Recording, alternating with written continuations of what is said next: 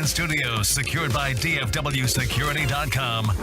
This is Sean and RJ on 105.3 The Fan. 1-2 pitch, and there's a blast by Simeon to deep center field. Adele is going back. He's at the wall, and that ball is history. He clears the ficus trees that serve as the hitter's backdrop. Back-to-back home runs for Carter and Simeon.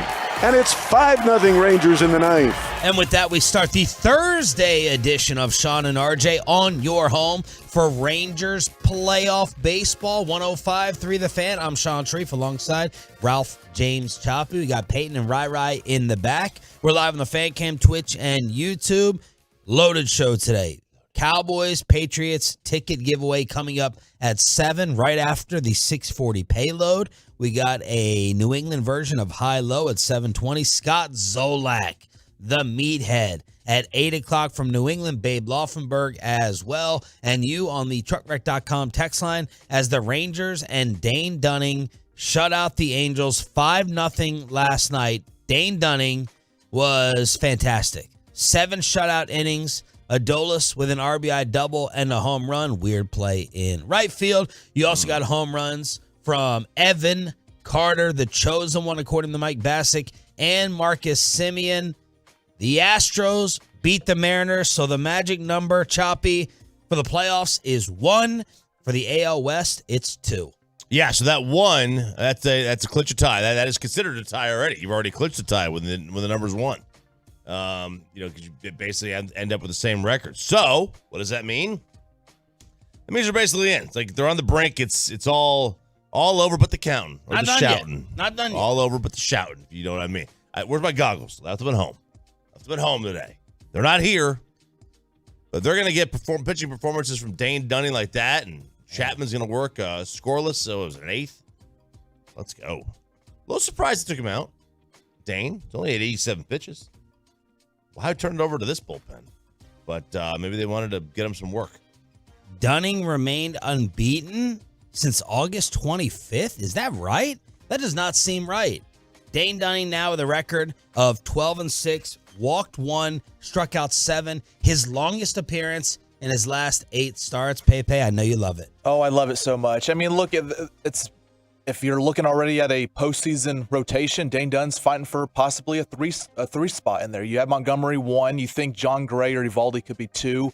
I mean, and they're all clicking too. I mean, John Gray was great his last time out. Montgomery was nearly perfect. I mean, it's starting to all come together, and you just pray this bullpen figures it out. You said how many outings? Since August 25th, and he had his longest appearance in his last 8 starts. Yeah, so on the 19th of August, he got 3 runs in 5 innings and a loss to Milwaukee. He gave up 4 runs in 4 innings and a loss to Minnesota on the 25th.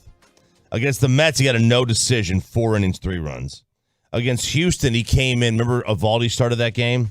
And then he came in and gave up 9 runs in 5 1/3. Sacrificial lamb. So that was that loss was pinned on Evaldi. They lose to Cleveland 2-1, but he went 5 innings, no runs. They won a game 10-4. He went 6-3. They won a game 8-5. He went 5 for 4 runs. He would have been great. Give me your playoff pitching confidence in order for this team with the starters.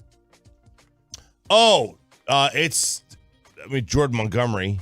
The point of this exercise is to see how long it takes for you all to get to Evaldi. Pitching confidence postseason right now. Montgomery 1. I have Montgomery 1, and that's really the only person I have confidence in. I don't have any confidence in. I mean, Dunning. I like him. He's a good pitcher. I think he's more of a regular season guy. I got nothing for John Gray. I got nothing for Nate Evaldi. It's a tough spot. Like, it's gonna be, they're gonna bludgeon their way to the second and third round. Yeah, it's Montgomery 1, and then really, I mean, it's any of the combination of the final 3 for me. I mean, you could put Evaldi. It depends on who you're facing, maybe what matchups, home road, but it looks like you're going to get the 2 seed if you win the division. You'll be at home the games 1 and 2, and then on the road 3 and 4. So if Evaldi's better at home, you pitch him game 2. If he's better on the road, pitch him game 3. But I mean, it could be any of the combination for the final 3 spots there. I have more faith in Jake DeGrom on half of an of a UCL at this point than I have in anybody else besides Jordan Montgomery. I'm going Dunning 2. That's pretty easy for me.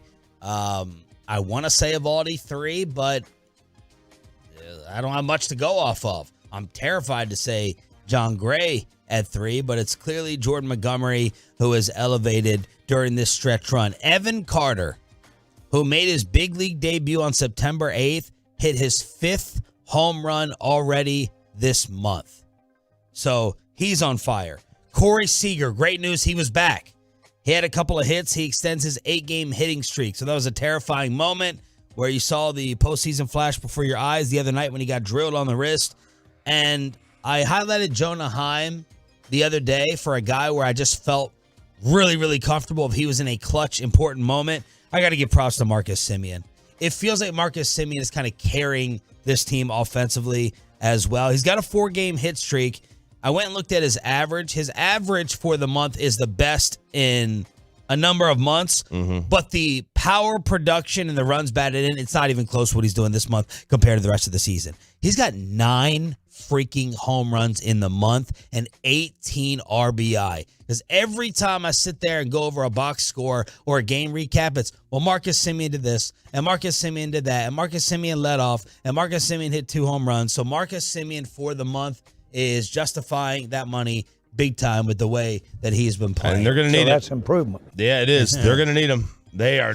There's no way that this team can, advance beyond the first round, beyond the LDS, if Semien and Seager don't have really monster series. Like their pitching's not good enough right now.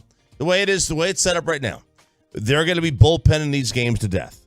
They're going to be doing. I don't know what the Bochy is in an interesting spot because in the previous World Series runs, he always had a guy. He had Bad Bum, he had Lincecum, he had Matt Cain. I mean, he had good pitchers. Now he doesn't have that. Like, he doesn't have those guys that he can count on. He's going to be running bullpen games out there. Managers today in baseball can't wait to get to their bullpen in a playoff game.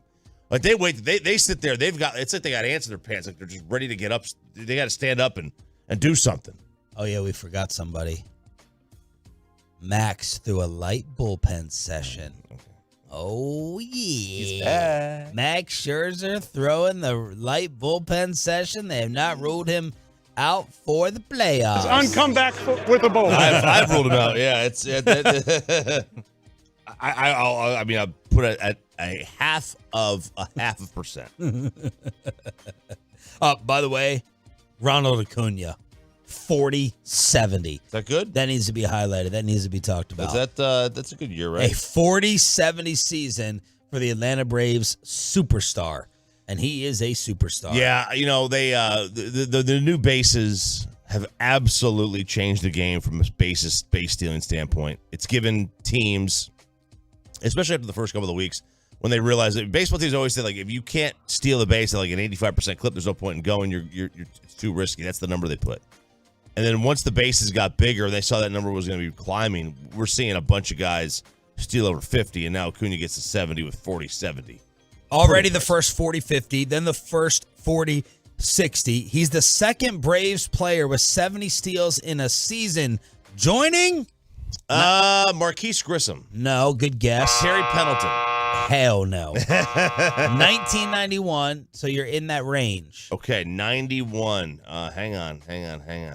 Otis Nixon. Good job. Otis Nixon had 72 stolen bases in 1991. Obviously could not sniff Acuna's bat. He sniffed a lot of things, though, from what I'm told. You go old school there. There we go. Man, does it feel good? I know we're supposed to be embarrassed, but it feels good to be able to make those references now, and Peyton have no idea what we're talking about. We got that old sage advice. Yeah, Peyton, I want you to Google Otis Nixon. Otis, you're going to see photos of him. He was in his late 20s. He looked 70. Yeah. He was the Greg Oden of baseball players. Well. Yeah. Yeah. Now, he was old, man. So when he played in 91, like 1991, he was like 32 already, and it seemed like he had just gotten in the league. He's 65 years old now. I bet you he looks just as old as he did in 1990. Cowboys Patriots ticket giveaway for turning it on, leaving it on. That's coming up at 7:00. But we got the blockbuster that finally happened in the NBA. The stunner. Dame Lillard is not going to Miami. He's going to Milwaukee next on The Fan. Coming up in the next G-Bag Nation.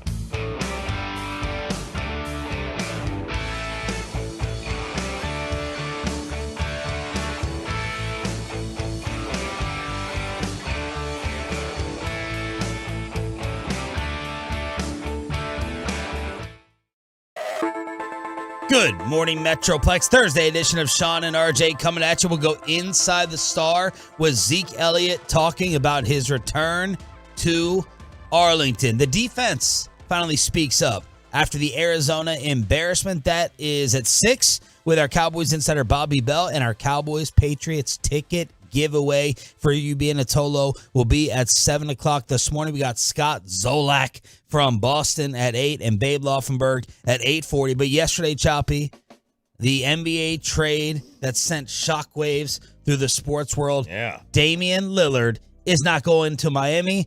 He's going to Milwaukee to join up with Giannis. Amazing out of nowhere deal for Milwaukee. Wow. A team that's always on the cusp of winning, and he is definitely an over-the-top piece.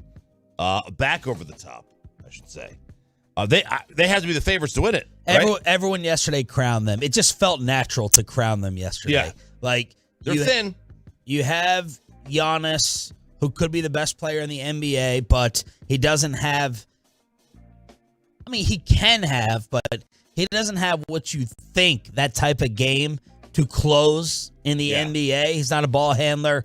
You know, do you make him shoot from the outside? Do you put him at the free throw line? Well, now you have arguably the best closer in the entire league joining up with him. Now, what did Portland get back? What do we wait all this time for? Here's the full trade. The Bucks get Dame Lillard. The Blazers get Drew Holiday, who everyone in the league respects as a fantastic two-way player, one of the best defenders in the league. I think he had I know he had a big-time contract. I'm not sure when it was exactly due. So the Blazers get Drew Holiday. DeAndre Ayton leaves Phoenix finally.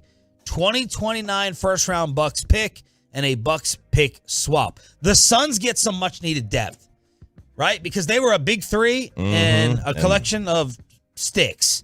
They get Nurkic, Nasir Little, Keon Johnson, Grayson Allen. They get some bodies, which they desperately needed. Grayson Allen. That is very interesting because he is a pain in the butt. He's going to trip somebody. Like the Mac Jones of the NBA. They probably got him just to get under Luka's skin at some point. I think Portland did pretty well considering, generally you don't do great when you give up a superstar. But listen, if you're Portland's GM, when you trade Dame and what you get back is a 2029 first round pick, that's somebody else's draft pick. You're not going to get to make that draft pick if you're the general manager. It's 5 years from now. Right. You're going through a rebuild. You're going to be fired here in a couple of years. Yeah. And they're trying to time it for when Milwaukee's not a contender. Right, because Dame's contract's up in 2027. So, or 2020, early 2028. So it'll be the following year. And I get it. That's smart. And if I was the owner, I'd be like, all right, let's do this. The GM, he's probably like, man, I don't know. This is where you got to get something on a napkin, something in writing. I will still have a job when this first round pick comes around. This is exciting, though. This is thrilling. I liked that Dame wasn't just able to force his way wherever he just wanted to go. It's like, nope, this is what's going to happen, and this is going to take place. Pat Riley and the Heat are getting killed. We'll get to that in a second, but Dame Lillard was always loved and respected for being a non-bandwagon guy. This was Dame back in the day, asked about joining the Warriors just a couple of weeks ago. Yeah. On the It Is What It Is podcast. I think part of being a competitor, we all kind of delusional about what the possibilities are. And there was some seasons where I would have moments where I'm like, man, we probably don't got a chance to win it all, but we could shock people. And then there was other seasons where I was like, we can do something this year. Like the year we went to the Western Conference Finals, I was like, we can do something this year. I didn't know what it was going to be, but I felt like we can compete with whoever. But I would say just the fact that everybody else thought one thing, I just feel like I didn't think what everybody else thought. That's why I was able to just say whatever I needed to say so strongly because I really believed it. But as far as like Golden State, like I respect what they've been doing over the last 8-9 years or whatever. And I'm from there. Obviously, that's home, but I can't go be a part of that. I agree. Like they done won 4 championships. Like what I look like going to try to do that and say, oh, I'm joining my home team. Like, no, it's somebody that played my position. That's, behind LeBron, the best player of this era. You know what I'm saying? So to me, that don't even make sense. I'd never do nothing like that. I'll lose every year before I go. Okay. So, how different is this? Now, it's different from the standpoint that there's nobody that plays his position there, necessarily. That's a superstar. So I've always said that the super team definition and our judgment is so fickle. Oh, yeah. Did you start off there and have everyone join you? Are you leaving like Kevin Durant and joining them? How many stars? Who qualifies as a star? And does this qualify as a super team move from Dame Lillard? Is it hypocritical? In my opinion, no. This passes. This gets the green light for me. Because you got Giannis. Chris Middleton is not a star. He's just not. So your big three is Dame, Giannis, Middleton. You compare that to Steph, Clay, Draymond. They had Durant there at one point in time. It's not close to that. It's not close to the Heatles with Bosh Wade and LeBron. I think this qualifies. Very fickle, subjective, everyone's opinion. I don't think Dame is being a hypocrite here. Also helps a little bit that he's not a free agent, so he didn't outright pick it. Right. God, I was sickened by Stephen A. Smith yesterday. I'm almost not even going to play this later. Pay, I don't know. Stephen A., they pop him on. Breaking news. Richard Jefferson and Kendrick Perkins, they're planning the parade in Milwaukee. They're saying it's over. It's done. And Stephen A.'s like, yeah, I got mixed feelings. This is not where Dame wanted to go. I'm tight with him. I'm like, bro, come on here and tell us what you think about the fit.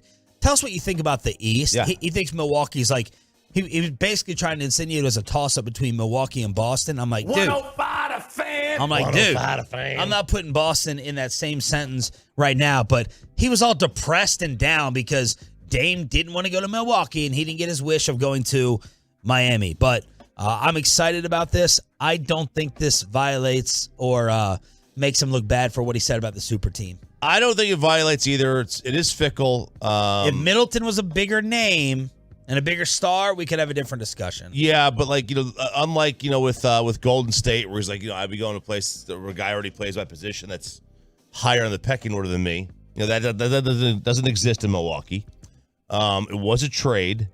Boston's still really, really good. That a lot of this hinges on KP's health, though, because KP was not bad in Washington at all. He was better in Washington than was here. Yeah, that's for dang sure. So a lot of this hinges on him in terms of who's better, but I think Milwaukee is a touch better. I think they're the favorites in the East. I think they're the favorites overall right now. Meanwhile, the Heat are not happy. Jimmy Butler going on social media instantly to accuse Milwaukee of tampering. Yo, NBA, man, y'all need to look into the Bucks for tampering. Y'all do. I'm just gonna put that out there. Y'all didn't hear it from me, but I heard it through somebody. I heard it through somebody. These are the two that wanted to team up. Dame also loves Bam Adebayo. So you had Bam, you had Jimmy, you had Miami, you had South Beach, you had Riles. He only had to learn from Eric Spoelstra, according to Stephen A. Smith. Not happening, but Jimmy Butler's got to be basketball depressed. He will be asking for a trade here by December, I think, by the All-Star break. This is bad. Look, Pat Riley doesn't miss very often, and he missed. But it's not his fault. It's not his fault. Well, because they don't have the assets. They didn't have the assets. Yeah, they offered 2 firsts and Tyler Hero. Yeah. That's now. Listen, how different is that than what the Blazers got? Well, the Blazers got DeAndre Ayton. Yeah. And Drew Holiday and an unprotected first and pick swaps. Yes. So they got 2 ready-made players they could piece in the lineup right now, as opposed to getting 2 first-round draft picks in 28 and 30. Now, granted, those picks would be after Lillard's done playing, so they'd probably be pretty decent. But then again, it's only 5 years away. Who thinks that Milwaukee's going to stink? Who thinks Giannis is going to stink in 5 years? And he was putting pressure on them, too. I'm not re-signing right now. And now, if you're Milwaukee, is it the Edens family that still owns that thing? Yeah, ask Aaron Rodgers. Yeah, this was a great pull-off from them. You probably have to convince guys to stay in Milwaukee. Yeah. And I think they probably just did it. And they're going to be paying the tax. Remember what that is, Cubes? I have no idea if the Mavericks have paid the tax recently or not. You'd think. But the Mavericks opening up training camp yesterday as well. But this is the story that rocked the association. Dame Lillard is going to the Bucks. Let's go inside the Star. Zeke Elliott talks about his Cowboys return. Jerry told us something is being planned Sunday in Arlington. We're going to send you there with tickets to give away at 7 o'clock. And the defense finally answers for what they did on Sunday against the Cardinals. Next on The Fan.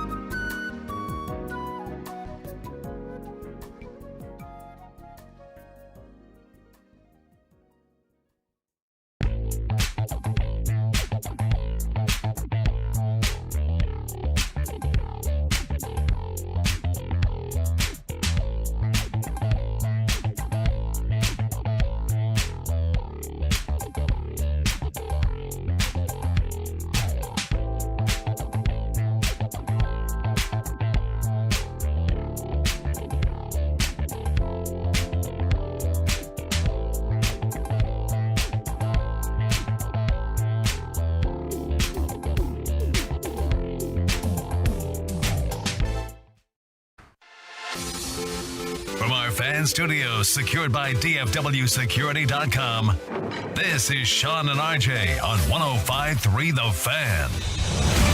From news and notes to the coaches and players for America's team, let us go inside the stars on 105.3 The Fan.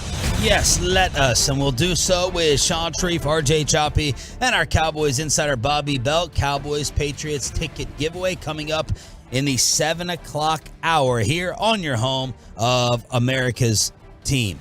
Cowboys who did not practice yesterday, Bobby. Baez with the hamstring. Zach Martin still out with the ankle. Tyron did not practice with the knee. CeeDee Lamb, non-injury related. Tank, non-injury related. And Udoga was limited with the elbow. How worried should we be that these guys still missing practice on Wednesday? Well, you know, Sean, I think it's just like anything. We're gonna be. Yeah, why am I asking you? You didn't know last week. Well, where's Fish? Well, I don't know. Well, I mean, given what I said, I guess he would have just repeated it. So here's what I would say is that when you look at the offensive line, I think that the Tyron Smith thing bit them late last week. They anticipated Tyron was going to go, and that one bit them later in the week. I think the issue with Zach Martin was more they concealed how bad it was, and then Biotish, they thought they were going to be able to get ready, and they couldn't. I would guess that right now you're going to have at least two of those guys ready. I'm not as sure about Martin, but you know, I think that when they approach this week as they get ready, they know that they've got to have the trenches back. So if Zach Martin is close to going, if Tyron Smith is close to going, I think they're going to fight their way into the lineup. Cowboys signed center Billy Price to their practice squad. He was a first-round pick in 2018. Started 45 games, including 11 last year for the Cardinals. If Tyron can't go, who's the left tackle? I think it'll probably be Edoga. We would have to, as this goes on a little bit, I think they like... If Edoga can't go, who's the left tackle? Well, I mean, at that point, you're just mixing and matching. And so I would bump Tyler Smith out there regardless of if Edoga could go or not. Edoga's going to be able to go. But I think that they would probably put Edoga out there just for continuity's sake, and that's where Tyler's taking his snaps, and that's where Tyler was his most effective. And Chuma Edoga, he settled down in the second half, and he was passable there, and I think that's how they'd approach it. And is this because you don't have a better left guard replacement for Tyler? I think Edoga's better. I think Edoga's better at guard. Oh, my Lord. Honestly, I think he's better at guard than he is at tackle.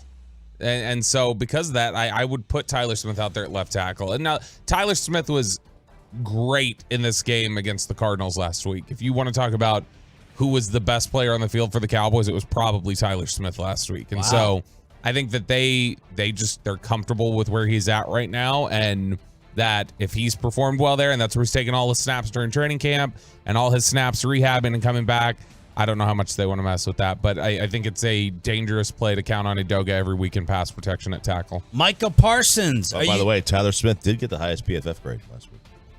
BFF? 84.4. BFF? Yeah, my BFF was 89.7. So on the offense. I had them a little bit higher than PFF did. Their grades are silly. You have the highest defensive performer. Yeah, real quick. So when Smith won, the number 2, now these are the starters. Gallup was 2. Then Pollard, Steele, Ferguson. Doga actually got into green. Oh, man, the rest of them. That tells you how silly those grades are. Lamb was a 59. Cooks a 56. Dak a 48. And then Bass a 39.7. Defense. Let's go to defense. Only took 30 seconds. Number 1, Tank. Okay. Then 87. Hooker a 72. That's the gap. 87 to 72 was number 2. Man. Micah was 4th with a 68. Micah, are you guys over what happened in Arizona? Oh, yeah, for sure. Especially when you early in the season, you got to get them over quick. You don't want them to linger on, especially going into a team like New England, who's a great, fundamentally sound team, who's a great run game and pretty dynamic. So we want to get over it quick and look forward to this weekend. What went wrong with the run defense? Yeah, we were just beating ourselves. Obviously, the penalties and people coming out of their gaps and things like that. But everything's fixed, and everything's getting fixed, and we're looking forward to prove it this week.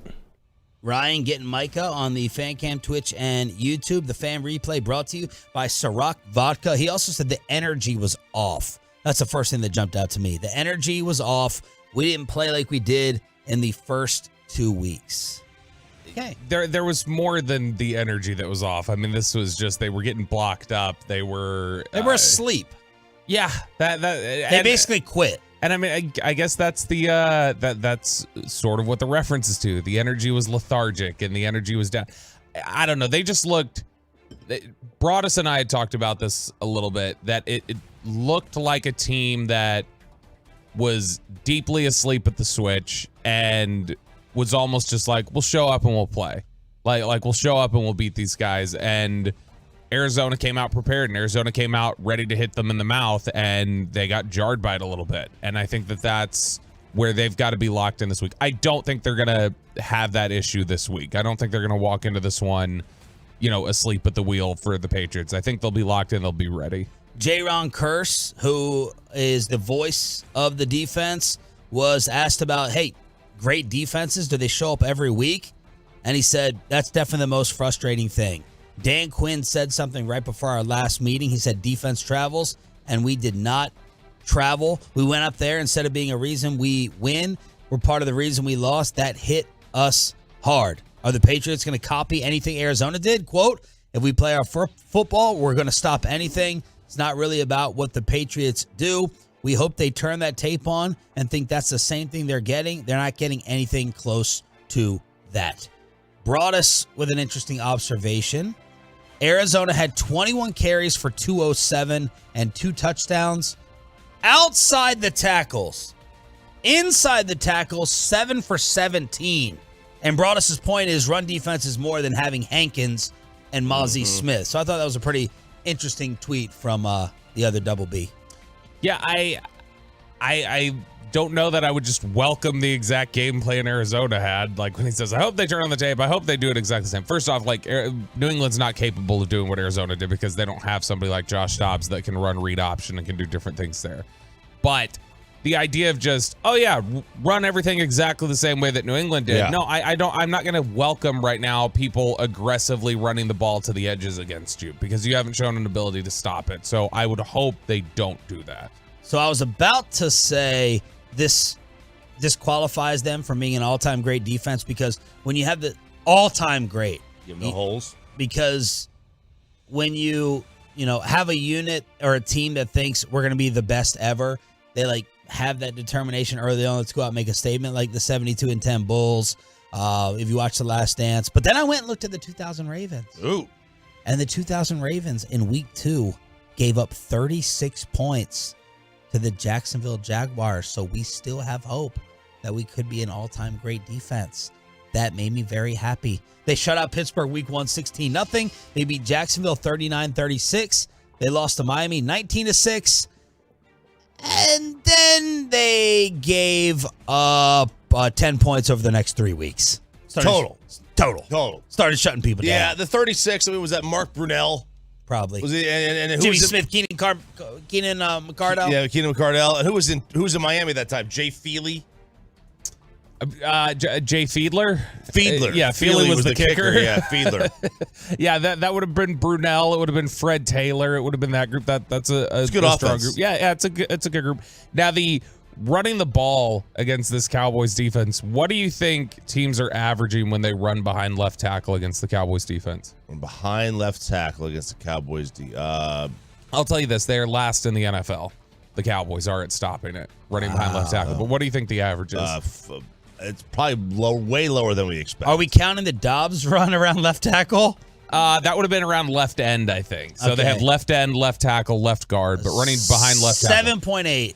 No. Oh, I'll say way lower? Way higher. Way higher? 9.3. 14.7. Oh, that's not.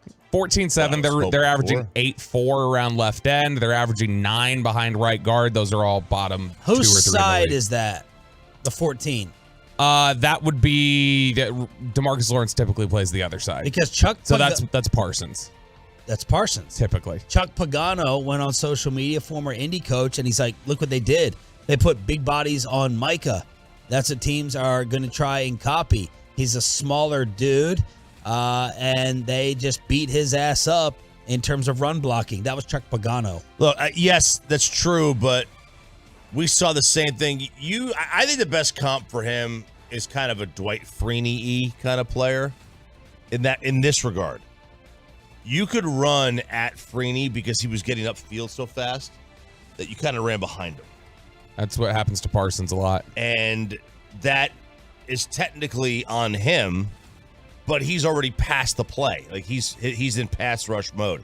Now, maybe in a rundown, if, by the way, there was such a thing anymore, right? When the runner gets caught up. Yeah, it's like, with 3rd and 1 is a good rundown. Baseball. Maybe in I see what you did there. Maybe in that situation, maybe stay home a little bit more, but he's trying to get a feel, dude. Well, Belichick definitely drew a line yesterday. He's like, you're not going to get me to say that Micah Parsons is Lawrence Taylor or better than Lawrence Taylor. And look, LT that's his guy. Mm-hmm. And you have to, consistently do it forever. Consistency is that magic part of it. And Micah's well on his way, obviously. By the way, just for the other side of it, with the Cowboys allowing 14-7 behind left tackle, that's the worst in the NFL. They are the worst in the NFL running the ball themselves behind left tackle. They are averaging 1.73 per carry. Wow. So they are as wildly swug running behind left tackle as you can. And when you include left end, the Cowboys have had 19 carries against them this year between left tackle and left end. They're averaging 11.4 carry, 217 rushing yards on 19 attempts. Wow. At Bobby Belt TX for more stats like that. Jerry Jones yesterday strongly hinted, basically told us they got something special planned for Zeke. I'm sure it's going to be some type of video tribute. Here was Zeke yesterday on returning to Arlington. I'm very appreciative. I'm very appreciative for the time, I spent in Dallas, I'm very thankful for Mr. Jones and the Jones family, drafting me and giving me an opportunity. But once again, I'm focused on going and getting the win. Now, I don't think it's even about not signing me. I think it's just every week I'm going out there to become a better football player. Every week I'm going out there to put my best foot forward. I think that's what I meant by that. So weird to hear him talk like that. Yeah. Mr. Jones and the family, I want to thank them. This is the way I want to be remembered. Zeke said there was minimum contract talks after he was released with the Cowboys. Quote, business is business. Life is life. It is what it is.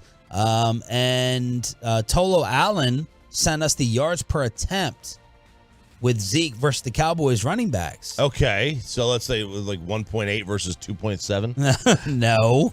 Zeke 4.4, Pollard 4.3, Rico 4.2, as Tony Pollard leads the NFL in carries through 3 games with 62 of them. He had 86 carries his entire rookie season. So that's Zeke commenting on returning to the Metroplex. Yeah, I mean, when we've talked about the red zone numbers and how much, they may or may not be missing Zeke, according to Robert Griffin III. I mean, Pollard, he's already, we talked about earlier this week, he's surpassed his red zone carries from all of last year. He had 23 last year. He's got 24 this year. And he's honestly at a point where he's already encroaching on Zeke's numbers there, because Zeke had 35 carries in the red zone all of last year, and Pollard's already up to 24. 8 carries a game in the red zone so far for Pollard. They're just giving it to nobody else down there, are they? Like last year, at least it was split. Yeah, last year they were kind of splitting it up evenly. It tilted a little bit more towards Zeke, but they're just down there so much. Pollard. They're just down there so much. Everyone's getting fed. They are. They We're gonna have a good day today, Sean. Yep, we have. We made a truce for a good day. We made a truce yesterday after the show. Yeah? Yeah, we did. We did. For today. Yeah. Okay. But it's just like anything. We'll wait till Monday. 877, wait till Friday. 877-881-1053 is the truckwreck.com text line. Somebody wants Ranger fans and all other baseball fans kept out of the stadium. Get out of the stadium for the playoffs. The Rangers' magic number shrinks, and Dame Lillard to Milwaukee, not Miami, next.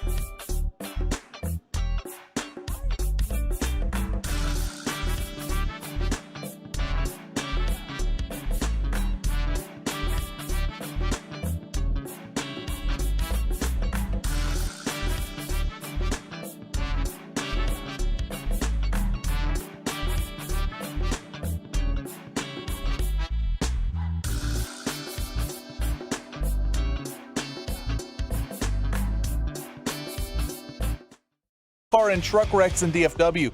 If you or a loved one have been in an accident, contact the Frankels today at 214-333-3333 or go to truckwreck.com. We'll try now at 3-2. And that ball is hit high and deep into center. Adele going back. He turns to look, and it's gone. Line drive home run for Adolis Garcia. A little to the right of straightaway center.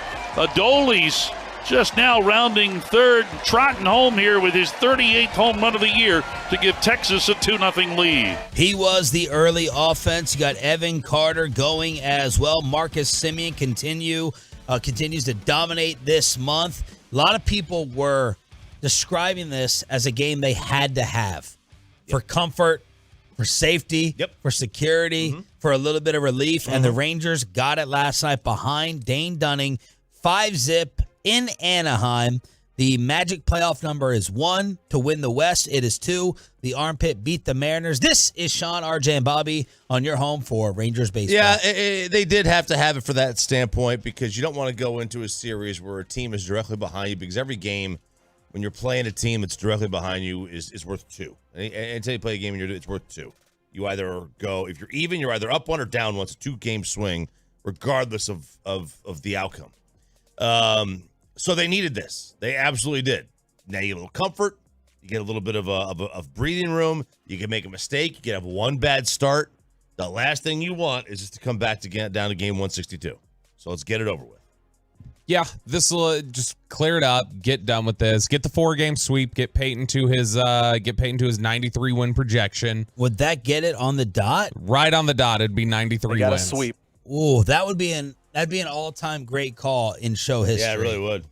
Yeah, if Hopefully you fall, it does not happen. Yeah, if you fall short, if they're 92 wins, then we're gonna mock you mercilessly. Yeah. Like what a moron. I will say this is I one of the things I'm on watch as we're doing stat count. Since we all feel pretty confident, I think at this point, like Rangers are probably taking the division. I don't want to jinx it yet, but they're probably taking the division.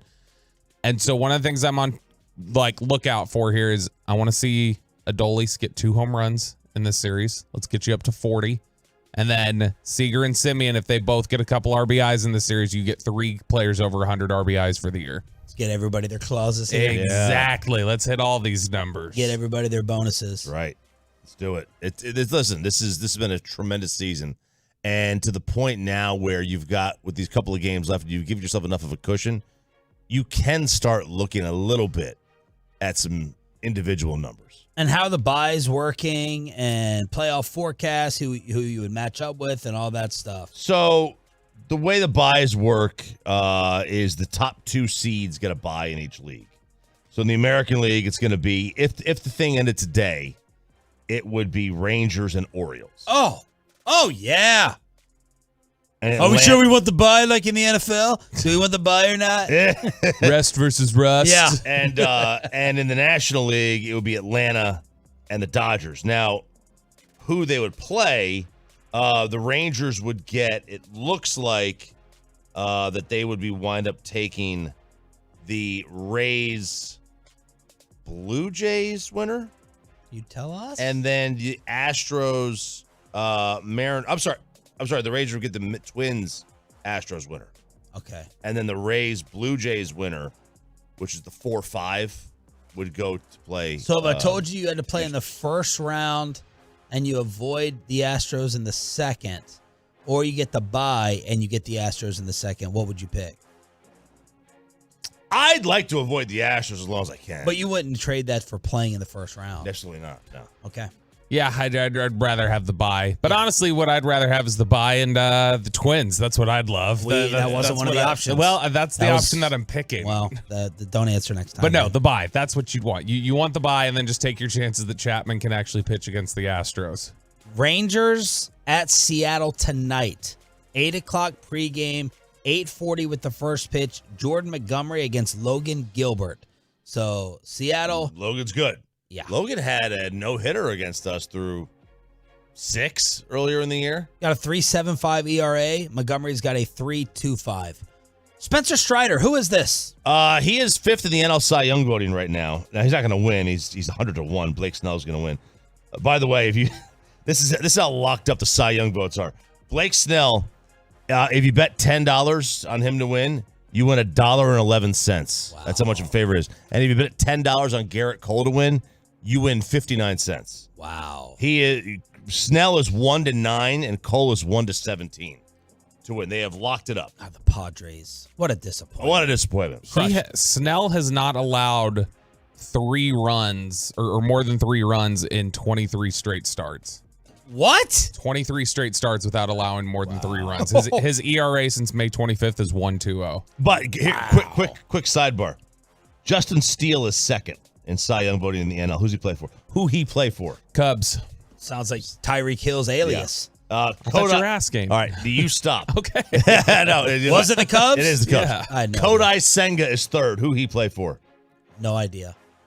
Mets. Logan Webb. Who he play for? Arizona. Close. Giants. Oh, Brandon Webb. Yeah, that's Brandon. That's Brandon Webb. In the AL, Sonny Gray's third. Who he played? Twins. You got Framber. That one I knew.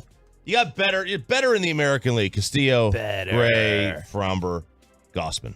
So anyway, that's that. So anyway, Spencer Strider's 5th at 100-1, and he was talking, and now he has had takes before where you could tell he doesn't necessarily like people.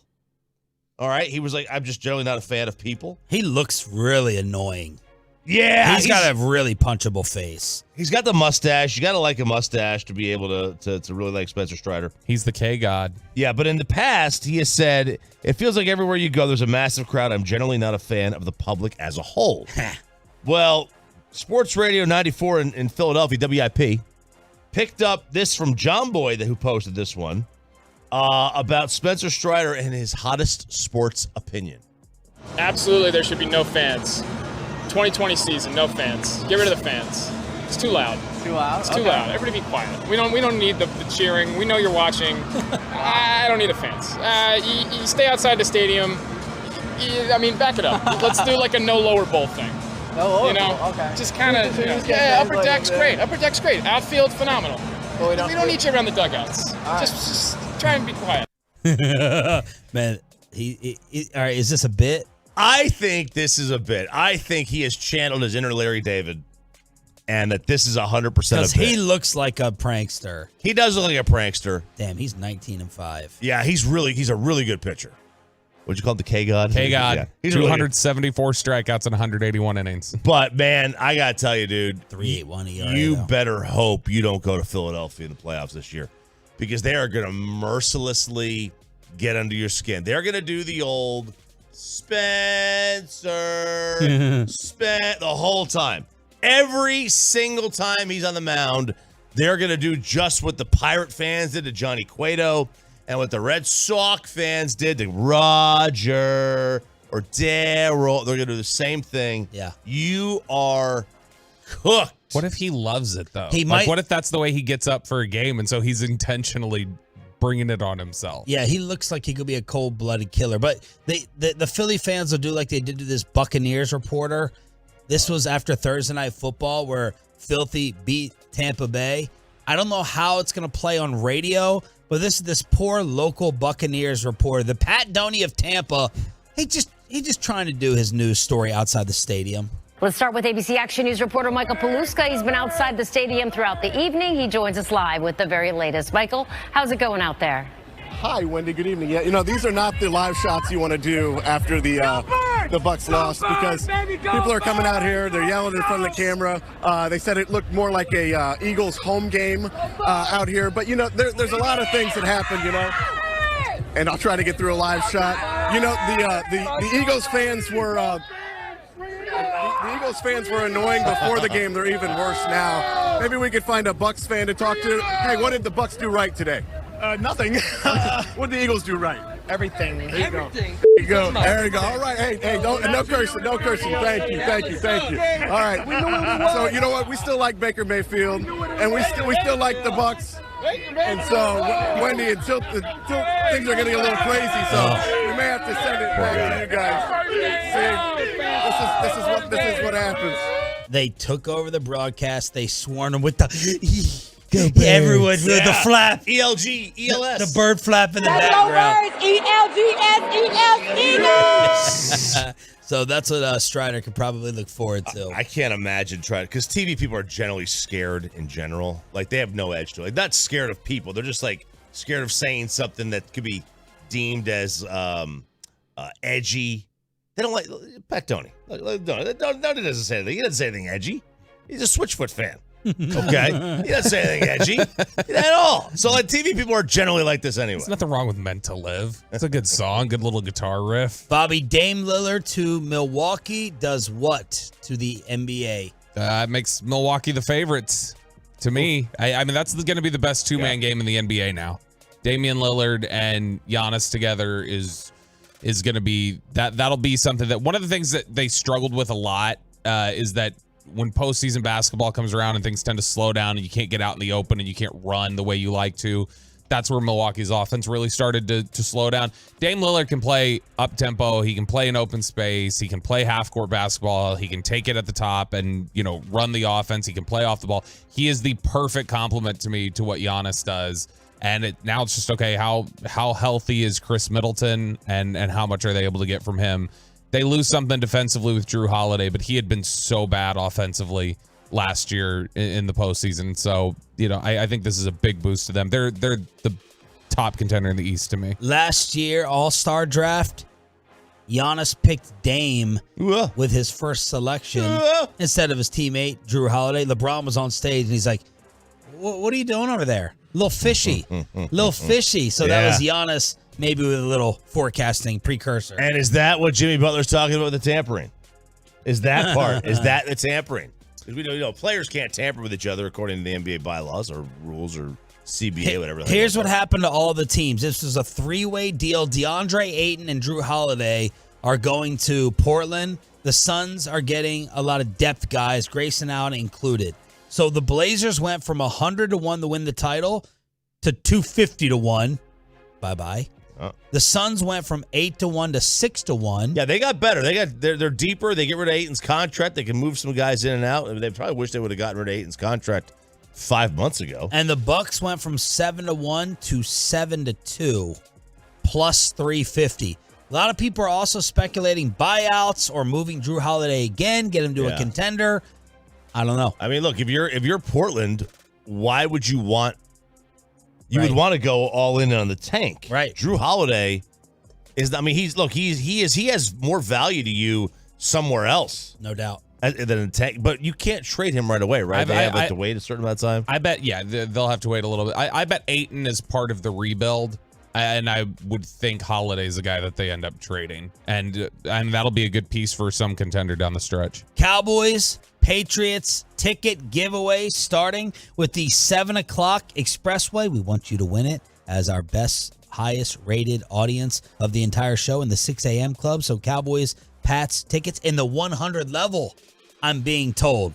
Well, coming up during the expressway, high-low at 7:20, Scott Zolak at 8 o'clock. But next, it's Thursday. He gets his own segment. It's The Payload.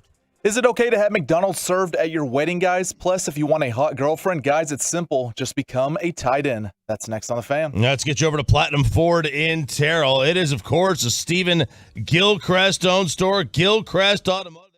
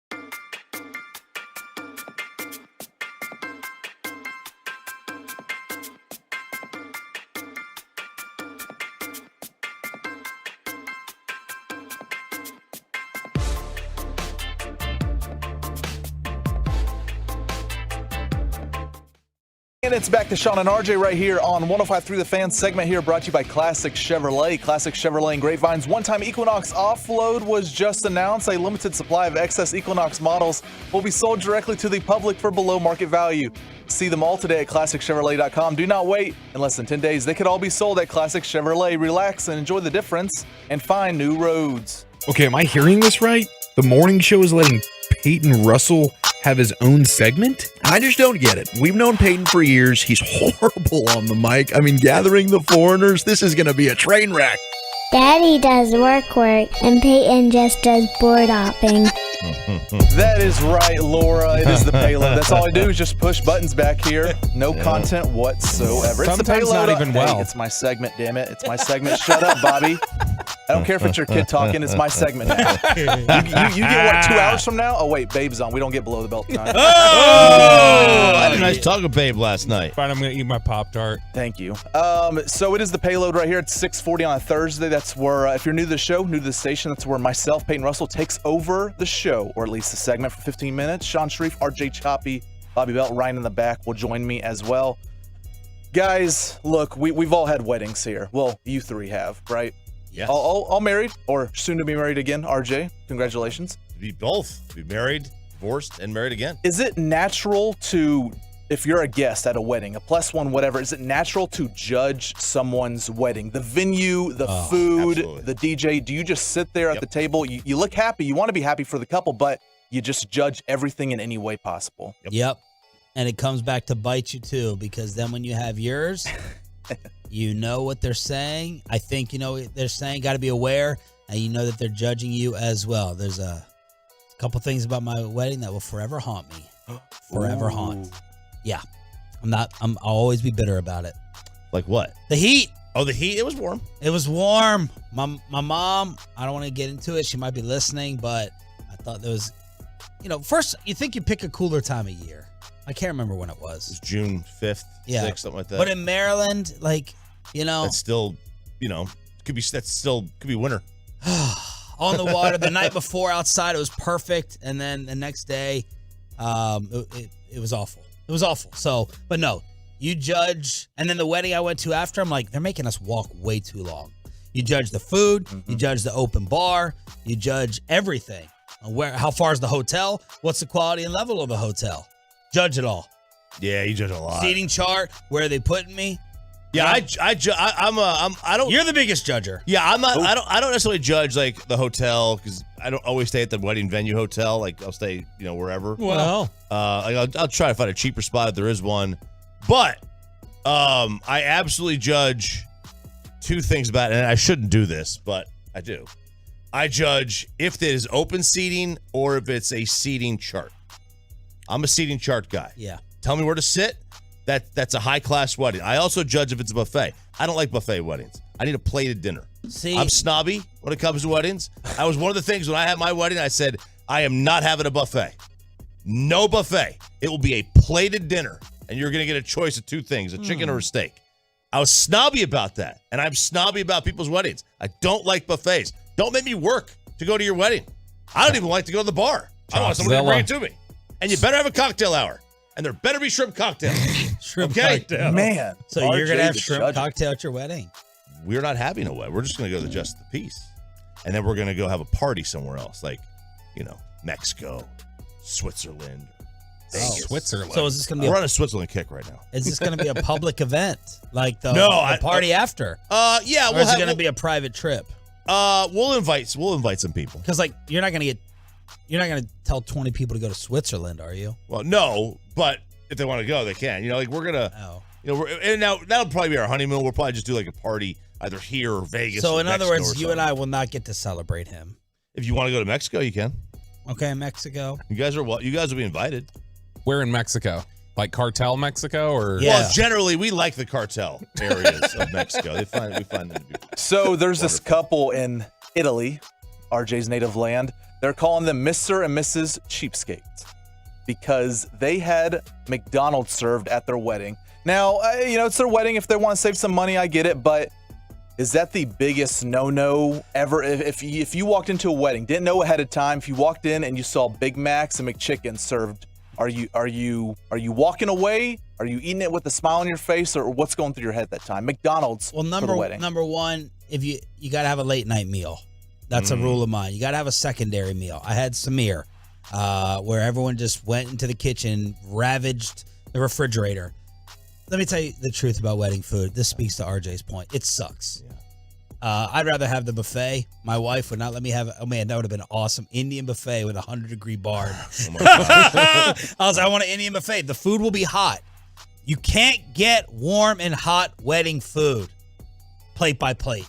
You just can't do it. You can have your filet, you can have your crab cake, you can have your shrimp, but it's not going to be hot because they're serving 150, 200 people. Yes, everybody would make fun of it. Everybody would mock the McDonald's, but I would sit there, shut up, and eat it, and it would probably be better than a cold piece of chicken or fish that comes out. Yeah. That's, I mean, honestly, I don't judge. When's the last time you were, wow, like, give me the best wedding food you ever had? And I was happy and satisfied with the food at my wedding, but you were like, whoa. I'm not talking about like a sprinkle bar. I'm not talking about like a side thing. The entree, the plate, what blew you away for the wedding? Yeah, I'm not going to judge that because like you say, everybody's got to take their turn to get their food or whatever else. I will judge the quality of the cake. That is something that I will judge. If you've got bad wedding cake that you're serving up, you can have... My cake melted. It was so hot. Well, I mean, clearly you messed up the cake, Sean. So I would have judged your cake game. But that's the thing is that to me, the cake is the one where I'll go, is this a good cake? Or did you pick something crappy? Did you pick a dry cake? Did you pick one that's got royal icing on it, basically? And it's just, it's not very good. That's what I'll judge more than the dinner. The dinner, shut up and eat your food. Someone got in trouble for this serving Applebee's. And I was like, man, you wouldn't know. If you didn't know it was Applebee's, you would not know based upon other generic wedding food that gets rolled out with your chicken and your green beans. If it was Olive Garden, I'd be down for that. You guys know me well. No queso, too. I mean, I'd be perfect for that. You get married at Olive Garden. That's right. Good. With those engagement photos, they did look good. When you're here to your family. They did look good. So yeah, this couple's getting just absolutely roasted on all social media outlets out there. Now, are they from Italy or did they have people go to Italy? Yes, they are from Italy. Okay. So it is an Italy native wedding. But I mean, look, it's supposed to be. What do they have? The Big Mac Cacciatore? Yeah, maybe they're tired of Italian food. Big Mac Parmesan? And what is that? If they're from Olive Garden would be perfect for Italy, right? If they're from Italy, maybe they don't have it. Maybe they just think like, oh, this is different and this is unique. And like maybe they don't have an understanding of what like McDonald's branding is here. If you had a fryer on site, that could be something. Not the fries that are going to get cold, but you had a fryer on site for the nuggets and the fries, apple pie, maybe. It's the payload right here on the Fan. 877-801-1053, truckwreck.com fan text to get in on the conversation. Look, the Chiefs and Travis Kelce might have Taylor Swift, but the Cowboys have Haley Cavender. The Cavender twins. It's official. It's official, RJ. Jake Ferguson is dating Haley Cavender. So is this official? She came out publicly and said it, so it's official. I don't know if it's Facebook or Instagram official, but it is official. Is this the LSU girl? No, this is Miami. Okay, I know that this is twins. someone. I don't know who it is. Yeah, these are the Cavender twins, okay? And I'll show you their photos. And they play sports? They are foregoing their final year of basketball. But yes, they are athletes they were athletes at the University of Miami. You've seen these. She's girls, cute. Maybe. Yeah, they're very attractive. Is he dating the one on the left or the right? I don't know. Just pick one. So this actually got some groundswell during the Giants game because they were at the Giants game dating that one in Giants gear. They looked like they were in a suite. My boy. But one of them had Ferguson's jersey on her lap and she gave the shh kind of thing, right? Keep it a secret. So that was, if you just follow the tea leaves, that was that. Now we haven't heard a ton of it, but then there was a pic of them in Cowboy shirts and the caption read, wearing Cowboys gear because my sister is a simp. That was part 2. Wow. All right. Then if you keep going, boy, I've really investigated this one, Bobby. They're in Arizona for the Cowboy-Cardinal game. Okay, they were in Arizona. It's a curse. And then they're wearing hats that say Dairy Boy. Oh, now, my gosh. Where is Jake Ferguson from? Wisconsin. Wisconsin is the land of what? Dairy. Cheese. Cheese is what? Dairy. Wow. Now, look, I thought Jake was married when he came out. I thought he said he was married with somebody else. So I was like, nah, I blew this off. I was like, nah, Jake's married. He went on vacation somewhere because I was about to say something. I can't remember whether it was his sister or his mom. It was his. I think it was his brother. Is what it was. His Brother's brother. wife? He went with him. It was his family, and he went with his brother's wife. Like it was his brother and his wife. That was who he went with. So 24 and 22, so we're okay in the age range. Yep. I initially just no. I thought he was like with somebody married. I don't know. Maybe he isn't. And then now appears. The internet is convinced that they are together, and apparently you say Miss Cavender came out and admitted the whole thing. So there you go. Good for him. It's official, and that family is wealthy too. You see their TikToks, the Cavender twins. Oh yeah, I think she has. I think it's like 6 sisters or something. Boot 5 money. sisters. Oh, all the tight ends. Yes, Cavender, big boot money. All the tight ends are getting it, man. The blondes, man. The blondes. That's the way to go. Hopefully Olivia Dunn is next. Does Peyton Hendershot need a girlfriend if Paul Skeens and is your girl a blonde, Peyton? Yeah, I was just thinking that. Yeah. Dang it. She's not. The blondes are the way to go. No. Peyton's new girl's So not blonde. back to Taylor Swift. So we all know the Travis Kelce, Taylor Swift stuff going on right now. First of all, they were in public, I think, the other day, or at least maybe a private bar. She was sitting in his lap. Went to a Kansas City restaurant. Yes, I think it was Ocean Prime in Kansas City. We have Ocean Prime here in Dallas. I've been there once. So it's a trend on TikTok now where the girlfriends or wives are getting smart here. They're filming their boyfriends who are obviously, or husbands who are into NFL, and they're saying, oh, well, Taylor Swift put this no-name guy, Travis Kelce, on the map, because the girls are acting like they have no idea who he is, and the guys are overreacting. They're like, "Are you serious? Are you stupid right now?" And so here's a minute-long clip of how it all went down on TikTok. I can't believe Travis Kelce became famous overnight. You talk about he's been famous for like the last 10 years of his career. No, Taylor Swift made him famous. No. They started dating. She didn't make him famous. He's been famous for years. Nobody knew who he was. Yes, they did. He's the best tight end in the entire NFL. What the are you talking about?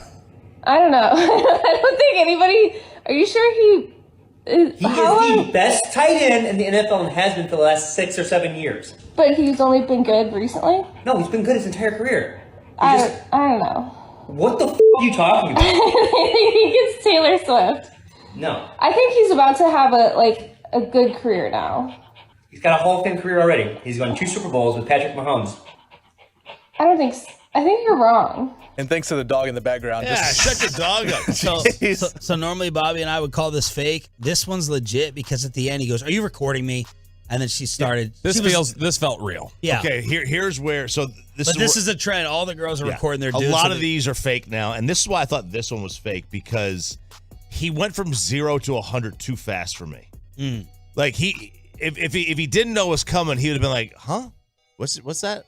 He went right into what are you talking about? That's where I thought the fake aspect of it was. And she's supposedly going to the Jets game. Ratings. She's loving this. Yes, she is. She's loving this. As someone commented, she must really love him. She's going to watch the Jets offense. Over the last 4 months, Travis Kelce had averaged about 3,000 followers a month, 3,000 new followers on Twitter a month. I saw this. Yesterday, he had 3,600. The day before that, 47, 8,400 on Tuesday, 7,400 on Monday.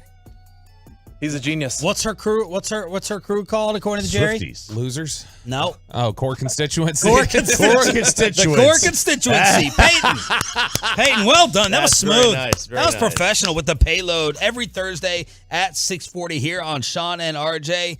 Thursday night football, and Luca says it'll be different with Kyrie this year. That's next, along with our Cowboys Patriots ticket giveaway after this. After we get you over to the greatest of Diamonds Direct, nobody brings you more value and fine jewelry than Diamonds Direct.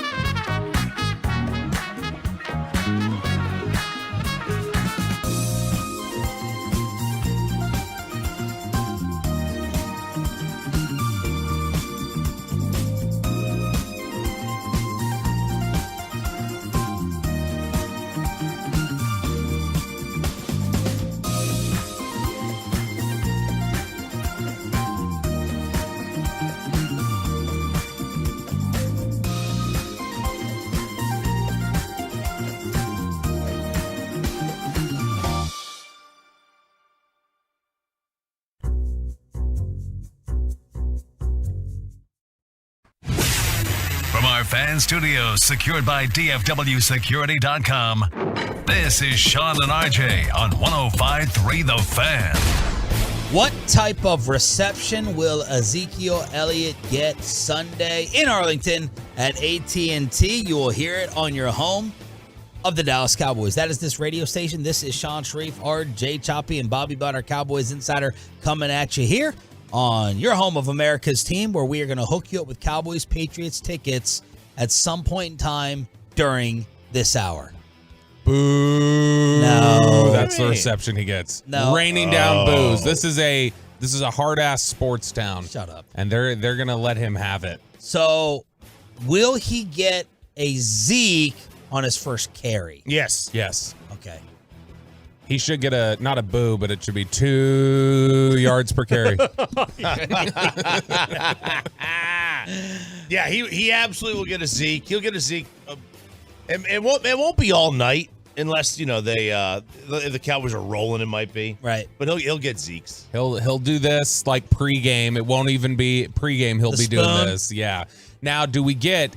Here's what I want to know: is Vegas going to give us any odds on like Dak showing up in an Ezekiel Elliott jersey? Oh. Or yeah, any player, or like maybe Zeke rolling up to the stadium in a Dak jersey, like just something. I wonder if we're gonna get that. But Dak won't wear a Patriots Zeke jersey. No, like an Ohio State or He'll something wear a like Cowboys one, or an Ohio State. Ohio State.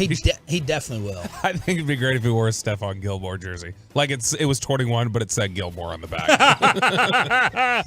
Dude, you're evil. You really are. You really are sick. Zeke said, "I don't know what I'm necessarily expecting. It's definitely going to be weird, just being in a different uniform, being in the visiting locker room. But I think it'll just be a good experience, kind of seeing the fans again. Dallas is definitely home to me." How does he want to be remembered? Quote, "Obviously, everyone wants their legacy with a team to be what they did on the field. I think I accomplished a lot on the field when I was in Dallas, but I want my legacy to also be what I meant for the community, what I did to give back, and what type of guy I was." So we'll talk about his impact in New England with Scott Zolak, Patriots color analyst at 8. Go fans! Ice cream! Cowboys color analyst Babe Laufenberg at 8:40 with his favorite Zeke moments. Ring of Honor? Question mark. No. For who? For Zeke? Yeah. He shouldn't. He might get put in though. Stop. He Wasn't might. Sham making the case? I thought Brad was making the case that There's your answer. He could go in. He's going to murder you. He really is. Cowboys. With that chair. Cowboys, Patriots. At the Rock. Cowboys, Patriots coming up Sunday right here on The Fan. Bobby, why are these guys still on the injury report? Tyler Biotish, hamstring. Zach Martin, ankle. Tyron Smith, knee. CeeDee Lamb, DeMarcus Lawrence, and Udoga did not practice yesterday. Because they're banged up. I mean, CeeDee Lamb and DeMarcus Lawrence those are just rest guys. And this was, I think that Biotish dealing with the hamstring, you're not going to worry about that until today. Like if these guys are still DNP today, that's when you start looking at it and going, okay, crap, this is starting to trend towards them not playing. But if they're even limited today, then you start to feel better about their progression into Sunday. Mike McCarthy is not one to give away the game plan, and he kind of shrugged it off when he was asked about injuries. I don't know.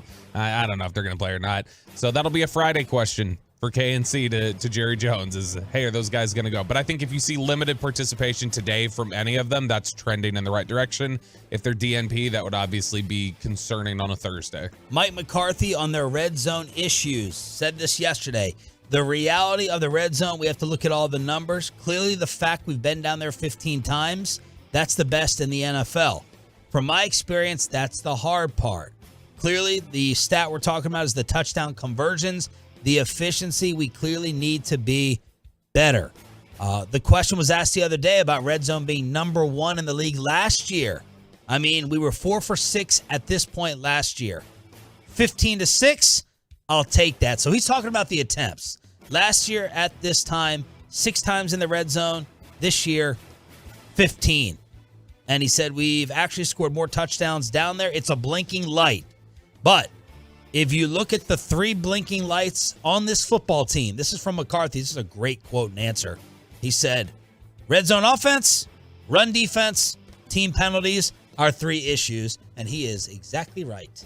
And Bobby and I have called a truce today. We have called a Cowboys offensive truce. And you know what? I have the people in mind. The people of Radioland, I've got your back. I am going to instigate a fight between these two today. They might hate that is my goal. They might hate the fighting. No. Spittle hates it. Well, it's driving him crazy. I understand that. He's got softened up by, DFW radio with everyone playing patty cake and acting fake instead of like having, buddies that they argue sports with. He's gotten softened up. The fan text loves it. Corey Majors can't stand it. Corey hates it. He gets worked up. Mom and dad are fighting. Doesn't like it. I know. I understand that. So we called a truce for today. You called a truce? You cannot instigate one between us. I'm going to. That is my only goal today. It's not to make a good sports opinion. It's not to make a funny comment. It's not to win high-low. My only goal is to get these two into a shouting match at some point. Now we can fight. We just can't fight about that the Cowboys offense. We can't fight about the red zone. Like when he puts the Browns over the Eagles in his power rankings, we can fight about that. So I love to just share thoughts from the listeners, just in general when we're talking about things. I did think this was interesting yesterday. I got a tweet from Tolo Lou. Lou just threw out some wild statistics. 2022 red zone efficiency, Cowboys first, Chargers 17th. 2023 red zone efficiency, Chargers 8th, Cowboys 27th. That's just interesting. I thought that was Lions at Packers tonight. It's Thursday night football on Amazon. Lions at Green Bay. That could be fun. It could be. And this game is a lot more interesting because New Orleans got Derek Carr hurt last week. If they were down there, because Green Bay was down 17-zip. Easy, Chris Sims. What did he say? I'll play it in a second. So, they were down 17-zip at that point. If he doesn't get hurt, they probably win the game. He gets hurt, and the Saints go, and the Saints blow a 17-zip lead, and they wind up winning. If they lost that game, this game probably has a lot less intrigue because Green Bay is going to be 1-2. They would look pretty poor in that game. Yeah. And now it's like, okay, I mean, this is an early, and the Lions, this is probably their biggest threat for the NFC North as it is right now. Is this potentially the matchup of two of the most underrated quarterbacks in the NFL? Yes. Love and Goff, who are playing way above what their reputations are typically. I mean, Love's playing tremendous. This is actually a game like in the past. If you would have told me Packers and Lions are playing, I would have been like, "Oh dear God, I'm not going to watch." Yeah. And more Jordan than a few Love is minutes of this. doing it with no big name weapons. Yeah. Aaron Jones has been out and hurt. Ask my freaking fantasy team. I mean, Get back on the field, Aaron. I think I'm winning our Aaron Rodgers bet just watching Jordan Love play, Sean. You're an idiot. Rangers got back to their winning ways last night on this radio station. 2-2 pitch and a drive hit to deep right field. Phillips going back at the wall, and that is off the wall, and that is history. He cleared the 8-foot home run line. And the Rangers have their insurance. It's 4-0. And they end up shutting out the Angels 5-0. Dane Dunning was spectacular through 7. Seager was not hurt, so he's got the 8-game hitting streak. Marcus Semien carrying this offense through the month, has a 4-game hitting streak. The magic number for the playoffs is 1. The magic number for the American League West is 2.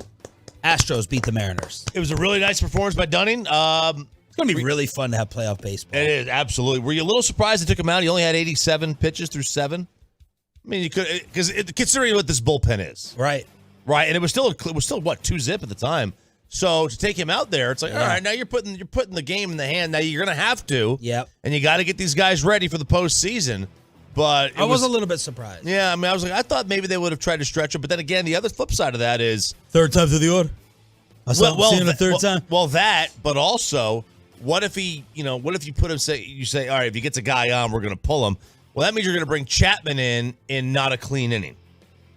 And that's something a lot of relief pitchers don't like to do. Yeah, look, I mean, here's the thing is that you've got to start preparing these guys for high leverage situations too. And so game by game, get in first. 2-0, it's the Angels. Go ahead. No. Throw them out there. I'm all for it. I didn't have a problem with it. Yeah, because it worked. Because they won. Trying to find a fight. Bucci told told Bochy told KMC, no, man, I worry about the next day. I'm not just saying that to be cliche. We got to get in game by game in these must-win situations. The Dallas Mavericks, of course, the big news in the sports world. Damian Lillard traded to the Milwaukee Bucks. Everyone is making Milwaukee the instant favorite now to win the title. It was a 3-team deal. Portland ended up getting some draft compensation along with Drew Holiday, and DeAndre Ayton finally leaves the Suns. The Suns get some depth, but Dame time to try to help Giannis finish off games. And the Mavericks opened training camp, and Jason Kidd was asked, how's the Luka chemistry going to be now? As much as the trade, we like things to happen right away. But we will continue to grow that relationship. There is a relationship, and so they've had the summer, and now they have preseason to bond. But that's the big question: can they coexist? And it's not that they don't coexist; it's the group around them. I think sometimes we are misinformed. If you have the right pieces around them, they're going to coexist. And after day one, they coexisted at a high level. The group that was out there with them played well. And so I truly believe that this is, when you talk about two of the best players in the world, they're going to play at a high level, and they're going to put us in a position to win. And, of course, Luka says it's going to be better. We have to take responsibility defensively. So this was Mavs Media Day, training camp, all that stuff, talking to reporters. Yeah, and really quickly, when you jump back to the Lillard trade that you mentioned there, I'm trying to think, can you think of a sports city that has regretted 2 contracts faster than Phoenix with Ayton and Kyler Murray? Those guys signed like 6 weeks apart, and they were just almost instantly looking to run those guys out of town. I've never seen something change that quick. Both of those guys were within 3 months. They seem to regret it. Interesting. I wonder, the Angels come to mind. Just any baseball contract they've signed over the last 12 years. They signed CJ and Hamilton in the same week, and Pujols in the same week. They probably regretted that, but it probably took a little bit more time to regret it. Mel Tucker officially out at Michigan State, and is Texas A&M starting to look around? Well, Mel Tucker, he has been fired for cause at Michigan State. They will attempt to not pay him the remaining $79 million. Woo! 79. Nice. He is saying this is basically a witch hunt, but we'll see what happens there. Now, Texas A&M, are they looking? You might think they are.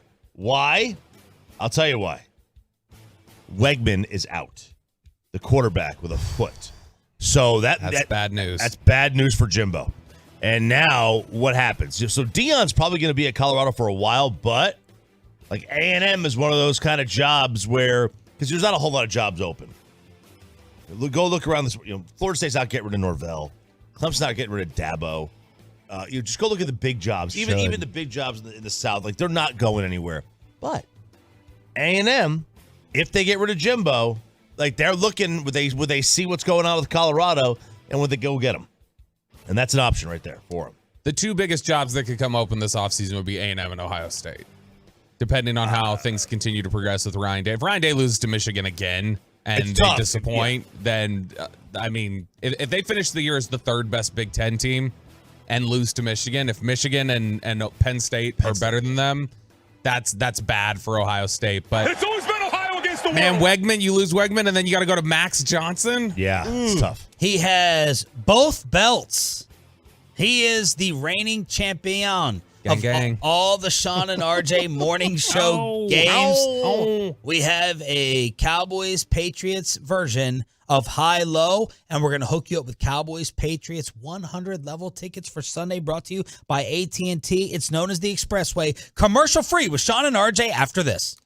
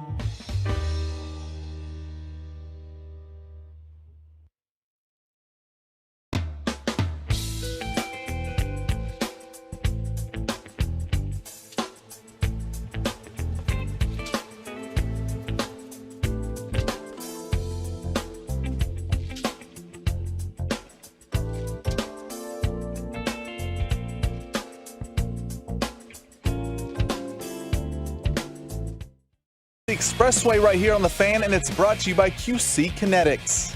All right. After we play high-low, we're going to hook you up with Cowboys Patriots 100 level tickets for Sunday. Zeke's return. It's all brought to you by AT&T, our way of saying thank you. Great job, Cowboys, AT&T, in the promo department for hooking up the Tolos. But RJ Choppy's getting hype. He's ready to try to take one of the belts from Roberto Belt. Scott Zolak must listen to Patriot Meathead at 8 o'clock this morning. Froyo! Let's play high-low. Bobby Belt will not win today. Guarantee it. The two-time. It's time for another. That's right, the Chris Arnold What's here. the guarantee? Bobby will not win. Ooh. Bobby will not win. The odds in Vegas are, I mean, for Bobby to win, it's plus 12,000. Whoa, I'm like Cardinals winning the Super Bowl or beating the Cowboys this past weekend.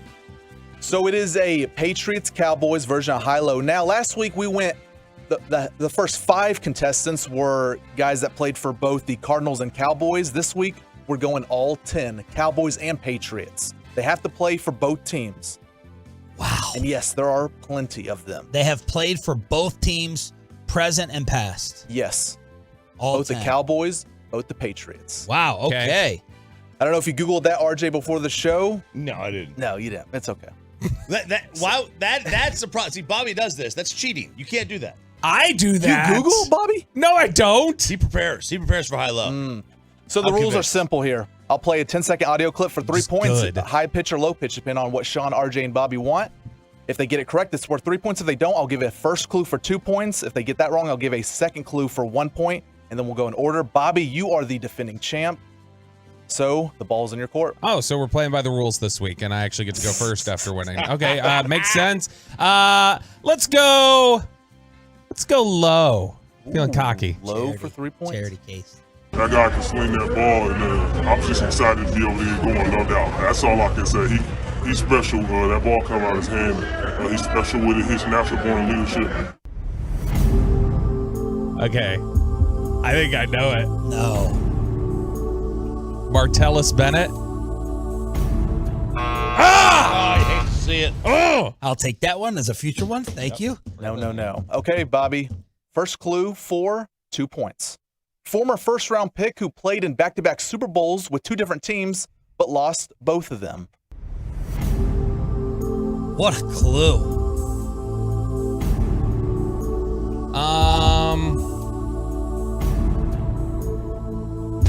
Michael Bennett. 0 for 2. Bobby will not win this. Should not I have gone guaranteed low. it. Clue number 2 for 1 point. He's quite familiar with both NFL teams in Texas, but used to catch passes from future Hall of Fame quarterbacks. What are these clues? Listen to that laugh. Tough, man. Brandon Cooks. There you At go. the buzzer. Wow. Dude, I'm blanking on guys who have played for both. I got goosebumps. I'm so nervous. Yeah. Plus, I got to poop. Sean? I'm going high. I need a win. Oh, soft. I need a win, bad. High for 3 points. You know, when you're in the middle of something like that, you're being a leader and you're trying to do the right thing for your team, and you just have to be strong.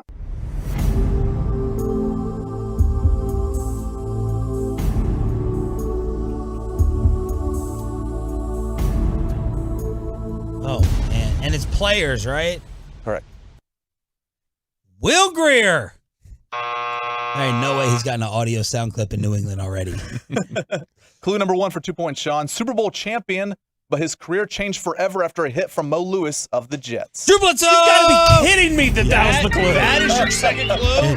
Peyton, you have to understand. You have to give more difficult clues. You don't have to do anything. For the first one. The second one's the easy one. Well, the second one was an easy one. My clue was he But catches you can't give them footballs. both easy. Yeah, he catches footballs. Well, you should have gotten second last time, and you would have gone. Hey, if I were you, man, I would take into account his crying, RJ's criticism Oh, of get you ready for this one. while giving him You know what? Go ahead. the clues. Yeah. High or low, or you want regular pitch? We'll give you the regular audio. give me high. High for 3 points. Star players who everybody drafts in the first round on their fantasy team, who everybody's kids have their jerseys, their money's going the wrong way.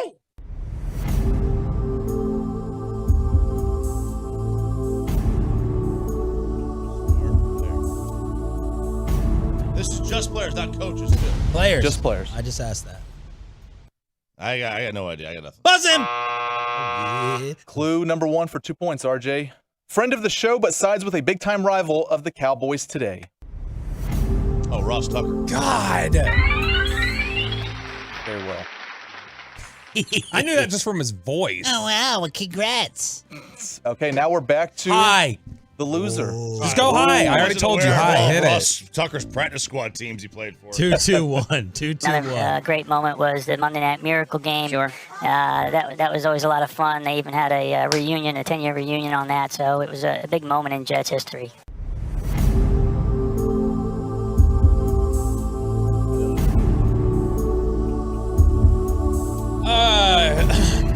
Nick Folk. Clue number 1 for I'm 2 gonna points. Beat you. He played into his 40s, mainly with the Jets, but did play 1 year apiece for the Cowboys and the Patriots. Vinny Testaverde. Okay. See, Bobby back on top. He's got the lead at 3, with me and Choppy at 2 apiece. I will go low. Low for 3 points. Yeah, sure, but I mean, I'm playing, man. You just gotta go out there and play and try to win. And I hate we didn't get that done tonight. But that's what it's all about, man. Whoever's in there, like we're gonna roll. Sounds like Hulk Hogan.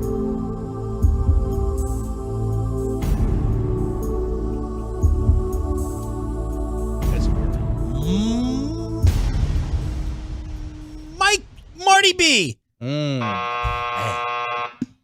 Clue number 1 for 2 points. A true Mountaineer who had one of the best preseason performances of all time. Will Griggs.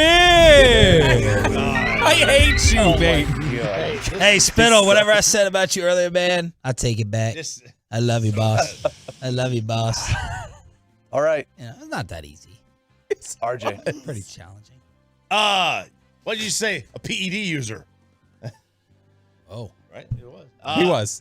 That's not allegations. That's on the record. Let's go low. Low.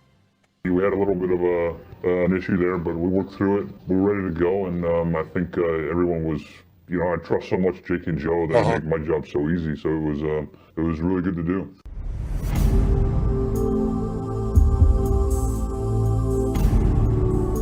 To take the lead.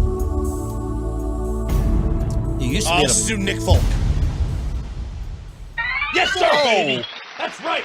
I was just about to say he used to pull these out of his rear end, and he just did. Right out of my butt. Wow, for 3 and the lead. In their face, Bobby. Next time, just future, Bob. If you know it's like not right, don't even throw out a name. Well, that was one of the ones I had written down. No, you didn't. Yeah. What do you want, Bobby? Yeah. Hi, and I'm gonna look right at you the whole time to see if you screw this up. Hi. My appreciation by just putting in the time. So I've been blessed to have some great people around me to continue to coach me up and show me the way. And as opportunities continue to be presented, I just try to do my best to knock them out the park. Man, all of these first audio clips give nothing away. No. Good job, Peyton. Other than Ross Tucker. Good job, Peyton. Martellus Bennett. You already guessed 7. Now we're down to 2 points. Clue number 1. Super Bowl champion, but you can find him very close to Kyle Yeomans on game days. Ooh. Isaiah Stanback? Yeah. That's great. What are you throwing your club for, you little sissy? Because I'm tied at 5. If he gets anything, he wins. And it's all because I I'm get the here. worst clues. I'm alive. I have 4. That was an easy clue. Well, yeah, you're alive. That's great. Enjoy. That was a clue. You're such a little baby. That was a good clue. That was a good clue. It's an easy clue. It was an easy clue. Yeah. Look at him. Look at the tantrum on the fan cam, Twitch, and YouTube. Let me go high. High for 3 points. I think, anytime you get to come out underneath the lights, I'm sure it brings a little bit more energy. There was a great environment here tonight with a great crowd, and, that really brings a lot of excitement in itself, so it was fun. Wow. Man, I'm going to throw out a name. I'm going to give Oh, gosh. I know who this one is. You know? Yes. You're going to kick yourself. Stephon Gilmore. No, it is not. USC product who tried to save the Cowboys season after Romo went down with a injury.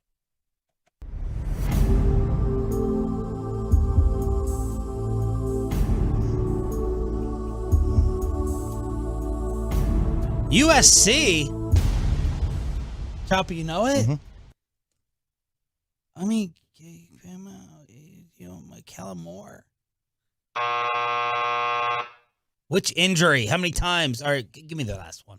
Clue number 2 for 1 point. He was Carson Palmer and Matt Leinert's backup before becoming Tom Brady's backup in the NFL. Oh, man! Idiot. We are tied at 5 across the board after Mark Sanchez. Oh, nope. Matt Castle. Matt Castle.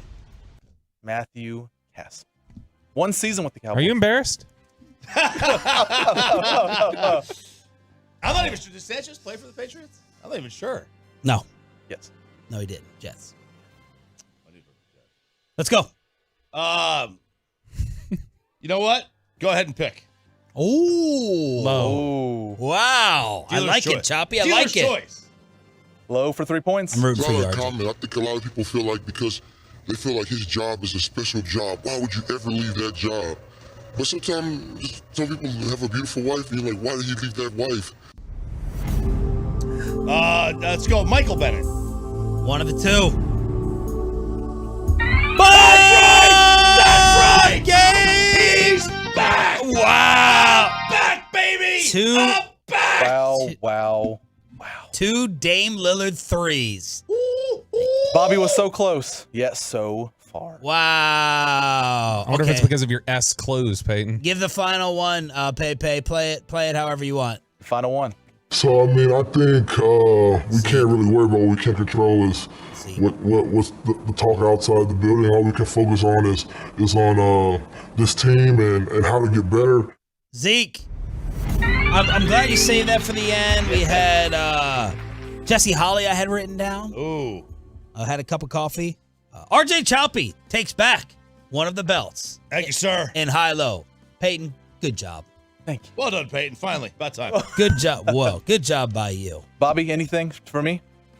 Yeah, but I'm not allowed to say it on the air. Oh, no. Bobby, before we get to life hacks, Scott Zolak at 8 o'clock, we got to hook up the Tolos for turning it on and leaving it on. Your home of America's team.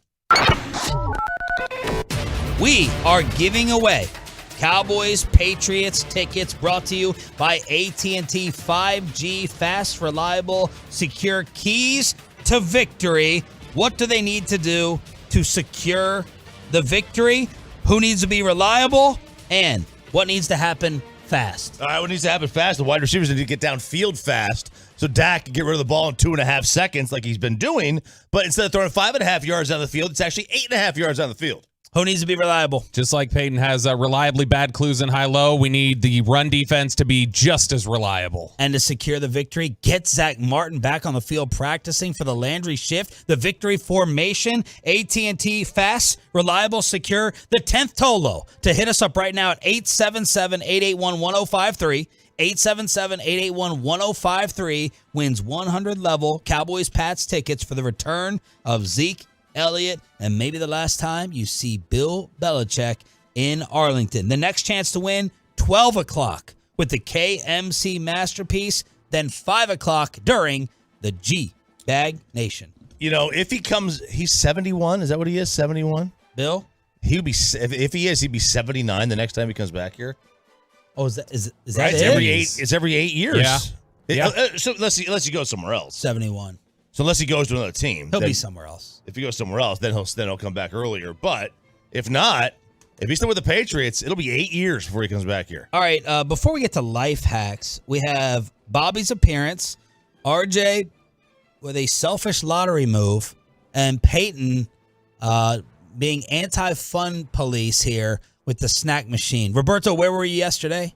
We were at Market Street in Coppell. We're going to be doing these, I think, every week for the next, 8 weeks. And so we were hanging out at Market Street in Coppell. They were giving away Noah's Fine Watches and Jewelry was giving away a Ford Bronco. So we're going to be handing that out at each location. We'll be in Colleyville next week. But got to see several of the Tolos. Tolo Sean, Tolo Mike, Jamie, Lori. There were a bunch of people. Lori had just heard us while she was at work, heard me do the spot on G-Bag, and she left work. She was like, hey, I'm going to take my lunch break a little late. And she left work, came over, stopped by to say hi, got a Sean and RJ Firehouse Tour bumper sticker.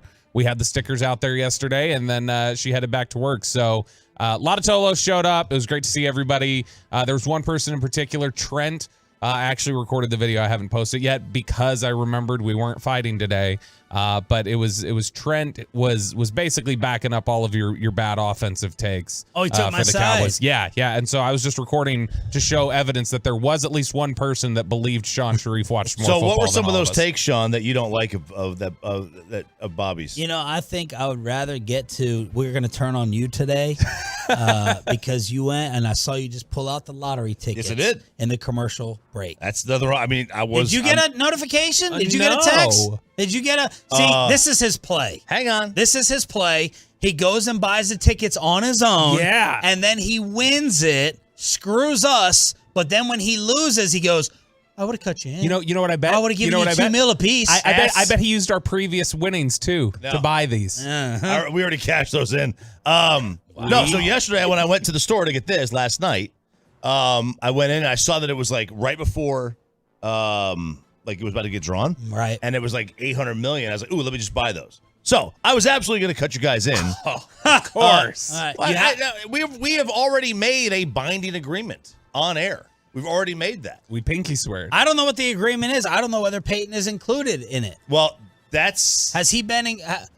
how many times has he bought the tickets with us? Half the time. Yeah, he would not have been included in this twice. Okay, well, you just made the case against yourself. Yeah. You just screwed yourself there by saying Basically, twice. I think Ryan's bought in more than Peyton. Ryan has more of a stake than Peyton. So we've already made it on a binding agreement. So if I just went and I just purchased tickets. Okay. Now, granted, if it's $20, we're not going to split $20. But if it's the millions, then yes. Do you think that would hold up in court? Like if Choppy did win and he ran off with it, or I'll just say myself. Let's say I won and I ran off with it, and you guys were able to produce audio where we said on there, yeah, if any of us win, like, do you think that could be used in court, Frank, to get you a cut? Tolo lawyer Frank, hit me up. Let me know if that's binding. Is a verbal agreement in the state of Texas binding? A pinky swear. And on the air, on the radio. Yeah. I mean, you've got audio evidence of it. I think it's binding. So you didn't win Jack. No, I didn't even win anything, no. Okay. Yeah, so I'll go back to that. I found out, by the way, recently, pinky swears. I always thought it was just you lock pinkies and that was enough. But somebody was telling me that when you pinky swear, you're supposed to pinky, touch knuckles, and then thumbs together. And that's the official pinky swear. And it's a technicality you can get off with if you just do the pinky. I always did too much. Pinky swear, then blow into the middle of your hand. I always did pinky, and then it was pinky, and then kiss the thumb. Yeah, you gotta That's blow. fruity. All right, Peyton is... What? Jeez, Peyton. Gather the foreigners. Jeez, Peyton. Gosh. What year is this? I was gonna You can't ask. say that. I was gonna ask. He saw Mike McCarthy's offense and thought it was 1993 again. Grandpa. Now, Sean, what do you think about Mike McCarthy's 1993 offense? I was. Do you think that's giving Dak a fair shake at this thing this year? Mike McCarthy tomorrow at 6:30 right here on Sean and RJ. Do you think Sean not responding to that means that he thinks it's a fine offense and it's the quarterback that's the problem? Without getting fired, Peyton, let's talk about the vending machine as the Fun Police is up here in PayPay. Yeah, so the Fun Police is in full effect with our vending machine. Now, backstory. Bunch of fun suckers. Was this 2 days ago or yesterday? I can't remember. Yesterday, it was I think. Tuesday. Tuesday. So there was a note on our vending machine that said number 136 is not dispensing. It's a yellow posted note. On the pink note right below it, of all the options you're going with, Cheez-Its, that's your problem. A follow-up in different writing. Cheez-Its are a wonderful snack for adults and children. Okay, so fast forward to this morning. There's been a couple of additional notes. First off, on the left, whoever wrote the first and last post-it, you became my hero. Middle post-it, Cheez-Its are amazing. And whoever this is probably likes regular flavorless Lay's or sour cream and onion. Oh. And they tagged it with blech. Sour cream and onion's delicious. Yes. It is delicious. One of the people responsible for these notes is listening right now, by the way. Just throwing that out there. Because we've been trying to figure out who's doing what. I think I've thought the whole time that I thought this was just Corey and Bassett going back and forth. Yeah, I thought so too, but apparently it's not because this is different handwriting. Yeah. All over the place. Okay, now follow up to that one. Okay, pink note. I must have hit a nerve. You should be more accepting towards all snacks. Thank you, other yellow note, for your support. Let's just let the vending specialist work his or her magic. Yeah. And then it says something, I think it says... Yeah, that handwriting was throwing me off a little bit on a couple of those. Yeah, RJ just worked in this, not sure if he caught me. Walked in. Oh, RJ just walked in, not sure if he caught me doing this. Let's get to the interesting part. What's Peyton's note say? Peyton walked in this morning during the coffee break and said what? I said, this is childish. This is stupid. We're 7 years old up here. We're grown-ass men, and we're leaving sticky notes as like a Secret Santa message. What are we doing on the vending machine? What? This is pathetic, Dude, guys. this is great. This is something that will go viral. This is like in the Going office. viral. This is like in the There's office. sticky notes all over the vending machine. I can't even see what I'm supposed to get because What there's are you sticky notes looking at everywhere. up there? Look, this is great. This is like when someone steals food in the fridge, you leave a ransom note. All right, that's what this is. This is leaving a ransom note for stealing food in the fridge. I love this. I hope this continues. So I'm going to tape these down, duct tape, so they can't be taken off. I was going to leave $1 and say, just someone shut up and take the $1 if no one writes again on this. Will that even get you a snack in there? $1? No, you need $1.10 is the cheapest. Who carries a dime around? It's Thursday. It's the Expressway. Scott Zolak previews the Pats and the Cowboys at 8. It's Life Hacks. Warning, the following life hacks are unethical and should not be performed. Sean and RJ do not condone these life hacks. Unethical life hacks may cause financial savings, make you cooler, more popular, increase sexual encounters, and provide an overall improvement in well-being at the expense of others. Please report any and all positive experiences testing unethical life hacks to 877-881-1053. Take it away, Bobby B. All right, thank you, Chris Arnold. He's going to, he's traveling with the Mavs, by the way. Yes. Dubai? Is that where he's going? Is it Abu Dhabi? Abu Dhabi? Dubai? Going with the Mavericks. Yeah, he's going somewhere. I think I'm not gonna Imagine the combos between I would pay money for Chris Arnold and Kyrie on that flight there with the combos. Would you be able to tell who's speaking if you were just closing your eyes and it was Chris Arnold talking to Jason Kidd? You know, I played with Jimmy Jackson. Oh yeah, I remember that. Tony Braxton was there. Yeah, but Jamal Mashburn got really jealous. If you sit next to Chris on the plane, you will not need any kind of headphones or entertainment. He will talk the entire time. I love the CA Stories Confidential, personally. I could sit there and listen to that. That's better than me watching air disasters probably on the plane. Okay, we're doing unethical life tips here, life hacks. Let's get some heat off Peyton right off the bat with the first one. Sean, get a free full medical workup by pretending you want to donate a kidney to an anonymous recipient and then change your mind. I think I support it. Do you? Yeah, the medical field. My father will tell you he's in it. I mean, what a ripoff.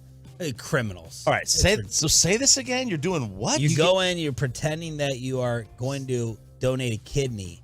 They give you a full free medical blood work, everything, and then you just change. And you bail. Oh, now you're not committing to someone. If they had, had someone in mind that your kidney's going to, I would oppose this. Okay, so you're basically getting a free wellness visit out of it. But aren't wellness visits already free if you have insurance? If you don't have insurance, I mean, if you're getting free, like if you're doing like full blood work and all the other tests, like that'll go a little more. You dock in the boxes, you should be in jail. You all should be in jail. You dock in the boxes with what you charge for some crutches. Unless you Tolo. Yes. If you're Toloing from the dock in a box. Yeah, tell us which one. It's like that emergency vet we went to a couple of weeks. We just gotten our dog. The next day, we had to take him to the vet because he was not doing well. He had like kennel cough and everything. Your new dog? Yes, we had to take him to the vet the next day. Told you, get them orphan dogs. That's what you get. That's what you're supposed to get. You get pure breed. You want to draft? You want your quarterback to be a leftover 5th round pick, or do you want to draft the top 5? I think you want to pick one in the 4th round. Maybe pick 135, Sean. Pure breeds are unhealthy. Like the mutts. They have no health. Purebred essentially means inbred. Yeah, like honestly, it really does. That's what it is. It really does. All right. So this was like $1,400. Now we were fortunately fostering, so they picked it up. So we didn't pay anything. It would have been $1,400. Life hack.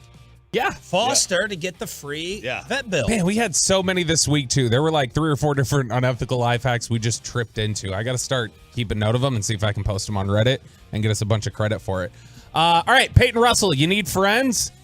Create an attractive... He will after today. He'll need employers, too. Create an attractive fake Tinder profile of the opposite sex. Start leading on a bunch of people. Arrange a date with all of them on the same time, same place. Show up as well. Announce that they must have pulled a prank on all of you and suggest you all go drinking together. Then you got a bunch of single male friends together. That is fantastic. That's how the Los Hombres are born. And that way you can also you want to be able to pick better looking people than you, so you get a better looking crop of girls to come to you too. What is there you go, Bobby. I think this is a really strong life hack. My only question, Sean, is would this similarly get you ostracized if you revealed it one day, like your frat guy who faked the thing to get it? I don't even honestly know what you said. You read that through them too fast for me to follow. If you need I'm friends, looking at Zeke and Pollard over here, which one has more yards. So I always have to. All right. Focus, Chiafalo. Here's the thing: is that when you start a fake Tinder profile, catfish a bunch of guys, essentially set up the date. No, you're setting it up as a man or a woman. As a woman, because you're trying to get guy friends. So you set it up as a woman. You tell these guys, hey, we'll meet this time, this place. We'll go on a date there. Then when everybody shows up, you go, oh, I guess we all got catfished by this lady. This is a big prank. Well, let's go drinking. Y'all want to go get drinks? We'll hang out, and then you've got a new group of bar buddies. That is. Thank you for repeating. That is so pathetic. that is the definition. What a waste of a life. That is definition of pathetic. I think it's a good one. It is, but it's smart. It's pathetic. It's not smart. But if you need an extra push, if you need some Los Hombres in your life, because here's the thing. Here's this is good. If you move into a new city, the only friends you have generally are work friends. Right. All right. That's pretty lame in itself. You want to be able to branch out. This is a great way if you move into a new city to get non-work friends. I think it's a good idea if you need a little push. Need a little push. What does that mean? Like if you're somebody who's just a little socially awkward and you don't really know how to like make friends at outings or social bars. Let's go sit at 5 o'clock happy hours. Buy people drinks like Bobby does. Not everyone can hold court like Sean Sharif. Yeah, like they're not just going to be able to stand up there and make friends. I will say that's one of the things that I was most impressed with early on when Kristen and I were dating was just like how quickly I was like, she just talks to strangers and all of a sudden they're like having conversations about things where it's like when I meet strangers, I'm like, I have no idea what to talk about with you. Hey, let me tell you, when I first got divorced, I would spend a lot of time by myself at bars. That is the dregs of society. You want no part of the guy who goes to the same bar or like twice a week, 3 times a week. That is not a dude I want to hang out with. Valentine's Day idea. And these are unethical life hacks. We're keeping you aware of the pitfalls of life so that you don't trip into any of these oil slicks and, just live your life as a better person. Certainly don't try any of these, but if you do, let us know how they go. Valentine's Day idea. Go bar hopping with your significant other. Fake propose at each place. People start buying you drinks. You get drunk for free. Oh, heck yeah. That's fantastic.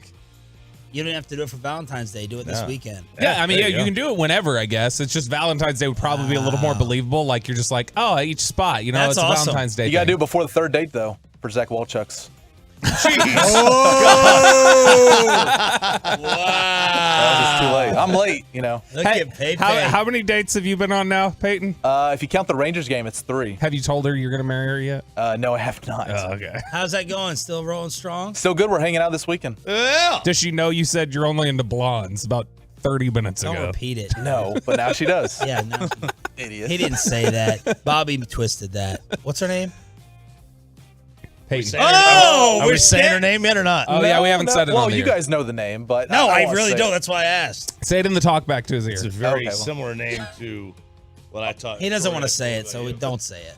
Do you ever struggle to find the TV remote? I know we do. Kristen had to buy a glow-in-the-dark remote cover so we would stop losing This drives Amanda crazy with me. Drives her crazy. I'm like, you're getting so worked up over nothing. Like, I'll be laying in bed or on the couch and I'm like patting around and it drives her nuts. But when she loses her phone, nothing. If you struggle to find your TV remote, if you have problems with that, while your TV is still under warranty, so you get a new TV, you can say your remote broke, request a new one. They generally will send you one for free. You just put one in a drawer or something else. You've got the backup remote that you can always swap into. Okay, because I need a new remote. But who uses the TV remote? You use the cable remote, like the box remote, or right? I mean, a lot of people who have cut the cord. If you've got smart TVs or Roku's, that's all I use. I use a universal remote for everything. Okay, so do you use like the one that the TV came with, or do you use like the Fire Stick? The one that can't. Well, we got a smart TV up front, so I use that one. The one that came with the TV. So that's what I do, just personally. All right, so when you move into a new apartment, or if you're renting a house or whatever else, be as vague as possible on the damage form. Just say things like holes in walls, scratched wall paint, whatever else. That way, whatever wear and tear you create over time, you're covered for, or whatever you like. If you bang a hole in a wall over the course of the time where you're renting it, you basically are covered with your vague description of what was wrong. I've done this in college. I was gonna when say, did you live in an apartment? Mom and dad gave you a damage form. Don't they though? They monitor it and they write their own description before you move in. No, can't just be like, oh, there's a hole in the ceiling. They give you a damage form. Like, at least in my experience, they give you a form, you fill it out and just hand it to them and they put it in your file. Like, that's what I've had happen the last couple times I moved in. It's funny, they said if we were told, not the current place we live in, but the previous one, that when we moved in, the lady who was showing us around was like, and hey, this refrigerator looks kind of old, doesn't it? And they were like, what? And she's like, if you mention that the refrigerator looks old, we'll replace it. If you don't say anything, we're not going to replace it. So, Pepe, how did this work with you? Yeah, so me and my roommate at the time, we just went around and just any little mark on the wall, we just marked it as like, paint was shedded off or, broken or whatever. And that way, if they tried to come back and mark anything later on, it was like, I already told you, so it's not my fault. Unethical life hacks during the Thursday Expressway here with Sean, RJ, and Bobby. Thanks for being a total. That stands for turn it on, leave it on. We always play this guy's highlights. He is RJ's spirit animal. He is a former quarterback, and he is the Patriots color analyst. Let's preview Cowboys Pats with the great Scott Zolak. Froyo! Next on The Fan. Let's get some hair put on top of your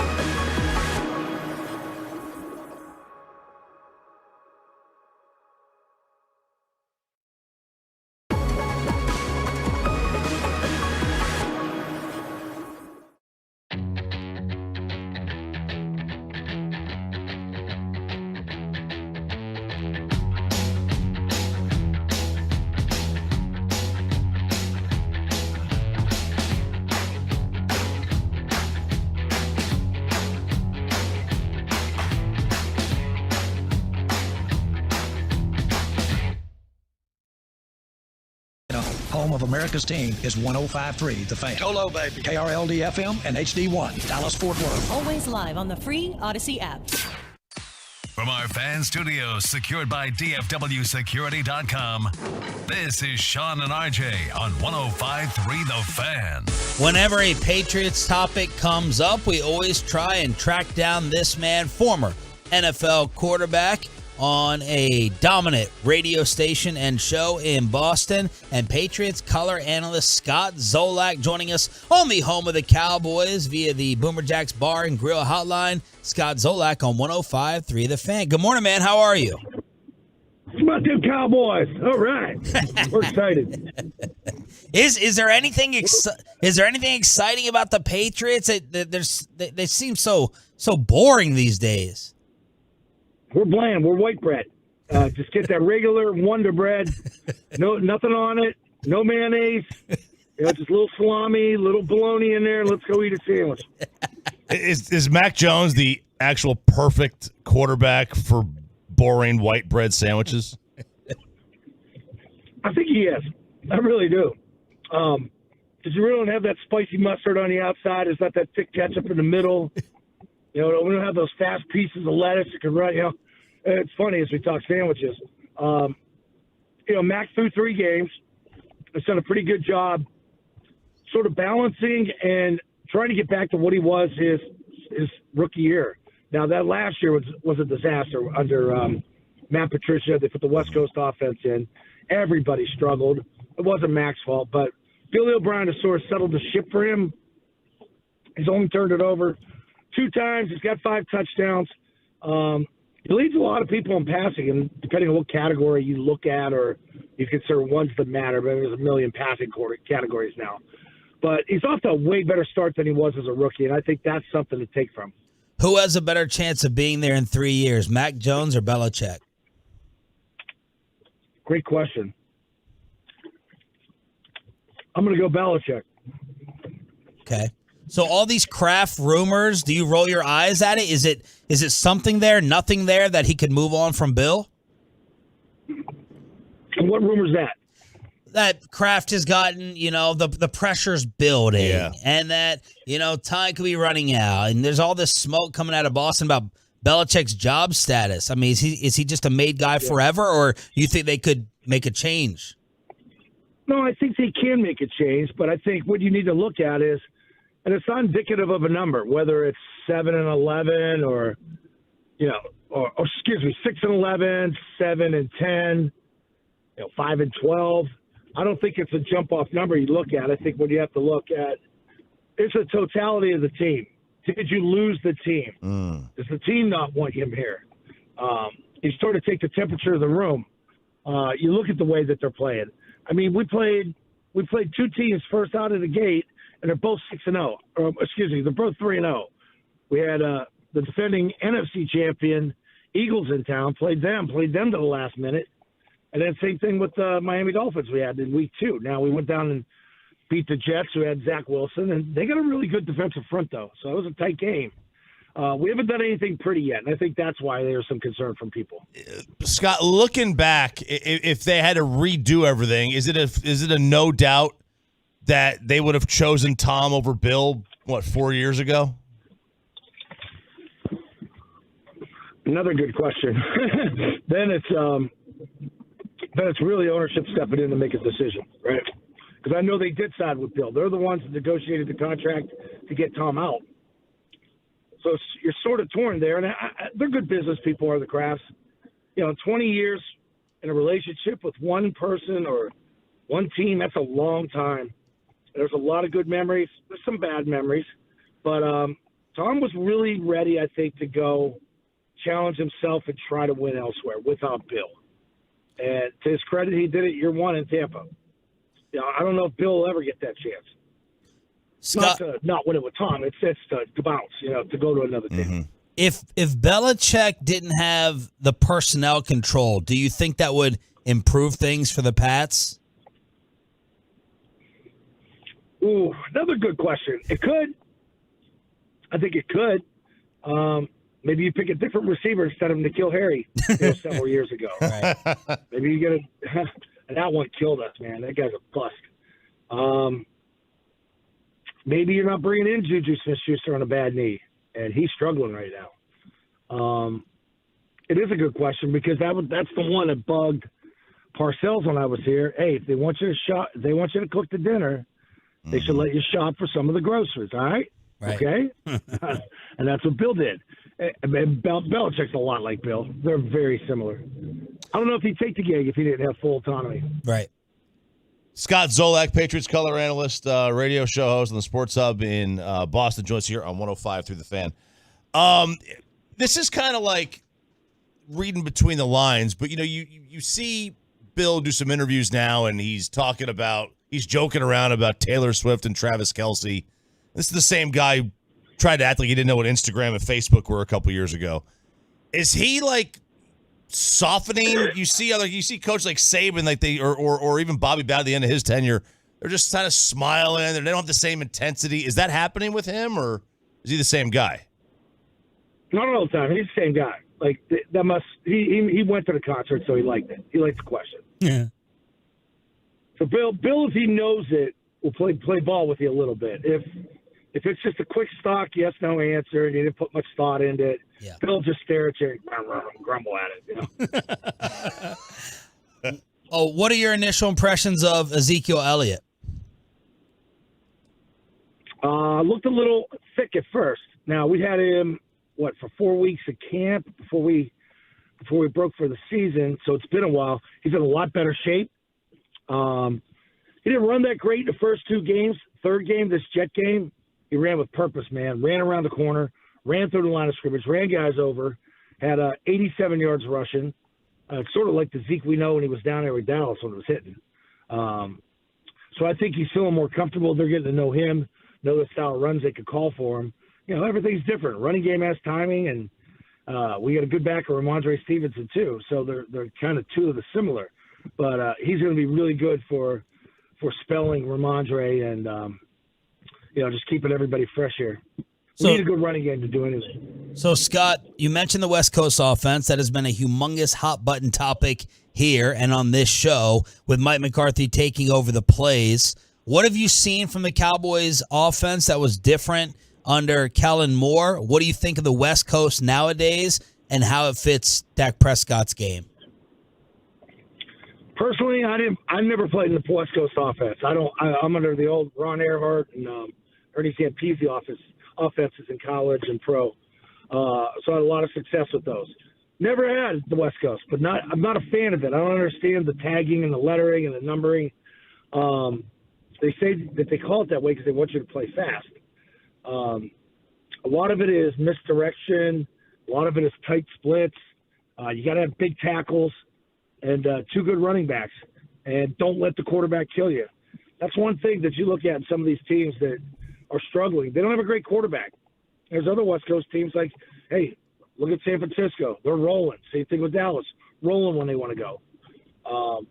Philly, same thing. So those are your best teams right now. When you look at, CeeDee Lamb was a guy that it felt like Arizona kind of made a point of taking out of the game. And we had wondered what would the Cowboys offense look like when you took CeeDee Lamb out of the game. And there were some struggles this past weekend. Christian Gonzalez has been an absolute stud for the Patriots early on here. Is he just going to travel? Or are they going to say, hey, Christian, this is your assignment, stick to CeeDee Lamb and just keep him all game? Yep, and we'll mix him up too. He'll play a little safety, play a little corner. We're multifaceted at that back end. Bunch of safeties. We play with 4 safeties.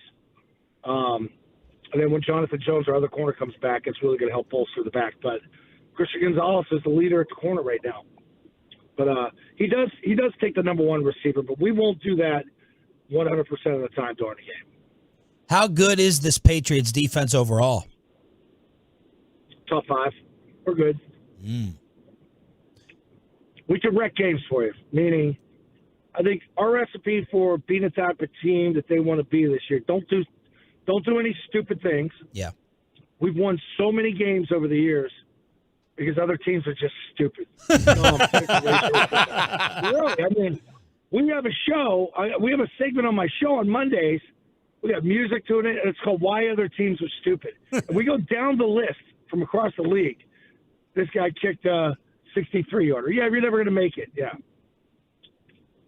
One guy threw a touchdown, ran off the field, took his helmet off, 15-yard penalty, unsportsmanlike conduct. Yeah, that stuff. That's the stuff that'll kill you. But we just feel that if you play sound, good defense, which you have a good kicking game. We do have that. We got 2 young kickers. Special teams are cleaned up, and on offense, do not turn the ball over. Even if it's a 3-and-out, don't force it. If it's not there, hey, huddle up, kick it away, get our defense back out there. We will be in games in the fourth quarter. Then it comes down to, will Dak screw up first, or will Mac make a play around him? That's how I see this game being won. Somebody's going to make somebody's going to have a problem in the fourth quarter, and Mac is going to have to help get our team in the end zone, and it's got to be on his shoulders. Scott Zolak, right here on 105.3 The Fan. What's your overall feeling on the Cowboys? Did you change your mind about them after the first 2 weeks? Did you have a drastic change in opinion after the Arizona debacle? Do you think that they're a legit Super Bowl contender this year? Where are you overall on the Cowboys? I've always liked the Cowboys. They always seem to have the same type of team and just reload different guys at different positions. You got Lawrence, you got Parsons. You can do a lot of defense with them. We had Stephon Gilmore. Love Stephon Gilmore. That's a nice tandem with him and Diggs. It's a shame you don't have Diggs. You got the big 3. Success in the past with the Cowboys was always the big 3. Quarterback, you have that guy in Dak. Running back, you have that in Pollard. A receiver, you have that in Lamb. Yeah. And now it's the other ancillary pieces. How can other guys step up and make plays to help those guys out? Can the tight end be effective? I think Dallas always gets respect because you're a big team, you're physical. Jesus, is that left tackle playing?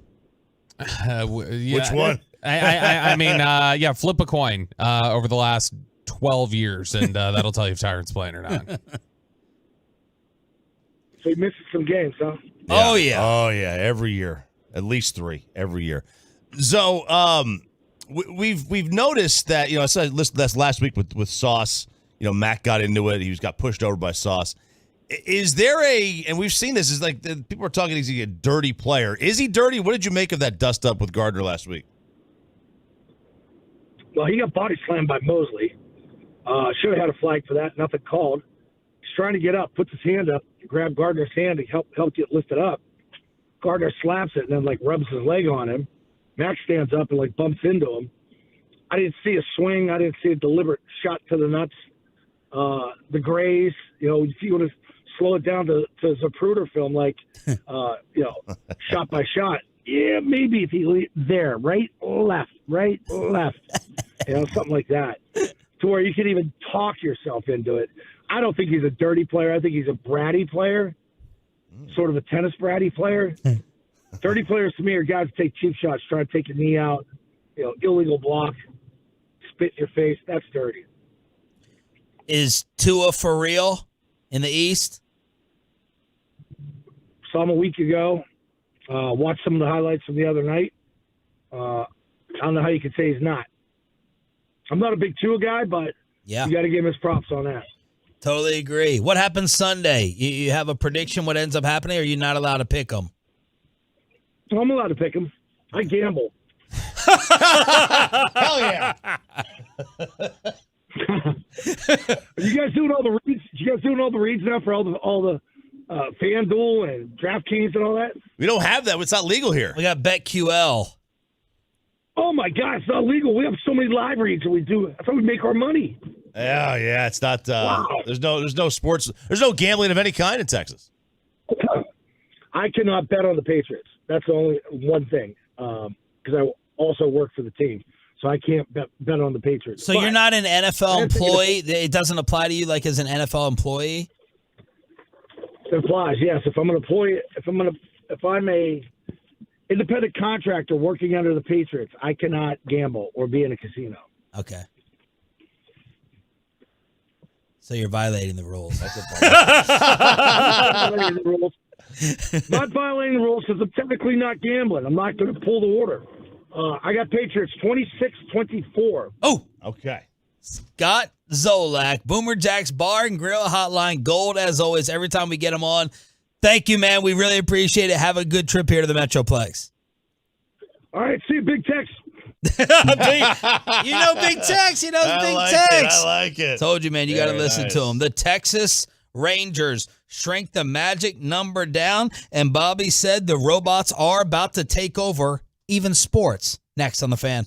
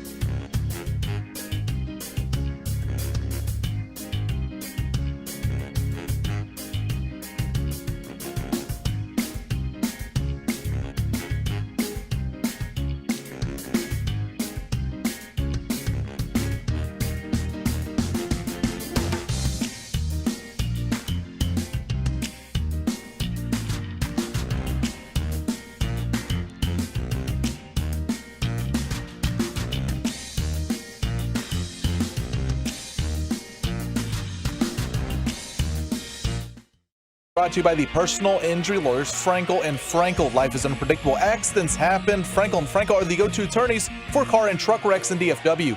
If you or a loved one have been in an accident, contact the Frankels today by calling 214-333-3333 or go to truckwreck.com. 1-2 pitch, and there's a blast by Simeon to deep center field. Adele is going back. He's at the wall, and that ball is history. He clears the ficus trees that serve as the hitter's backdrop. Back-to-back home runs for Carter and Simeon, and it's 5-0 Rangers in the ninth. Give us that phone number again. Yeah, it's 214-333-3333 or truckwreck.com. Or 817. Or 817. 333-3030. Gets a segment, and all of a sudden. Dude, have you noticed his performance slips on his segment days? Yes, I have noticed. Yeah, what's that about, Peyton? I think you're lying. All right. Great clues today. That was the highlight of the Rangers shutout win against the Angels 5-0 last night. Ask you the question we asked at 5:30. Rest is not a factor. Set the Rangers playoff rotation. Confidence factor. Montgomery, Dunning, Gray Evaldi. Gravaldi. Yeah. Gravaldi. Flip a coin between Gray and Evaldi. But Yeah. to me, it's Montgomery, Dunning, 1-2. That's how I feel as well. Let's get that bye. Let's sit No, back. you need that bye. Absolutely. Because they need to get the bullpen healthy. Not healthy. Got to get Scherzer healthy. Got to get him 'Cause ready to throw he 9. threw a session yesterday. I know.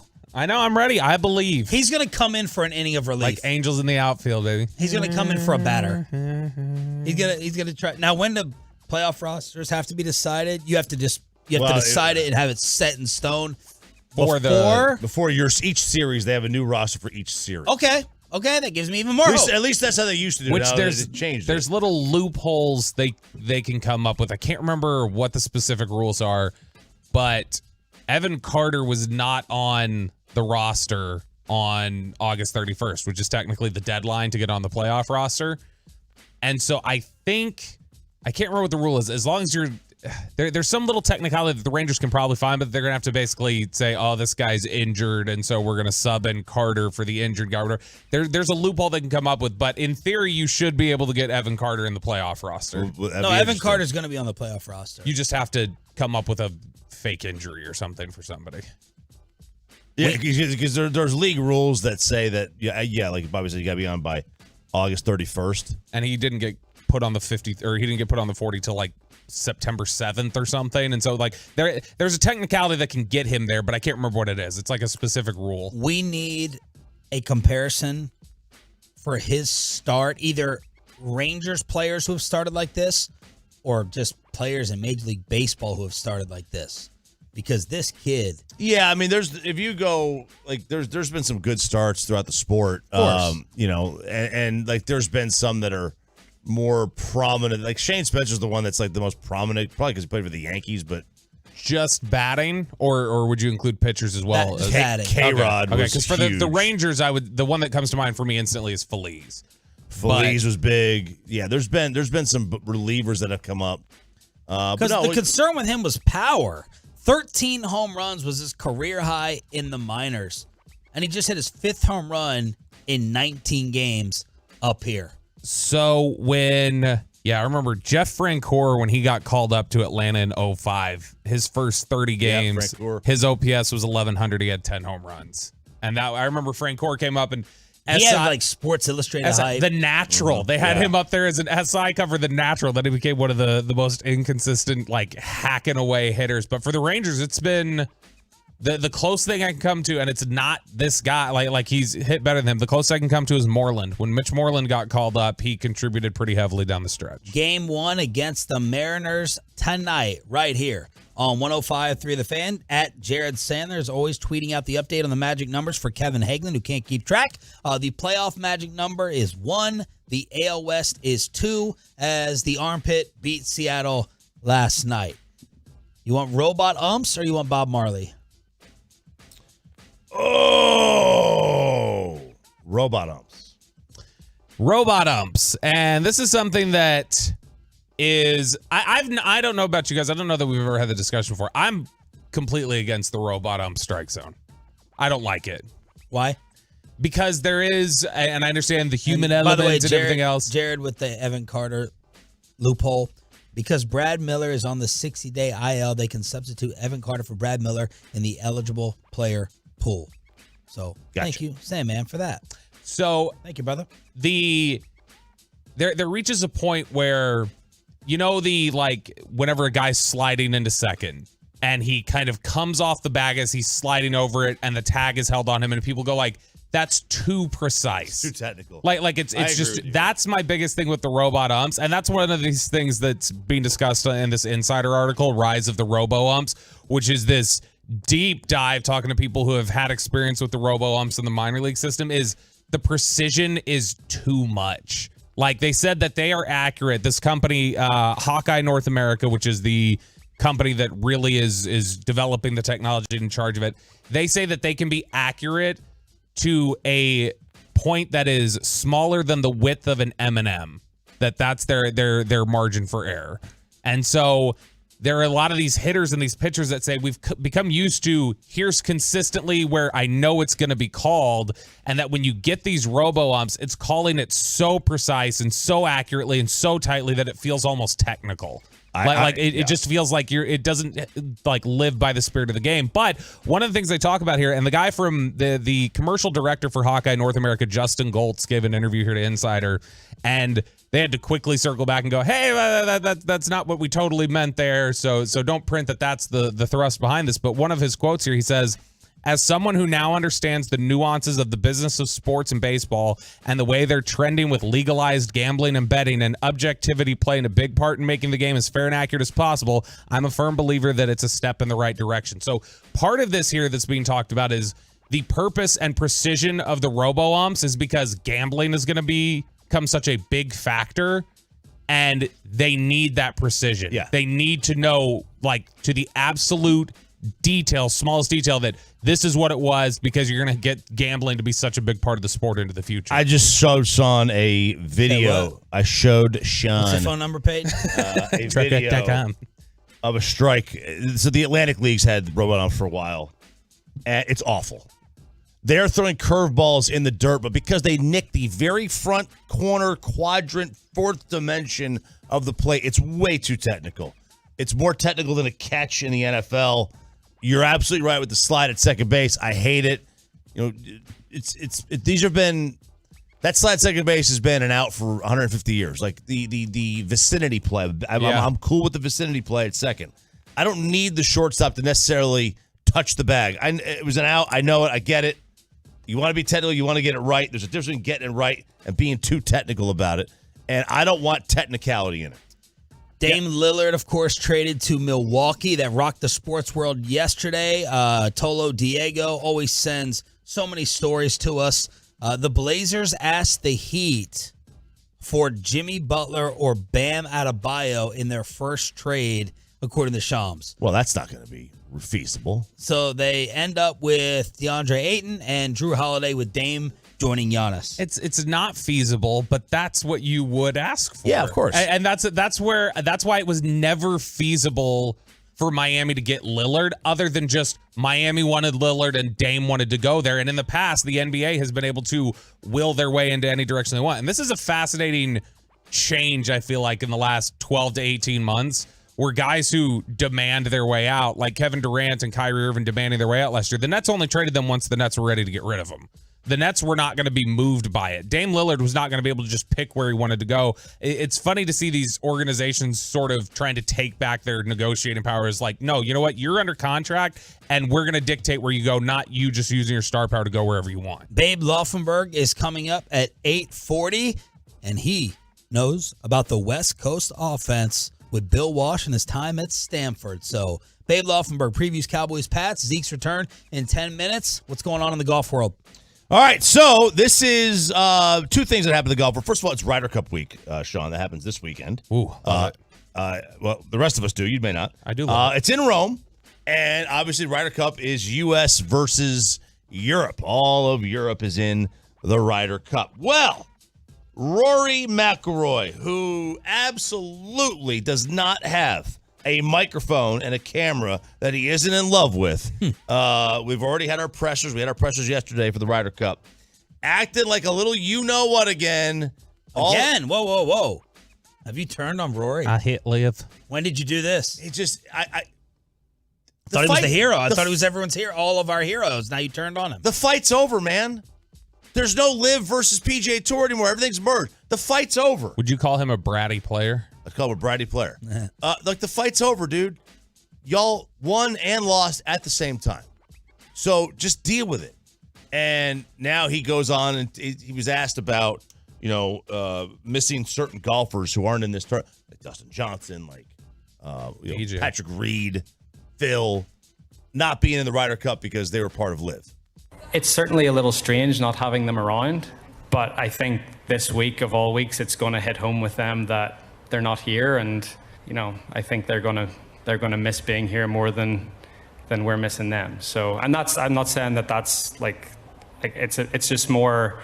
I think this week is a realization that the decision that they made has led to not being a part of this week, and that's tough, and the landscape in golf is ever changing and more dynamic, and we'll see what happens and whether they'll be a part of it in the future. But I always thought leading up to this week, it's when it's going to hit home that that they're not going to be here. Yeah, look, they're not here now. Brooks is there. Brooks is there, and we'll get to him in a second. But how is he allowed to be there? Because he qualified, because he won the PGA and he finished second of the Masters. So if they qualify, they can be there. They can still qualify. The problem is the Liv guys got 4 events to qualify in, whereas the PGA Tour guys have 48 or 35, whatever it is. They have 30 events to qualify, and they only have 4. So that just goes to show you what an awesome year Brooks had.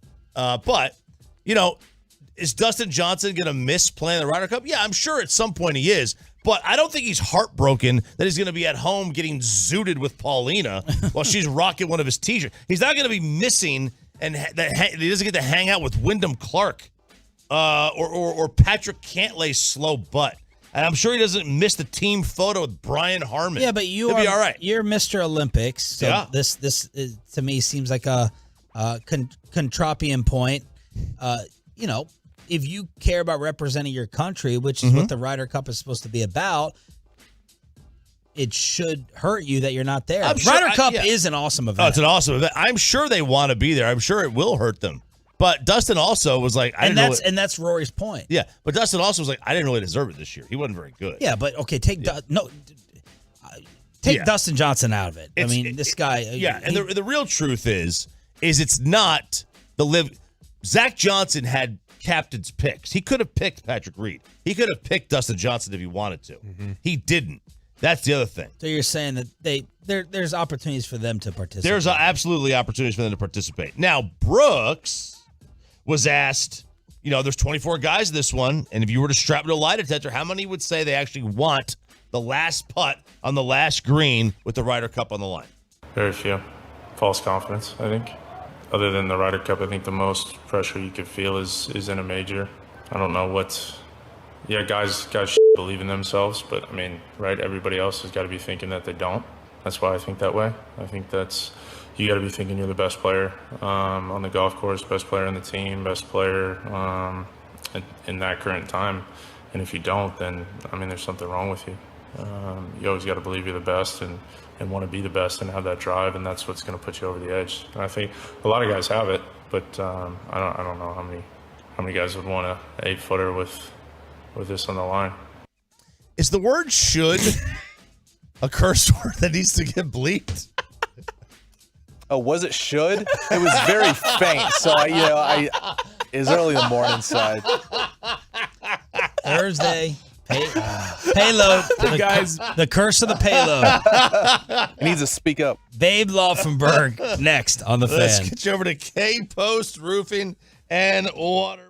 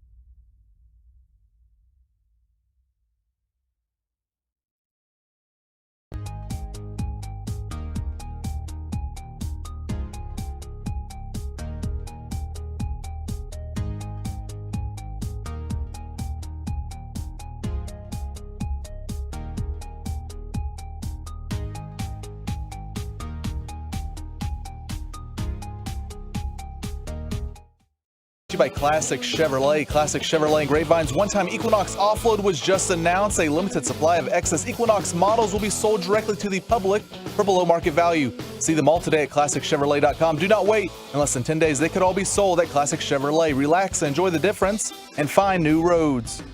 Sean Sharif, RJ Choppy, and Bobby Belt on your home of the Cowboys, where every game day you hear Babe Laufenberg. We had Scott Zolak from the Patriots, and now we have Babe here on his regular Thursday appearance, 105.3 The Fan, sponsored by Johnson Fitness and Wellness. Good morning, sir. Good morning, guys. I apologize ahead of time here. A little under the weather, so if the voice is a little scratchy, but let me just tell you, I could be on my deathbed, and I would not miss this show. Yeah. That's right. Yeah. But is it allergies? That's what's hit me lately. You know how it starts up and you never quite know what it is? Yeah. The first day or two, you're like, oh, what do I have? But I guarantee it's not COVID. I did test that. I always test that.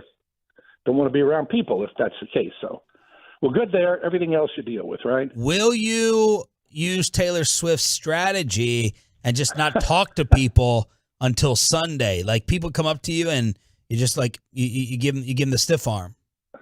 That's interesting because there have been times where I do that, or I just avoid people. Yeah. And I had a ENT doc who, as a matter of fact, like he dealt with Mick Jagger and Barbra Streisand and all these singers and famous people.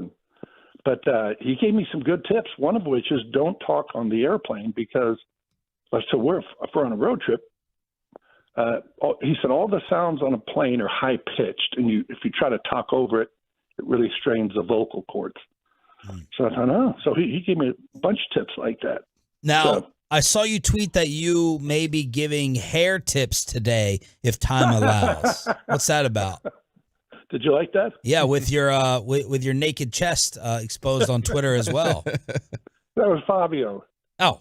So, yeah, somebody did that for me, obviously. I can barely send a text, let alone do photoshopping and all the other stuff. All right. But yes, happy to do it. We need your help. We need your offensive genius mind and your experience with Bill Walsh, Stanford, West Coast offense. I've been fighting to the death with Bobby every single day. All the talk about the red zone. Are there enough downfield opportunities? Have vertical shots and chances been limited with what Mike McCarthy is calling? Your take on all that is what? Well, we'll get to Walsh next, but just in terms of the offense and what it looks like and the whole Mike McCarthy calling plays, what's interesting is I always think, 4 games into it, you get a little bit of a feel for your team, offensive, defensive, whatever it is. But what's interesting about this year, to me, 3 of the games, we have 3 games. It's a small sample size, but they were compromised in the first game because of the weather. I mean, it was a factor. It was pouring up there in New York. So you scale back some of what you're doing and how you're doing it. The other part of that game was, you're up 2 touchdowns before the offense even took the field. So I think I always say you play the game that's presented to you that day, and that game presented it as, okay, offense, you're up 14 or 13, I think, because he missed an extra point there. But then you go to Arizona and you're out 3 starting offensive linemen. 2 of your offensive linemen are making their first NFL start. So I think you scaled back some in that game. So I guess the moral of the story is I still have to see a little more. But there's no question that the downfield shots aren't in there. The downfield shots they hit were fades where you're getting press coverage outside, no safety help. It's a no-brainer. A high school kid comes up and says, oh, I'll take that shot. But in terms of reading things, like one of the things I think that was a staple of Kellen Moore's offense was that deep over, right? We saw it a lot in Kellen's offense. You saw it, 2, 3, 4 times a game, and we haven't seen that here. So to run the deep over, yeah, you got to hold the ball a little bit to let that guy go from one side of the field to the other and hit him 20 yards on the numbers on the other side. So, no question that this offense has not been that. Do you see that as a problem?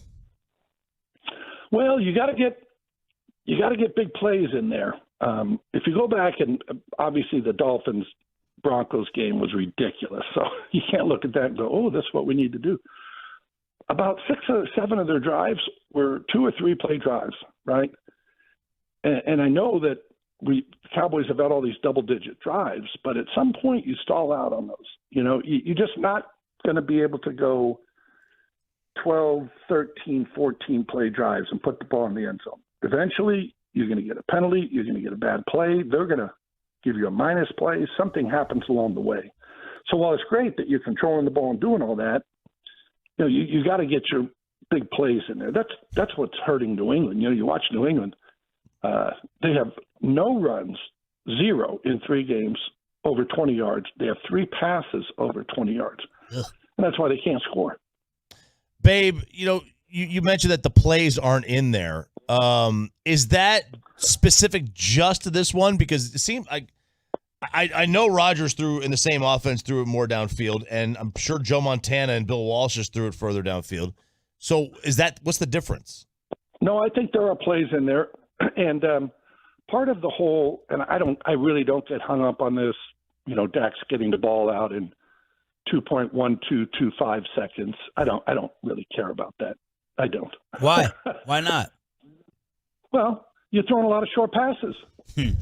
You're not going to throw a deep post getting the ball out in 1.78 seconds. Right? So if you want to live and die by how quickly your quarterback's getting the ball out of his hand, well, you're not going to have deep throws in there. At some point, you got to do that. And I will say, and this is not. Sometimes these things get misconstrued. Dak has had some opportunities that he has passed up. Now, is that by virtue of Mike McCarthy telling him, whatever you do not put the ball in harm's way? Is that Dak Prescott, getting tired of the offseason talk, which he is, and which you would be, and which I would be, sure, of interceptions. All he read all offseason was tied for the league lead in interceptions. And as a matter of fact, he's the first guy to lead the league in interceptions, missing 5 games. So there's all sorts of negative stats on that. You don't think that plays into your mind? I mean, it's a rhetorical question here. So I've seen there were plays in here against Arizona where I was like, oh, he said, I'm up there in the booth, obviously. I'm looking at it. I'm seeing it. And I said, oh, and then he comes off to somebody else. So we'll see. I think there will be a balancing out. On the flip side, he's thrown 1 interception in 3 games, right? So the whole thing this year was, run the ball, play to your defense. So that I think that some of that mindset factors in for sure. Babe, when you hear him talk about the offense, even I thought it sounded like a little bit after the Jets game. When he talks about the offense, does he sound like a guy who feels like he could be doing more than he's being asked to do? You know what's funny? And again, this is not a dig on Dak. How about that? Put that on a bumper sticker. Dak is always going to say the right things. Yeah. Right? He's always going to say the right things. So I kind of don't. I kind of don't listen to what he says. No, I mean, we know that. Hey, Troy Aikman was the same way. Garrett, same way. Colorful guy. Garrett, I'll never forget. I went down. I was covering the Miami Dolphins, and Jimmy Johnson were playing Barry Switzer and the Cowboys, like a year after Jimmy had left here. They send me down. TV station sends me to Miami. Now they won't even send you to Arlington. But I'm down there in the locker room, and I swear to you, if you Dan Marino was playing. If you closed your eyes, you heard Troy Aikman because he was saying nothing. I mean, Marino. He was just giving you the stuff that he'd been saying for 15 years. Right. And I think Dak's at that point where he knows he's not going to stir it up. How many times have we ever heard Dak do any press conference? Yeah. And you throw Jason Garrett in there as well, where he walked out and said, God, what do you think he meant by? Right? It doesn't happen. Now, that's a great quality to have in your quarterback. I want that guy as my quarterback, as a head coach. I know I don't have to worry about, hey, Justin Fields, right? We saw the comments. Then all of a sudden you create a firestorm. Yeah. So, Babe Laufenberg here on The Fan. What do you make of the red zone issues? I think they end up balancing themselves out for the most part. at the end of the year. This was, as you do know, this was the number one red zone team in the NFL last year. They scored touchdowns 71% of the time. Kansas City, who we all love, their offense and their quarterback and their head coach and all that, they were second. So last year, they were able to put the ball in the end zone. I think, again, it's going to balance itself out a little bit. One thing, too, that people don't bring up, and Dalton Schultz led this team in red zone touchdowns each of the last 3 years. So Dalton Schultz isn't there. You got capable guys, but they're all young. Yeah. You got Ferguson and Hendershot are second-year guys, and then you got a rookie.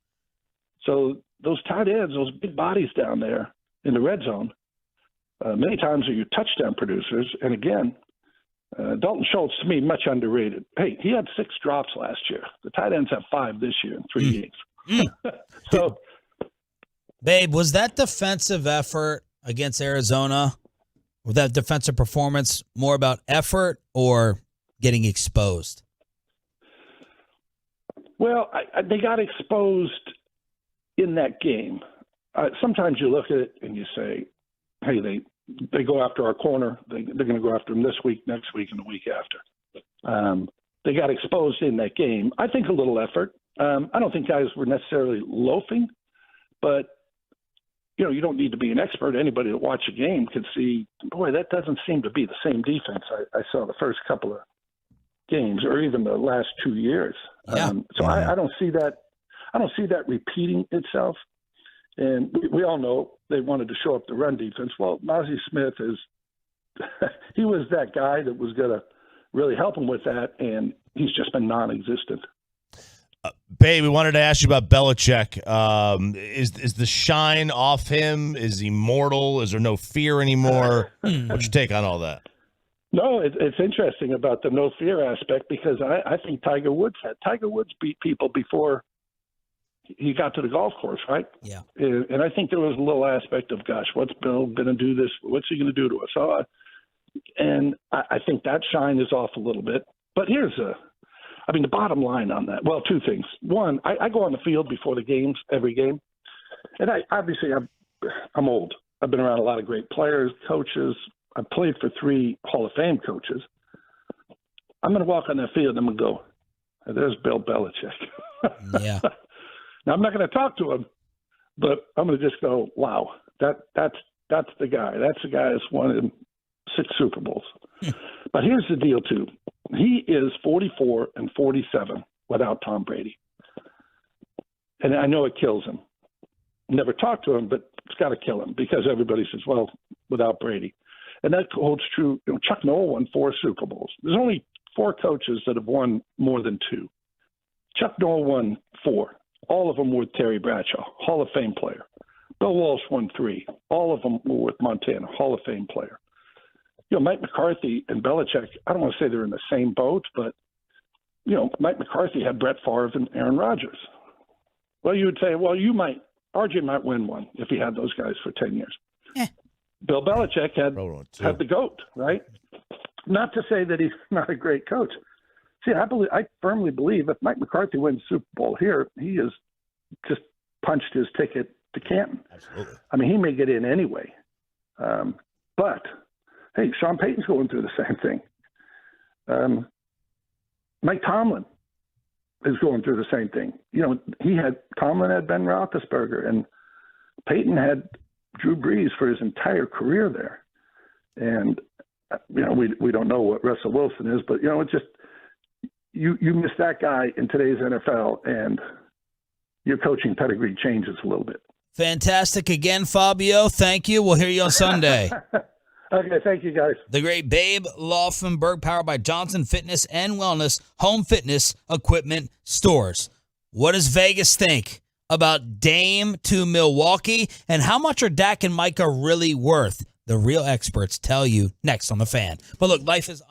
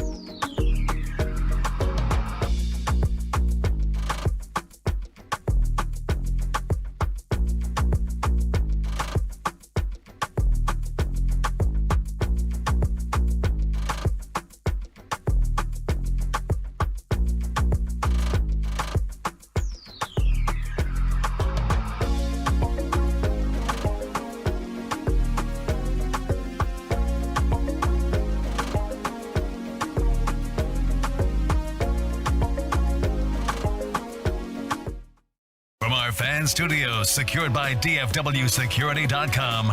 This is Sean and RJ on 105.3 The Fan. Final hour fist pump time live on the Fan Cam, Twitch, YouTube. Thank y'all for turning it on and leaving it on. DFW Sports Station. The Rangers are winning. We got Thursday Night Football. And you got Sean, RJ, and Roberto on your home of America's team. Patrick Walker, DallasCowboys.com at 9:20. That is Bobby breathing into the mic like a creep. Speaking of creeps, real quick, I know we talked about this yesterday. That Mac show, that new dating show where they're like naked. I looked at it for a second. Humongous mistake. Really? Oh my God. Not attractive? Yeah, not attractive. Is that the Naked Attraction? Naked Attraction is the Naked Attraction, dude. It was a lot more than I bargained for. You saw Full Frontal? Oh my God. Don't do it. Really? Don't do it. How'd they look? Don't do it. Just don't. Bobby, stop pumping your fist. No one cares what your creepy look and you breathe into the microphone. Would you rather look at me doing my fist pump for an hour or Naked Attraction? Penises. Just don't do it. I hope my son's not in the Settle car. down just a little bit. Yeah, I hope my son's not in the car right now. Man, you talked about it yesterday. You got me intrigued. I was like, what is this new dating thing? Back up. Really? Out. Oh, I'm in. I'm gonna check this thing out. Gosh, it was disturbing. Wow. 877-881-1053 is the truckwreck.com text line. Dame Lillard traded to the Milwaukee Bucks. Everyone basically in the NBA world is saying this is a dream fit. This is exactly what Giannis needs. It's a perfect complement, and the Bucks are the favorites to win the championship, and that includes Vegas. So the Blazers went from 100-1 to 250-1. The Suns, getting some cheap depth, which they desperately needed with their big three, went from 8-1 to 6-1, and the Bucks slightly improved 7-1 to 7-2. That's plus 350. So, who is the favorite to win the NBA championship with the Mavs opening up camp yesterday? Milwaukee. Milwaukee. It is Milwaukee. Who is second? Boston. Yeah, I'll go Boston. No, you know better than that. Denver. Yes, other conference. Sucker bet. Man, Choppy has been stalking Jokic. Let me tell you something. He's been stalking Joker. I don't know. For months. Bobby, can you do me a favor? Can you look at the Denver Nuggets over-under win total? Sure. All right. I am taking I don't know what it is. I'm taking the under. This team might not even make the playoffs. 54.5. 54.5? Under. Under. Dude, Jokic still has his shirt off partying. He really does. He literally, every week there's a story about Joker just sitting there partying it up in Serbia, which I have no idea what partying in Serbia has got to be like. A lot of smoking, I would guess. We see it with all the videos. Yeah, but they're all at night, so it's like ripping cigs. Yeah. That's what he's doing. He's ripping cigs. He's down in probably that Eastern Euro trash vodka. Cigarettes and Stella, baby. The beer. Like, come on, man. Like, this guy is going to be in the worst shape of his life. And that's saying something for him. So I have no doubt. I mean, he's got guys that were there with him. Teammates that are with him right now. Djokovic was at the last party. I saw Novak. Oh, yeah. Milwaukee, Denver. Novaks is his nickname. Novaks Djokovic.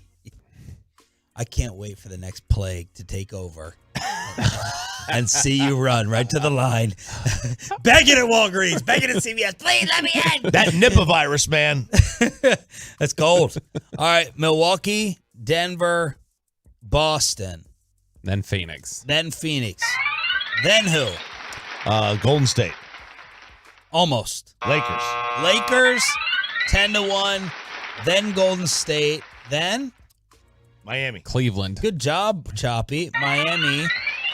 Almost Cleveland. Clippers. Cleveland is tied with the Mavericks, Memphis, and Philadelphia at 25-1. Are you surprised the Mavericks are included, and the Cavs, included with the Clippers and the 76ers, or that Memphis is up there? A little bit. Now, the thing with the Clippers and the Philadelphia 76ers is like there's injuries, I mean, obviously Kawhi never plays. Right. And obviously there's turmoil in Philadelphia. Right. The interesting thing there is that you're lumped in with Cleveland. Ugh. Dude, what's up with lumped this? in with Memphis? Yeah. What's up with this Luka injury story? You sent something a few weeks ago when he was playing in the FIBA World Cup. He told reporters, my leg is not okay. And then he initially suffered this injury in March. I do not know what to say. It's not okay. At the same time, I have to prepare for one more game and then for a whole season in the NBA. He would go on to say he'll play no matter what, as long as he's healthy. But he said, I haven't slept much. The sensations are still very strange. The legs were heavy. I hope we play better in the next game, but we'll see how my leg will be. What the heck? Man, I'm hoping that's poor translation. Yeah, I know. That's what I'm hoping It could be. And then yesterday he was very vague about it. Yeah, I don't know what it is. I mean, seriously, like this could be anything. But for it to be impacted as sleep, yeah, and then to be heavy, and I'll tell you, oh, we know they're usually heavy. If you saw that video of him on the basketball court trying to touch those cones, it looked like he was wearing leg weights. So maybe his legs are heavy. All right, I need to know I didn't see any Mavs reporters talking about how thin he was yesterday, though. Oh, yeah, like we didn't have best shape of my life season talk. Yeah. He didn't look heavy, though. He didn't look heavy, but he didn't look like really thin in the highlights I watched with him and Kyrie. I mean, it's been 2 weeks since we saw a video of him. That's enough time to load up. To load up. I don't know. Look, have you seen how he's debuting his new shoe here in a couple weeks, I guess? No. He's debuting it with a 3-on-3 basketball tournament in Slovenia, and the court is on a lake. So he's playing on it's this court that's just floating out in the middle of a lake. And so I don't know, he's going to get some good cardio in there. That seems cool. On the water. Yeah. And then hopefully he works off the rest of it before the season starts. All right, so Chop, this is just for you. You always talk about who's worth what points in Vegas. Right. Okay? So Bet Online sent me this. Who's worth the most points and how much are they? Talking about football? Football. Okay. I would say it's Mahomes. Patrick Mahomes is number one. How many points is he worth to a spread? 4.5. That's more than that. I think it's more than that. You're pretty awful today, Bobby. Thanks. So, like every day. Look, he's trying to start a fight already, Chop. It's working. Yeah, hour number 5. I think the record in Vegas is 9.5 by Rodgers. I will say he's worth 8.5. 7.5. 7.5. Okay. Does anyone want to guess who's number 2? Worth the most to a line. There's 4 guys tied. Dak Prescott. I'm kidding. Josh Allen. Josh Allen is one of them at 6.5. And it's how many guys tied? 4. 4. So 3 more guys tied at 6.5. Hurts. Yes. And then it's going to be Burrow. And then Tua. Rodgers. Okay. Oh, he's back. Yeah, Rodgers. He's pulling up the rear like normal. So those are all the guys. And then Justin Herbert's worth 5.5. Trevor Lawrence and Tua are worth 5. How much is Dak worth? I think we figured out that Dak, I thought I saw that he was worth, it's either 3.5 or 4.5. 4.5. I'll say 4.5. 4.5. It's 4.5. So if Cooper Rush was 4.5 out point against New England, it'd be a 4.5 point difference. So the way Vegas does it, each win is 33 points, right? So what's 33 divided by 4? How many fours is 8? 8. It's 8.25. 8.25. So he's worth 8.5 wins per year. And then Deshaun Watson 4.5. Chris Arnold, by the way, texting. Luka looked thinner, not shockingly thinner, but thinner than last season. Not more muscle either. LOL, just thinner. So there is CA on the scene, baby, as always. Does it say what point spread Kellen Moore's worth as a play caller? Top 5 biggest value difference. No, but I do have coaches. Oh, Smart cool. ass. I do have coaches. That was a real question. Head coaches. I'm actually interested to see what they did because there was a study done that no coach has ever been worth more than 1.1 wins for the year. So I'm interested to see what Vegas says here. All right. So who do you think is worth the most if this coach is not there? Andy Reid. He's tied with someone. Kyle Shanahan. No. Let's go, Bill. It's Bill. Bill and Andy, 2.5 points. They're going to throw me Saban and Dabo, too? There were, if Saban was in the NFL and Dabo, maybe. Pete Carroll and Harbaugh 1.5 points. Mike Tomlin's worth 1. Top 5 offensive non-quarterbacks, would you like to guess? So there's 12 players who are worth more So than the half. biggest value differences between quarterback, starter, and backup, just to reset, Chiefs, Browns, Chargers, Bengals, Bills. Now, non-quarterbacks who make the most difference on the line to bet. McCaffrey. Good job. Yeah, he's going to be on there. Kelsey will be on there. Kelsey is... You need a reset day. I'll take tomorrow. You should. I wouldn't even mind it. McCaffrey's 1, and then Kelsey, you ended up being right, lucky. Kelsey, Henry, and Tyreek are worth 2.5 points. Justin Jefferson is worth 2. Okay, what about is Bosa and TJ on there, or they're just doing top 5? They're Well, just that's doing top offense. five. Offense. Offense. Okay. Yeah. Defense now. The biggest one would be, probably Watt. Watt and Mike are tied. They're worth 2 points. So Micah Parsons ever missing a Cowboys game, they say the line will be affected by 2 for you bet QLers out there. Bosa and Myles Garrett, 1.5. Aaron Donald, 1.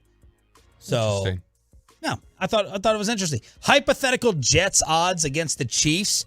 What is Taylor Swift going to do to these Sunday Night Football ratings? She's timing this out for Sunday Night Football. She's showing up to the Jets game. So they did hypothetical Jet QBs against the Chiefs.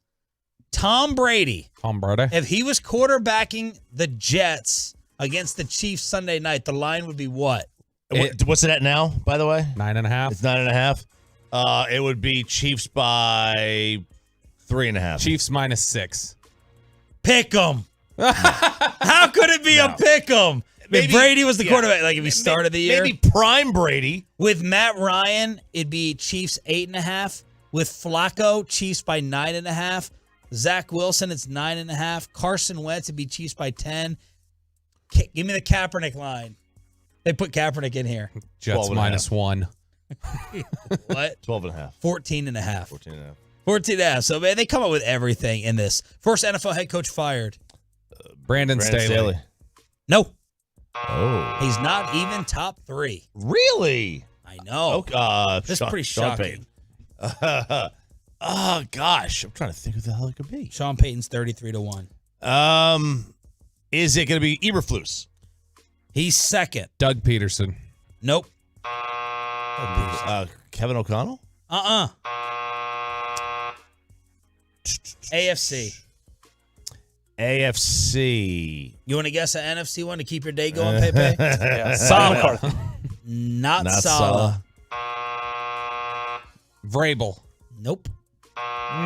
This doesn't make sense. McDaniels. It is McDaniel. Why? That doesn't make sense. Yeah, they're cash poor. They're not going to do it because they're bad. That's why. They're bad. Is this his second year, though? It's his second year. He's already screwed up the quarterback position again. Like He's it's just, screwed up several times throughout his career, too. He didn't screw it up with your Garoppolo-Baker fight. No. The EPA most efficient. He's efficient. By getting rid of Carr.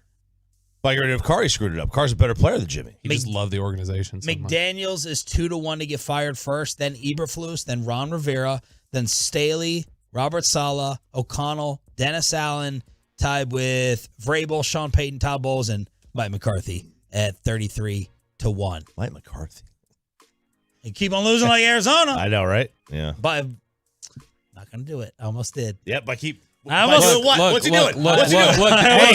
Hey, the defense has to be better than they were last Sunday. If the defense plays like that, they're not going to win many football games. Say it. We have our truce. We're almost through our truce. What's he doing? I Still don't know what he's doing wrong. Defense was not good on Sunday, Sean. KMC, I should have kissed you yesterday when we were face to face. I should have. Crosstalk with KMC. They'll try to ruin my Bobby truce for today. But, man, why are all these Cowboys still not practicing? Patrick Walker, DallasCowboys.com is next. But why do you still not have DFW?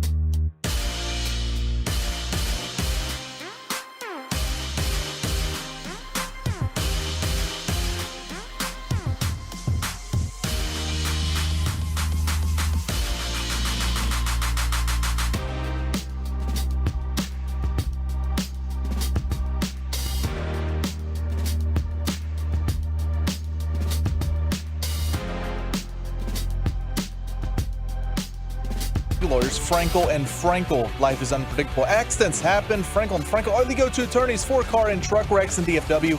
If you or a loved one have been in an accident, contact the Frankels today at 214-333-3333 or go to truckwreck.com. Crosstalk with KMC coming up at 9:40 this morning. Sean Sharif, RJ Choppy, and our Cowboys insider Bobby Belt. We're joined by another insider, Patrick Walker from DallasCowboys.com, brought to you by WinStar World Casino and Resort. Proud to be the casino of the Dallas Cowboys. Please game responsibly. Your most fond or favorite memory of Ezekiel Elliott? Most fond or favorite? Wow, there are several to say the least. Which 2-yard run was your favorite? Well, first, let me just say good morning to Sean, RJ, and that other guy. Yeah. So let me lead with that. But I'm going to go with. Can I call it a tie? Can I Sure. get to? Yeah. Okay. I'm going to go with the kettle hop because not only was it fun, but it ended up raising millions of dollars for the Salvation Army. But as far as on the field, it's got to be Philadelphia Eagles, the hurdle. The hurdle in Philadelphia, where if the turf monster doesn't get his toe when he lands after that hurdle, then it becomes a touchdown after that. But that was fun because of it showed his athleticism. It kind of reminded you that he has that ability as far as jumping over guys, which is something that we enjoyed early in his career before the coaching staff said, yeah, stop that. And against who it was against the Philadelphia Eagles, and it was in Philadelphia. It was just one of the best football moments that I've seen. So I'm going to go with that, and it's a tie with the kettle hop because of what it was able to do to help out the less fortunate. Do you think that the Cowboys are missing any of Zeke in the red zone? That's a layered question, and here's how I'll answer it. I think they miss him from a comfort standpoint. They miss him, or they miss knowing that, hey, if it's short yardage or if it's first and goal, we have the hammer back there, just hand it off, and more often than not, he'll get it in there. I don't think they're missing the skill set per se, because I think they have that skill set in a guy like Hunter Lipke, but they don't have the comfort with a guy like Hunter Lipke just yet. So I think the security blanket is gone. That's what they miss. They don't have the security blanket, which is a psychological thing. But talent-wise, if you look at what Hunter Lipke, for example, can probably do in those short yardage situations, maybe even Rico Dowdle, give him a chance to at least try to be that hammer. I think you'll find that the Cowboys are just fine in that capacity. But it also goes to execution as well. So you look at the Hendershot handoff against the Jets, I believe. And, if he plants his foot in and looks up and looks left, he falls in for the touchdown. Now, that's a lot to ask for a tight end. That's why you give it to a fullback. That's why you give it to a running back. So I think that the skill set necessarily as far as short yardage, that's not missed. I think the build is there in Hunter Lipke. They just need to give him those reps. So, yeah, they miss Zeke because they don't have the comfort there. But as far as, what he can do, I think you can get that in a couple of these other guys. Patrick, are you at all concerned that, it's 3 weeks in, no wide receiver touchdowns, or is that a complete quirk of the first 3 games? I'm concerned, but it's not panic button concern. It's weird. It's like you said, good word. It's a quirk. Like what's happening here, and then you go back and you look at the film, and you see guys getting separation. And I have this week's Science Lab column that drops at 10 o'clock Central Time on DallasCowboys.com. Shameless plug.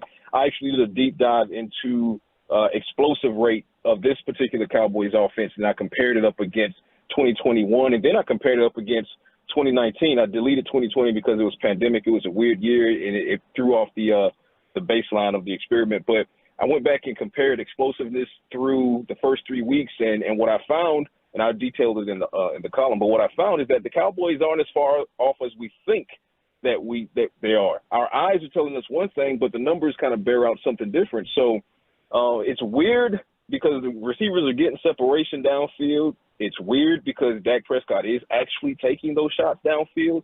It's just that the success rate is not there. And it's not because of drops. I mean, we're not seeing a lot of drops on goal routes or anything like that, or, deep inside routes or anything. I can't really put a finger on it. But when it gets to the red zone, I can put a finger on it. It's execution.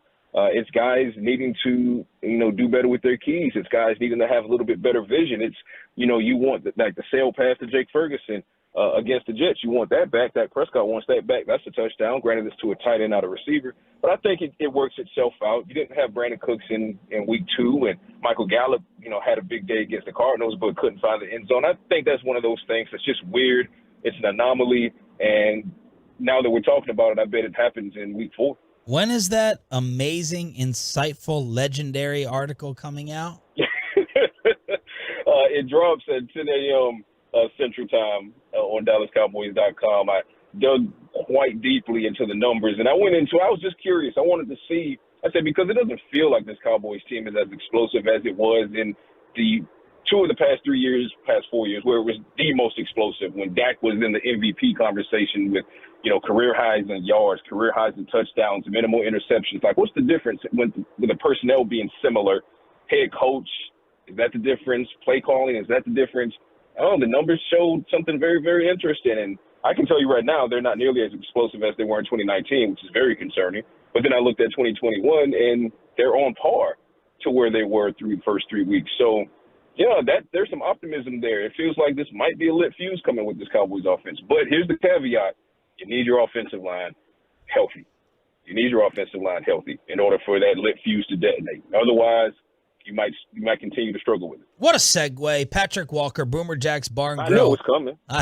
Boomer Jack's Bar and Grill hotline. So they tricked us all last week. They may have tricked themselves a little bit. How concerned should we be? Who do you think is in and out with Biotish, Zach, Tyron, missing practice yesterday, along with Adoga limited with an elbow? At this point, it's getting impossible to discern who's going to be in and who's going to be out. It's been a very weird season in that capacity. Tyler Smith suffers the hamstring strain ahead of week 1. Tyler Smith said, he could play if he needed to play. Cowboys exercise, a heightened level of caution, hold him out 2 games. His first game back, you suffer a Thursday injury to Tyler Biotish, a Saturday injury to Tyron Smith and Zach Martin, who earlier in the week, he sat here, he told you guys, because I listened, he told you guys that he was fine. And then he didn't play. We get to Arizona, Tyron Smith is active. He's named offensive captain. And then in the press box, I get a text message that they're still deciding on him. So I head down to the field, like, what's going on, trying to figure some things out. Out march the offensive linemen to do their pregame drills, and Tyron Smith is holding his helmet. He's a no-go. So it's impossible to know which of these 3 guys, if any of these 3 guys, will be back on Sunday against the Patriots. All I can tell you is that Tyron Smith was out with a knee injury yesterday as far as did not practice. I wonder if that would have been a veteran rest day for him anyway if he didn't have the knee, because they gave CeeDee Lamb and DeMarcus Lawrence a veteran rest day. Zach Martin and Tyler Biotish, they were with the rehab group, which was as expected. Mike McCarthy said they would be. So I will say this. Today is a massive day, not only for those 3 guys, because we want to see if they practice at all, if they can be ramped up. That will tell us where the needle is pointing. But also Thursday has become Halloween for the Cowboys recently. So let's just keep our fingers crossed that there are no new injuries that crop up as well. They were talking this week in the locker room already and after the game about it being a wake-up call against Arizona. And that, Jay Ronker saying, I hope the Patriots try the same things they saw on tape, because they're going to get a different attitude. They're going to get a different defense. Is this a week where you going up against a team that lacks explosive playability in New England? If there are struggles this week defensively, do we start saying, okay, there's something broken here a little bit? Like, this isn't just you're sleepwalking. Like, there's something fundamentally that the Cowboys need to address on defense. I would say to a degree, but not entirely, and that's because we saw them. If we're talking specifically about explosive plays being allowed in the run defense, we saw them bottle up what was supposed to be a Giants offense that Darren Waller and Jalen Hyatt and obviously Saquon Barkley, and this is the year the Giants explode, and Cowboys put it on film. That's why the Giants are struggling. The Cowboys put it on film. This is how you stop the Giants. Week 2, yes, it was Zach Wilson, but what was said? I mean, there was one particular guy out there that said the Jets would run for over 200 yards between Breece Hall, Dalvin Cook. Neither one of those guys rushed for more than 9 yards. So you have those 2 instances where the Cowboys defense performed masterfully in stopping explosive plays, performed masterfully and stopping the run of the opposition.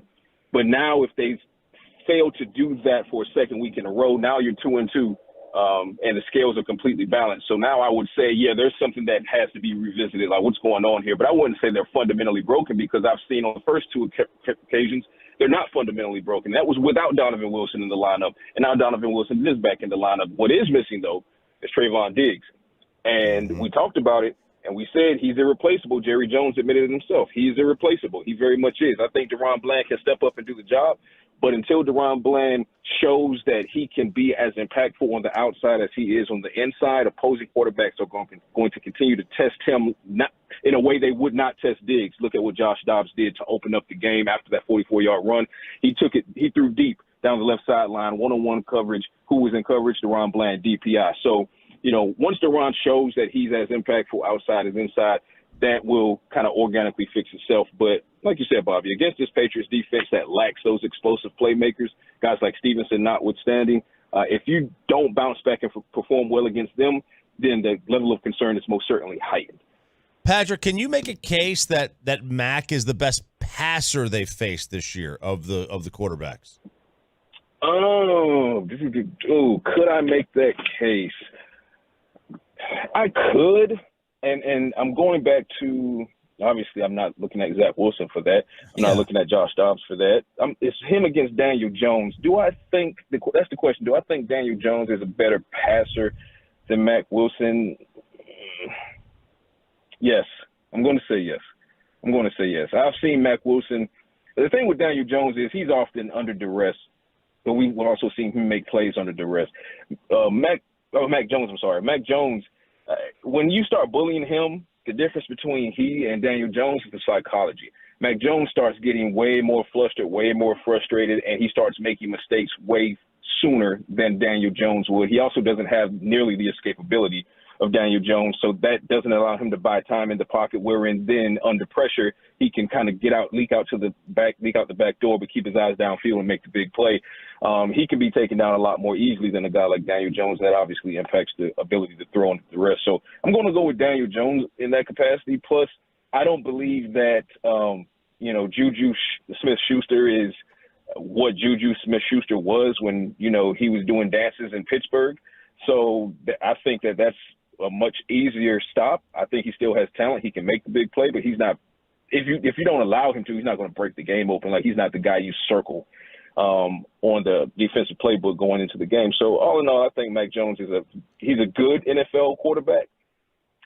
I think Daniel Jones is a better NFL quarterback, but Cowboys still need to lock down. They don't need to think like that. And I know this is us having this conversation, but they need to act like they're going against Aaron Rodgers every week from this point forward, because they took Josh Dobbs lightly and he made him pay for it.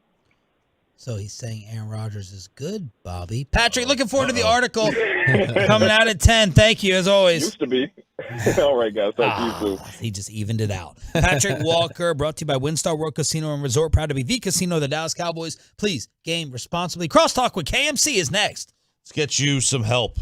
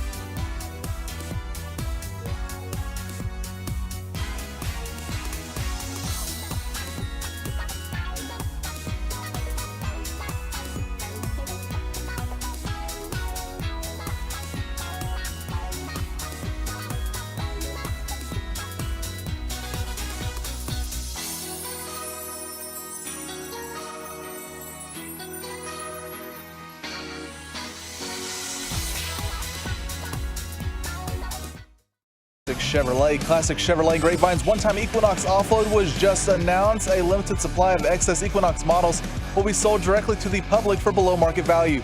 See them all today at ClassicChevrolet.com. Do not wait in less than 10 days, Bobby. They could all be sold at Classic Chevrolet. Stop talking in my ear, relax, enjoy the difference, and find new roads. 2-2 pitch and a drive hit to deep right field. Phillips going back at the wall, and that is off the wall, and that is history. He cleared the 8-foot home run line. And the Rangers have their insurance. It's 4-0. Kevin Hagan, magic numbers are now what? 2-1. 2 for what? 2 for 1. 2 for the division, 1 for the playoffs. Good job. And to avoid the three-way tie. Kevin. You're going to do it today. You're not a fan of trips? Not in this instance, call that because we could choppy. lose.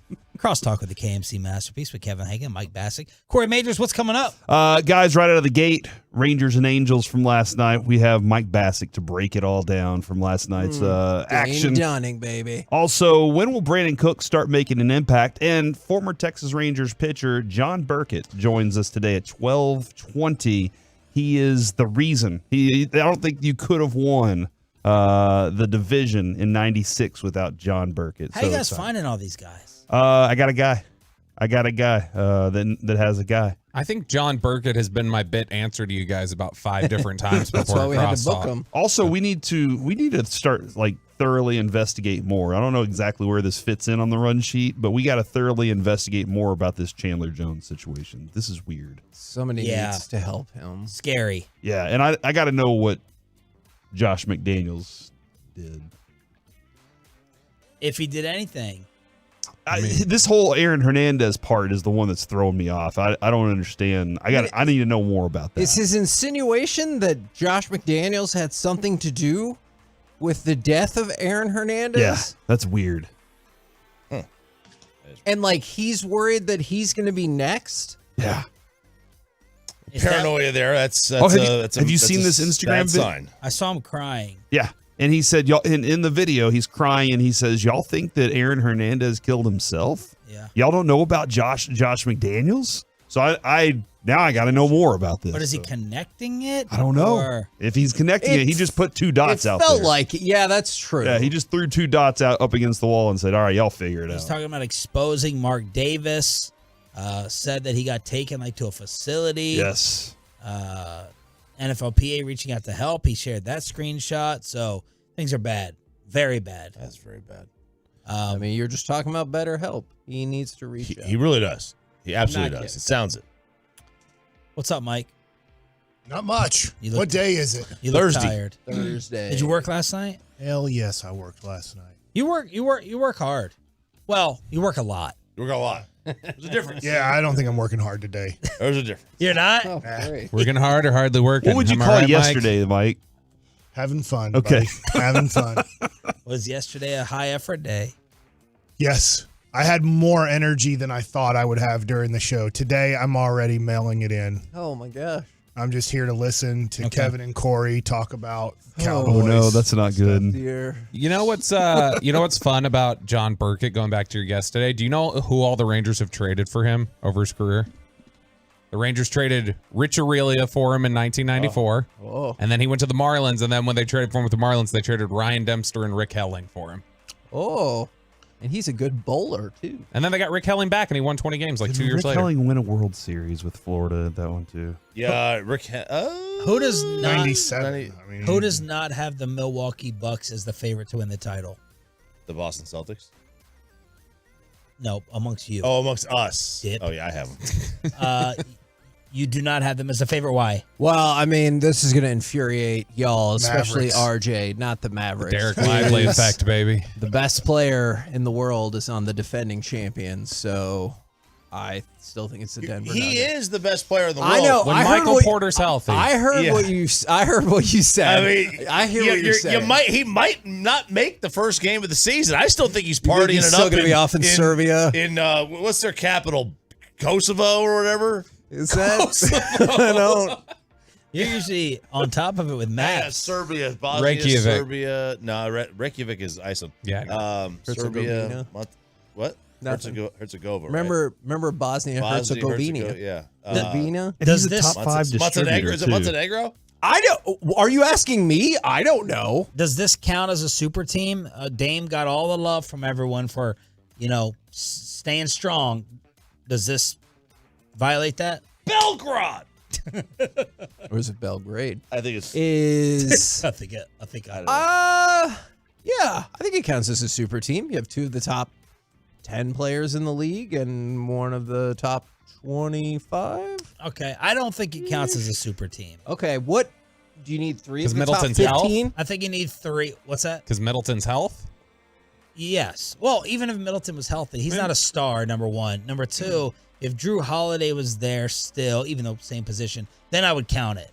So Like you with have- all 4 of those guys. Yeah, all Okay. 4, or if Okay. Middleton was a star. Okay, But right now it's like 2 and a very nice side gotcha. piece. Do you think they're the favorites, though? Yes. Okay. Over the Mavs? You picked the Mavs last year. You tell me. What's up with Lucas' leg? Look, Dame Lillard's Lillard. mysterious leg injury. Dame Lillard has to I answer think the they- question: can he beat Omax Prosper one-on-one? Yeah. That's the question before they can win any titles. Is this good for the Mavs that the Blazers are now out of the West? Oh my God. Yeah. But they said that Makes them better than, I think, 3 teams in the West, That's I think. right. That's right. Look out, playing. Here we Oh, come. yeah, they're better than the Nuggets. Have you thrown out an early I projection? accept that bet. Have you thrown out an early Mavs projection in the West? I'm going to stick with what I'm thinking before Luka came in hurt. 42-40, 9 or 10 seed, play a game, get out of there. Whoa. So not top 8. Not at all. They have no defense and no rebounding. It feels like Omax and Lively. an implosion coming. That's what I feel. Implosion, as in people are getting fired. We're getting rid think of. we're As getting- in, things are going to blow up. I don't know who yet. The Casey That's an Smith thing explosion. bothers me. I know no one's talking about that. No one probably cares, but you have a legendary trainer all of a sudden with a weird reassignment. I'm hearing some more things about that behind the scenes with some splintering. So that's worrying me.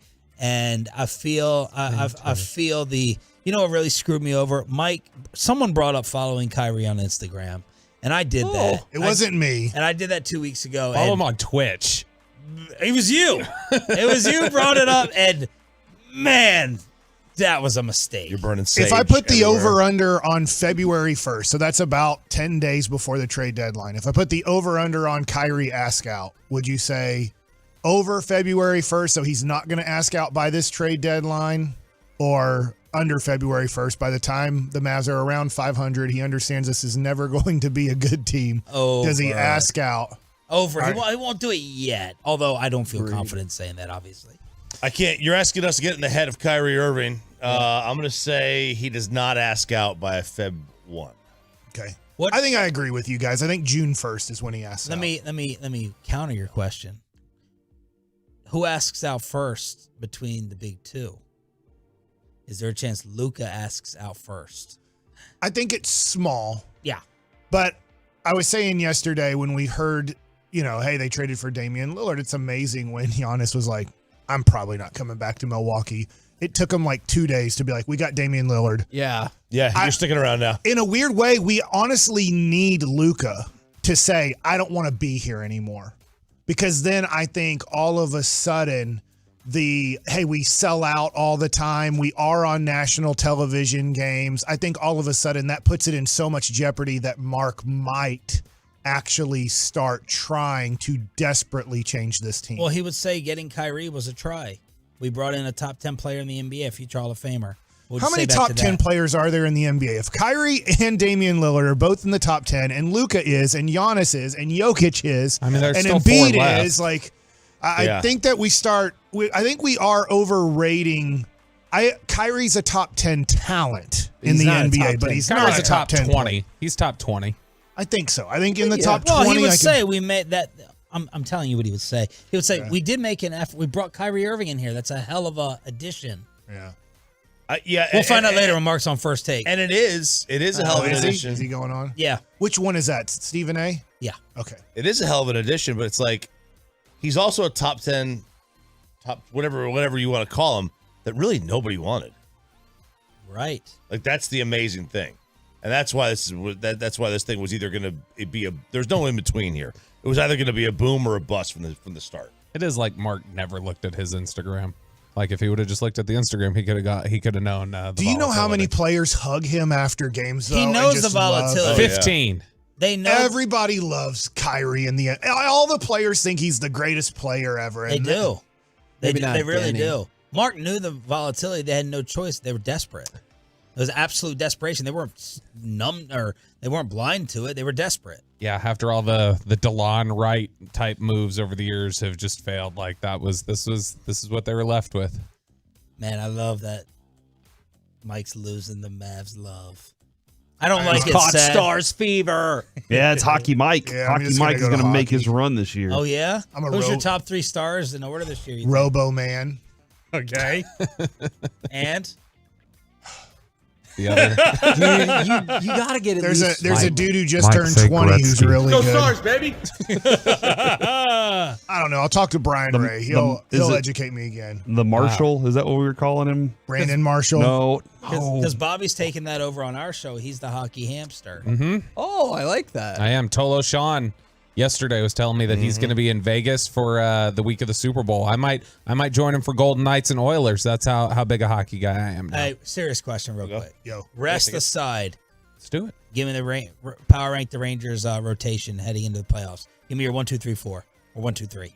Right now, Montgomery, Dunning, Evaldi. That can change. Obviously, Evaldi has 1 start left, but right now he's been at best average since he's come back. Best.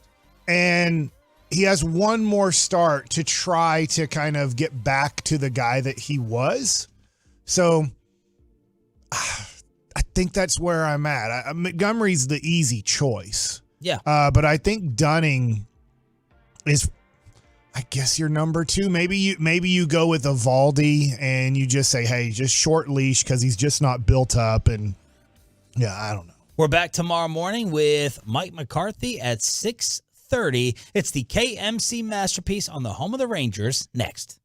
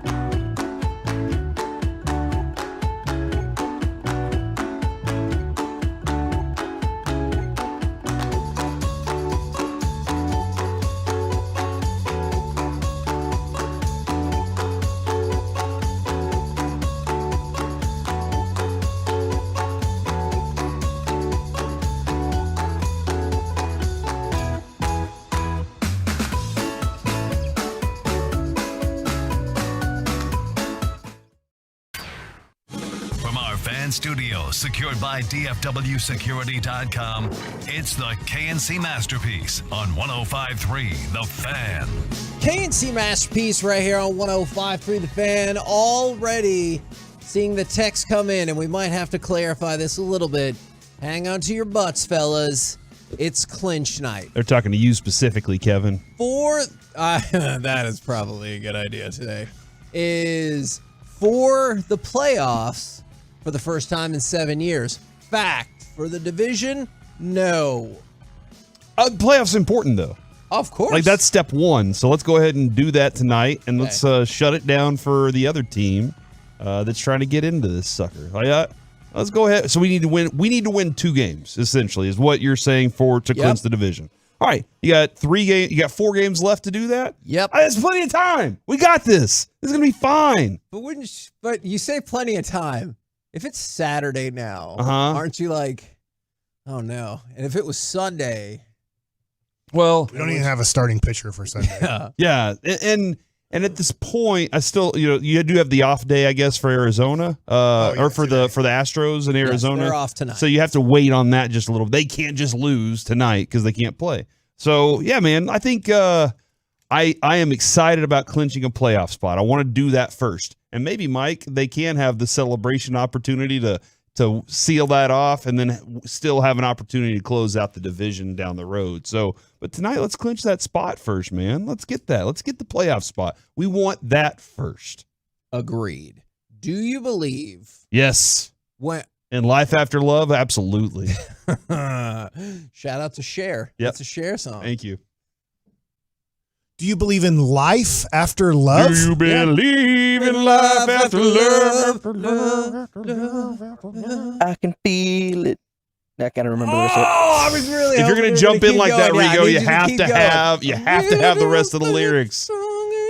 I know, yeah. All right, but Fail on my end. What was the rest of that, Kevin? Do you believe on Monday we will be talking about the Texas Rangers bye and being the number 2 seed? I think the biggest story Monday will be your check-in to the facility. But the second biggest story, probably Cowboys. Then too. But third biggest story, you know what? I don't even want to weigh those right now because I don't know. Okay, but do you? I don't know. Yeah, I think we're going to be talking about a clinch on Monday. I think we're going to be talking about, hey, look, we got the division. We're playing maybe Toronto. Maybe we're playing Toronto in the playoffs after our first round bye. But I'm looking forward to it, man. Mike, do you also think on Monday, one way or another, you'll be talking about the Rangers being the number 2 seed?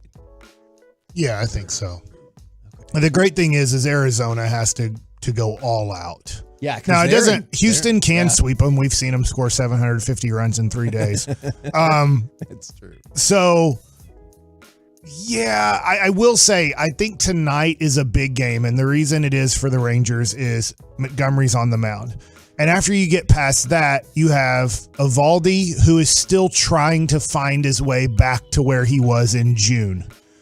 And then you have John Gray, who did have a great start in LA, but we've seen John Gray down the stretch here. We just don't know, right? That was a bounce back game that he's been having a tough end of the season.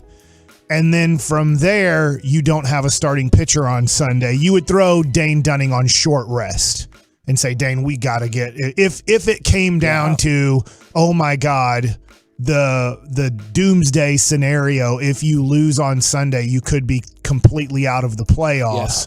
Then Dane Dunning would pitch on Sunday, and he would give you probably like 75, 80 pitches, and then you would move on from there. In fact, at that point, probably Montgomery might be a reliever in that game. You're probably about to hit some audio from this, Kevin, but can we talk a little bit about Dane Dunning's Code number 5! Dane Dunning. Sorry, I was excited about that.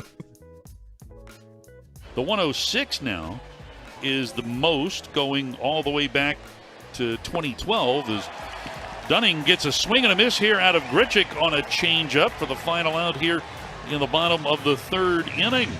Now, he said that because Dane Dunning was throwing the ball 106 miles an hour. Nice. So, as expected.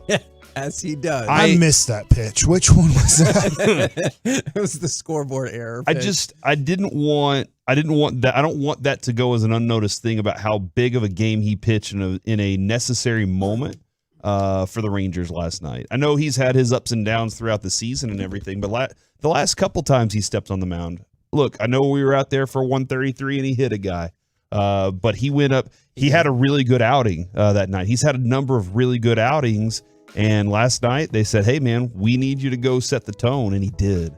And so that was awesome, man. That was a very needed thing from Dane Dunning last night. And the offense did what they are supposed to do by saying, hey, late in the game, we'll just add more runs for you. And I don't know if you look back at the Detroit game, I want to say, at the end of June, but this is surely one of, if not his best start of the season. And it could not have come at a more opportune time. And it helps, you know, like you might be in a position where hopefully you'll get some rest at the end of this week, but it helps set the bullpen up for success going into the Mariners series as well, because he gave you 7 innings. And the bullpen, look, you talk about all the time, Mike, the bullpen screws the bullpen. And this feels like a classic example where you're like, hey, we're set up for success. We just need you to get out of 2 innings. And then they kind of trip over themselves. Did not happen at all. This team and this bullpen is set up for success in this last series against, oh, by the way, a team that you effing own this year. Yes. Okay. I will look, Kevin, I'll go back to San Francisco. I know they lost in 10 innings in that one, but he did have 12 strikeouts in 7 innings. And then the Chicago game, they won 11-1. He had 11 strikeouts in that too, and 7 2/3, 7.5 innings. So maybe not the best, but even still, he's had these moments where you go, oh crap, that dude's presence on the mound right now. He's the gunslinger. You know, you're looking at a guy that's like he's taking control of the mound, and last night he did it. So let me ask you this about the bullpen. It's just a question. I don't know what the right or wrong thing is. We found it. Leclerc is the closer going into the playoffs. That's what it sounds like. Do you guys like that? Are you nervous about that? I'm nervous about it. I'm nervous. But as Kevin and I were talking about this earlier, Bochy's been very adamant about his neck injury being a problem from the early part of the season. And he thinks he's seeing a different pitcher right now. Now, Mike, you're the one that can really dissect that and say, is that reality? And I think every time we thought through the season that Leclerc had found it, then we would get the next outing, it would be like, oh no, hold on, he still doesn't have it. But I'm not sure how many are we now? 2-3 straight outings from Leclerc where we've been like, okay, that's pretty good. For the most part, like I would say like 6 out of his last 7. I don't know if it's in a row. Okay. No, that in a row. That's exactly right. Because I remember when we were talking about Bochy and he had 2 holds and 3 saves or vice versa in that same run. Okay. And so it is 6 out of his last 7. This is important. Look, I think Corey's right. I want to be confident, but again, like you've seen this bullpen this season. So I think the best I can tell you is I'm more confident now than I was a couple weeks ago. Don't ask me how confident I was then. This is a good question. And you know, Mike, we've made reference to this, and it's probably important that we go over it from the 254.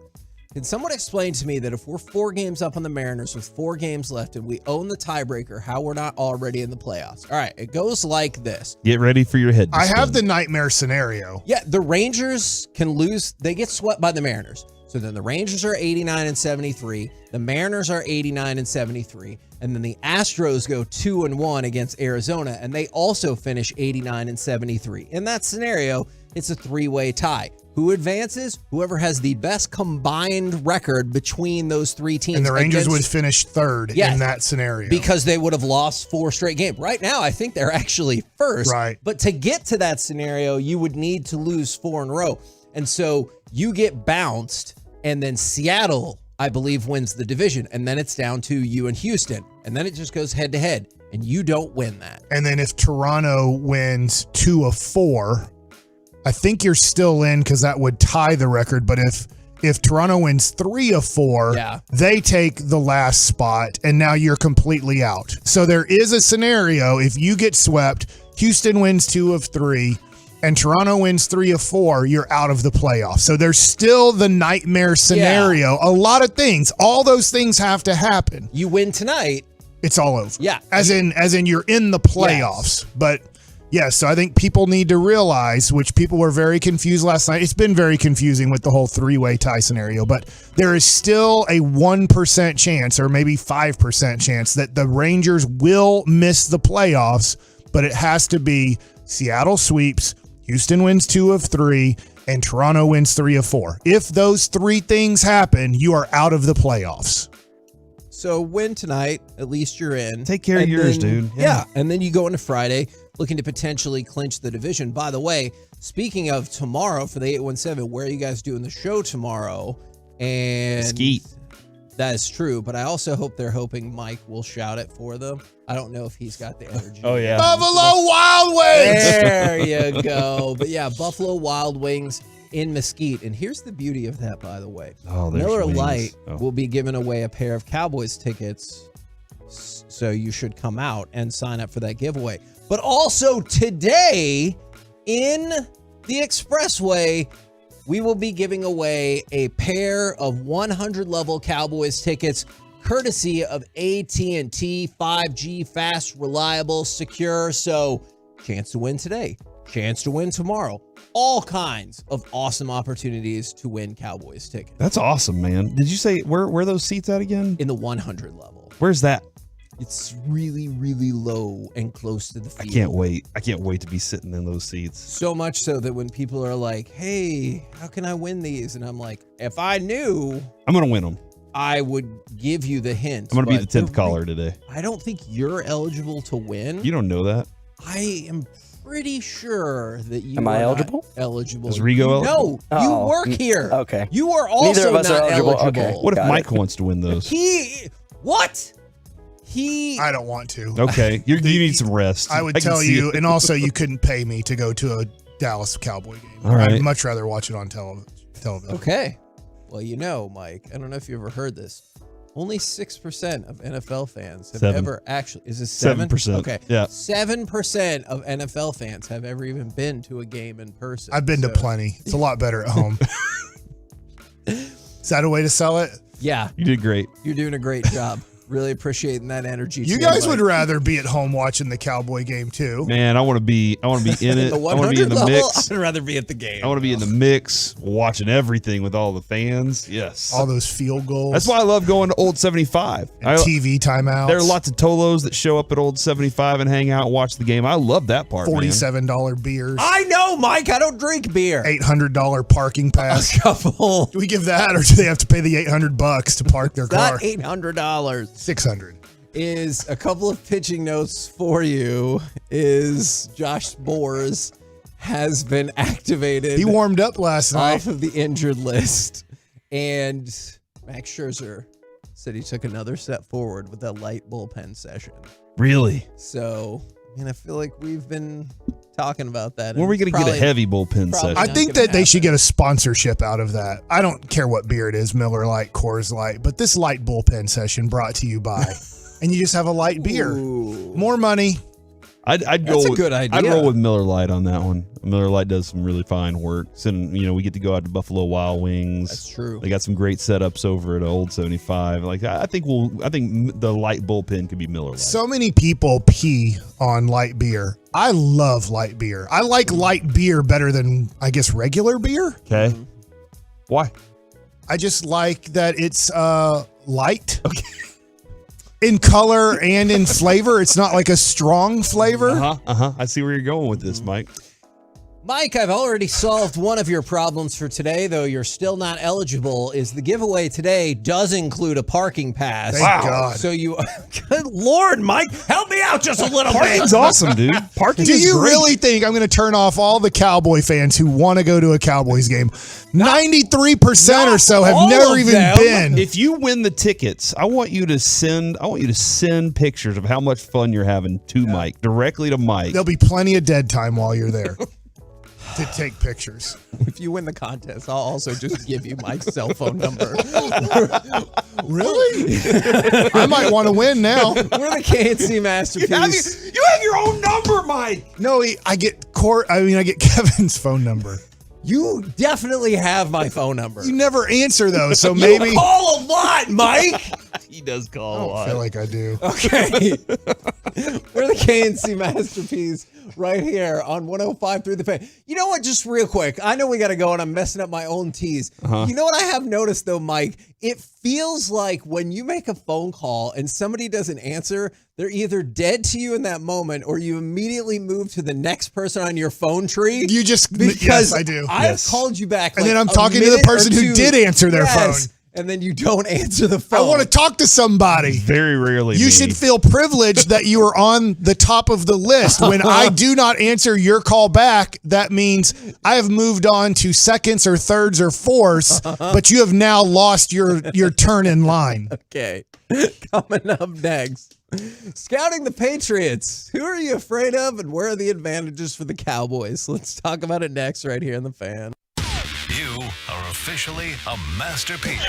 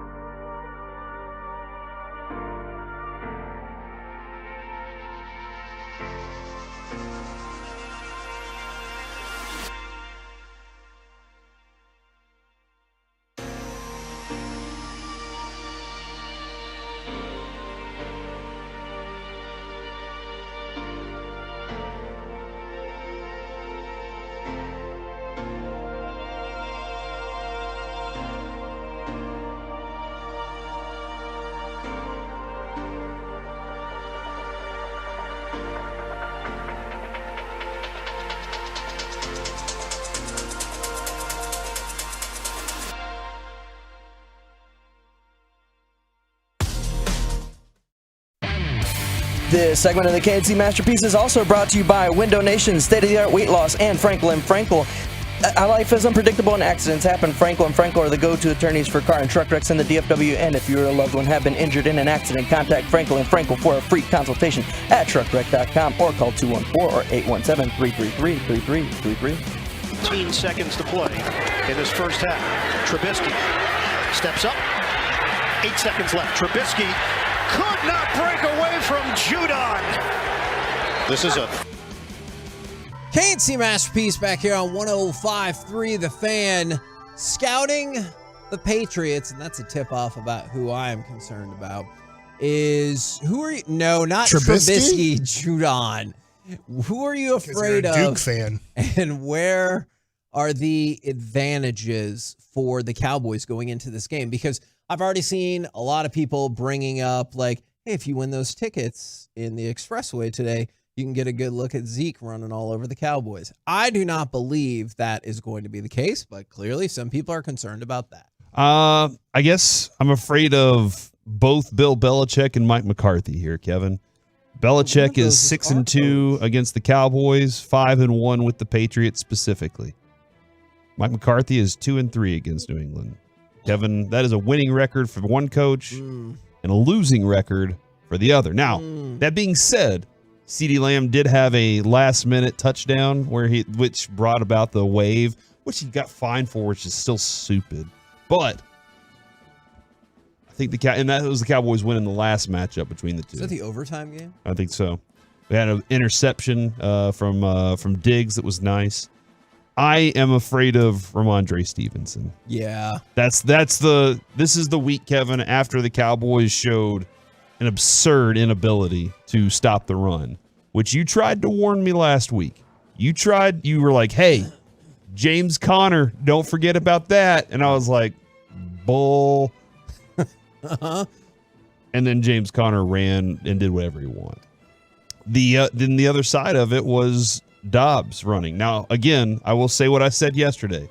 They are not going to ask Mac Jones to run any read option plays.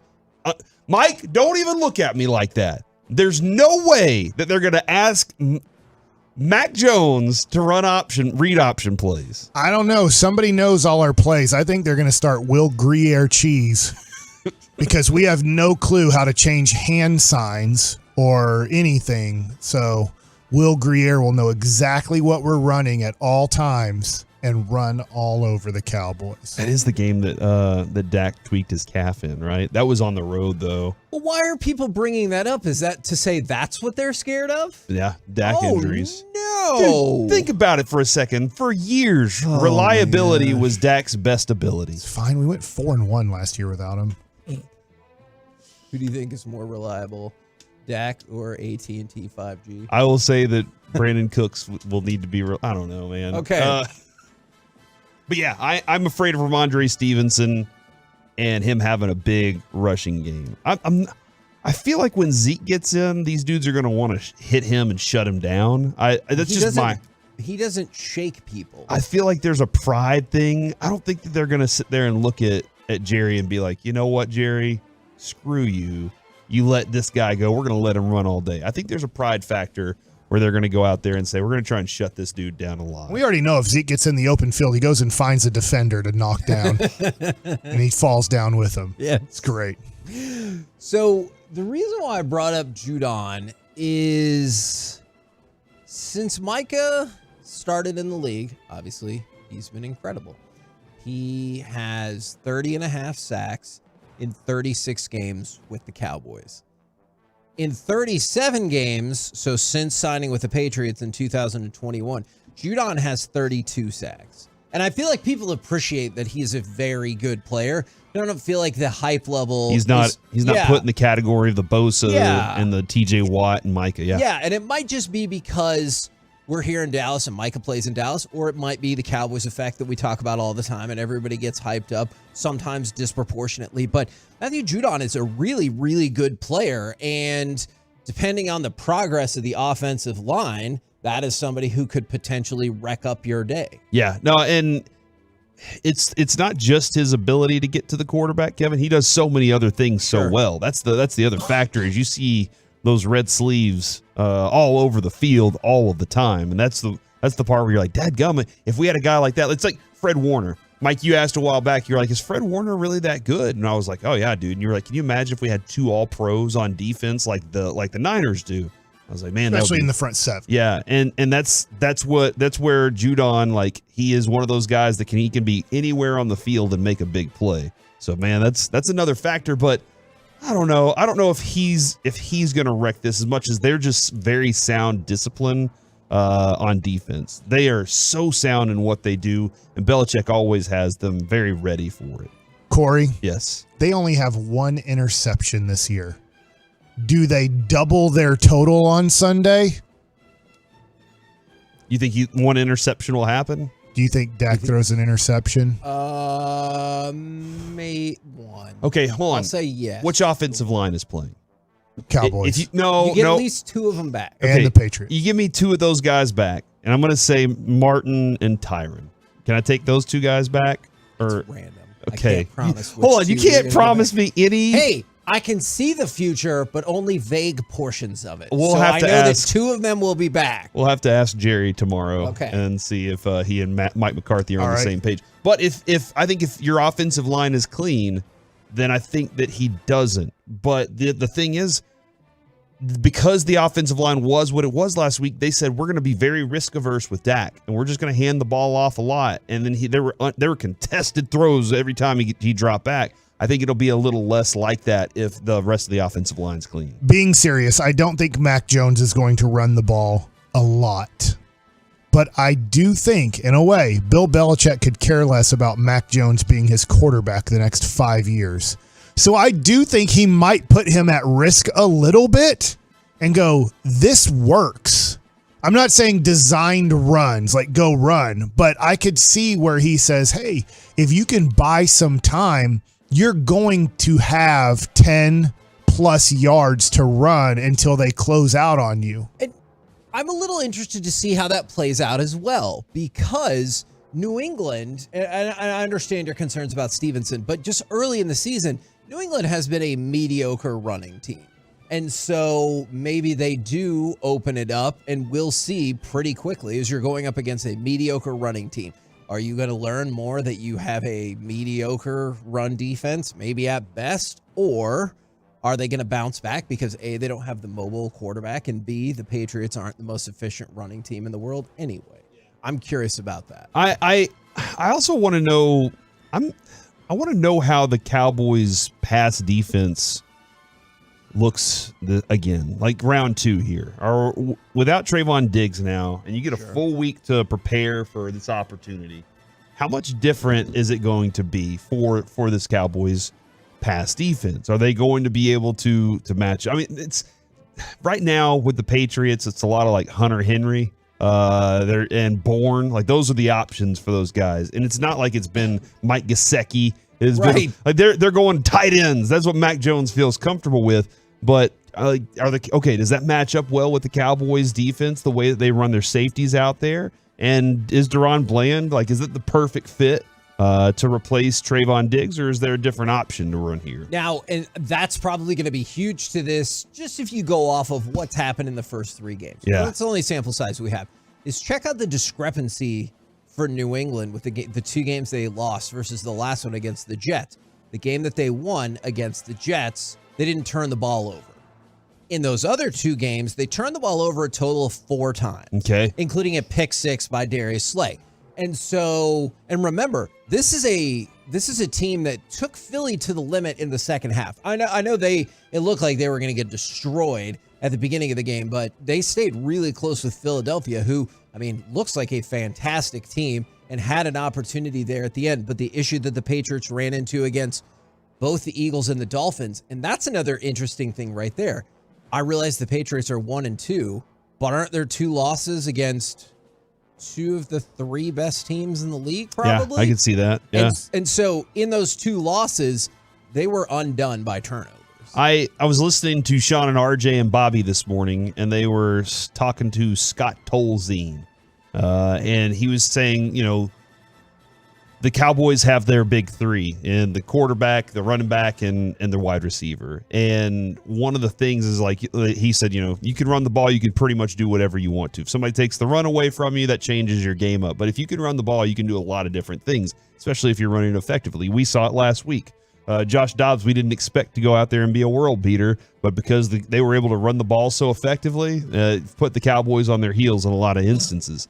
And so that's where I'm kind of looking at this team, and I'm like, okay, what is Bill Belichick going to try and take away? Because he's really good at taking away one thing from the Cowboys or from any specific team. Is we're going to take that away and deal with all the rest. We think that's the one thing that could really hurt us, but we don't want that thing to be a production maker. And last week, for the most part, CeeDee Lamb wasn't a world beater either. So will they try to take CeeDee Lamb away? Christian Gonzalez, the rookie's been very good for them so far. Yep. What are Christian Gonzalez is really do you just is it CeeDee Lamb that you're trying to take away? I do feel like CeeDee Lamb is kind of the heartbeat of this team. Whenever he's on, this team looks at its best, man. Whenever he's making big time plays down the field, or even getting some screen plays that he can make with his feet and make something big happen, I think that's where he's really good. So if I'm Bill Belichick, I'm probably saying I got to take CeeDee Lamb out of this game in some way. Now, I read the beginning of this text, and I was ready to dive into the football logistics of it. Why are we not talking about losing Zeke? But then the rest of the text says,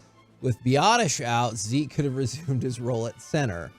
Oh, okay. That's not going to happen. Remember that play And last year? It was Corey? Zolak, not Tolzien. Yes, I do remember that play to end his career as a Dallas Cowboy, where he was He lined did up at snap it center. well. He got the ball back to the quarterback. That started the play. And the rest of it didn't go the best. I really do. I'm very serious about this. Had they not called a timeout and then rerun that play, I don't think that it would have been the same situation, because I think once they saw, hey, Zeke's lined up and that's Hold it, on. Do you think just that play run would've over his worked? ass. What? You think that play would have worked? I think that the idea, and by the way, again, it is Zolak, yes, for those texting in. The idea was, let's get this play out there and get it off real quick, and all of a sudden, we can make some chaos happen, maybe.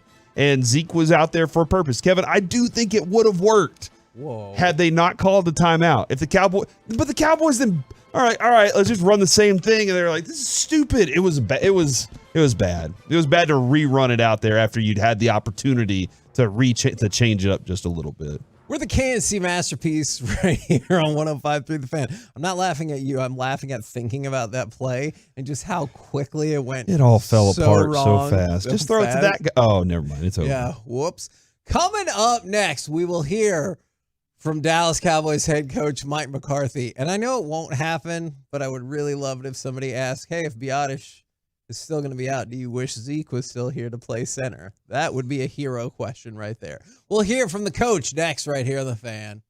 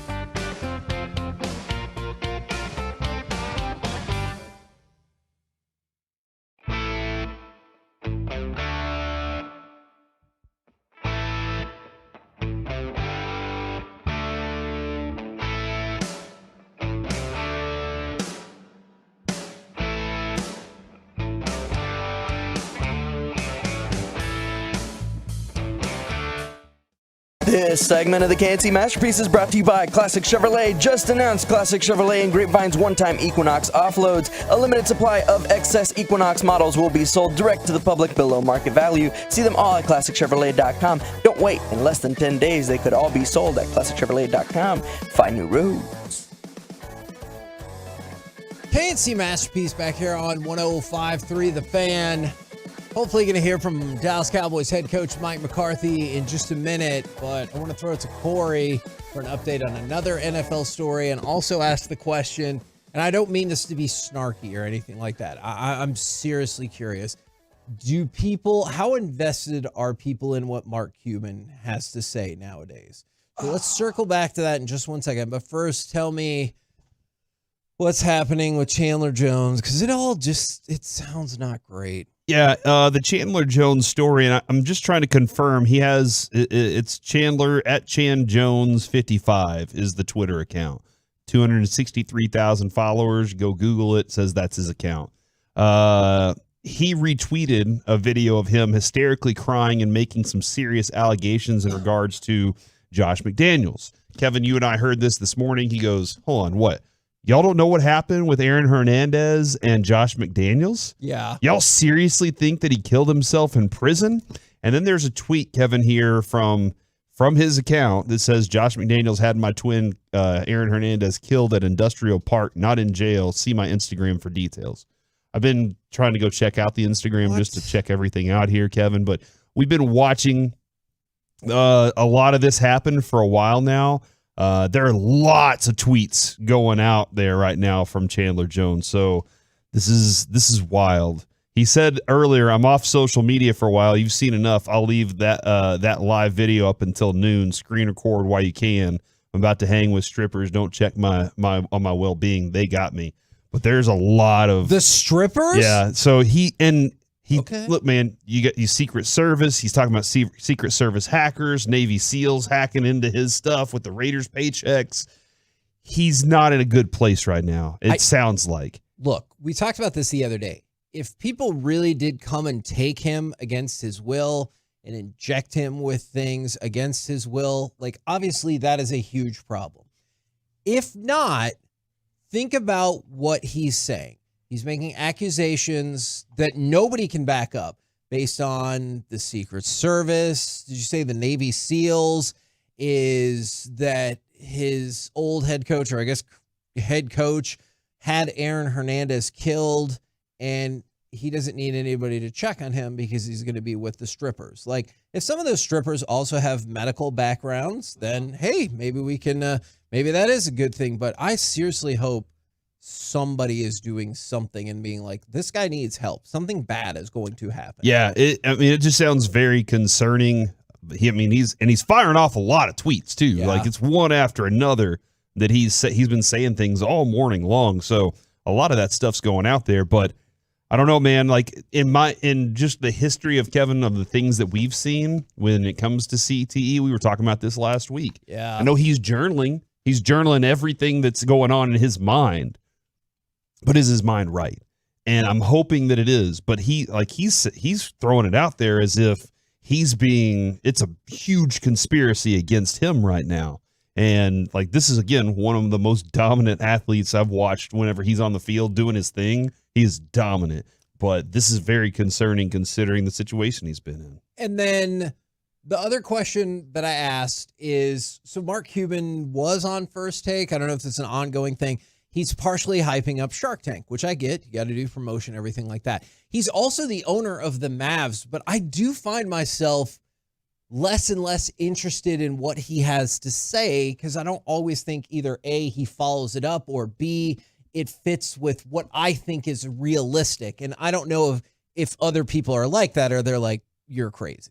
Okay. When it comes to Mark Cuban, Kevin, there's a lot of salesmen involved with a lot of belief in that my product is good, right? And yeah, he's put out some, like, the pharmacy thing seems to be a pretty good thing, sure, right? Like, that seems to be a legitimate business that's taking on a good personality. I'm not knocking across the board. I meant when it comes to Mavs. When it comes to when it comes to basket, like the NBA in general, like, I think I would say a lot of people are kind of out on it altogether. That's just my feeling. Like, they're just like, Mark, come on, dude. You bought into this thing. You did get the championship. You've sat on the shoulders of a lot of different people as they've done it. You were very lucky to have Dirk your entire time that you were there, because not a lot of NBA players would have dealt with your crap. Not a lot of NBA players would have fought for you the way that Dirk did for that time. And so I guess, yeah, when you were asking that part of like, how much do people still care about Mark Cuban? I think there's kind of a lot of meh when it comes to him. I think nationally they do. That's why Stephen A. wants him on the show. I'm assuming because he's willing to get out there. Yeah, I'm assuming there are shows in LA. It might be in New York, but I'm assuming that he's doing this live on their show because he's filming Shark Tank, right? Yes. Like yes, that's what he's. So that's his deal. That's what he kind of cares about now. Yeah.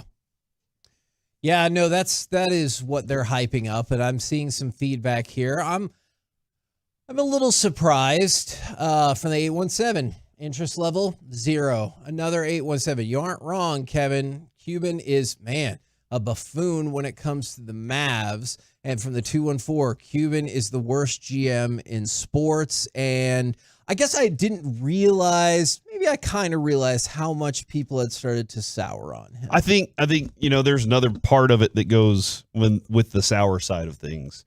Kevin, we've discussed this a lot of times with people from the fan text, in that you can't have a disagreement anymore. Sure. You have picked a side and you are on that side, and that's it.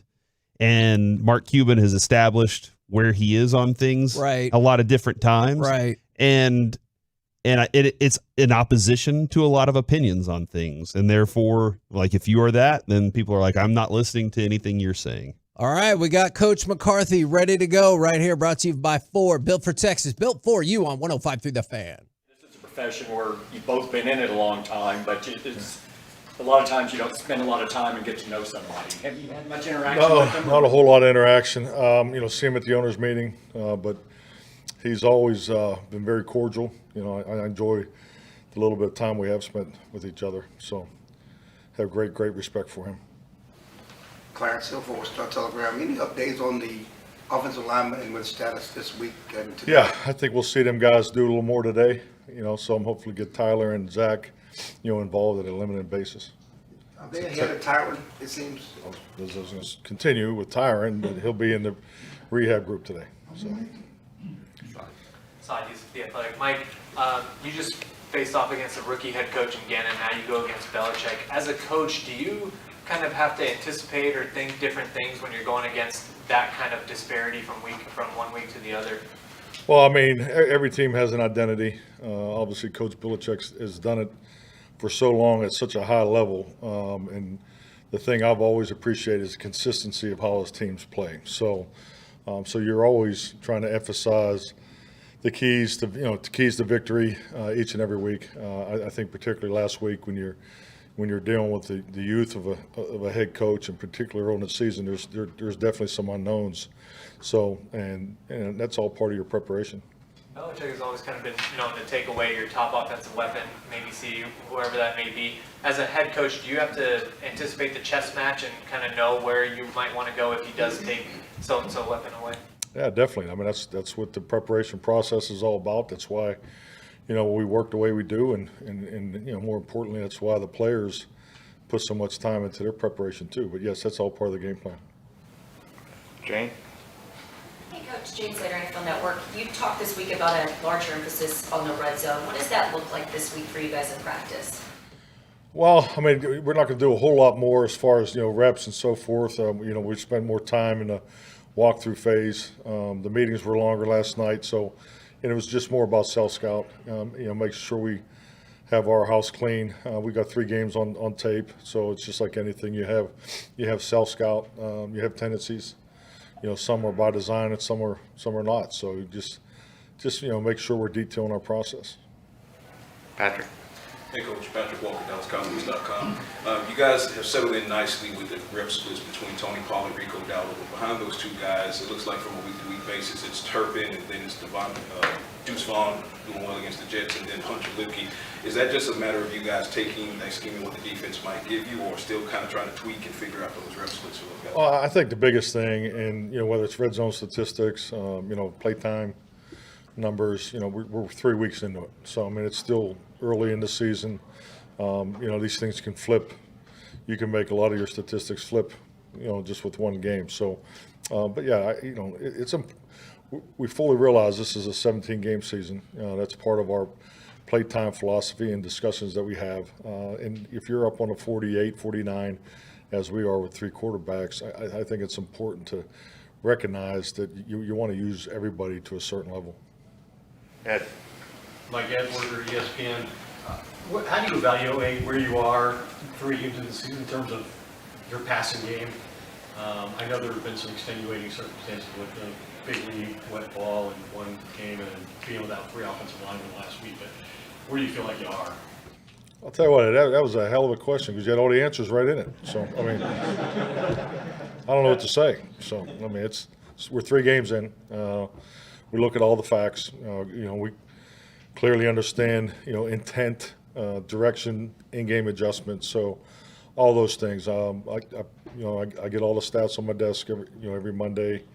We have a new analytics department that I'm excited about. They've been doing some deep dives just because we're still kind of getting on the same page. So, but yes, I mean we're just continuing to work. We got a lot of work to do, and that's always been consistent. Cal. Calvin Watkins, Dallas Morning News.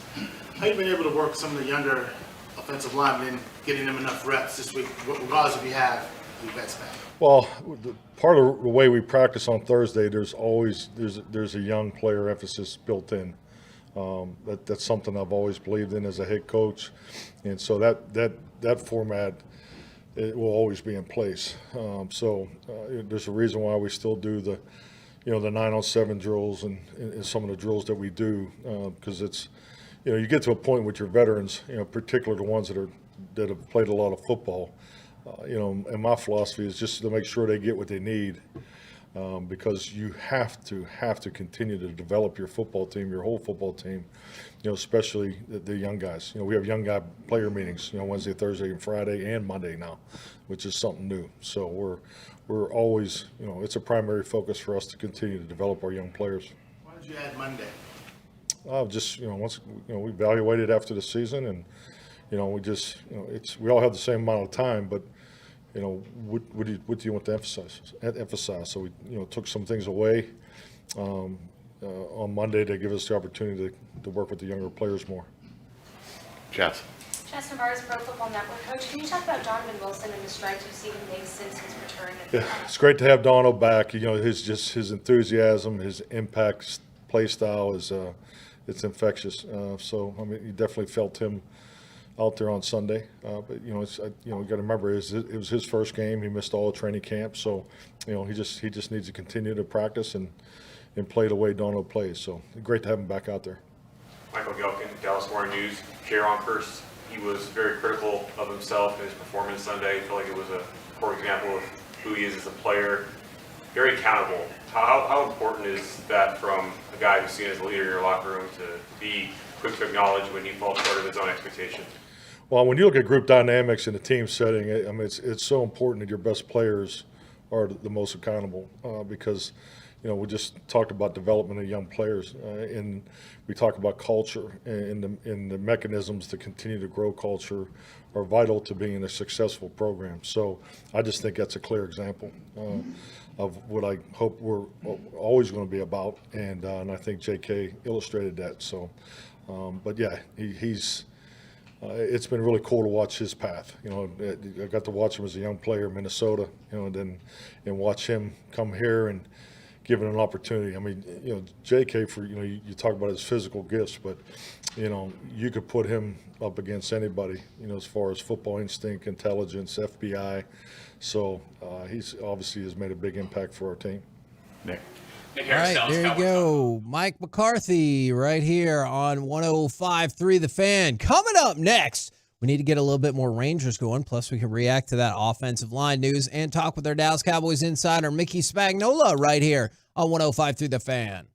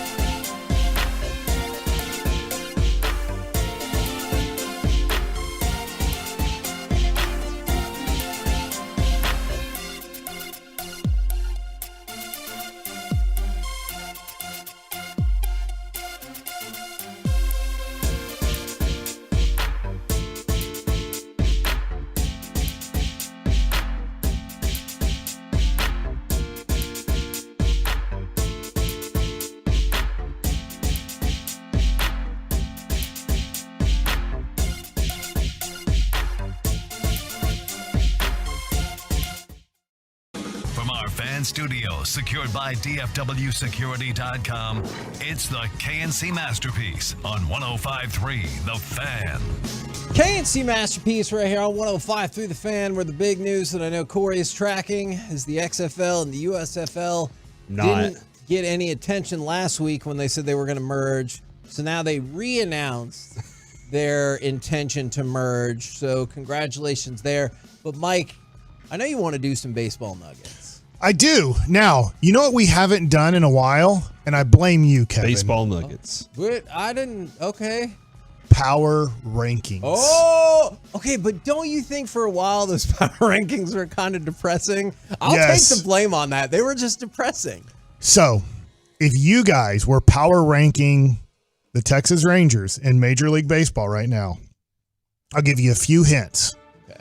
Oakland's 30th and Kansas City's 29th. I don't know. So they're not there. Okay. So I've eliminated. So now we're down to 28 spots. Where do you think the Rangers are in the ESPN.com power? That's rankings? A good one right there, not the Athletic. I will ask this question. If the Royals only played the Astros, where would they be power ranked? Not 29th, right? Guess first, if they win 5 out of 6 every time. That's a good point. Where do I think the Rangers are according to ESPN? 6th. Gonna say 9, but now I feel nice. bad. Were you really? Wow. Yeah. You're a Rangers hater. Always have been. Okay, that is not that bad. They've really been. I know they've been on a roll lately, but they're still coming out a really, really tough month. You guys are doing a bit, right? No, I think that they kind of dropped a little bit, and they're kind of, I don't know, they're really winning a lot, aren't they? Oh, well, I guess you guess 6 and he gets 9. Oh no, I promise I was really gonna guess 9. I didn't say regardless nice. Of what Corey said. I was gonna say 5, but then I went with 6 just to be on the safe side. I'm gonna give you the top 10 teams according to ESPN Power Rankings. Number 10, the Minnesota Twins. Number 9, the Houston Astros. Do you want to play the Twins in the playoffs? I just don't want to play the Astros. Okay. That's where I'm at. All I don't care. We can get swept. I don't want to get swept by the Twins. I don't want to get swept by anybody. I want to advance in the playoffs. Let's just say if you get to the ALDS, but I can't. I don't think I'll be able to take it. I'm going to change my answer. I 1,000,000% want to and need to play the Twins because they've lost 15 playoff games in a row. Okay, but you 18, I think. It's 18. You stunk against the Twins, though. But the you Twins, think that curse every is more, year the Twins make it to the playoffs. What is it about Minnesota? It'll be the battle of the former Washington Senators. Okay. That's a good point. I don't know. How much spotlight do you think that will get in the national media? 0. And I'm assuming even like Rigo's like, I have no clue what you just said, Mike. But if you don't know, obviously the Washington Senators moved to Minnesota. Then they're like, you know what? We really think we can get it right this time. They brought back a Washington Senators team. They got it wrong, and they moved to Texas. So you said the Astros were 9? Astros are 9. 8, the Toronto Blue Jays. Ooh, Rangers wipe them. 7, same record as the Rangers. Phillies? Milwaukee Brewers. Didn't they just clinched, right? Like they clinched is it the division? I believe so, okay. Yes. Chicago still has a chance to make the playoffs. I know that they're in the wild card rankings, but number 6, the Philadelphia Phillies. Number 5, the Texas Rangers. All right. Okay. So, where would you put them? I think this is fair. I think anywhere from 4 would be maybe a little high, but I could see them being 4. 4 is the Tampa Bay Rays. And I get it, man. Tampa Bay has 97 wins right now. They have a chance to get to 100. It's interesting with Tampa that they're going to be a 98 to 100 win team most likely. And I just don't see them as a huge threat in the playoffs. Okay, then this is going to be a weird counter statement when we're talking about the American League. Would you think it was madness if I said I think I would put the Orioles ahead of the Dodgers? In power rankings? Yeah. you are correct in what ESPN has done. But what do you think about that? I think if the Dodgers and Orioles played in the World Series, I would pick the Dodgers. Okay. So like right now, if you said a 7-game series between the Dodgers and Orioles, and maybe that's not fair. Maybe I'm just not giving the Orioles enough credit. And I know that they're going to have better ownership than they have, and that's not changing.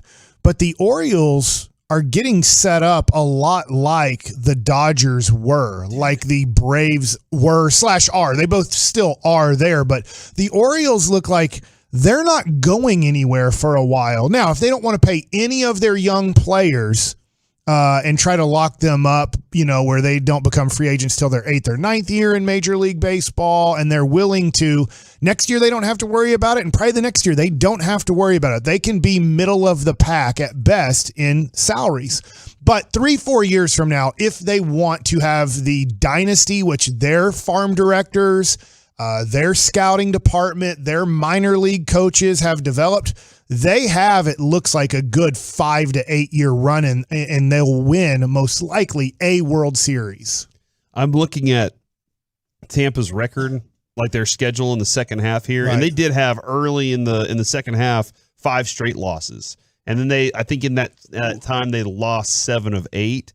But since then, Mike, it's just been series wins. Yeah. Like they'll lose a game in a series, but they pretty much win all this. They bounce back pretty well. They don't let it happen very often. They don't have a bunch of sweeps at all, except for, they still don't have a lot of sweeps at all, but they do win games. They bounce back. That scares me more than anything else. They've been very consistent. I just look at Tampa, and I know that the Rangers, I won't say impossible, but it's almost impossible the Rangers would play Tampa unless they both made it to the ALCS. Because most likely, and we brought it up to start the show, there is a doomsday scenario still where the Rangers do not make the playoffs. Sure. But more than likely, the Rangers are going to be the 2 seed, Tampa's going to be the 4 seed, and those teams can't meet up in the ALDS. The Rangers will play most likely the winner of the 3-6 matchup. So I look at Tampa and I go, man, great regular season. But when I look at them for playoff stuff, starting pitching does come into effect, and those first 5 innings are big. And I look at their rotation, what they're going to put into the playoffs, and I go, boy, their whole goal is to have a lead or be tied after 5. I don't think that they can think we can win the first 5 innings on a regular basis. But what they can win is the last 4 innings on their bullpen side. Their bullpen is really, really good. So are the Baltimore Orioles. The Baltimore Orioles, to me, have the best lineup in the American League. Their starting pitching is good, but not great. And that's the good thing about the Rangers here. In the weird way, the Rangers don't have a good or great rotation either because of injuries right now, but it's not much worse than what you would look at in the American League. In fact, in a weird way, I'd say Houston has the best rotation for the playoffs, but they're not pitching that way down the stretch. And Atlanta obviously is number 1 in the power rankings. So Texas being number 5, this is what they have said about them. By the way, they jumped from 9 to 5 with the week that they've had. It was a good week, man. Would love it. Because they're working. Yep. 9 to 5. They look like they're having fun. Winning's fun. That's okay. fact. Yeah, that makes sense. But it says the Rangers reasserted themselves again in the West with a dominant weekend performance against Seattle. They outpitched and outhit the Mariners, nearly locking up the division in the process. Sometimes your stars simply have to be your stars, and Corey Seager and Marcus Semien brought their lumber in Sunday's 9-8 win. I'm going to just stop there. It just keeps going on about how good Seager and Semien are. We know that. But I was thinking about this, and I hate jumping the gun here. I know that I could regret saying this. But when the Rangers clinch the division in Seattle, and I believe they will, it cannot happen tonight. If people are wondering if it can happen tonight, The it Astros cannot. are off, Right, yeah. it cannot. They can clinch a playoff spot tonight, and they will not celebrate that. We talked to Bochy. I've talked to Emily Jones, who's with the team. They're not going to celebrate making the playoffs that much. Like, it'll be like high fives and a few hugs, but there will be no champagne. There will be no, hey, let's put the tarps up and let's go party. So somebody did say they have, who else has champagne in the fridge ready to pop after tonight? So you're even saying Tolos and Ranger fans, They can. do not celebrate tonight if they win. The Rangers aren't. Because the Rangers won't. You need to wait and celebrate with the Rangers. One thing I do want to celebrate, we'll get back into baseball talk, I promise, is right now, brought to you by Ford and your North Texas Ford dealers, we've got Mickey Spagnola. Good morning, sir. Good morning. Didn't mean to break up your baseball talk. No. Would you celebrate, Mickey? Would you be like, Yeah. we're celebrating tonight? Or would you say wait till you clinch the division? Oh, yeah, I would wait on the division for sure.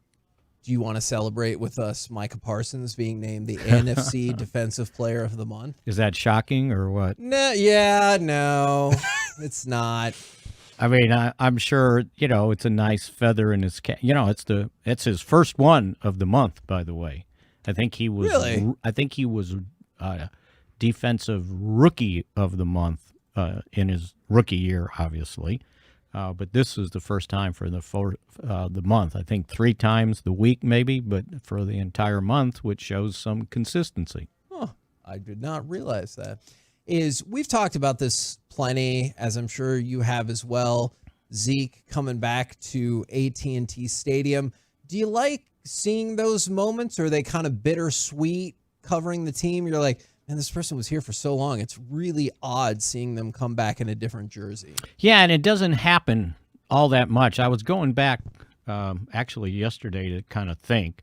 I mean, the obvious one was Emmett coming back with the Cardinals, and he ended up getting hurt in the game, right? But then there was, like, Terrence Newman came back. DeMarco Murray ended up coming back with Philadelphia. I think Terrence Newman did it twice, Cincinnati and then Minnesota. So yeah, it seems like with the most prominent Cowboy players, it hasn't happened all that much because they haven't let guys go, right? It's sort of, that's the oddity of it, that you let a guy go or he ends up leaving in free agency before his career is over. So, yeah, it'll be cool to see Zeke, and I'm sure he'll have a big smile on his face, and I'm sure they'll have some sort of video tribute on the big board before the game for him, and rightfully so, right?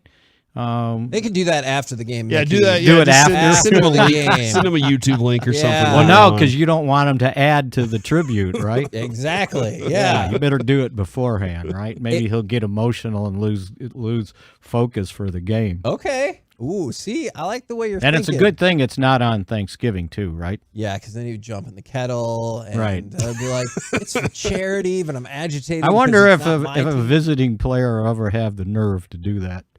Oh, yeah, definitely.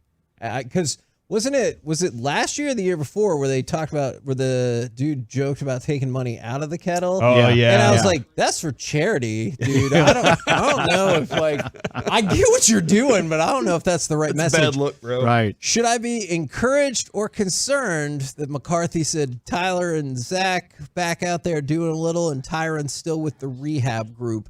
How does that sound in terms of progress for Sunday? It sounds weird to me, Right. since it seemed like Tyron was closer to playing on Sunday than the other two, right? So yeah,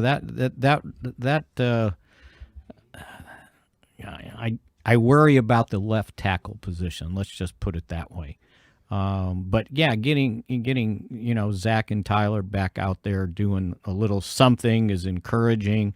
Although I see where Doga was limited with his elbow. I'll be interested to see how quickly and just where they can fit in Billy Price, who they just picked up and put on the practice squad. And look, you see a guy that was a former first-round pick, right? And he's played games. He's played 15 of 16 starts against with the Giants the year before, 11 last year with Arizona. And you're going, well, at least this guy's been, around the block. Right. But then you got to ask yourself, well, it's almost the end of September, and he wasn't with a team. What's the deal? But for, if you're looking for a backup situation, which I'm sure that's what they're doing, since he's on the practice squad, you'd have to elevate him. They needed guys to be the backup center, and you can't elevate Hoffman again. He's had his 3. So they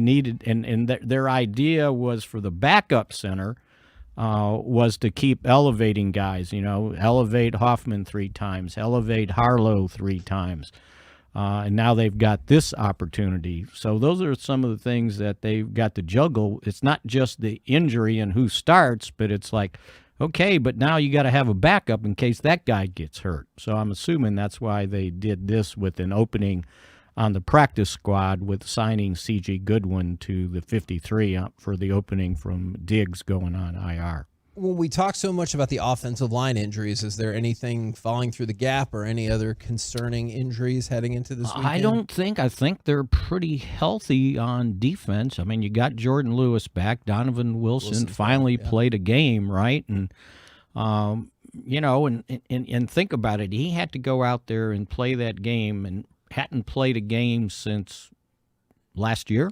Yep. Right? No training camp. Yeah, basically no off early, season. yeah. No preseason games, and he goes out there and plays. So I would imagine you'll probably see more the real Donovan Wilson in this game. I think from the offensive line, you saw where he kind of rested guys yesterday, CD and DeMarcus Lawrence, and they did that a lot with D-Law last year, and CD gets a lot of – what the weird thing is? All the snaps they had in these first 2 games is quite unusual. Off the top of my head, it was like 83 this last game and 70, maybe 75. So high the numbers. Previous, those are really high numbers, and probably one of the reasons why we see Pollard with so many, touches over the first 3 games, because they just played so many plays. Now, the other reason you're playing so many plays is you're not getting to the end zone in a hurry. So you would like that to happen, start scoring touchdowns and not have to keep grinding and always be, first and goal all the times when you're driving the length of the field.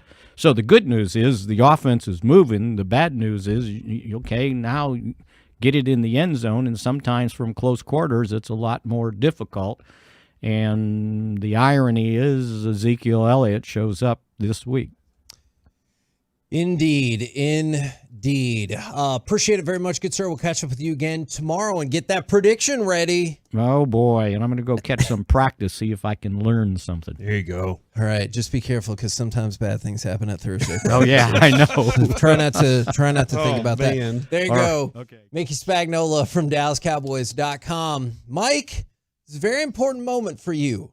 Coming up next, you want My Buddy's an Idiot or more baseball and baseball nuggets? Combo platter. That's at 12. That's tomorrow. Oh, you want to do both? Yeah. Okay. There's idiots in baseball. That is very true. All right. The Astros? Okay, I see where you're going with this, Mike. Let's combo it up next right here on The Fan. Always a welcome sign.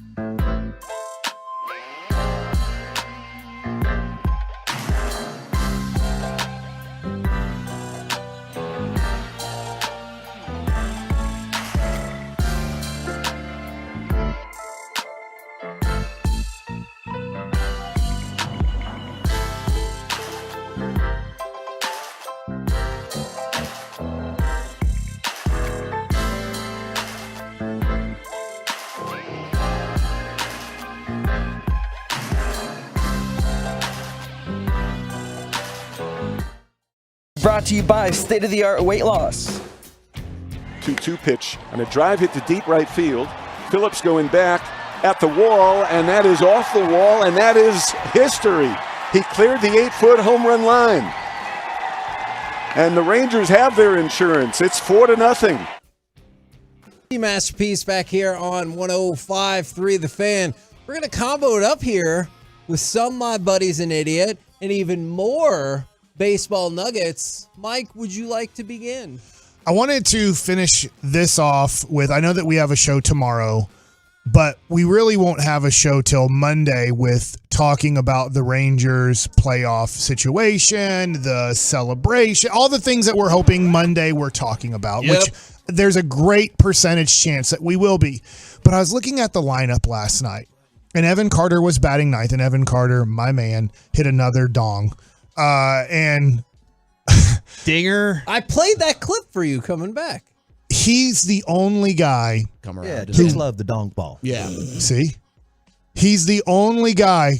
CA agrees with me. He's the only guy who wasn't on the team last year. So last night when you looked at the lineup, yes, Mitch Garver didn't play much because of injury, right? And there could be Josh Young got called up late last year just so he could get a little bit of experience to get him possibly more prepared for the 2023 season. But I was just thinking last night that most of the position players, not the pitchers, but most of the position players were on a 90-loss team last year. We're on one of the worst teams in baseball last year. And most likely all of those same guys, position player-wise, are going to be celebrating at some point this weekend about going from one of the worst teams in baseball. And let's be honest, for half a decade, one of the worst teams in baseball. Yes, not just a that's year, a fact. but for half a decade, the Rangers could be ranked as possibly the worst franchise in baseball. And from that to get to celebrate, usually there's a build, and I thought there would be a build of 84 wins this year. That's what I predicted before the season started. I'm glad I'm wrong about that.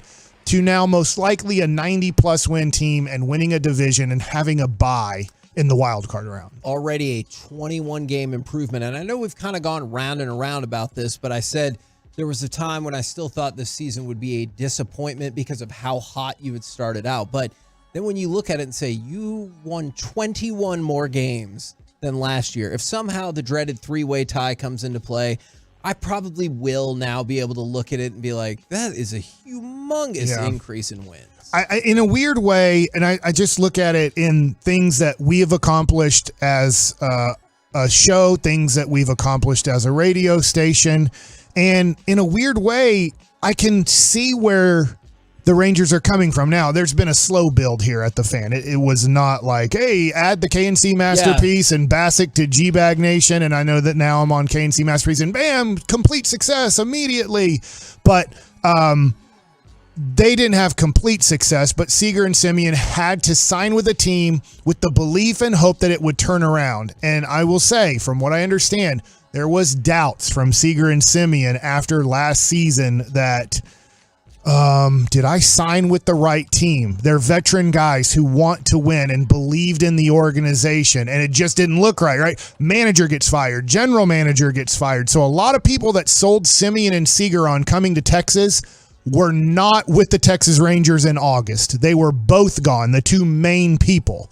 And then CY completely takes over as kind of general manager. They don't have a manager, even though, we'd heard the rumblings in August that, hey, there might be something in place for Bruce Bochy, but we don't know. Let's see if those rumors end up being true. And they ended up being true. But I was just thinking about these guys winning, and then kind of in a weird way thinking about us and going like, how much more does it mean to us that we are one of right now the best radio stations? Yeah. One of the best radio shows in DFW, because if we would have, and I'm not going to say names here because other people at other radio stations are my friends, but if you would have been just handed, sorry, that's wrong term, wrong phrase. I don't want to say that. If you were just being put on a radio station where they've been number one for decades. Yeah. And like, guess what? You're number one. And be like, are we? Like, I get it. We are number one, but are we that good? Yeah. But when we got up to number one, you're like, God, what a Yeah, from trouble. being Yeah. like ratings where you're like, let's be honest, like, I don't know, 14 years ago, there was a big meeting that the fan might end. It might be over. We suck. Right? And then you kind of get, and it might have been 12 or 13 years ago, but approximately over a decade ago, the fan looked like it was going under. There was a 50-50 possibility. And so now to be competing in this marketplace and sometimes winning in the marketplace, like, it means a lot more. And so I don't know. I'm not saying, you can say whatever you want to say. Like Kevin Durant, like, we don't look at Kevin Durant as a champion. Right. Sorry, Kevin Durant. Now you can have the championship, and he does, and he has all of those things. It goes and down on his Hall of Fame resume. Right. It does. And JJ Redick can defend him and all these things. But unfortunately, whatever the public kind of thinks of Barry Bonds and thinks of Kevin Durant or thinks of certain aspects of how you came about that record or that championship, that is lasting in the history of it. And so I was just like, man, for the Rangers, they have to feel really good about what they are about to accomplish. Now, they need to win one more game for sure, and then 2 more games to have the accomplishment. But I was also thinking about us guys in a weird way with the Rangers' success and where we were at approximately 10, 11 years ago in our lives, where this radio station was approximately 10, 11 years ago. Sure. And then to have the success it's having, to be like, it does mean more when you go to something that's not the best, not even close to the best, arguably the worst, and then it becomes the best. Like, Simeon and Seager have to feel such a huge accomplishment to take that risk, because we'd heard other players just were not willing to take the risk to come to the Rangers. Now, got a really crazy. My buddy's an idiot here, Kevin. If I can't remember. Are we doing that? No, yeah. Well, let's combo it up. I wanted to throw Shams out there first because he's an idiot. He was an idiot yesterday for crushing the hopes and dreams of all people in Toronto. His original tweet was, Portland, Toronto, and Phoenix have agreed to a 4-team trade. Raptors get Damian Lillard. Who did this? Oh, wow. Shami. And then I had to take a step back and delete that. But look, he has a very popular Twitter account. He's an amazing newsbreaker. But if you're from Toronto, I feel like that stings pretty hard. From the 940 y'all wanted combo platter, I'll give it to you. My buddy's an idiot. He tried to take an alligator to a Phillies game. So, oh yeah, this happened. So somebody tried to go into a Phillies game with their emotional support alligator. I swear I'm not making this up. Is like a baby alligator? It's a pretty good size. I'd believe you if you were talking about Florida, but I cannot believe you're saying Philadelphia. Yeah, they said it's their service animal, and security was like, no. Yeah, that isn't just a baby, dude. That is that's like the size. I don't know. It looks about the size of your dog, Mike. Maybe about Ranger size. Now, take this for what you will. It's the person who did it is an influencer that goes by Wally Gator. Okay. So I don't know if like he was just doing a bit or if he's sad and now he'll have like reptile dysfunction. I don't know. I get it. Wiener. When Good God. Like, Mike, you just talked about how we finally got up here in ratings and everything, and then you this guys is how you guys with jokes like that in the that's how we got to the top. I feel like a right around 42, 43 is when I said F culture. And like, I don't know who people are and I don't care. I don't know or care who Offset is. I just saw him on the sideline and I'm like, I have no idea who this person is, but he seems like he's popular in some way. I don't know if he's a musician. I don't know if he's an artist. I don't know. I have no clue who that human being is, and I don't care to know who that human being is. I still don't know, and I'm assuming his name isn't Offset.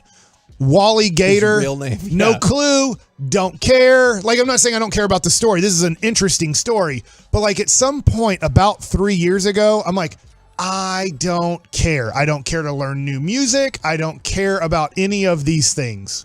I'm wondering if that's average for most people, like somewhere in their what that age is. Like, yeah. At what age is it for most people? They're like, I could care less about culture or what is appropriate or not appropriate anymore. Now, a couple more idiots I want to throw out real quick is New Mexico State starting quarterback Diego Pavia. He got filmed peeing on the mascot on the practice field, like in their team facility. What? And the coach said something. On his own team's facility? Oh, yeah. The coach said, we're disappointed in what happened. You have a high expectations for all of your players, which is nice. Another way you could put it is, hey, you don't think one of your players, let alone one of your starters, is going to pee on your own mascot on your own field. But here we are. And then I don't know how this continues to happen. An Ohio high school football coach had to resign because you know how you have different words and everything for your play calls. One of the words that he used was Nazi. Now, there's a follow-up in this story from like when you throw the dice? No. He did not see that coming. Yeah, I guess not. It's weird because the Associated Press was like, the suburb is 90% Jewish. I hear you, Associated Press.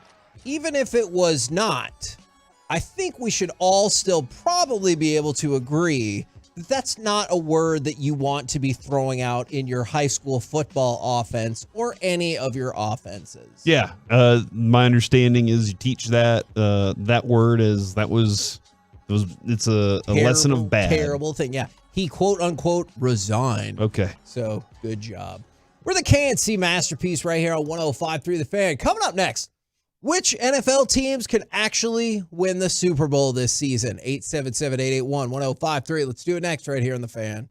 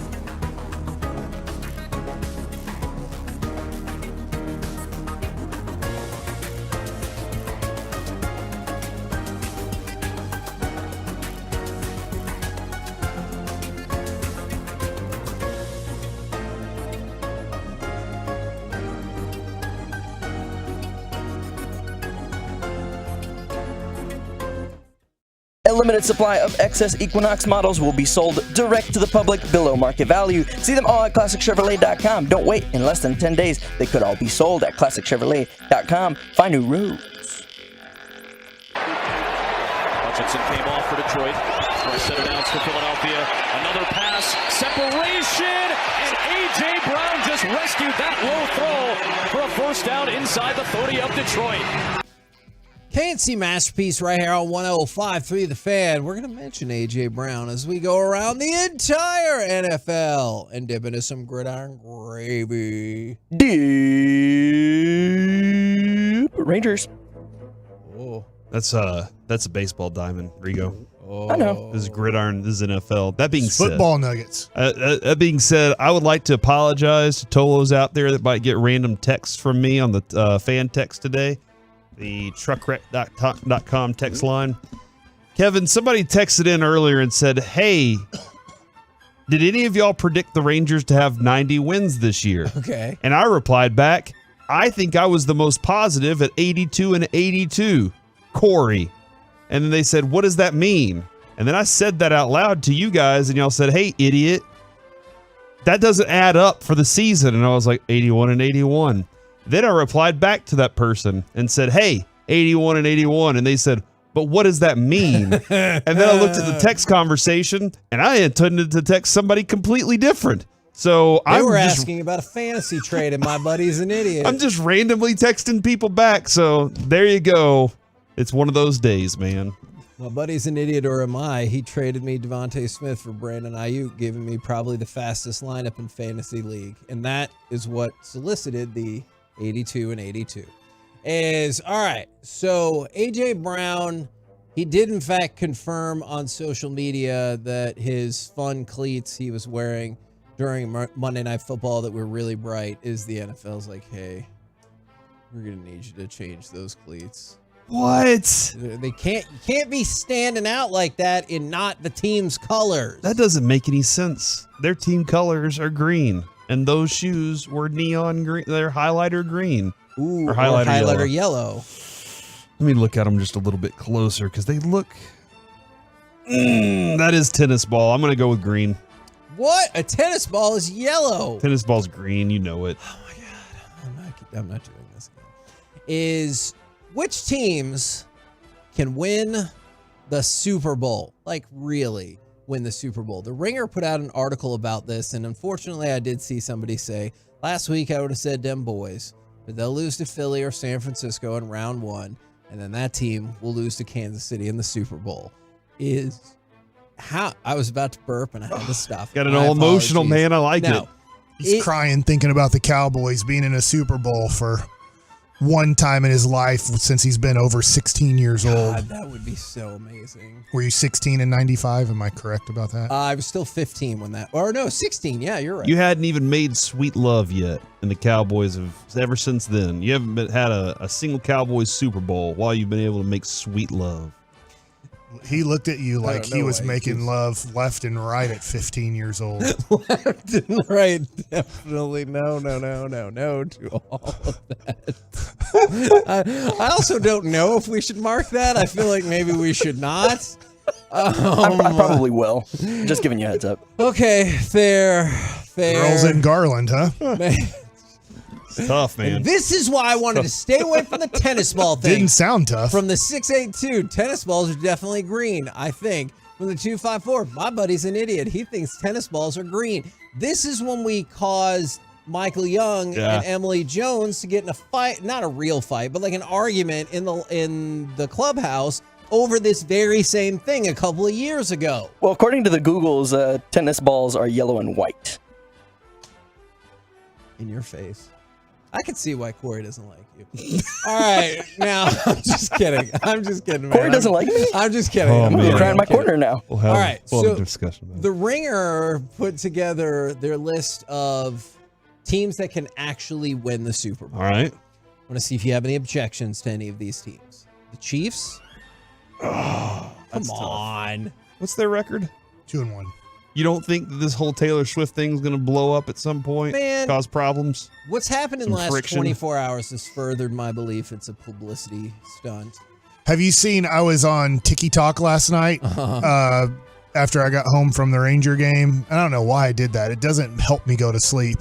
But I guess there were some TikToks where women have been talking to like their boyfriend or husband, like, hey, have you heard about this Travis Kelce guy in the NFL? Like he's becoming famous now because of Taylor Swift. He's a future Hall of Famer. Yeah, no, it's frustrating. And it's already been leaked out that she's going to be at the next game. At the Jets game, yeah. And I was like, you need to tighten up your inner That's circle. in New York. Unless that's what they wanted to have. That's in New York, too. So that's going to be that's a big place to be, right? Like, that's a big event to be at. This is like DiMaggio and Marilyn Monroe, right? Oh, wow. It's like Romo and Jessica Simpson.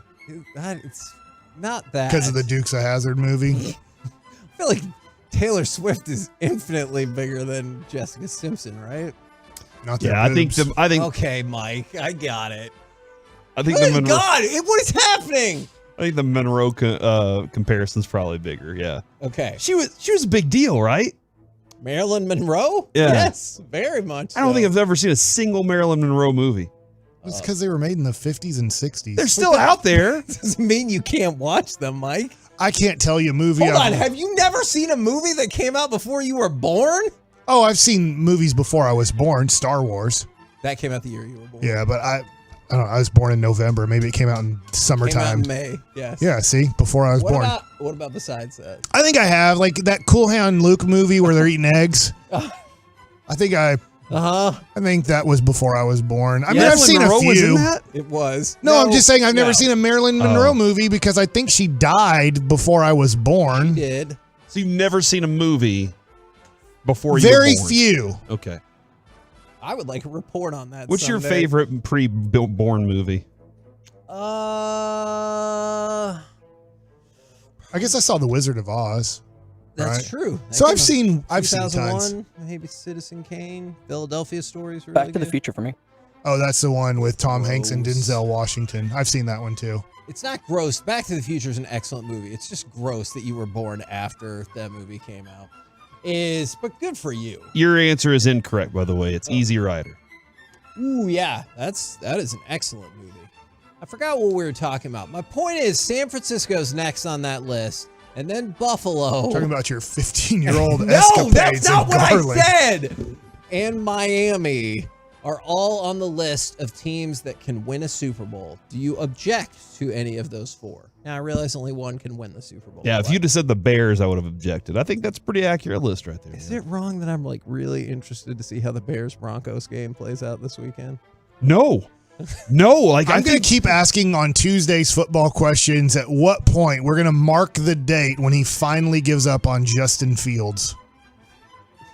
You know what? If they lose to the team badly that just lost by 50 points, we could Well, hit it. you're against Lamar, right? Or you are? No, Your I team am Lamar. Mike's against pro Lamar. now. I'm not against him. I'm fading on Lamar's ability to be a great quarterback. Yeah. Okay.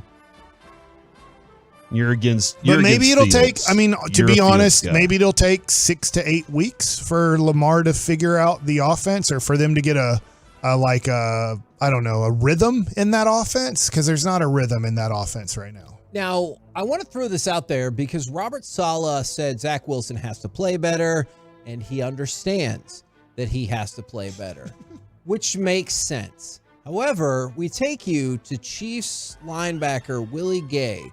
This is cut number 1 right here.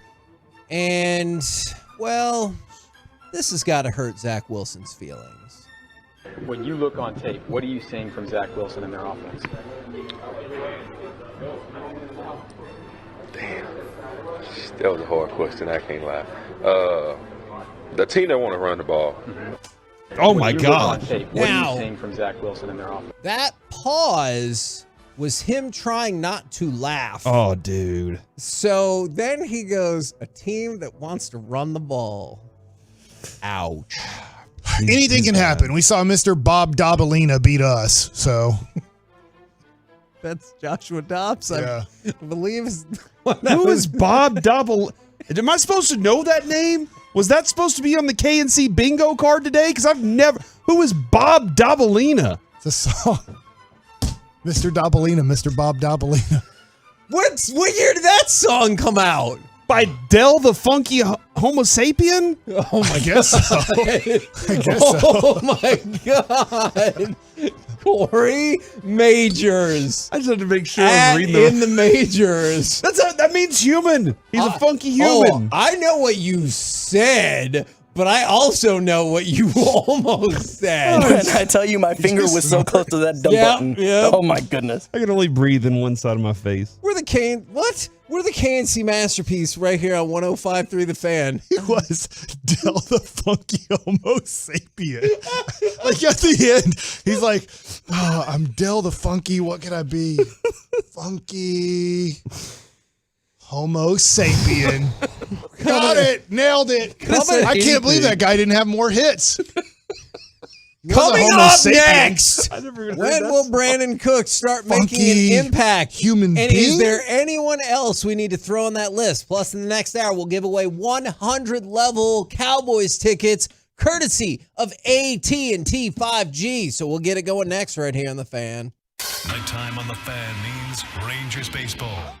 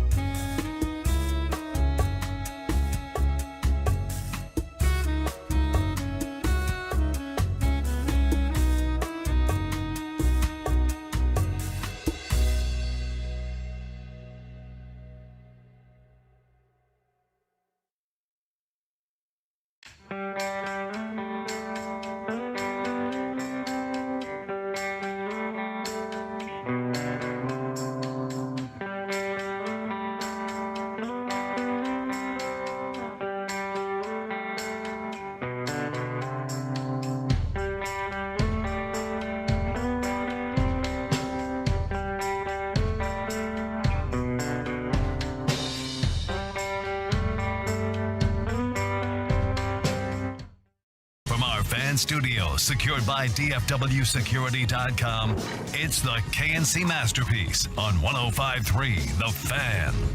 KNC Masterpiece right here on 105.3 The Fan, where if you thought Mike was done with Bob Dabalino talk, Dabalina, don't get his name Get it wrong. right, bro. Dabalina. He was a department store manager in San Antonio, Texas, and he became a famous name because there was a great song after him, I guess. I will tell you, there is an astonishing amount of people that had lots of information about everything involved this, right down to the Clint Eastwood song from the Gorillaz and on and on. I didn't know who that was, so excellent. Yeah.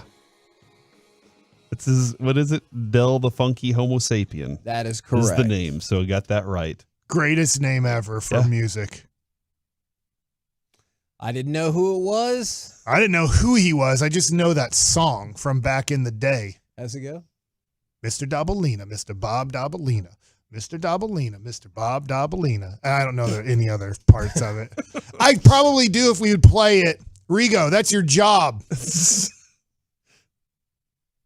Okay, All doesn't right. sound like he has it. Yep. He's All like, right. screw you, Bassick. Okay. Wait a minute. YouTube sucks sometimes. Whoa. All right. So my question outside of face, that is, when will Brandon Cooks start making an impact? All right. And I'm then- starting first. Okay. Can I just throw in one tiny more thing? Yeah, you better. And is there anyone else that needs to be added to that impact list? So you win 40-0.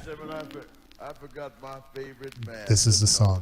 His name is Mr. Dabalina, Mr. Bob Dabalina. Huh? Mr. Dabalina, Mr. Bob Dabalina. Huh? Actually, catches the beat. Mr. Bob Dabalina. Huh? I get it.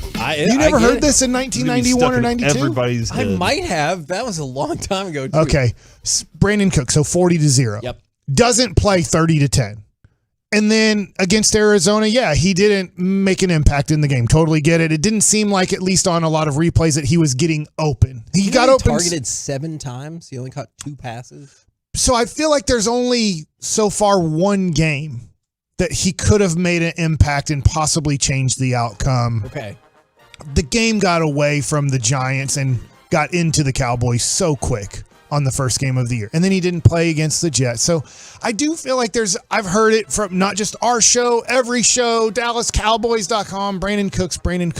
But I just feel like it's way too early to be like, gosh, I don't know if Brandon Cooks is going to have an impact. There's only been one game. You know, so I'm not saying he won't have an impact. I want to know, like, I guess more to that point, why hasn't it happened yet? And that's a really great synopsis of, or breakdown of why you think that's the case. But also, it's because of all the stuff we saw in training camp. And again, you've brought this up before. You can see things in spring training, or you can see things in training camp that will not materialize during the season the way you saw them. But that connection between him and Dak was awesome, and I was so excited to see how that would play out in the season. I will say the Cardinals didn't give a lot of opportunity for some of the things we saw, Kevin, which was, and maybe this is the Cowboys' weakness. I don't know.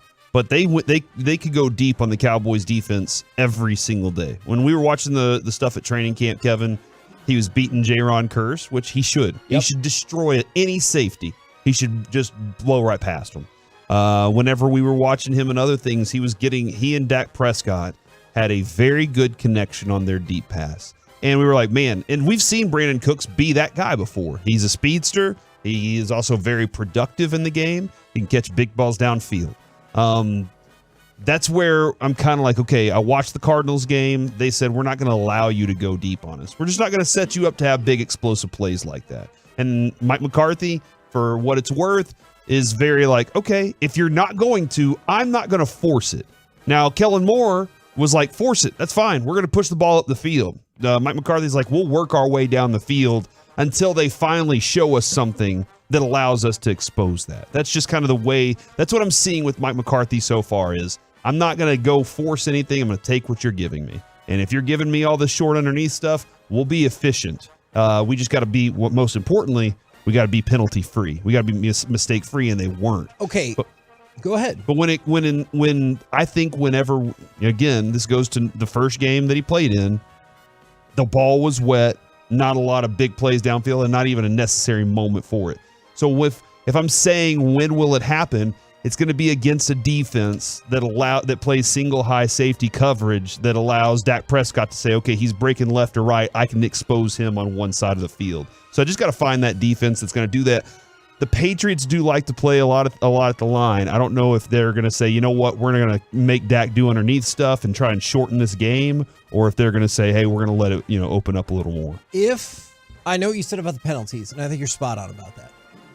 If the penalties cleared up and they were just average penalty-wise, like nothing particularly concerning, but the red zone offense still struggled, do you think they would force the issue a little bit more to Brandon Cooks, even if you're hitting the two high safeties? Do you think they would force it more? No. I think that the bigger issue, and I know we're Brandon Cooks talking here, I think the bigger issue is the 3 tight ends.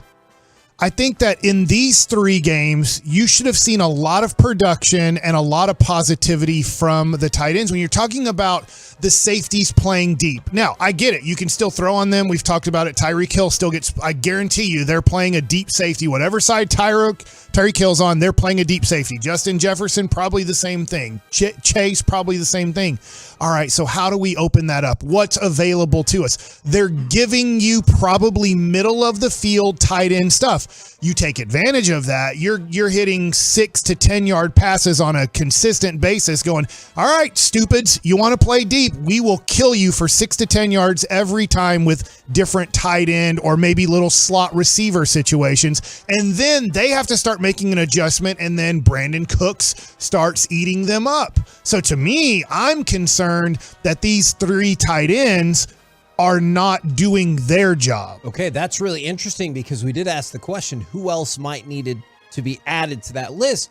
And you're throwing out there the tight end group. Exactly. And look, we talked about it in game 1, and that's one of the reasons why we brought up the red zone offense. I don't want to pretend like we brought it up this week.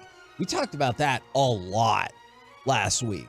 And for a lot of people, the response was, you're 2-0 and if you outscored opponents 70-10, relax. Yep. Yeah. And you're like, but it still wasn't good. And the tight ends were part of that. We talked about a drop touchdown from Hendershot. We talked about that drop first down from Jake Ferguson. Now, it didn't end up mattering in the scope of like how the game played out, but you were like, when you get to a more competitive game, I wouldn't have guessed it was Arizona, but here we are. Yeah, no, I mean, listen, I know you don't like to do this, Kevin, but after watching that game a lot, I give a lot of credit for Arizona having a very specific plan of action. Yeah. And the Cowboys, like for the most part, like it just didn't work.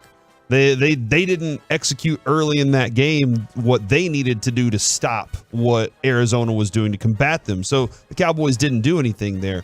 For the red zone offense, that's something that Mike McCarthy has to figure out on his own right now. I will say this. I'm not a former NFL player. Obviously, you guys aren't either. I am a former Major League Baseball player, and I know at times there's times to kind of, in a weird way, not hustle because there's 162 games, and at times, I get it.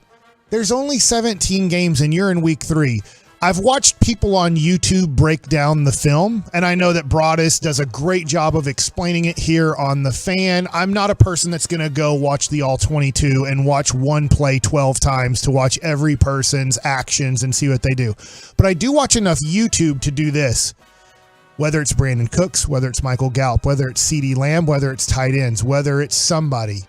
Why are we half-assing it on certain plays because you don't think the ball's going to go to you? You don't think that Dak Prescott could reverse fields. You don't think that Dak Prescott's going to get pressure where he's going to create 2 to 3 extra seconds, where if you were working your ass off when the ball was snapped, you have a chance of getting separation by 3 yards, let's just say. And because of that 3-yard separation, when Dak gets pressured, because our offensive line was average at best on Sunday, if you'd have worked hard for the first 3 seconds of the play instead of going, you know what, the play's designed to go to the left, I'm wide on the right, I'm just going to jog here and nothing's going to happen, then he creates 2 to 3 seconds and you're like, oh, should I start running hard? Because there's probably 2 more seconds created in this play that I didn't think was going to happen. To me, that's lazy-ass Dallas Cowboys. That's lazy-ass coaching by young Shoddy and Mike McCarthy. And to me, as much as at times I can say I'm uninspired by Dak Prescott, I do believe those players on his team are inspired by Dak Prescott. So why are you uninspired to actually try hard for 3 seconds because you don't think the play's going to you?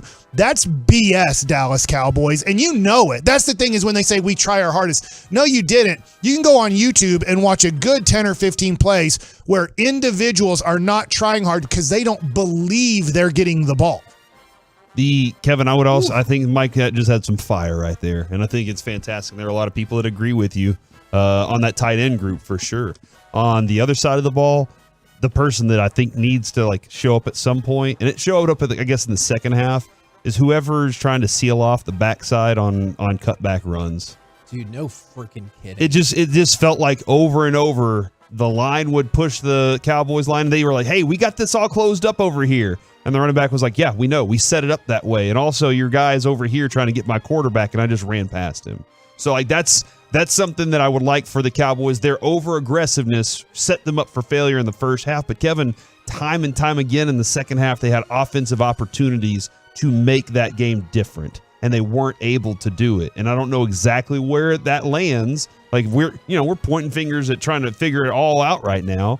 But there are a lot of places where they just did not look like they were functional offensively to beat that opponent. Whether it was, hey, we can just rely on our defense to save us, or whether they just still have some kinks they have to work out within this offense, I'm not really quite certain. But hopefully they can try and get that done against New England this weekend.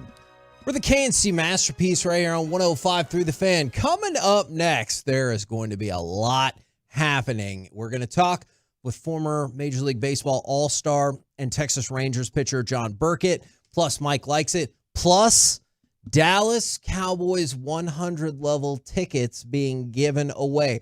All of it coming at you next right here on 105 Through the Fan.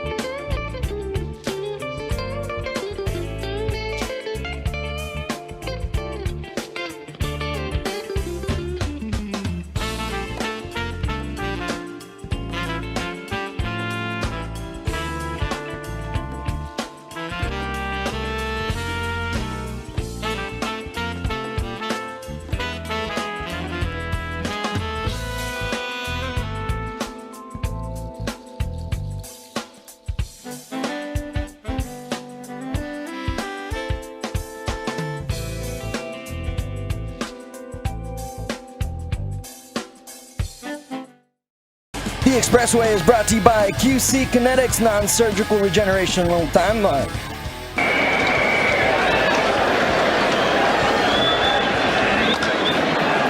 Left field, Rusty Greer says, I'll take it, and that'll do it.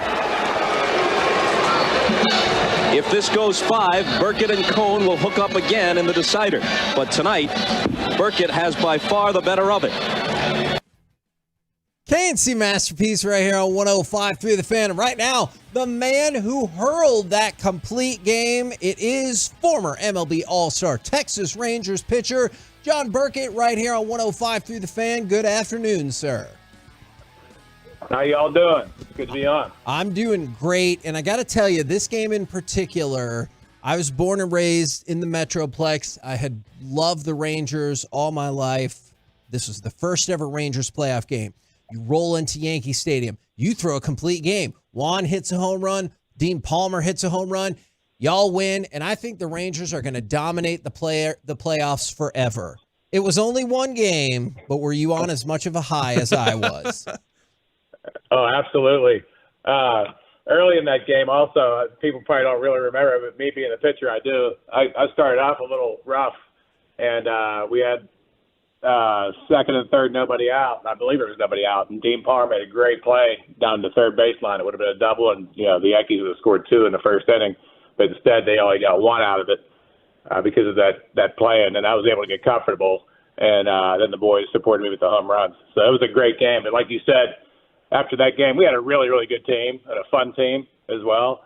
But to take that first game at their place, obviously being an underdog, John Burkett against David Cohn. I mean, who knew John Burkett, right? You could hear Bob Costas was shocked at that outcome. Exactly. I was kind of shocked. But, no, I always believed in myself, and that was one of the most fun, games that I've ever pitched in. After that game was over and you're in the clubhouse, what was the music like? Because I've been tipped off that maybe John Burkett was the DJ of the 1996 Texas Rangers. Yeah, I was. I don't remember specifically for that one, but I had this big Bose system that I bought, and because the team was just so fun, we had basically a big party in the back of the plane every road trip. So I was the first one to have a computer with music on it. I was one of the Napster guys. So I would download music and I would take requests from everybody. Whether it be rap, country, rock, salsa, whatever. I had it all, and we all shared, our music favorites. So it was a lot of fun. Well, hold on just a second. What's the statute of limitations on that? Because I don't want anybody coming after you for Napster. No, yeah, you're right. It was legal at the time, or Okay. they didn't know enough about it. So yeah, I'm good with that. We've asked Max Scherzer, and he says it's for him and for him only. He does not want to share what kind of his pregame music is as he puts on his headphones and does not want to be bothered at all. So I know obviously a little bit different time in the 90s, but were you a guy that music played a big part of your pregame routine? Not really. A lot of guys have pregame routines. I wasn't really big into that because I didn't want that routine to be broken and I have a negative thought. So for me, I really didn't think about the game too much until I actually went out there on the field and started warming up. Maybe I had a T-shirt or something that I wore a little too long, because I won some games. But other than that, I was pretty much, I just kind of did what I felt like doing those days.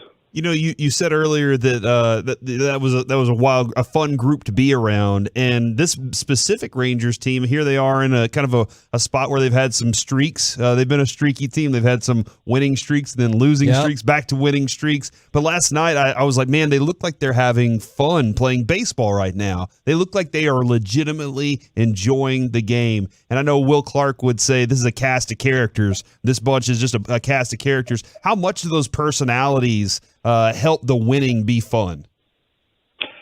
Oh, it's definitely a big thing. Any team I think that I was on that won a lot of ball games, there was a lot of different characters in the clubhouse that kept things loose. And it's a long season, and you're going to have some struggles. So you have to have guys in that clubhouse that believe and they're professional and they just keep pounding away and just keep doing their job. And feeling confident that things are going to turn around eventually. And that's when you have guys like that, you end up getting to the playoffs. Maybe knowing him as a teammate, or especially if you've seen his Instagram, how impressed are you that we had Will Clark on the show and he didn't swear one single time? Well, you know what's funny about Will? Like, my wife's on social media and stuff. I don't do that too much, and but she's been throwing me those Will Clark TikTok videos, and it's great. It's great because that's how I know Will. Will. That's the real Will Clark. But yeah, he was always professional, and whenever he talked to the media during his playing days, you would never know that he had that part of him inside him. But yeah, he's very outspoken and loud, so that's more Will. We're talking to former Rangers pitcher John Burkett. John, you come up in San Francisco's organization. Obviously, that is a great climate to somewhat pitch in because you're not having to deal with humidity and the heat. And then you go to Florida, you come here to Texas. I'm just wondering, a lot of the Rangers pitchers this year have talked about, because they've had a lot of free agents come here, and part of it is, I don't have to pitch in the heat. It's 72 degrees for the most part every day I pitch in Texas. Can you talk about, I know you had a little bit of experience with the Florida Marlins, but coming to Texas and dealing with the heat throughout a season? I definitely think it's a thing. When you're actually in it, you want to keep a positive mindset. So you don't want to be thinking negative about, especially your home ballpark. You want to kind of keep those thoughts away from you. But when it's all said and done, I know when my career was over, my California numbers were, much better than anywhere else in the country. There's probably not a coincidence that I pitched really well in San Diego and Anaheim and San Francisco and LA. The weather's just always very pleasant. So that makes, I think, a big difference. And I think I always did fairly well in the domes also. You brought up San Diego. I was kind of curious. It was fascinating to look at your career and your progression, and we've been talking about Bruce Bochy. I know you guys didn't necessarily weren't in the same place at the same time, but did you have a lot of interaction with him, or did you know him very well? I didn't. It's funny you mentioned him because my wife just yesterday, she's like, I don't like Bruce Bochy. And I'm like, why? Oh. Because we don't even watch the games that much. And I go, why? She goes, I don't know. I just don't. I go, well, he managed the San Diego Padres back in the 90s, so that maybe that's why. That makes sense. I had an opinion about him, yeah. But I don't know him. No, I just know of him. And he's a great manager. He's been doing it for a long time, and he seems to have the right mindset and keeps his team focused. John, I'm wondering this. The Rangers have a lot of veteran pitchers. You pitched 15 years in the major leagues. When did you feel like, and I don't want to, Mike Maddox is a great pitching coach. I'm sure you had some pitching coaches you liked and didn't like. When did you feel like you might have not needed a pitching coach as much because you knew your routine, you knew what got you going, you knew your game plan, you knew your strengths and weaknesses, and that you didn't rely on the pitching coach maybe as much as you relied on him the first part of your career? Yeah, that's a great question. I mean, I think that for the most part, you're always learning and always, available to learn. So I think pitching coaches are always a valuable asset to have. But they're definitely valuable when you're having little struggles, and they're able to pinpoint what you were doing when you were successful and maybe what you're doing now that's keeping you from being successful. So, it's just another person that's paying attention to you and cares about you and watching what your habits are and just trying to keep you consistent and, on your game. So they're definitely important. But, when you're winning 6-7 in a row, you don't really need them that much, right? Because you're throwing the ball good and you're confident. So, there's times when you need them more than others. The other night, it was I think it was Friday night, Juan Gonzalez gets to throw out the first pitch. It was the first time Juan Gonzalez had been back with the Rangers since he left the organization. And you were a teammate with him in that 96 season. And I'm just kind of curious, like what your thoughts were, what he did with this Rangers community. Because for us growing up as kids, we were watching him and we were just like, this dude's a monster. And as a pitcher, did you want to go up against a guy like that, or were you kind of like, I don't know, man, that guy's good? I don't know if I ever faced one. I don't think I did, but maybe a couple times. But seeing him as a teammate, I mean, when I was there, those were like some of his biggest years. I remember the one year he had, I think, 101 RBIs at the All-Star break, 97 or 98, 1998, I think it was. But But Juan was an amazing player. You know, a lot of amazing players on that Rangers team. That's why I really thought we had a really good chance to win the World Series that year when they brought me over in August of '96. You know, Juan was just one of those special talents. You know, a lot better defender than people gave him credit for, too. Really good arm. You know, a good defensive right fielder. But his bat was just, you know, Hall of Fame caliber, especially for those, you know, few years there in Texas. As we are still waiting for that elusive World Series championship here in Arlington, would you prefer that the Rangers win the World Series or you win another PBA 50 event? Another PBA 50 event. But, hey, the Rangers are guaranteed to win a World Series. Because every single team that I played for won the World Series. Only I wasn't on the team when they won. At some point. I mean, the Giants have won it, what, 2 or 3 times, and I was there from 90 to 94. Then how about this one? Then I go to the Marlins for 2 years. We're 18 games back on the night I get traded from the Marlins to the Rangers in 1996. We're 18 games out of first place. I get to go to the Rangers. We're 1 game out. I'm like, this is the greatest day of my life. I just gained 17 games in the standings in 1 day. The very next year, of course, the Marlins win the World Series. Yeah. We're basically the same team, you know? And then the Braves, of course, have won in 95. I went there in 99, I think. And then the Red Sox, the year that I retired, won the World Series. So, yeah, the Rangers they're long overdue, you know, since I retired, but they're going to get one. Since Kevin brought up your bowling, when you're on the Braves, I played with Tom Glavine when he came over to the Mets, and obviously he liked golfing on his off days, and you hear a lot of the stories on the Braves starting pitching staff using their days when they weren't pitching to maybe play golf around the country and stuff like that. Did you ever try to get them to bowl more, or did you just join their golfing community? Well, this is another thing my wife will tell you about. She says I'm a jerk on the bowling lane, so I won't bowl. She is kind of right. Like, I won't bowl with anybody that, you know, is just out there goofing around. So, I'll play golf with those guys, but I don't really care to, you know, beat up on them on the bowling lanes because they're just not going to be even close to the caliber. I love it. If I could brag a little bit, you know. You said goofing around. What if they're trying their best and they really are taking it seriously, but they just stink? Are they out as well? They just stink. There's just no. Listen, bowling is way, way more difficult than people think. Most people can't even walk up on the approach the proper way with a 15-pound ball in their hand. So that's a fact. I'm telling you right now, I'm going to give bowling props. You can watch NBA players, great athletes. They put a bowling ball in their hand, they look terrible. But they can swing a golf club. You know, most people can swing a golf club. But bowling is a lot more difficult of a sport than people give it credit for. And now that I retired and I dedicated myself to it, I thought I was a really good bowler until you know, I started doing it seriously and then learned that I had a lot to learn. And fortunately, I had guys here locally, Paul Fleming and Del Ballard. I'll give them a little shout out. They've been a big help, you know, in my bowling career, and I finally was able to win a title last year. Just listening to that answer, though, I think I might kind of see your wife's point just a little bit. Just a little bit. Yeah. Well, I mean, think about this for a second. Like, I think bowling and pitching kind of have some similarities. They're both about 60 feet, right? And the lane's about 60 feet down there, about 40, is it 42 inches wide? You got about I don't know. 60 feet that you're working with. You're all by yourself. You got to go hit a target. You know, there's a lot of things that pitching and bowling have in common, right? Yes, and another thing that you don't think about, well, you know, repeating mechanics is super important, right? Mm-hmm. Yeah.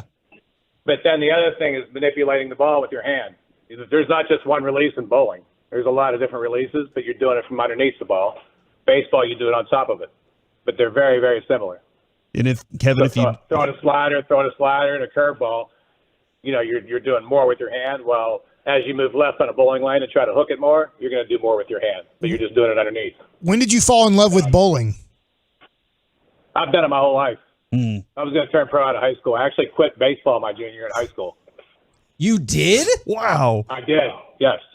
My coach, well, it was between my job. I worked at a bowling center at the time, and I was playing baseball. And then when baseball practice started, I had conflict with my job, and I had two bosses, fortunately. One was an older man that was there right after school, And then he would go home early, and then the guy that worked at the steel mill, a younger guy that loved sports, he would come in later. So anyway, one day the old man told me, hey, you're going to have to choose between the two. And so the next day, I went to school and told my buddies to tell coach that I quit because I didn't have the guts to go tell the coach myself. So I told my buddies, I said, hey, tell coach I quit baseball. And fortunately that night, Mr. Ed Snicker, my baseball coach, came to the bowling center. And my boss, Roscoe Ranelli, was there at the time, the younger guy. And Coach Snicker said, hey, what's this about you quitting baseball? I told him the story. And then Roscoe chimed in and said, no, you're not quitting baseball. He said, you can work, and we're going to work it out. You can work and go play baseball, and, we'll work together on this. And so that was probably the most important conversation, about my career, because it would have ended right there, my baseball career. Yeah. And then the Rangers probably wouldn't have gotten that 96 divisional championship, their first ever right there, Kevin. Or been guaranteed a future World Series. That's true. Yeah, exactly. Man. I'm not sure who this is, but they just texted in and said, I've bowled with John a lot. He isn't that bad of a jerk. So there. That's nice. See? Well, he's probably a 220 average, though. See, anybody under 220, I won't speak to. I love it. I love the competition. Well, I love it. As someone who can't get anywhere near that, I appreciate you taking the time to talk with us today. Nonetheless, John, Yeah, no problem. it was awesome. Thank you very much for the time, good sir. Anytime. All right, you guys take care. Wait, John, last question. How realistic is the movie Kingpin? Kingpin? I love Kingpin. It's a good movie. Yeah, the realism is what we're watching it for. I mean, it's kind of a comedy. Do you ever say I love that movie though. when you're bowling with somebody and they don't have a good game? Do you say you Munsoned it? No, I don't. But I mean, it'd be appropriate. Add it to the repertoire. Maybe I'll mix that in. Awesome stuff, ladies and gentlemen. John Burkett right here on 105.3 The Fan. Thank you again for the time, sir. All right, you guys take care. Have a good day. Outstanding. And I mean, obviously he was awesome. He wasn't just making it up, but blast. he really did win a PBA 50 title last year for one of their events. And that is truly incredible. You kind of forget about guys like John Burkett. You think about whoever it is, Burt Blyleven, Gaylord Perry, Nolan Ryan, Fergie Jenkins, the guys that pitched for the Rangers that ended up making the Hall of Fame. And I know he didn't pitch a long time for the Rangers, but when you look at his career, he won 166 games in the major leagues. I mean, you get to 100 wins in the major leagues as a pitcher, and you're a pretty special guy. You're in that kind of really good, I won't say elite category, but you get to 100 wins for a major league career, and that is a great career. And I remember that trade, like just thinking, hey, this is a guy that people say we should be excited about. And so, like, especially early on in my sports fandom, that was really cool. We're the KNC Masterpiece right here on 105.3 The Fan. We got Mike Likes It coming up in just a second. But first, Corey needs to tell us about the Cowboys. Yes, AT&T 5G, fast, reliable, secure keys to victory. Brandon Cooks needs to be fast and show how much he can scare a defense. The defensive front has to be reliable and stop in the run game all day long. And Dak has to control possession of the ball and the offensive tempo to secure the win. And with that in mind, you know what? I feel like also... Let's give something away! 877-881-1053. Caller number 10 will win a pair of 100-level Cowboys tickets and a parking pass for the game on Sunday. Cowboys, Patriots. Caller number 10, 877-881-1053. Now, Mike Likes It. Okay, so I found this article a week or so ago. It's been out for a while, but it's on ESPN.com. And we do this a lot with baseball because we think of baseball games as like, man, I want to try out the food, right? You can't beat Hurtado's at a Rangers game. There's other things to get. I'm not saying don't get those other things, but Hurtado's line is long all the time at a Ranger game for good reason. It is the best thing to eat at a Rangers game. And there's other good things, but that is the best. Well, they have an article on ESPN about going to different football stadiums and some of the new or unique things that you can eat at football stadiums. Okay. And so Cowboy fans that like going to the game, I think I've expressed my opinion on going to a Cowboy game. You have. they do have something that is interesting at a Dallas Cowboy game. Now, I know that, Kevin, you're going to be out on some of the things in this burrito, but this does sound interesting to me. So, at a Dallas Cowboy game, you can go big with the brand new lineman burrito. So here is what is in the lineman burrito, and Cowboy fans, honestly, text in on that text line we have. You can say all the things. 877-881-1053, the truckwreck.com. Mike, I just want to I kind of want to veto this segment right now. No. Oh, no. I have wanted a sandwich all day. I've just been crazy. I told you this morning. You did. I was like, I'm craving a sandwich, and I want a tuna sandwich or an Italian or something, a muffaletta. A tuna Italian sandwich. And you're talking right now, you are talking about food, and I just want a big old sandwich right now, Mike. Well, but I'm going to listen, and I'm just going to froth at the mouth. So there's the lineman burrito at AT&T Stadium. It says it's at locations 201, 226, 413, and I'm not clicking on this button to say the one other location because I'm afraid I'll lose what I have here on ESPN.com. But it says it's a 17-inch tortilla filled with famous Cowboys mac and cheese. And I will say it is very good mac and cheese. It's the same one that I had in 2016 when I had to do the post-game shows here on 105.3 The Fan. That macaroni and cheese up at the media lounge area or whatever is very good. So if it's that mac and cheese, that is tremendous mac and cheese. So you have your mac and cheese with smoked brisket, jalapeno pepper jack sausage, pico de gallo, and house-made candy jalapenos. Man, that sounds awesome, right? I'll take that all day. Now, are people texting in? Have they had this? Because this is the only one that I think that we can have people that are listening that have had this. It sounds great. The picture looks great. I'm wondering if it's as great as it sounds, because that does sound like an A-plus item to have at a game. The first response I saw was somebody who said they got the brisket mac and cheese at the Jets game. One of the best things they've ever eaten, which maybe that would offset. That's what you would, right? You would mac and cheese and brisket, you're amazing. In. And a lot of that you said sounded really good. Maybe not all of it, but for more... Put all that on my burrito every time. I was going to say, for most people, I bet they're in on dude, just throw everything you can from the kitchen in the burrito, in the tortilla, and wrap it up, and I'm good. I'm happy with that. I like that. That sounded amazing. Okay, so that's the Cowboys item. ESPN has kind of said, hey, this is the Cowboys item. From the 972, I just ate lunch, and I could eat again after hearing that description, Mike. So you described it. You didn't even do it slow and seductive. Thank you. Well, it was the Cowboys, right? Yeah. They're a wild card. Let's talk about the Philadelphia Eagles. I'm just stating facts. The champions of the NFC, the champions of the NFC East. And this is what you could get if you wanted to go see the defending NFC champion Philadelphia Eagles and what you could eat there. They have two brand new items this year in 2023 to celebrate their NFC champion team. And it is called Slim Chicken 2.0. So this is a unique sandwich here, Corey. So you can tell me if you're out just because it's Slim Philadelphia chicken, or you're in because of the sandwich. By the way, somebody just texted in. I was like, I just went to Jersey Mike's. It was really good.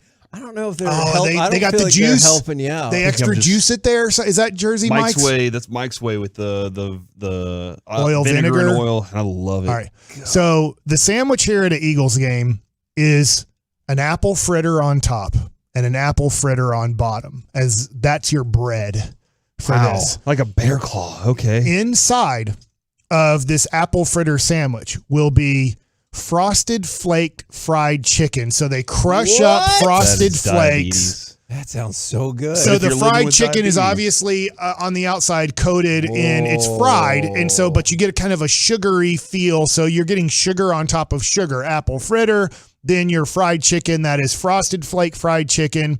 Then you get Cooper Sharp cheese, which I'm assuming that's just a local brand in Philadelphia. So you get sharp cheddar, honey glazed bacon, cherry jam, and ghost chili inside of this apple fritter fried chicken sandwich. That does sound good to me.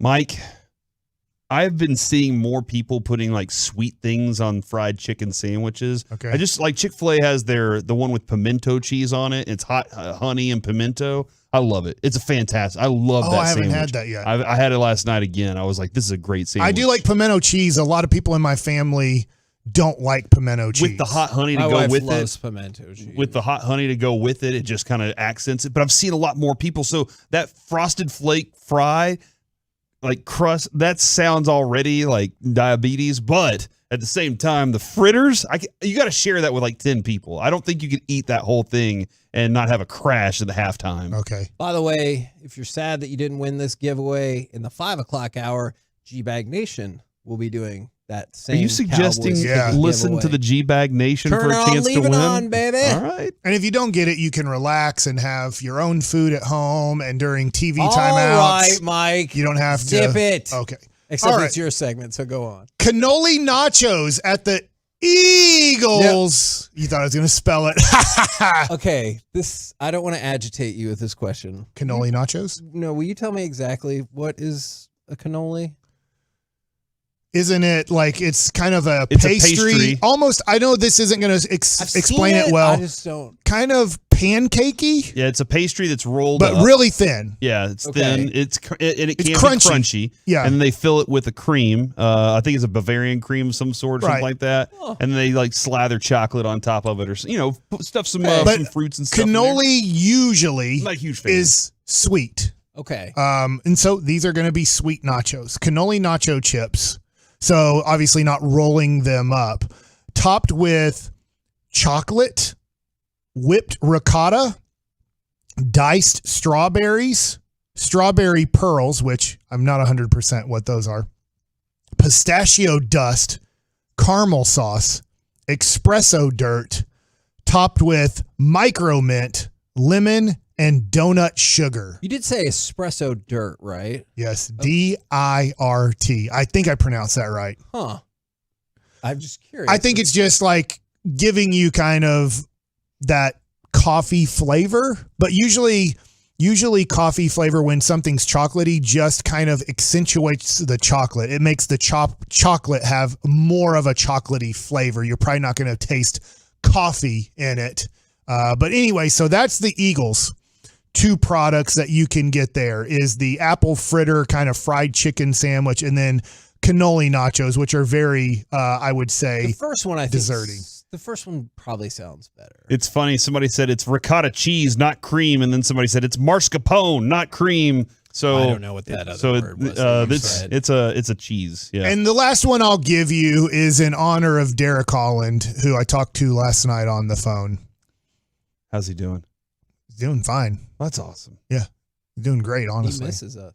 Yeah, well, I miss him. yeah, it's fine. We can see each other or call each other on the phone. You just have to answer the phone, Kevin. Yeah. He can come over to my house anytime. I'll just say you're my first choice to talk to, so you know when I call you, you're like, Mike needs me. Cleveland Browns. Like, you know what pisses me off about the Mavericks? I'm like, what's that, Mike? Mark Cuban. So other things too. Cleveland. Okay. We've just had very unique things, right? From it's very Texas-y, Dallas-y, Arlington-y, the burrito stuffed with different things. And then I just gave you the champs, right? I mean, it is factual. Yeah. The Eagles are the NFC champs, and obviously they're 3-0. I think the Cowboys are 2-1. Mm-hmm. Cleveland Browns, man, I tell you what, they are unique up there. They have taken a thing and they've said, man, what has nobody done before? What we're going to do is we're going to take a funnel cake and we're going to put the powdered sugar on top of the funnel cake. I don't know if anybody's ever done that before. Sarcastic. Then we are going to take fried chicken tenders and we're going to put them on top. And then we're going to drizzle it with syrup. Can you believe that? They have taken something that I've never heard of. They're taking something. The chicken and waffles? Yes, they're making chicken and waffles and like, but what did we do? We funnel cake that MFer. Do you like chicken and waffles, Kevin? Chicken and waffles are amazing. You're a waffle fan, aren't you? Oh, yeah. I see you bring some Are you a waffles funnel in the cake studio. fan? Funnel cake's okay. I really like I'm not a fried funnel cake chicken, fan. though. Sorry. I got sick on the pirate ship at Six Flags, and the last thing I ate was funnel. But I got a stomach bug from my sister. The one going like this? Seesawing? Yeah, I got a stomach bug, and so that's why I was sick. Did you sit? Did you sit way up top so you get the highest of highs? Oh, and so I felt like it, and I had funnel cake, and then that's what came up, and I haven't eaten funnel cake since then. It's kind of like when Avery threw up watermelon all over me, and I'm like, I don't know if I can have watermelon anymore. And I love watermelon, but there are huge chunks in my shirt, and I just can't do that. I hope everybody's having a great lunch. She needs to chew up her watermelon more. There shouldn't be chunks of watermelon. Chew before you swallow. Mike, when you were a kid, were you ever worried if you swallowed watermelon seeds that a watermelon would grow inside? Of course he was. No, I'm not a moron. Seeds can't grow in your body. There's not dirt. There's not sunlight. Babies? That's a seed. But there's water. Oh my gosh. It's an egg. We're the KNC Masterpiece. Eggs can grow inside your bodies if you're a woman, born a woman. Oh my God. 100% born a woman. Politics? Coming up Not next, politics. It's time science for the C-Block starring Corey Majors. Little baby boys don't have eggs inside of them when they're born. Don't worry about Chandler Jones. Noah has no eggs inside of him. Chandler Jones says you need to be worried about them, not him, next on the Fan. The Rangers and Mariners open up.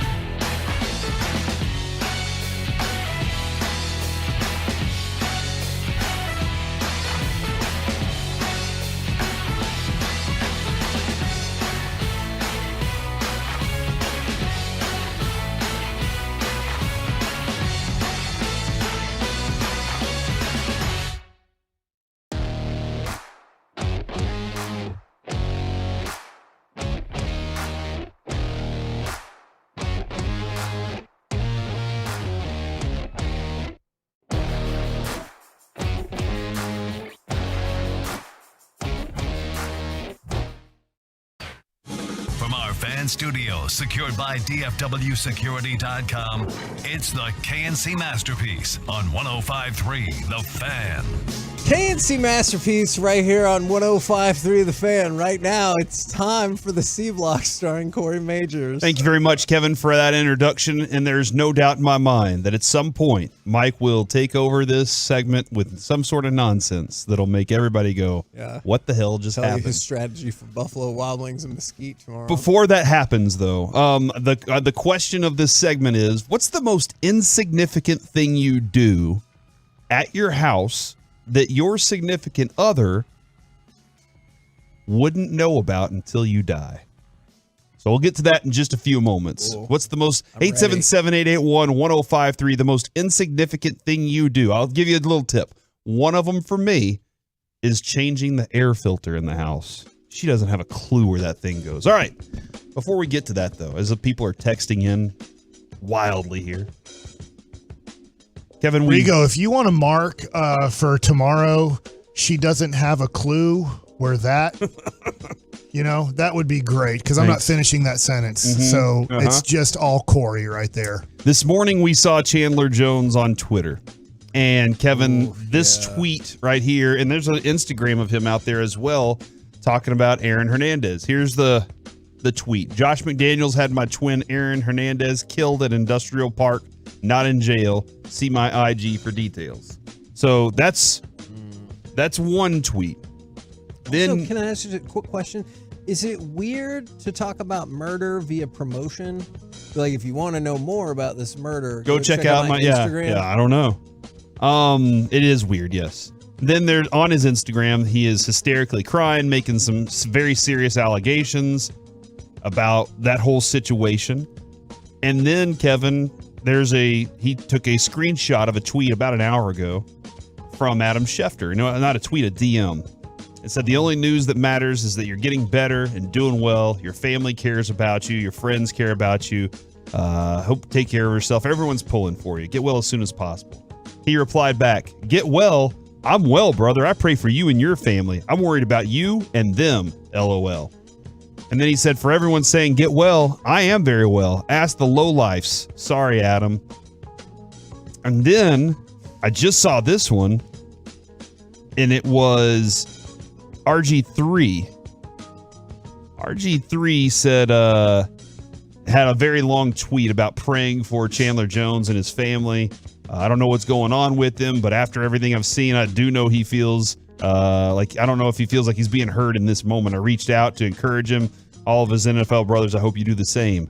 Chandler Jones said, bro, you washed up. RG such and such, sit down. I'm still in the league. You Twitter fingers. So even the people that were reaching out to try to assist, from my understand, he kind of dumped on them. And then I saw this too. Antonio Brown said, I'll be mending the gap. Raiders, Chandler Jones, we can do it. Let's get him back on Squid Games. Let him play. Allow him opportunity to level up his outburst. Just held in pin-up aggression. You got presidential bloodline of Geechee. You never know what we individually been through, CTE. And then... No, but I think people have, and that's why they're trying to reach out and help, right? And then Chandler Jones said, CTE podcast, it's up. So I don't know if he's like saying, yeah, no, there's really something going on there or what, but it's a wild situation that's going on right now. And I'm very curious. And, you've been pointing out the story has been kind of evolving over time now. And there's been a lot of very wild, different swings from Chandler Jones. And that's kind of where, I guess, when it comes to CTE, you feel this way. Like, we hear a lot of mood swings. He wasn't himself. I've never seen him act like that. And so this is kind of, I don't know that we've ever seen Chandler Jones like this before. And do you get concerned because, you don't know, a lot of times you don't know there's a problem if you're in the middle of a problem. And then he's also speaking to a lot of things that sound like they involve paranoia to me. Look, if he's fine, great. Maybe stay off social media. Maybe so. But it feels like he's not. And I really do hope someone helps him out, even if he doesn't think he needs it. All right, I did want to ask a couple of baseball things real quick, if we can, Mike. Nate Lowe, I saw, is 3 for his last 39. Hitting? Yes. Dang, I didn't know that. I mean, I know last night they had a lot of hits, but I noticed he and Leote, I think, were the two guys to not have a hit. He's struggling. And I do wonder, do you consider moving him anywhere else in this lineup right now? For sure. They've moved him down to 7 when lefties were pitching in this series. They moved him back to 3 last night. But I do think, to your point, let's just say in these 4 games, he gets 2 hits. I mean, I guess hopefully Saturday and Sunday they can give him one of the days off because they've clinched. But if he struggles, to your point, and let's just say goes 2 for 10 in the series, that would be better, but still not good. I do think that he would probably bat 5th, 6th, or 7th in the playoffs. Okay.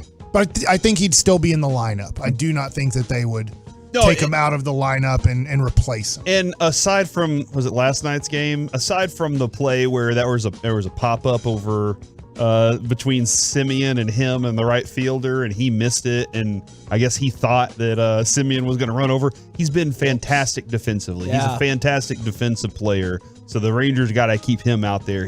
And that was a question mark last year. Coming into this season, it was, he's really, he's a consistent bat, but is he a consistent, good defensive player? And he's kind of cleaned all that up. So I was kind of curious about kind of how that goes. The other thing I was kind of curious about was, is Evan Carter the 9-hole guy for does he just stay there? Or is there another for this year? This year?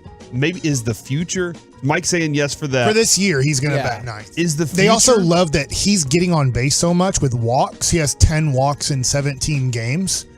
That he's a 400 or better on base percentage guy throughout his career. Okay. And it's carrying over early on in his major league career.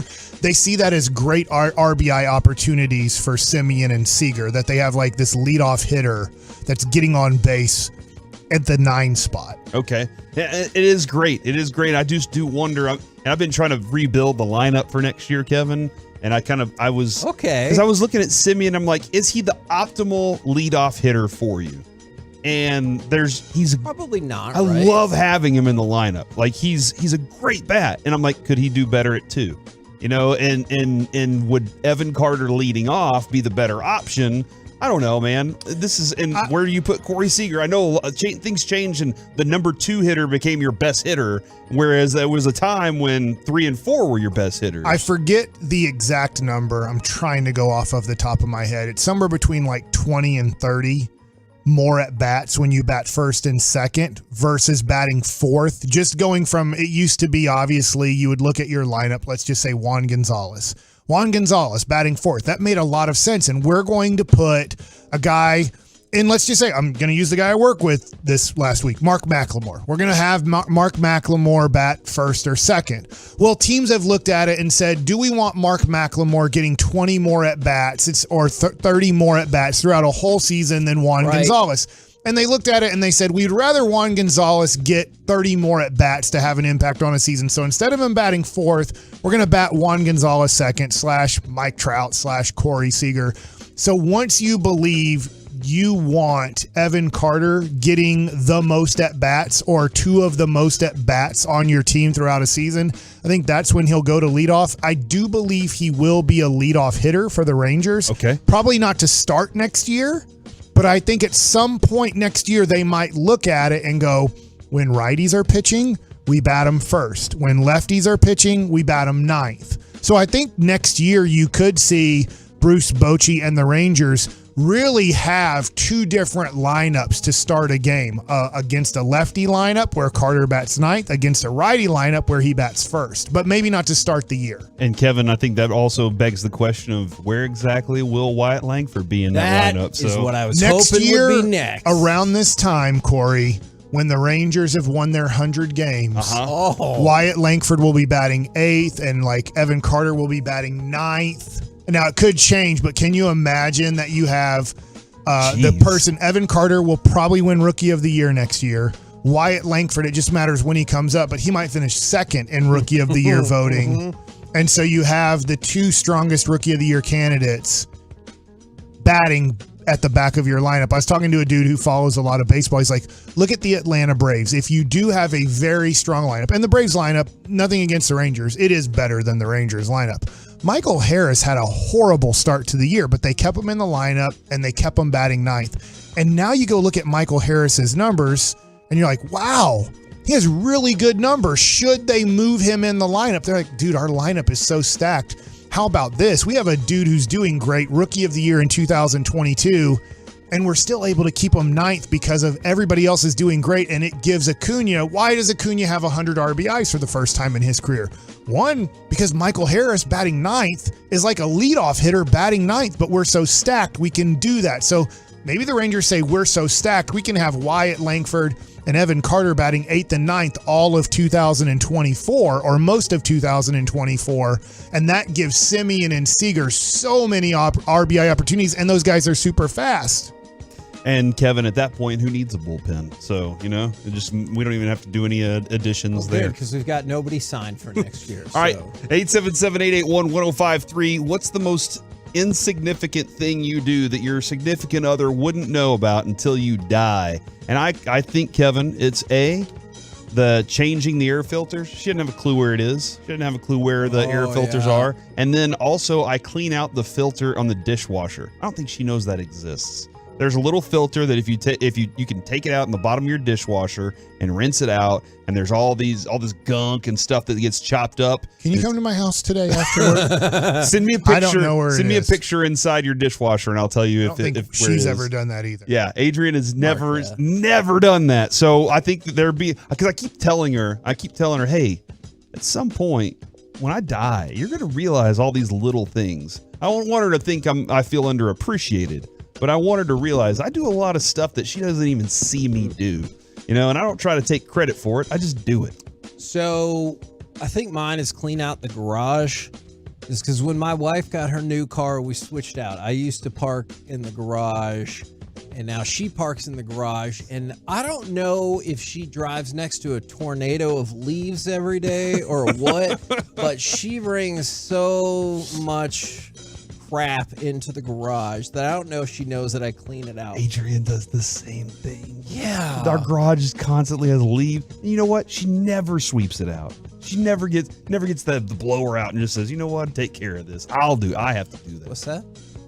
So my wife is so perfect and so spectacular. I don't have any issues like you guys have with your wives. You're the same person who said you thought fundamentally women through the generations passed down the idea to hide men's things. I don't ever remember saying that. You told me that story 3 times, so yeah. I know that it happened. He has selective memory, guys. Let's remember this. I just think you guys need to have a great conversation. Let's just go on a walk with your wife tonight and have a conversation about all the things that she does wrong and tell her they need to fix it and fix it now. I think that usually works out with wives. From the 682, my wife has no clue how to turn our sprinklers on. From the 469, I sent her the shower mat in the shower door opening. Let me ask you this. Here's what I don't think That's a big deal. She would figure this out, and she must do it occasionally. But I feel like if ever I need to drive her car, because it's the bigger car, let's just say we need to have more kids in there to take them somewhere, whatever, or vice versa. She's been driving my car for the weekend because it was just convenient, whatever. I feel like, does she ever look at the gas gauge? Yes!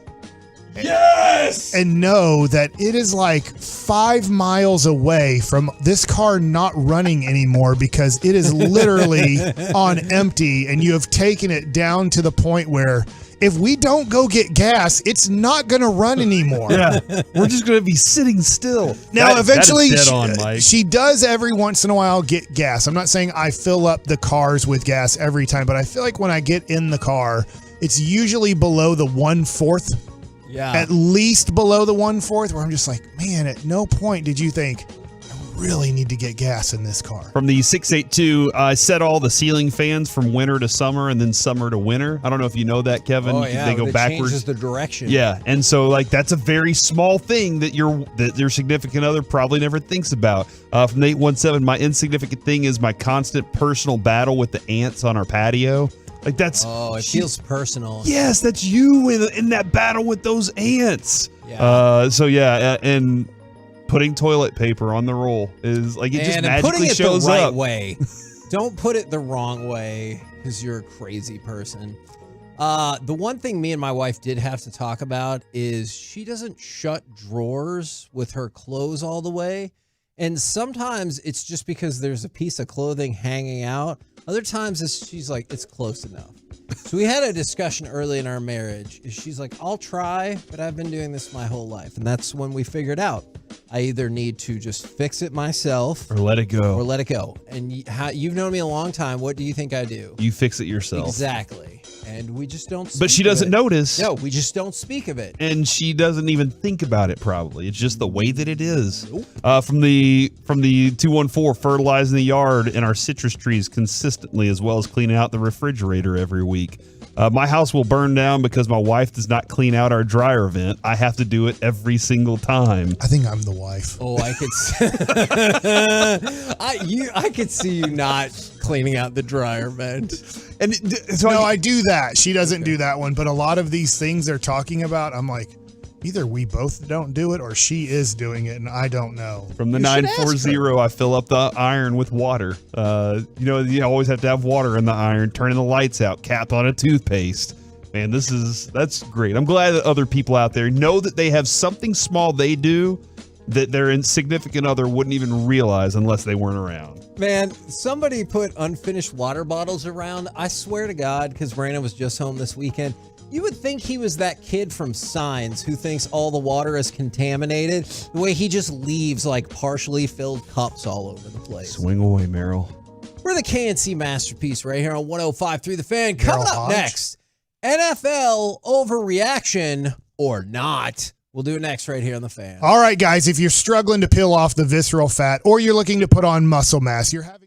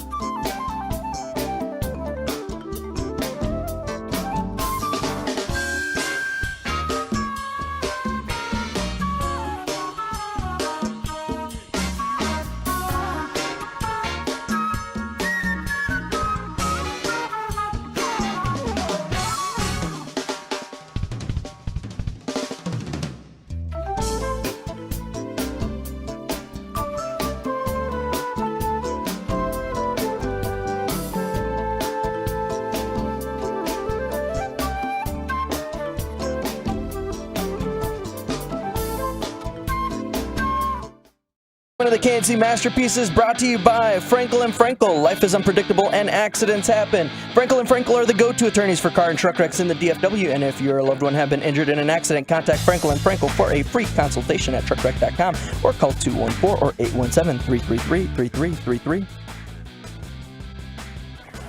Wilson throws off balance, picked off at the 4-yard line. Rodney Thomas has made a couple of really nice plays tonight, and another one here, and he finally gets tripped up. KNC Masterpiece back here on 105.3 The Fan. We're going to do NFL overreaction or not. We're definitely going to talk about Russell Wilson. A couple of updates for you. Saquon Barkley is participating in individual drills today. Now, where that ends up leading, who knows for sure, but a good step for him right there. And then fun fact for you, the Steelers just signed someone to their practice squad who hasn't been in the NFL in 6 years. Wait, say that again? 6 years? They haven't played in the NFL? Correct. Brad Wing, the punter, has been signed to the practice squad by the Steelers. He last played for an NFL team in 2017. He was undrafted in 2013. Since then, he's gotten bumped from a practice squad, and he's played in the Alliance of American Football, if you remember that, and the XFL, where he ranked top 3 in punts. Now, on the practice squad for the Steelers. Well, that's good for them. Indeed. Now, you know how this segment works. I'll throw something out to you, and you can tell me if you think it is an overreaction or not. Ezekiel Elliott should be in the Cowboys Ring of Honor. Overreaction. This is the Dallas Cowboys, not the Arizona Cardinals. Ezekiel Elliott did not have a career worthy of the Ring of Honor. So if I said third most rushing yards, third most rushing touchdowns in the NFL history? No, in franchise history. Yeah, I'm with Mike. Too bad. We're not putting Herschel Walker in either. Wow. I'm with Mike, man. I legitimately, I'm kind of a weird, like, most of the guys that I think of in the Ring of Honor have some Super Bowl things that they have on their plate. Like Kevin, I don't know if I'm putting Romo in there. Okay. I'm not putting him either. Okay, but you can agree, right? There's no way Jerry doesn't put at least Romo in there, right? He loves Tony Romo. He better hurry up. Yeah, well, with Zeke, Mike, I think that Jerry Jones would look at that too and go, yeah, I mean, he was really good, but I don't think he quite deserves that. Wow. So we're changing our standards now. Now, I'm just asking the question. You've asked a question that I've been upset about. Okay. I mean, how many guys in the 70s, and I know that they maybe retired in the 80s, were part of championship football? Yeah. Everson Walls isn't in, right? Right. Yep. The dude's up for Hall of Fame consideration now. And you talked about being all-decade team. Yes. I know that it's a little bit weird because he came in 2016. I'm assuming Ezekiel Elliott didn't make the all-decade team of 2011 through 2020. I believe he did. He ain't making the one from 2020 to 2029 or whatever. So am I wrong? Is everybody that's in the Ring of Honor and they all win a championship? Am I wrong about this? DeMarcus Ware didn't win one with the Cowboys. Okay. So Don Meredith. I would have to check. And Don Meredith played in NFL championship games before the Super Bowl. That's, the Ice Bowl and stuff like that. So, but they all played in like huge. Those very he played in a hugely important. There's a game. big difference between the Dallas Mavericks and the Dallas Cowboys. Like, hey, Brad Davis, awesome. Loved watching Brad Davis as a kid. Brad Davis has no chance of making the Dallas Cowboys Ring of Honor, but for the Dallas Mavericks, it makes sense. Yeah. Rolando Blackman, favorite player ever. He makes sense for the Dallas Mavericks. He doesn't make a lot of sense for the Dallas Cowboys. Just because of how storied their tradition is versus the Mavericks. It is like Rolando Blackman, Derek Harper, Brad Davis. They don't make it if they played their career with the LA Lakers. Yeah, I'm with Mike on this, man. Don't water this thing down to Zeke Elliott and Tony Romo. Good careers, nice players. This is the Dallas Cowboys, not the Arizona Cardinals. Hold on, are you on a different side on this? No, Kevin? this is really interesting You to didn't me. expect this much controversy. I didn't. I honestly, I swear, I've got like 8 questions. I swear, I thought y'all were like, Yeah, probably. Well, we can't do all 8 or Broad is going to yell at us. That's probably true. But because of what you were saying, as I was looking at, obviously we were talking about DeMarcus Ware, but before that, Darren Woodson, Larry Allen, Charles Haley, Drew Pearson, Emmitt Smith, and obviously Irvin and Aikman. These do feel like a different level. I'm just surprised to hear y'all say that. Okay, I do have. Did we mention Witten in this conversation? Yeah, Jason Witten, 100%. He's a Hall of Famer. He's a different level. He's like top. I was looking at this the other day because we brought up the Chad Johnson. I'm a Hall of Famer. Guess what? I know I'm not. That's why I'm making my own jacket. That's why I made my own jacket. Jason Witten is top 20 and close to top 10, if not top 10, in yards and receptions in the history of the NFL. Like, he's going to be, if he's not a first ballot Hall of Famer, it's weird that if you're like a receiver tight end, you just don't make it unless you're Jerry Rice or Randy Moss, you just don't make it. But he will make the Hall of Fame easily. If you're easily going to make the Hall of Fame, you should easily make the Ring of Honor. Ezekiel Elliott will never be considered for the Hall of Fame. Like, they're like, hey, Ezekiel Elliott, and 100% of the people go, no. Mm-hmm. Okay. Man, I appreciate that spirited response. For being a party animal in Dallas, yes. Okay, Mike. He wins. All right. He's one of the greatest partiers in Dallas Cowboys history. Him and Hollywood Henderson can both go in. Holy crap. Lions and Packers tonight, Thursday Night Football. The winner of tonight's game is guaranteed to win the NFC North. Overreaction or not. It's already down to a 2-team race. Hold on. Do you think the Vikings are out completely? Out. And yes, I think the Bears are out. Wait, you know what? I'll the game take tonight that. is who? The Lions and the Packers. Lions and the Packers. I think you might be right. I think the Lions could win this thing. I think the Packers are looking better than I expected them to, honestly. I did not expect them to be. I thought they were going to need a period. And to be quite honest, I've been kind of like, all right, they're not as great, but the Lions could definitely win that division for sure. I agree. Okay. Tonight's game. NFL overreaction or not. Broncos, Vikings, Bears, Panthers, all 0-3, all are done. Broncos, yeah, Vikings, done. Bears, super done. Panthers. Yeah, Dunskies. Which one of those teams ends up at number 1 is what I'm really fascinated I think at this point it's the Bears. I do too. You should keep playing Justin Fields. He doesn't want to learn this league. It's great when people don't want to learn the NFL, and it's just, I don't know a human being talented enough in the NFL history at that position, quarterback, who said, I never learned the NFL. I get Brett Favre seems like the stupidest to be the best at it, but I'm assuming Brett Favre did learn some things in the NFL. Man, that might be a topic for another day. All right, to go along with this, Russell Wilson will get benched this season because I continue to see who's their backup. Exactly, but I continue to see, just real quick, that he's the odds-on favorite to be the first benched. But I want to reshape that question and say Russell Wilson will get benched this year. I do believe is Locke still their backup there? It's Jarrett Stidham. Congratulations. Yeah. I don't know why you're going to bench him for Jarrett Stidham, other than you have no other choice but to do something.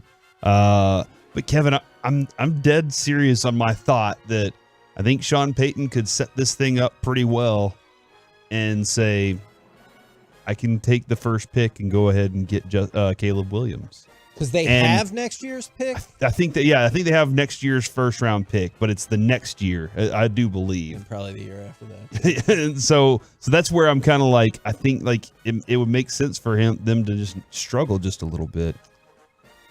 NFL overreaction or not, Trevor Lawrence is going to have a 2023 a lot closer to his rookie year performance than his second year. No, I mean, he dealt with Mr. Fingers his rookie year, and it's never going to be that bad. That's the worst coach in the history of the NFL. Will it be closer to that year or last year, though? Last year, he was really, really good. It'll be closer. At the end of the year, they only went 9-8 last year, I believe. That is true, but like In terms of QBR and stuff right now, his QBR is right about where it was his rookie. He'll be closer to last year. At the end of the year, it will be close. It might not be better, unfortunately, but he'll be very close to last year. Sorry, I was looking to make sure, and yes, they do have the pick, Kevin. The third round pick they gave up for that. Back to you. So you don't know the question? Nope. Okay. My apologies. Next, Sam Howell should be benched for Jacoby Brissett. NFL overreaction or not? Sure, why not? I don't. He just said how great he was. Who? Not Sam you, Howell? Ron Rivera. That was. He didn't know. He didn't even know the quarterback was any good. Fair. So no, that's one of those.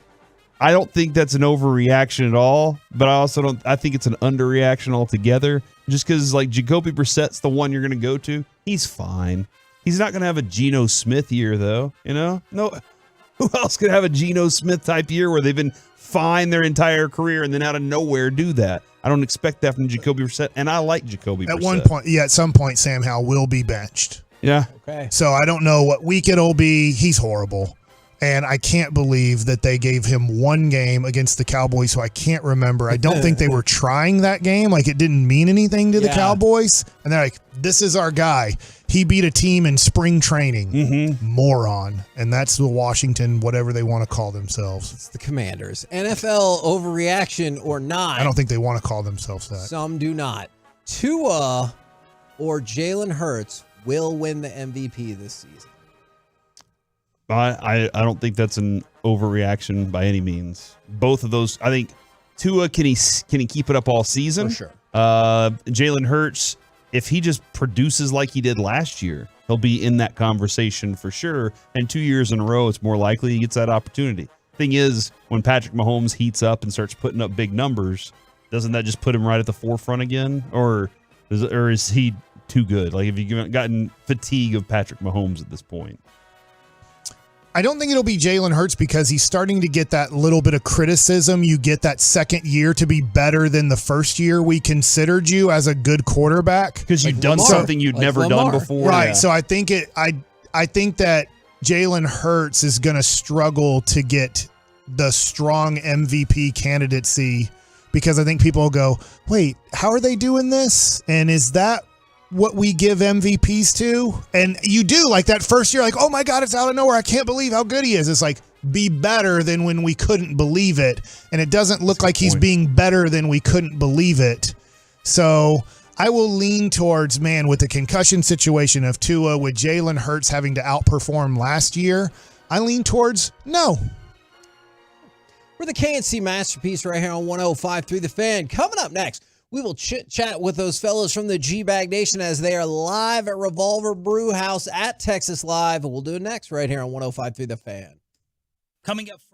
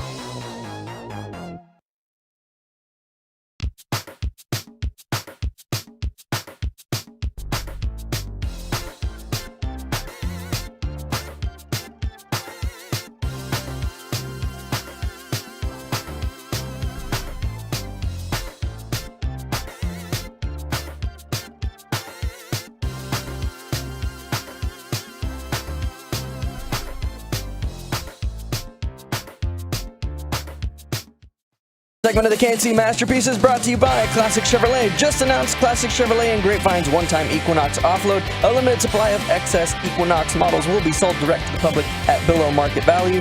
See them all at ClassicChevrolet.com. Don't wait. In less than 10 days, they could all be sold at Classic Chevrolet. Find new road. KNC Masterpiece back here on 105 through the Fan. Right now, it's time for our chit-chat with those fellas from the G-Bag Nation. Gentlemen, how is ya? And where is you today?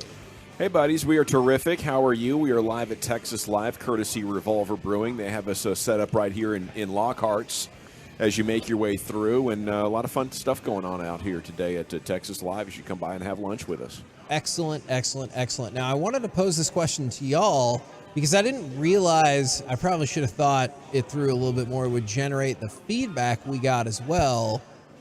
Should Ezekiel Elliott be in the Dallas Cowboys Ring of Honor?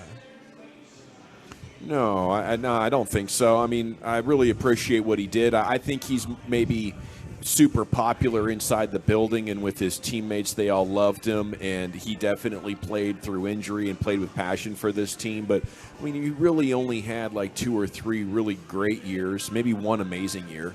And then he accumulated some stats because he did play through injury and he didn't get hurt much. But that doesn't get you in the Ring of Honor.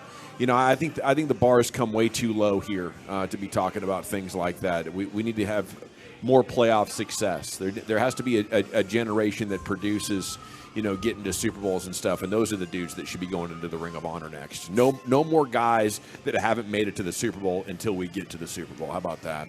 I like that as a standard. That's a dang good standard. Yeah, I mean, I get it. You know, a DeMarcus Ware, who's in the Hall of Fame, a Jason Witten, who probably Hall of should go in the Famers Hall of only. Fame. Yeah, I mean, that makes sense. Like, if you didn't win a Super Bowl, but you're a borderline Hall of Famer as a Dallas Cowboy, then I get that. But Zeke, third all-time leading rusher. Yeah, that's what I was going to say. Third all-time leading rusher. That's probably going to get. Yeah, but I think probably no. I mean, you don't even have Jimmy Johnson in there yet, guys. That's who you really need to put in.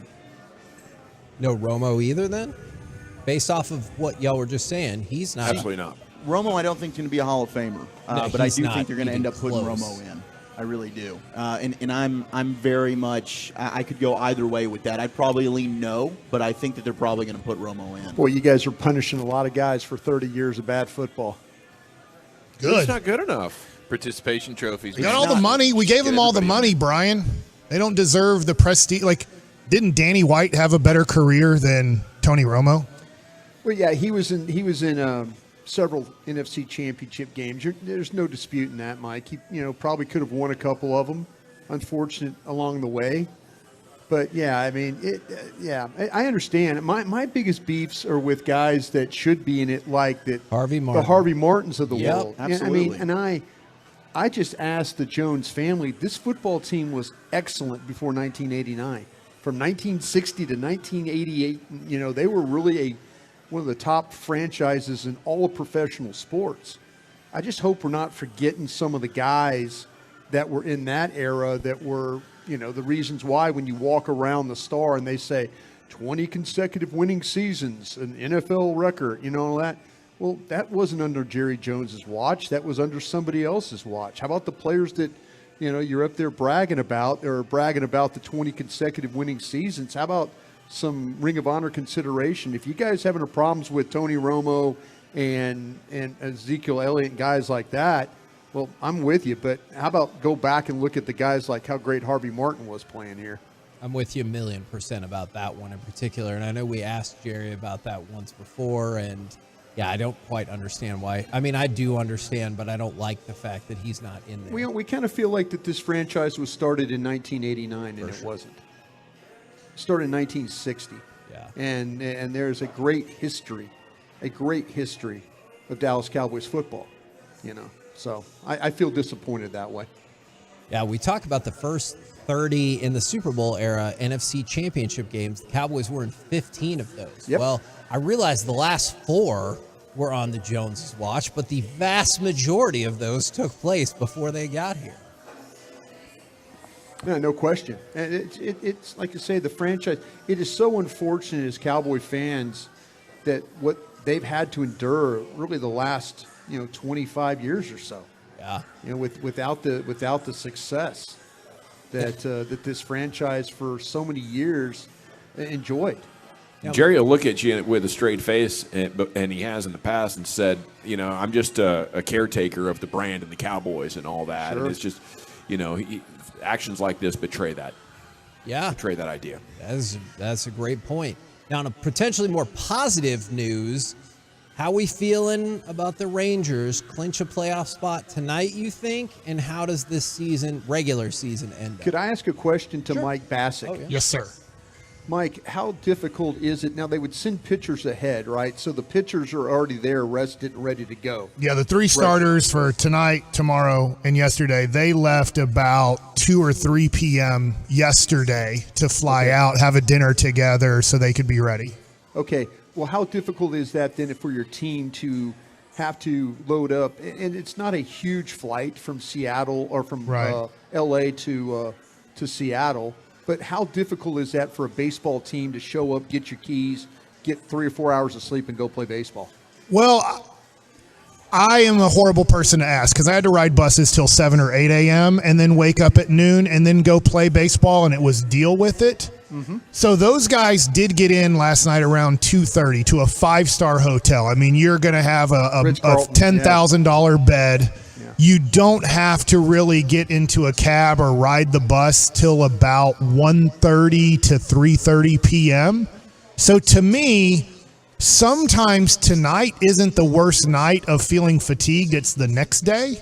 So I look at this one going, you have your best pitcher on the mound tonight. You have some momentum. You played pretty well. You had 2 really good days of hitting in L.A. So I look at it. Seattle's in desperation. They have to win out to even have a 10% chance of making this thing. So I look at it and go, man, I know this stinks from my perspective, but, I rode buses all the damn time because I wasn't good enough. So to me, riding on a private jet or private plane with all the food you could ever want, with plenty of space to take a little nap before you have to get on the bus to take the 20-minute bus ride to your hotel, to possibly go to sleep at like 3:30, 4 a.m. and then to wake up at noon. I think they should be okay, but we can always use it if they lose and say, well, whatever. Yeah, I mean, I'm confident with Monty on the bump. I mean, we talked to Dave Raymond about it yesterday. Jordan Montgomery's currently your ace right now until maybe you're able to get Max Scherzer back for the postseason. Wouldn't that be fun? But that'll be as your closer, though. Yeah, maybe that could happen too. We talked about that as a bullpen piece.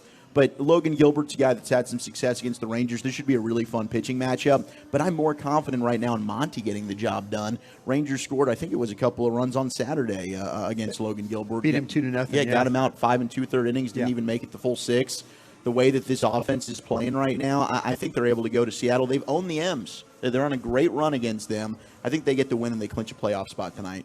Yeah, that's what I'm betting on. I think this team has transitioned back into being an elite lineup, getting healthy, getting their guys, and then getting settled back in. I think this is a really difficult team to handle right now that has momentum. They're, believing in themselves, believing in each other, and with this amount of talent, I just feel like they're going to overpower the Mariners once again. Last thing, have you guys got to interview Evan Carter on y'all's player show? He was really good. Did. Yes. Yeah, he was really good. His wife liked to, in the minor leagues, she cooked for everybody. She was a big crock pot meal lady. Yeah, did a great job. Well, I'll tell you what, I just wanted to know if you guys got to interview the future Ken Griffey Jr. of baseball.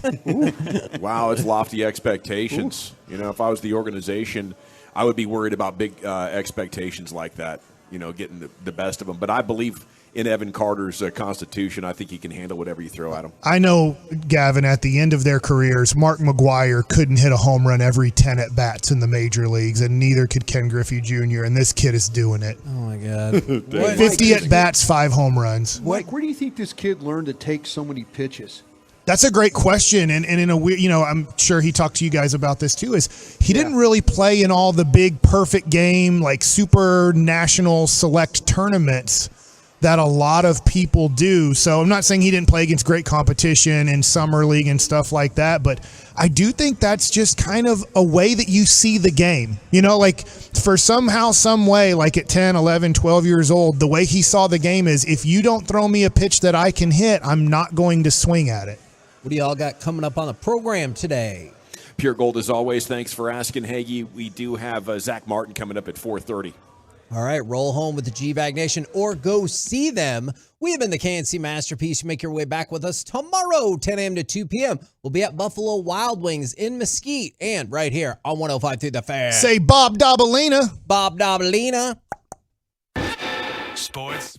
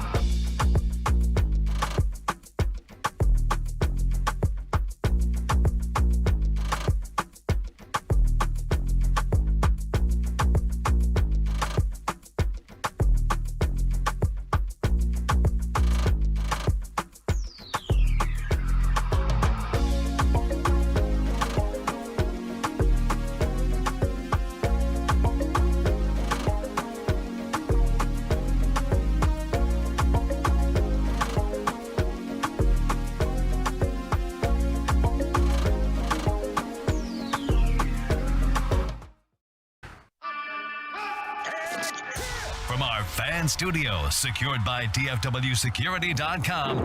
You're rolling with the G-Bag Nation on 105.3 The Fan. Thank you. Here we go. It's hour number 1 of the G-Bag Nation on 105.3 The Fan. Hope you're having a great day. We are live at Texas Live in Arlington. Would love to have you come on by and say hi. We'll set the scene here in just a second, tell you why we're here and all that on an off day, or the Rangers not here today. General, at your service if you see me, bear me. N.A. There's Brian Broaddus, the former Cowboy scout, NFL executive, Super Bowl champion, Emmy Award winner. Lucius Alexander back there at 75, and Fitzhugh in the Pimp Cup. You have your Nosebleed brothers right here, Zach Wolchuk and Eric Chiafalo. Carter Freeman's coordinating your video back there in the Pimp Cup adjacent. And along with you, we are the G-Bag Nation here on 105.3 The Fan. Yeah, we're here with Revolver Brewing in their CBD Kratom backyard at Texas Live. Salute to them. 12 vendors are on site. You don't want to miss out on live music from America's Got Talent contestant Kylie Fry before too long. There's also a silent auction presented by Buddy Love with proceeds benefiting the Mammogram Poster Girls. Proceeds raised to help that will ensure women have the ability to be checked and keep their health a priority. And they have a display over here with some sort of a silent auction going on, and these gals that are called the Babes in Pink are walking around in some of their fine selections. So that kind of sets the scene for you here as we are just 24 hours from the beginning of Flagtober 2023. We're just 6 hours from the Rangers pregame as they try to finish this in unbelievably spectacular fashion, guys. That was my first taste of playoff excitement. Like victorious playoff excitement that I think I felt since 2011.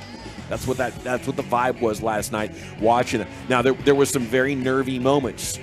They made you sweat it out last night, but the glory came through in the end to give you a little bit of breathing room before the game was over. But this feels awesome, and especially after the lows that they experienced over the last couple of months. It's just so amazing that they're treating us to this baseball gem right here. It's incredible. Dane Dunning, again, pitched a gem, 7 shutout innings. He was brilliant. Boach calling him the MVP. He's the unsung hero for sure, man. Absolutely. Leads the team in innings pitched. He's tied with Nathan Eovaldi for the most wins on the club. I mean, now you got a chance to go ahead and pop champagne back-to-back nights. Go ahead and get that dub tonight.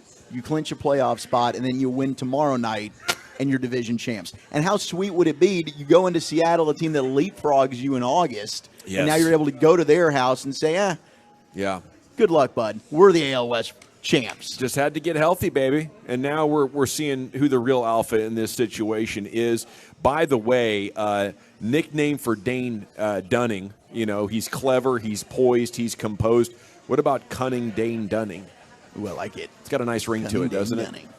Cunning Dane Dunning. Yeah. You have a future in this T-shirt business logo thing if you really want it. Could be a good side hustle for you. Yeah. That sounds like a boxer, by the way. Yeah. Sounds like a nice middleweight, he's real fast, shifty with the left. There you go. Cunning Dane Dunning. Watch out.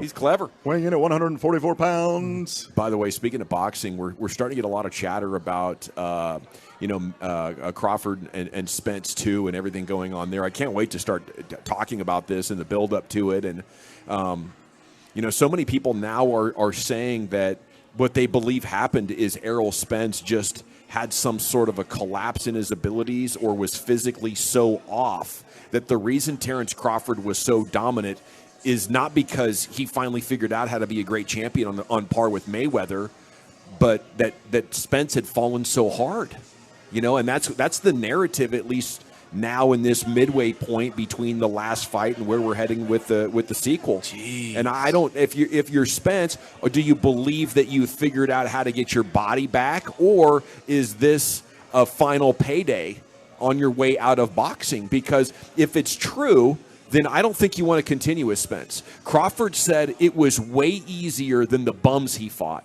Yeah. He said that like 10 days ago. I know it didn't come up on the show, but when he said that, I was like, holy crap, how bad was Spence that day?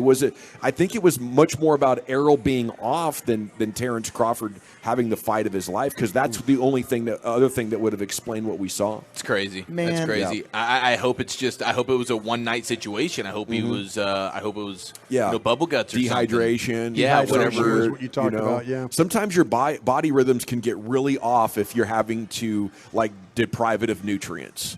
And sometimes your body can react great, but other times not so much. And that happens in boxing. That's a legitimate storyline. No, it is. And he certainly wasn't right, and he wasn't himself. But, L.A., I wonder your feelings on this. We were lucky enough to be in the building for that. I think that is disrespectful to Bud Crawford. I think Bud Crawford just beat the crap out of him. Yeah. I don't think Errol Spence was at his best. He probably was dehydrated, but I don't think it matters. He can be hydrated. You can go up a weight class. I think Bud Crawford is just that damn good. And this is the kind of stuff that you do to build a rematch that comes out, which is great, but I think it's disrespectful to Bud.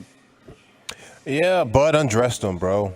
But, I mean, he did look spent. And I'm talking about Spence. He looked real dry out, like a little dry and just tired. He didn't have that same energy and that same gusto. He can't lean on excuses, but from what I seen, it didn't look like Spence. The timing looked off. The man looked slow. Yeah. And then I want to see a different weight class for those guys in a fight. I mean, hey, both things can be true, gentlemen. Like Crawford had the fight of his life, and Spence had the worst fight of his life, or might need to retire. And Crawford's been waiting for this moment, so he stepped up. You know, like Deion's got those kids in Colorado playing above their level right now. Yes. That's how Crawford was in that fight. He fought above his level in that situation because he's been wanting this shark this whole time. He absolutely did. Yeah, I completely trust what Lucius is saying about Don't boxing. do that. And no, I do. I completely. But Trust to me, me, don't trust just me. being an amateur guy watching that fight, I felt like you could have given Spence a club to beat Crawford over the head, and he still might have lost that fight. I wouldn't have doubted it. I would not have doubted that at all. But it'd be a hell of a redemption story. Spence is able to bounce back and win. That's right. And he is a great champion and a great DFW athlete, but sometimes things happen. It's just so crazy that he did fight post car accident, post detached retina, and he looked good in retaining titles. Okay, but hey, the Texas Rangers are the champions in this scenario. Yes. They have gotten off the mat, Balboa style, and now are drumming everybody in their path. And the Mariners and Astros are both coming apart a little bit. So we're having a lot of fun talking about them and getting ready for what should be an amazing, playoff time, however long it is. We can look forward to watch parties and remotes and, doing the whole thing with the Tolos out there. Can't wait. Yeah, I'd like to just applaud myself for when we were in Arizona. I said Dane Dunning was going to be the difference maker in this season. Yeah, you said the D in Dane stands for difference maker. You're talking about the cunning Dane Dunning, but yeah. I think I was the guy that stepped up and said Dane Dunning is going to carry this team the last month of the season as they need him. That's why, much like Deion's players, you've been wearing the D on your chest. I am. Yeah, I'm wearing the D. What's amazing about that too is you were also like in this DeGrom thing. Like we're talking too much about him. He's gonna be irrelevant throughout this season. No. That's the way we're talking. You said the way we talk about DeGrom is the way we should be talking about Dane Dunning. Yeah. And gosh dang it, Gosh, I wish I was that. But what the thing about it is, in all seriousness, the Rangers have had so many guys that have had to step up throughout. With Josh Young and the way that he's played throughout. I mean, it's just been outstanding. Evan Carter, it's kind of like, oh, wait, we have an injury. Well, the expectations for Evan Carter were like, well, let's see how it goes. Guy has every at bat. It seems like he looks at 10 pitches and then hits it real hard or gets on base with a walk. All your young guys have played above expectation. And so that's fun for right now and fun for the future. When Corey Seager was out, think about that time. The Rangers could have really gone south when Seager went out with the hamstring injury, and they had guys step up, and I think they were 19-12 while he was out. That just goes to show you really how deep this team was. But there's guys that were playing in the first half of the season that played really, really well that they don't need right now. Now you got guys like Garver and those that are just completely stepped up their game, and you're on the cusp of walking this thing into the playoffs. Yes, sir. Might even get yourself a couple of days to rest if you can take care of biz here over the next 2 days. Okay, Micah Parsons named NFC Defensive Player of the Month. Congratulations to him. He's been dominating. 4 sacks in the first 3 games. Also has 8 QB hits, 5 tackles for loss, a pass defended, a forced fumble, and a fumble recovery. Yeah. So congratulations to Micah Parsons, just getting started here in 2023. Yeah, and Gavin, at 2:40 today, I'm going to tell you how he's going to have a big game against this New England offense. Let's go. Okay. Hoping to see Cowboys offensive linemen back in the mix. Yeah. At some point over the next couple of days. I think we need to be prepared for them to not play. We will have Zach Martin coming up at 4:30. But I'm looking more at the defense as far as, what can win this game for the Cowboys. I think, it's got to be some sort of a mental adjustment. You can no longer play as if your offense is likely to score 30 until those linemen come back. And I think that's more responsibility and less risk, Brian. This is going to be the problem for you, Gavin, probably going forward in this game. Is the feeling is, and we'll see, man, this team gets to a Saturday, then everything kind of falls apart. But as we sit right now, the feeling will be for Zach Martin and Biotish to be in the mix. Tyron Smith is still dealing with the knee. Now, this is the question I have to ask you guys. Adoga then still continues to play the left tackle spot. I would say if I could have a guy back, give me Tyron Smith back. I'll try and find a way to play with Hoffman and then play with Martin. I just, I don't know if this team has said, well, okay, we're gonna give Tyler Smith some reps at left tackle. I think the problem you run into this week would be Matthew Judon rushing, but Adoga being on the outside. See, that's where I mean, if you're the Cowboys now, you have a week to get Tyler Smith ready and get him some reps at left tackle if you want to go that route. I think they're going to go Adoga, give him help, get the ball out quick. But I think they want to really concentrate on being able to run inside. Yeah. And I think Tyler Smith gives you that. And I'm curious why they don't want to move Tyler to left tackle. Is this a permanent thing?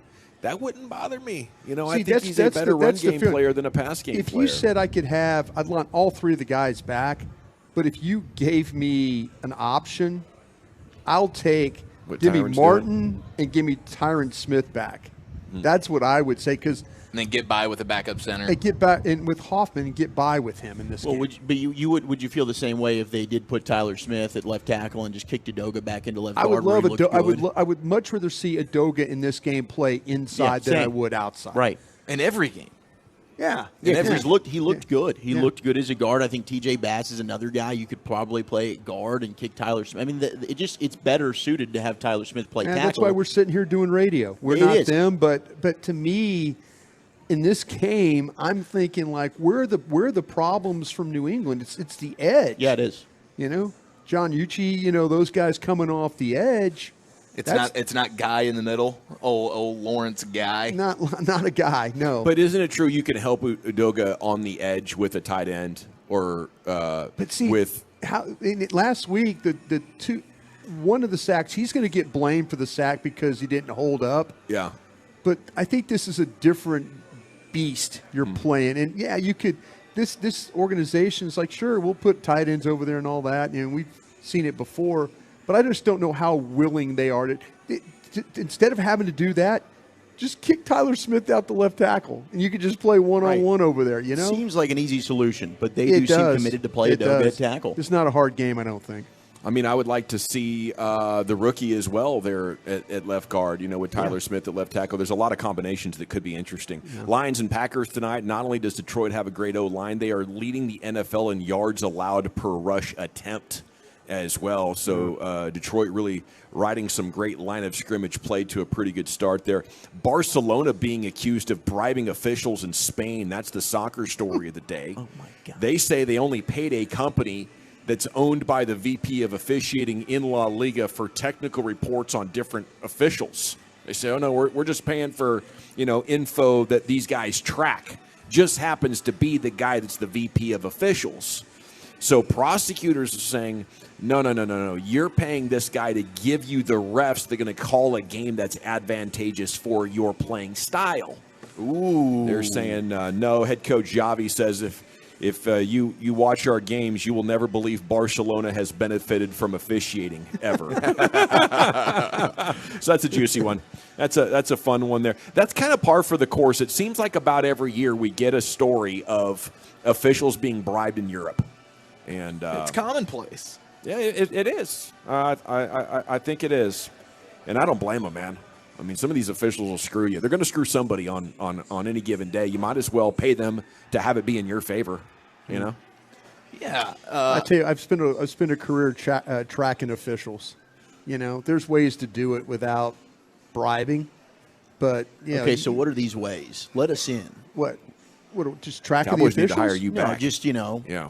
I mean, maybe to get a little in on the official, have them be on your side. Yeah, how do you get the zebras on your side? Oh, they're never on your side. Oh, okay. They're never. But how on do you your side. benefit from I'll it? tell you what, though, I did see an official, and the guy got in trouble. He got fired. Oh.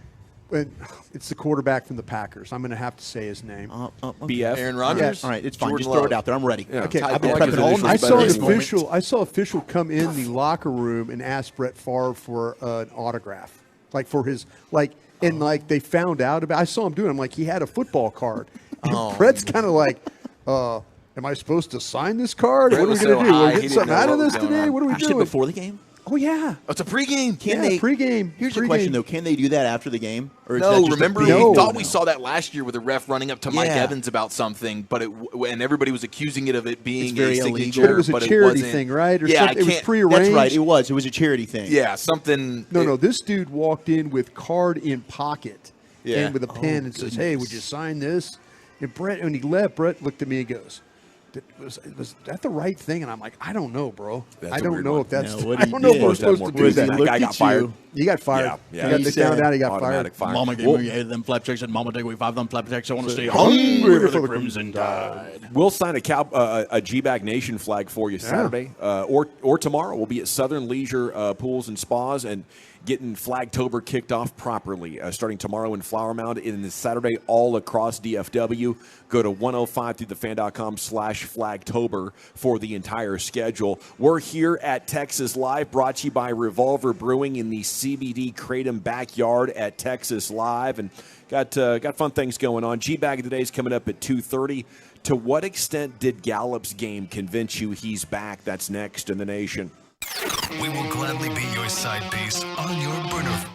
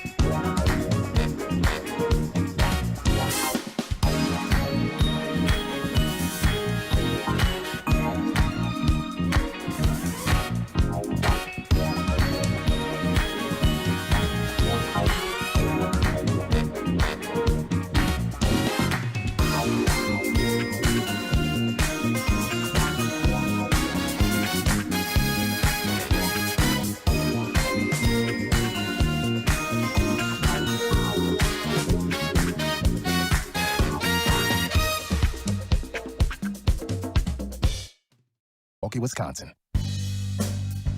Welcome back, G-Bag Nation. Hope you're having a great day. All right. Segment is brought to you by the Frankels. Life's unpredictable. Accidents happen. Frankel & Frankel, the go-to attorneys for car and truck wrecks in DFW. If you or a loved one's been in an accident, contact Frankel & Frankel. Free consultation. It's 214-333-3333. Go to truckwreck.com. We are live today at Texas Live with Revolver Brewing in the CBD Kratom backyard here at Texas Live. 12 vendors on site. Live music from America's Got Talent contestant Kylie Fry. You're going to be on a little bit later on. So join us for this. And tomorrow, Southern Leisure Pools and Spas there for the kickoff of Flagtober. Our buddy John Machota wrote about Michael Gallup's breakout game and what Mike said about it yesterday. He did lead all pass catchers with 6 for 92 on 7 targets. Efficient. Yeah. Said it wasn't too bad. I got my feet wet again, but it doesn't feel right because we lost. The 6 catches were the most Gallup has had in a game since suffering a torn ACL in his left knee at the end of the 21 season. The 92 yards were also the most he has had since the injury there. I think it possibly could, because maybe this is still mental for him, and all he needed was the huge game maybe to give him the confidence to go out there and do it again. But they need that Gallup that can go up on the sideline, especially in the end zone, to be a factor for him again, don't they?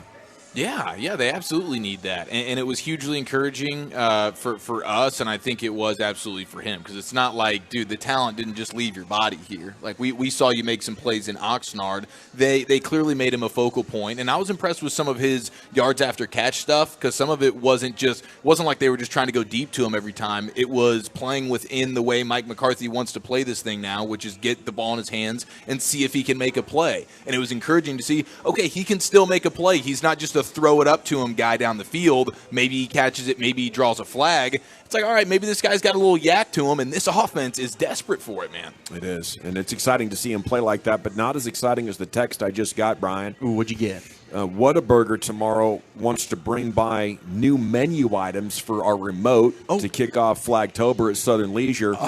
We would be the first in Texas to sample them. Oh, my gosh. Oh, my gosh. Are you kidding me? Whataburger history tomorrow on the show. Making history with Whataburger with, like, honey butter sauce dripping down his neck while he's wearing you can cheat on soda for 20 minutes for that, can't you? Yeah, I could probably have a bite, for sure. Yeah, a bite, sure. I think Soda would understand. I'll go in there on Saturday, and I'll just explain to them the situation, and my Soda team of expert nutritionists will say, gosh dang it, we get it. You made history yesterday. How about just Whataburger, like beautiful flags? If you guys have a chance, go look at the flags. Dude, It's a the beautiful Whataburger design flag. of the flags. It's a game changer. And then like game-changing food? God, come on. That's right. Really? Okay. That's Whataburger right there. Next Michael Gallup question. Can I say something real quick about this whole thing with Michael Gallup and stuff? I know I need Brandon Cooks to play better too. Yeah. You know, I'm really happy with what we saw with Michael Gallup, and I know Brandon Cooks has missed a game, but I'm going to need him to step up this week. I'm going to need all 3 of those wide receivers. I need CeeDee Lamb to look interested in what's going on with this game. I hear you. I hear you, and it's good Cowboys conversation. I want to ask you about Michael Gallup's contract, but I also want to tease coming up at 4 o'clock the best trade idea you're going to hear about the Cowboys. Okay. Period. Maybe of all time. Maybe of all time. And it's not Kyle Pitts. How about that for a tease? You're just bringing the good news. Whataburger history, the greatest trade proposal in Cowboy history. We're going to the Super Bowl. Are you kidding me, man? Coming up at 4 o'clock. It's Jimmy-esque. I'm going to admit, yeah, when Dawson ran it by me, I spit out my drink. Oh, you already know what it is. Like, holy crap, how'd you come up with this? Don't tell me I want to be wowed. I was just, was enjoying some Lockhart barbecue, and I took a bite, and I looked at Dawson like, you're not serious, are you? And he goes, oh, yeah. I'm serious. Is that when you had to excuse yourself earlier to go to the men's room for a second? No, he's a little cleanup. He comes up with these ideas, and I was just enjoying my lunch. He couldn't believe it was that good. He was like, are you serious? Is this logistically possible? I said, yeah, it is. We can do this. Okay, the Cowboys signed Gallup 5 years and $57.5, but it was really only a 3-year deal, and next year there's not that much guaranteed. Do you think he'll be on the Cowboys next year? What's he need to do? Well, I mean, I think you need to get at least 800 yards receiving this year. I think that's like the absolute bare minimum. And you've got to get him involved more in the red zone. I mean, I get it. You talk about, hey, you need guys that can high point the football. Is Dak the best with the fade? I don't know. But if there's a guy that has shown a tendency to be able to do that, to make some contorting catches along the sideline, great balance, it's Michael Gallup, right? So I think Cooks is another guy they've got to get more involved in the red zone as well to help some of that stuff. Big play stuff. I think that certainly is on Brandon Cooks. But I think that's a fair question. Will he be a Dallas Cowboy next year? I don't know that I can say that right now. It all depends on how well Tolbert plays the next 14 that's games. a good point. Yeah. If Tolbert shows you that he can legitimately come in and take over his role or take over Gallup's role of being that guy that you have to he's the third guy, maybe the second guy if there's an injury. You know, he's a guy that you can rely on. He's going to have 5-6 catches a game kind of a thing. You know, maybe 4 catches, I don't know. But he's got to show that he can be somebody that's other than – see, the problem with Gallup for a long time was Gallup would have stretches where he would have games with no catches. Yeah. You know, and you don't want Tolbert to be that guy now. No. You don't want Tolbert to be the guy that, he had 5 catches. Oh, well, now he has only, 3 catches in 4 days or 4 games. So, anyway, kind of crazy, but he needs to play better. Salute to Lockhart's Barbecue. We are broadcasting from their dining room, and they have just brought us over a giant cutting board of barbecue greatness. Look at the bark on that brisket. We're going to enjoy that. It's time now for the G-Bag of the day. Into the Pimp Cup we go. Here we go. Lucius. Here we go. What's up, bro? Cut the checks, bro. How you doing? Awesome. All right. Yeah. I'm doing good, man. Recovering from a leg day. I did 2 leg days in a row, and now. Oh yeah. Yeah, I'm creeping around like an old man. What's up with the multiple leg day? What's going on? What are we getting ready for, Lucius? I don't know, man. I just something in my system says you need to be working out more. You need to be reading more. You need to be doing more. I kind of like Lucius that was drinking tequila, real expensive tequila the most. I know. Is it a game changer? Is it something in your system or something not in your system? Yeah. I don't know. My question. I don't know. Our winner and champ is Jared Sandler. He's our Rangers insider here on the Fan. Sometimes he does play-by-play for the Rangers on the radio, and it's amazing. This man is going to be a star one day. I told him that like 10 years ago. Yeah. He still jumped waiting for it. There's still time, Jared. Did you just say he jumped up? What was he doing? He jumped on the morning he show jumped on. there to defend Coach Nathaniel Hackett against Sean Payton. There was bodies on this one. Same confidence that Sean Payton had when he decided to call out Nathaniel Hackett before his ass got embarrassed by giving up 70 points to the Dolphins. I'll tell you what, Sean Payton, I know you got DFW roots. Maybe you have a friend, family listening. I went to Green Hill School. Our football program's really struggled. I really like our head coach. Seems like he's got things going in the right direction. But maybe we'd consider hiring you as an offensive coordinator. I'll tell you what, you are an overrated NFL coach. And people who thought that Sean Payton was the Dallas Cowboys savior are absolutely laughable. This guy rode Drew Brees' coattails. He is a more in shape Mike McCarthy. There's nothing that is the savior about Sean Payton. He's fine. He's an okay NFL coach. He's not bad. He's an okay NFL coach, just like Mike McCarthy.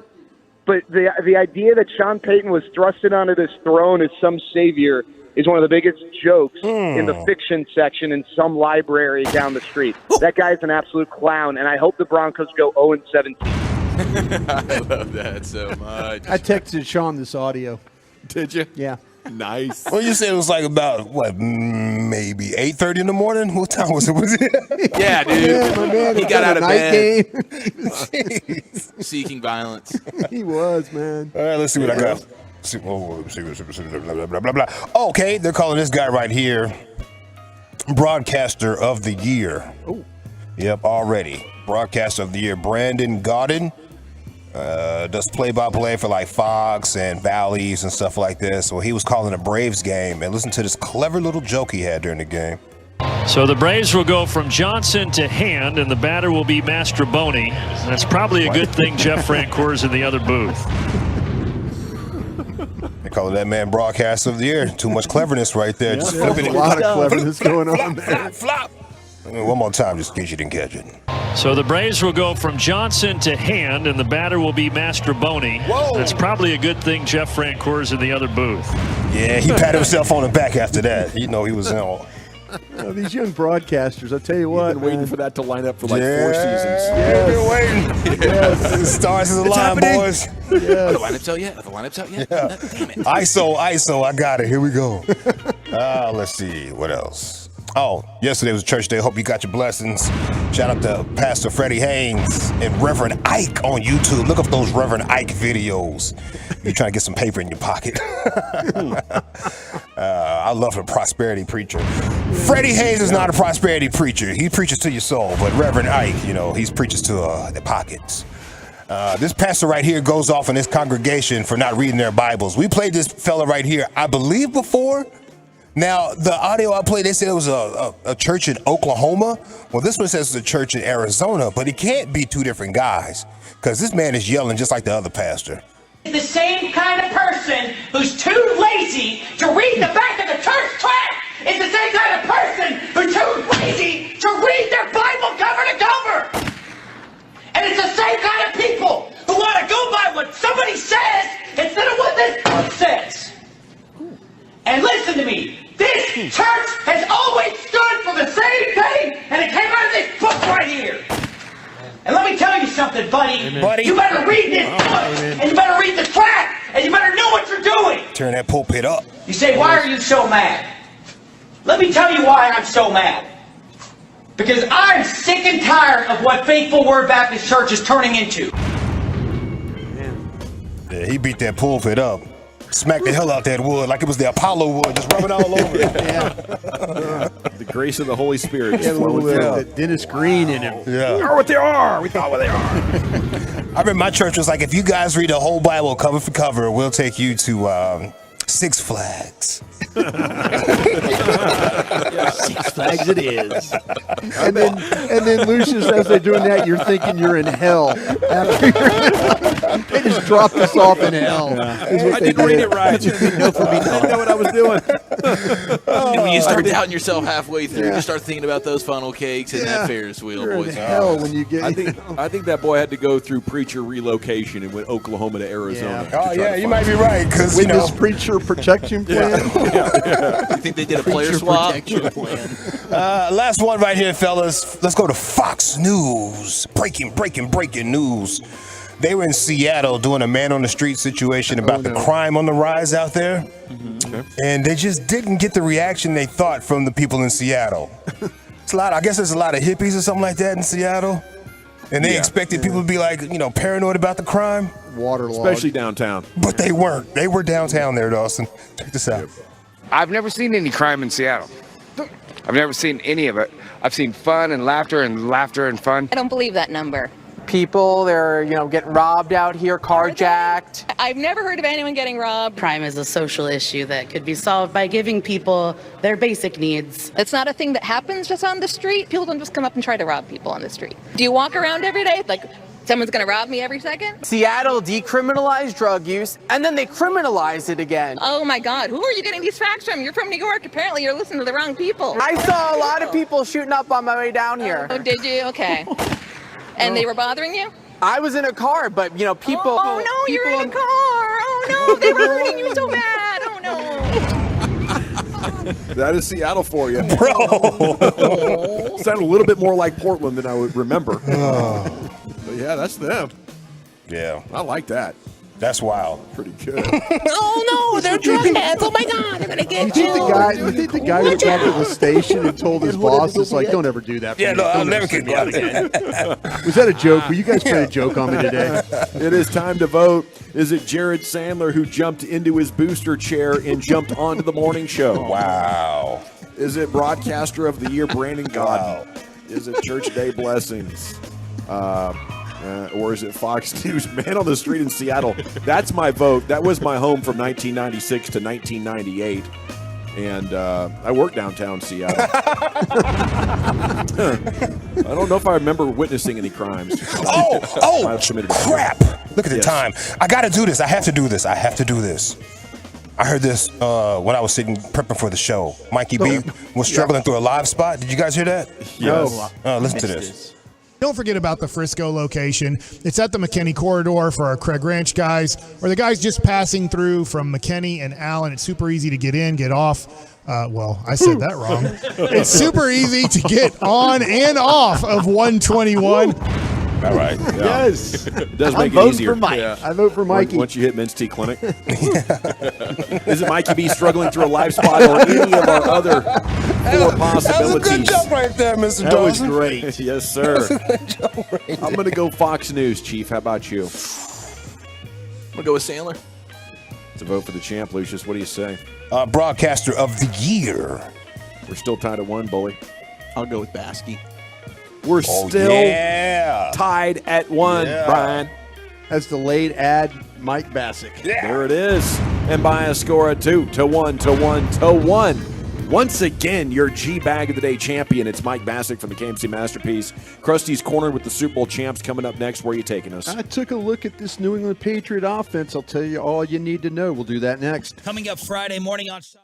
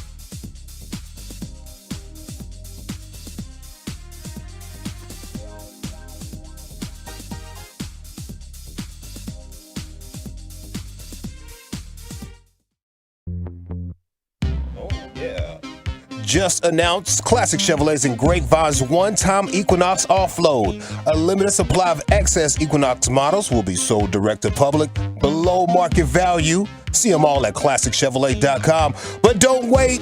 In less than 10 days, they can be all sold out at Classic Chevrolet. Found new roads. Well, thank you, Lucius, and thanks to Texas Live and Revolver Brewing as having us out today at the CBD Kratom backyard here at Texas Live. 12 vendors on site, and it is time now for Krusty's Corner with the king of the Krusties, Broadus. Yes, thank you very much. Shout out to Lucius for a little Eurythmics there. A little Annie Lennox, one of my faves. Going to break this down. Oh, by the way, I've noticed on these remotes now, we have 3 of the Brad Sham rocking chairs. Of the 5 guys that are sitting here at the table, there's 3 that have gone to the Brad Sham rocking chair. The come up is real, man. Yeah. The come up is real. I think we've all kind of learned. There's 2 guys that are a little behind the game, I would think. Right now. There's a couple of slackers. They'll get it figured out. The envy will set in. It just took one 5-hour program for me to watch you jolly, just rocking back and forth in your crusty Brad Sham chair. Yeah. And shout out to Brad Sham for it, man. He's got these freestyle rockers. He brought it to Oxnard. I got a little taste. Choppy got a little taste, but You got a taste of it. Yeah. And Brad Sham, the tastemaker that he is, we're a all little following bit of the wrath of the guy too on the way. Right? I've been eyeballing that chair for probably 4, maybe 5 years. It is the absolute Cadillac of youth sports. The Cadillac. Sidelines. That's also true being on the sidelines. I don't know. I don't think just didn't want to pay the money for it. We'll see. Maybe it's a wedding present. I'll get it for you as a wedding present. It's a $120 chair right there. Yeah. It's going for $50-$60. Yeah. I mean, that's a great deal. I'm a sucker for a good deal. Yeah. I didn't know that it was the a ability to bargain. recline while having portable seating. It's You get it unbelievable. for half off. You can talk me into that. Yeah, it's incredible. And when I found out we had a doubleheader back-to-back situation, back-to-back remote game going on this week, I was like, okay, this is the week. This is the time. So it's a game changer. What an honor, man. No what question. an honor to be rocking with you in Krusty's Corner right now. Appreciate you, brother. Thank you. All right. Hey, this New England Patriot offense, Bill O'Brien's your coordinator. We all know Bill O'Brien from the Houston Texans day. There's some movement to this offense, but not anything that's alarming when you start to look at, okay, they're going to mess with your eyes a little bit. We'll see if O'Brien tries to put something in there. Majority of their offensive snaps are played out of the shotgun rather than under center. Their biggest issue is their offensive line. And Mac Jones is under pressure 36% of the time. If you're those guys or gals that believe in numbers, you dig into the numbers. 36% of the time when this guy drops back, he's under pressure. The best It's the thing crustiest thing you've ever said. What's if you're that? one of those people that believes in numbers. No, that's what I'm saying. I mean, there's a lot of folks If that you're believe one in of those numbers. people. Yeah. There's people that hate running backs to my right. But, that's part of the game. Yeah. But anyway, numbers. I don't know what you I'll tell you. I'll give you a crusty view here. This team is best when they can run the ball on their left side. So if you're Dallas Cowboys, the right side, the problems that you had against Arizona, away from Tank. Yeah, going away from Tank. This is where New England kind of makes some hay. They're not great at running the ball, but when they do run the ball, it's off that left side, both inside and outside. They're better.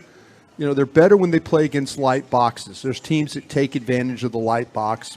This is the team that has to take advantage because when it's neutral, what they call neutral, it's 7-man box or stack with 8 more, they don't do as well. So if you're the Cowboys and you find yourself getting in some 6-man box stuff, New England, and they're going to run the ball, that would be your problem right there. I think you play against them with more of a 7 or 8-man box and then make them have to fight you with that. Yeah, is what I would do. I think Bobby was given the numbers earlier today with Sean and RJ, and it was like a ridiculous average per carry that the Cowboys are giving up to the offense's left side, the defense's right side. It's a problem. Like the yards per carry, I Yeah. think was in the 8s or 9s. It's Yes. worst in the league. It's Yeah, it terrible is. right now. And on the flip side, the Cowboys can't run on the left side of their own line, Yeah. which makes sense for some of the injuries here as of late. But yeah, that's interesting. Belichick's just going to run right at that spot. Yeah, there's no question about If it. I see Van Der Esch on that edge, it's going to tick me off. Yeah, they need to kind of stop that gadget. It's just not. Let's just Mac leave him back there Jones, and who's the clean starter stuff for up. these guys, I feel like that his growth as a quarterback has been slowed by the issues that they've had with their offensive coordinator. Oh, yeah. He just doesn't have the strongest arm, nor he has the best mobility, but he's capable of navigating the pocket. When you watch him play, he can deliver the ball. The best thing he has is his toughness. That's the thing about it is he will stand in there and get hit. And like I mentioned, there's like 36% of the time he is getting hit in his face as he's throwing the football.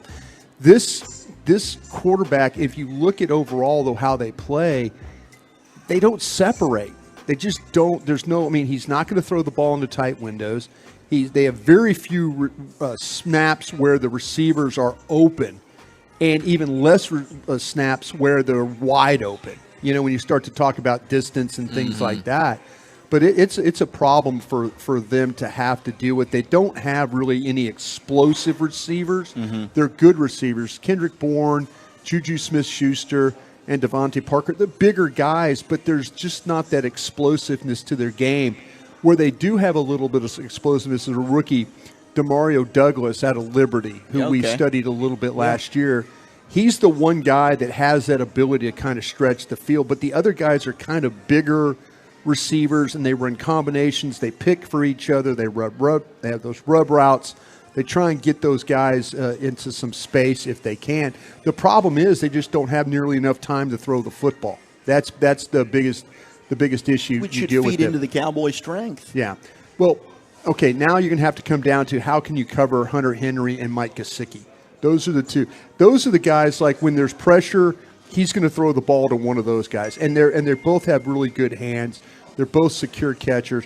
Combination routes for them, too. You're going to see rubs. You're going to see picks. You're going to see quick, like hooks, outs, little things to kind of get the ball going down the field, not taking any huge shot. They did make a nice throw up the seam in the Jets game that was a touchdown. But other than that, these two guys are kind of like just like underneath security guys, get the ball to them and let things go that direction. Their offensive line is bad, in my opinion, okay? And they've had some problems at tackle. And it really comes down to, because they've rotated Trent Brown, Calvin Anderson, and Varian Lowe is the other guy. And when Lowe is in the game, he's played left tackle and he's played right tackle in the last two games as a substitute. He plays with absolutely zero power. He's a one-legged football player. Whoever lines up, if Lowe is in the game, he's number 59. He's the guy that you absolutely need to attack in this game. He cannot handle anybody rushing off the edge on him. He gets driven back. He gets pushed back. He's a liability. They're going to probably go with Trent Brown. They're probably going to go with Calvin Anderson. But if something were to happen where Lowe he's had to play the last 2 weeks, that's where the Cowboys need to focus on trying to do some good right there.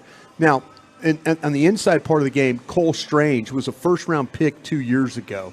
He's another little bit of a liability when you start to talk about him because he doesn't deal with power all that well. And you've seen him several times get rocked back into the backfield. He doesn't get much push in the running game. He's a kind of a guy that tries really hard. He's just not strong enough. But I've seen guys walk him back into the quarterback, and now Daniel Jones is having to deal with this guard in his lap. So there's some spots on this offensive line that you can attack. You have to be aware of the ball going to your offensive right in the running game, and be able to manage these tight ends. Those are the guys that he's going to try and throw the football to when it's Mac Jones, because he's probably going to be under a great deal of pressure. Thank you, Brian. Thank you, sir. We are live here at Texas Live today, and we want to salute Revolver Brewing for having us out here to the CBD Creighton backyard, having a great time. We're actually in Lockhart's, and this platter barbecue they brought was outstanding. I want to salute them for the fine work they did on that brisket. That turkey was delicious. Yeah, it's all around. Their mac and cheese is really good, and they give you some bread, as much bread as you want to make your little sandwich and stuff. Kind of an a la carte way of ordering food here. They're setting up over there, the roadies or whatever those stage guys are, because America's Got Talent's contestant Kylie Fry is going to be on stage here before too long, rocking the house and having a good time. 12 different vendors. If you're looking for something to do, come on out to Texas Live. Coming up next, it's time for the NFL news of the day. Wooly Bully, where are you taking us? Emergency landings, Chandler Jones and Roquan Smith as a message to the Brownies. That's next. Always a welcome sign for this club.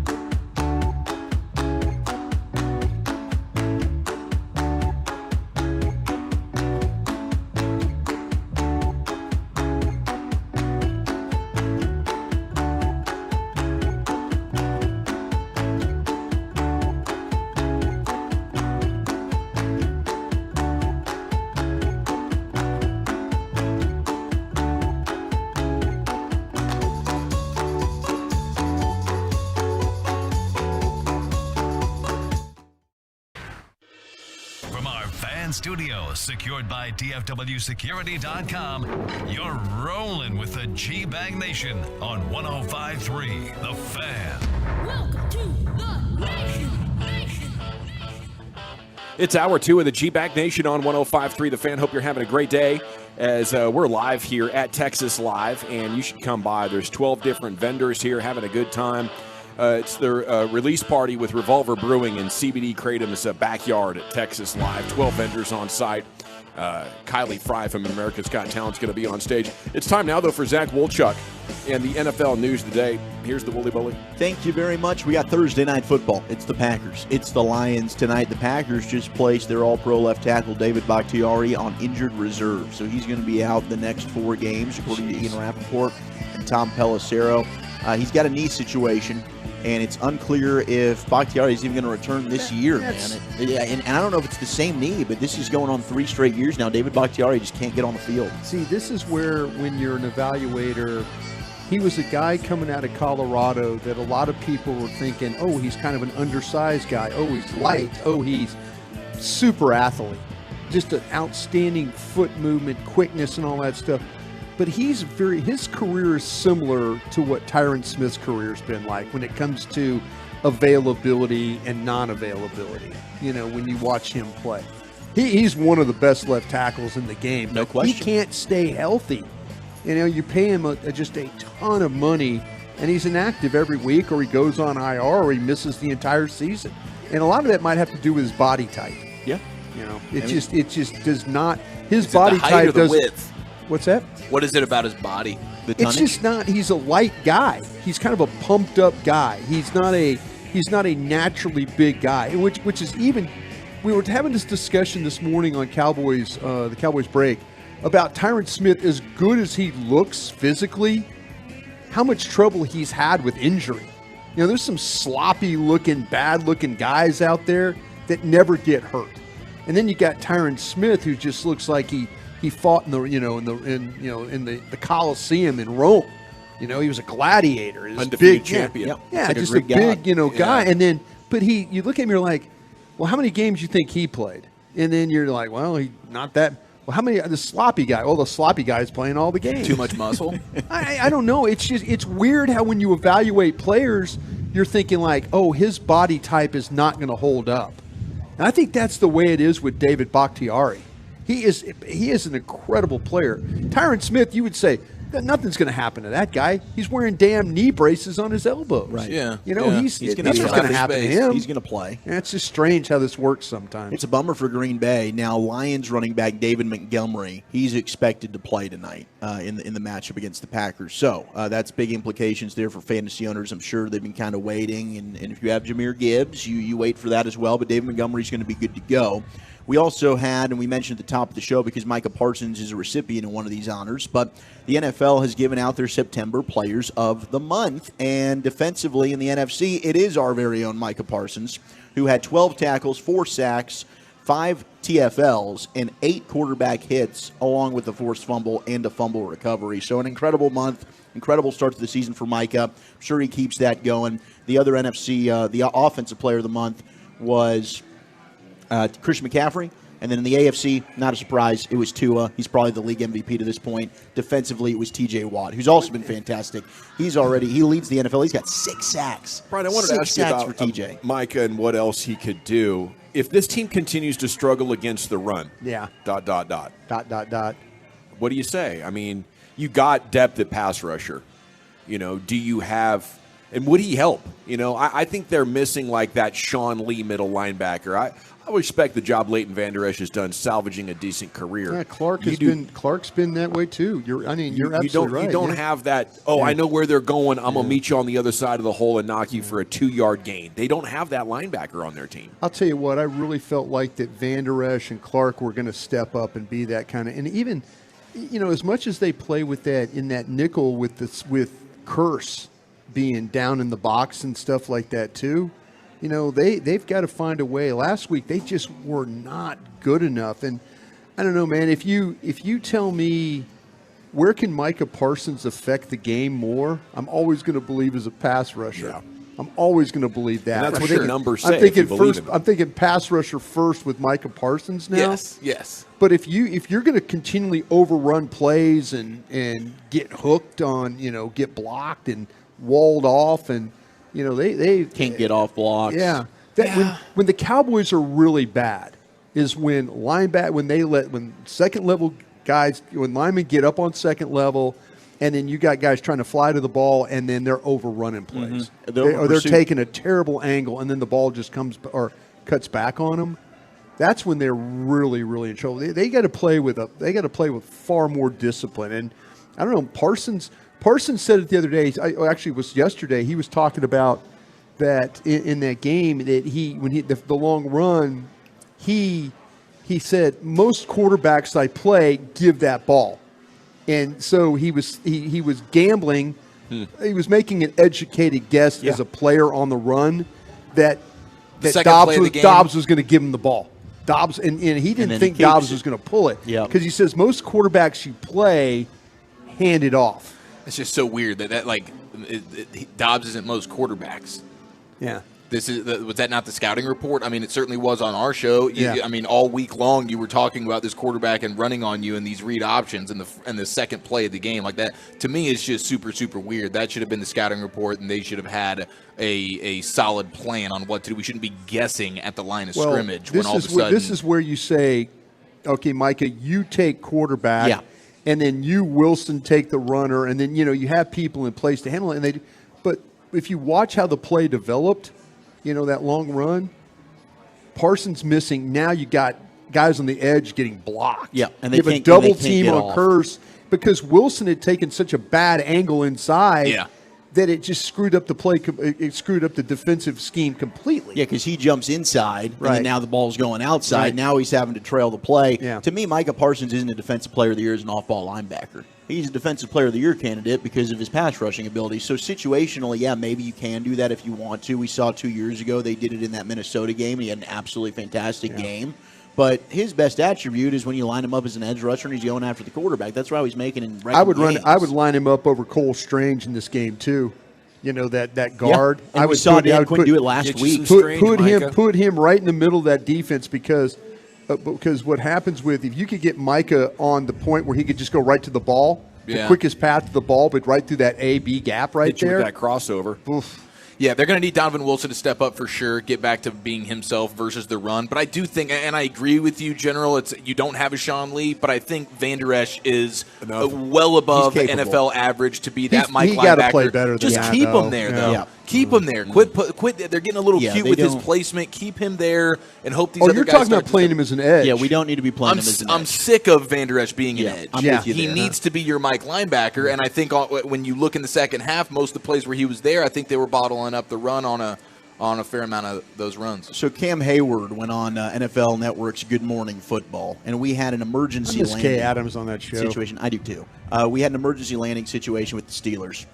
They had to land in Kansas City early Monday morning, and it was a scary situation for everyone on board. Cam Hayward gives us some insight on what exactly was going on, why did this happen, and which player is to blame for this.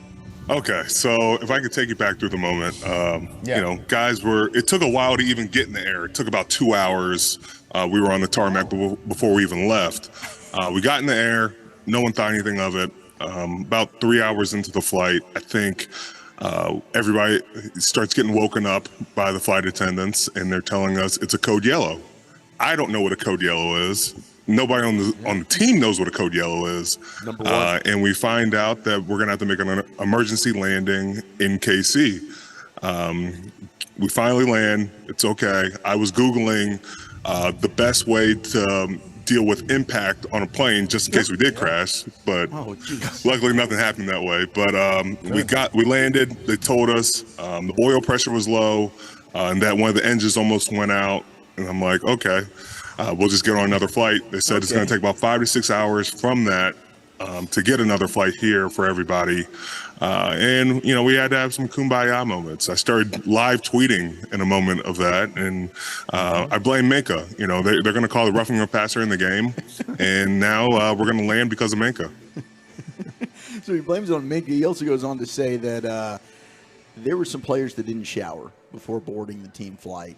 How? And just being stuck on the plane, there was some rather disgusting odors. Dude, see, you can't be doing that. I mean, maybe if you played Philadelphia and you're going from Pittsburgh back to Philly, we hop on a bird in 30 minutes. Even that, I think, is egregious for at least a bare minimum rinse off. But weren't they going from Vegas to? It was a long flight. 4.5, 5 hour They were going flight Vegas there. to Pittsburgh. Yeah, he said they're up in the air for 3 hours before they even say, okay, code yellow here. Now I'm thinking they're having an emergency pee landing. Oh, my gosh, like they had the emergency diarrhea landing. That's what the code yellow is there. But, hey, that would have been terrifying. If I'm sleeping, I wake up, it's like we got a code yellow, we got an emergency landing. I'm thinking, my God, are we about to die? Yes. And I have done, I haven't done much research, but I remember Grego doing a segment back in 2010. They researched who survives plane crashes. It's people towards the back in the middle with stout shoes. Okay, well, the people in the That's back what you apparently want. were the smelly guys that didn't shower. You want shoes to brace the impact wherever you're going. Am I hitting a wall? Am I hitting a chair? Okay. But the shoes can make a big difference in absorbing a lot of that blow before it starts to go spinal and stuff. I kind of feel like everybody should have like some Skechers plane shoes, like just I for think when so. you're on the airplane. Hiking boots, Okay, something yeah, like some that. steel toe maybe. Get the clothes off, bitch. I kind of salute to the hammer. Thank you, LA. I kind of feel like though, as journalists, that we would survive. They have to have somebody tell everybody what happened. We'd just be the Right. lucky ones. Yeah, we'd be the.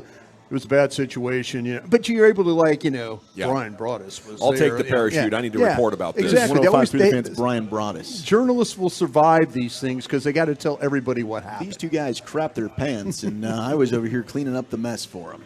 I mean, the idea that you could get out of it, I don't think there's a worse smell in the world than a post-football game, maybe like a hockey game, but glove hands. Disgusting. And so if one of these wide receivers wearing gloves and they're not showering on this flight, like just being around those hands, let alone the entire body that it's exuding disgust. If I'm a team leader, I'm probably tough enough to beat up a lot of people. I'm kicking ass. I think we're not getting on this plane, guys. See, I would watch the games on the sidelines, and I would kind of help out, do things for the game for the equipment guys, and I would still take a shower. I wouldn't even play in the game, but I would take off my sideline attire. Felt gross. I take off, like we were traveling. I take off my sideline attire, put it in the dirty bin, but I take a shower before I got on the plane. Is that why you always brought your loofah with you to the games? I didn't do the loofah thing. You were a sponge guy. I was more of a Just a washcloth, like an old school washcloth guy. Bar of soap. Yeah. Is that what you called a uniform, your sideline attire? Sideline attire. I used to wear I was superstitious. Like when we went on the Super Bowl run, I wore the same outfit for 8 straight games. That's awesome. Yeah. That's fantastic. Okay, let's go to Roquan Smith. But I did here. shower after the games. We got Ravens-Browns, AFC North rivalry. Roquan Smith is pretty pumped about this trip to Cleveland. Take it away, Roquan.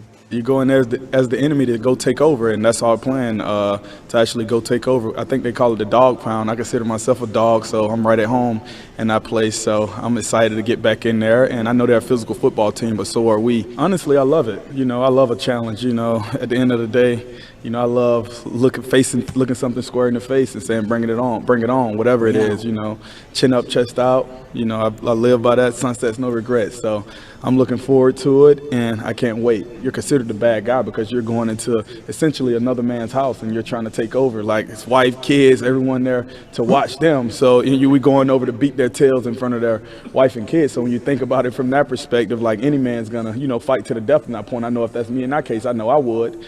So I think about it from that standpoint, and I'm just going in, just like I prepare for any other game. Play to the whistle, play physical, and hit anything that moves. I love that. What was his line about sunsets? Life, death, sunsets? Selling sunsets, I believe. Yeah. It might be a show on He's Netflix. a real estate guy. I was looking for a T-shirt idea there. And you might have one. Yeah. But shout out to Roquan Smith. I thought that was very motivational. Maybe the Cowboys could use him. It's good he TED was Talk. available last year. He's too short. He makes too many plays. Yeah, he wants to embarrass them. He makes too many plays. He's too short. That's his problem. He's too short. They didn't want him because he's too tiny. And then the final thing is we're very concerned about Chandler Jones. He hasn't been playing for the Raiders. There's been a lot of rumors as to why. Does he have a family? Does he have a family that can help him here? I mean, John Jones is his brother. Arthur Jones is his brother. I don't know. I mean, why is he in this situation? There's a lot of uncertain stuff that's going on, but he put on Twitter today that Josh McDaniels is the one that had his twin, Aaron Hernandez, killed in Industrial Park, not in jail. And then he ended up breaking down crying in the video afterwards. But he's just been putting out a bunch of stuff on social media, a lot of concern for Chandler Jones right now. He said, get McDaniels the bleep out of Las Vegas, among other things, in a barrage of tweets that he put out this morning. But I was wondering why he needed him out. I mean, if McDaniels is a murderer, I wouldn't want to play for a murderer. Yeah, he's like, he didn't kill himself in jail. It was Josh McDaniels. That's who he's blaming right now. Wow. But thoughts and prayers for Chandler Jones. That's scary. You know, I do wonder, about CTE in these situations. That's the first thing I thought of. Chandler Jones has not been a player that's been erratic at all. No. And for this to happen, maybe a mental health life event can happen. Yeah. Things happen, but that is definitely one of the most bizarre things. Well, and I believe he went to a mental health hospital, and he came out and said he was put in the hospital against his will, and the NFLPA reached out to him, and he doesn't want to accept help from the NFLPA because he thinks that they're also a bunch of bull bleep and corrupt. Okay. And right. It's a tough situation right now with Chandler Jones, and I hope he figures stuff out.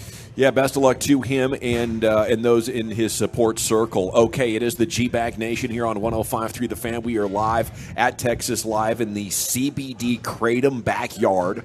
Thanks to Revolver Brewing for having us out. 12 vendors on site. And you can hear they're doing the sound check in the back there. The America's Got Talent. The gal is going to be rocking the house here. And there's a silent auction presented by Buddy Love with proceeds benefiting the Mammogram Poster Girls. And they got a lot of beautiful ladies walking around in some of their apparel. Their Babes in Pink line, I believe, is what it's called. I was looking at their display, and it's Babe Central, basically, is what you're looking at. So join us here at Texas Live. How do you like the Cowboys and their sacks? It is time for some Cowboys Twitter coming up next. G-Bag Nation.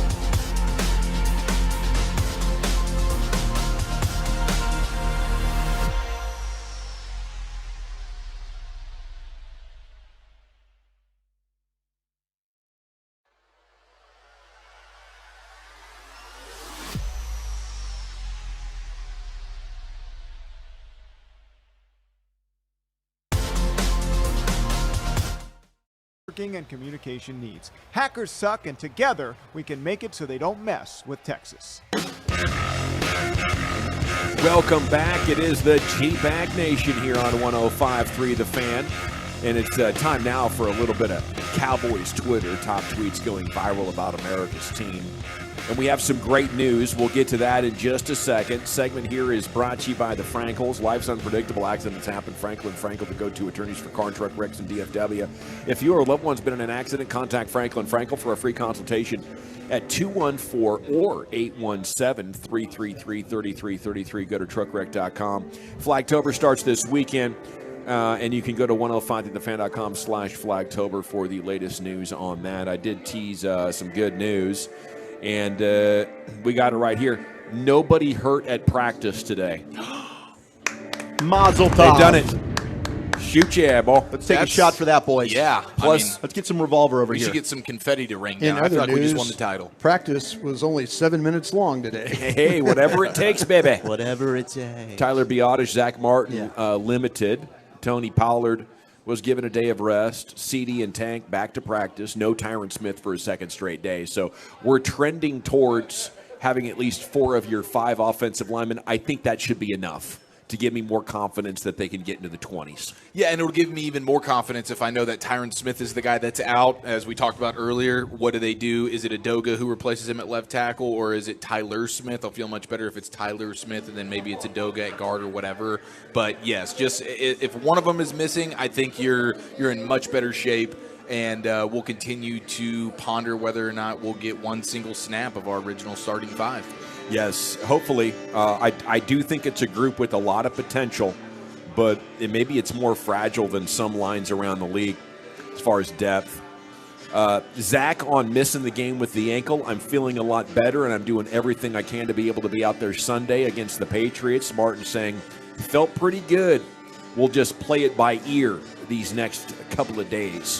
So best of luck to Zach Martin, and he's going to join us at about an hour after they do some film. Yeah. I do want to. I saw this from Warren Sharp. When it comes to the offensive line and just like sacks allowed per drive. Yeah, Cowboys are tied with or they're actually better than the Lions. They're third in the NFL in terms of least amount of sacks per drive allowed. You've got the Dolphins and the Chiefs at 3%. You got the Cowboys at 7%, and then the Lions are at 9%. This offensive line's held up, and while of course things are going to change, you've got a dip in overall performance with some of these backups. I think they've got the best quality backups they've had in recent memory for guys that can go out there and at least perform. They're not going to kill a game for you. Like TJ, they ran the ball for 20 Pollard at 122 yards rushing with 3 backup linemen. That's like the offensive line isn't the reason you lost that football game the other day. I don't think we need to keep having overreactions for the line, and I'm talking to you, Coach McCarthy. I think you're talking to me as well, because I do think it's a significant factor in the plays they were able to call. Well, Mike admitted it. That's what it was, is he over kind of looked at that, and maybe he got worried and nervous. And I get that to an extent, because we have been traumatized by poor offensive lines. Tyron Smith's down. Zach Martin's down. So your concern level is very valid. But I think these guys, like Adoga, we doubted. He came out and he played well, as long as he's playing at guard. TJ Bass has played well. Hoffman was way better than I ever thought he would be. Were these guys great? No, but they were serviceable.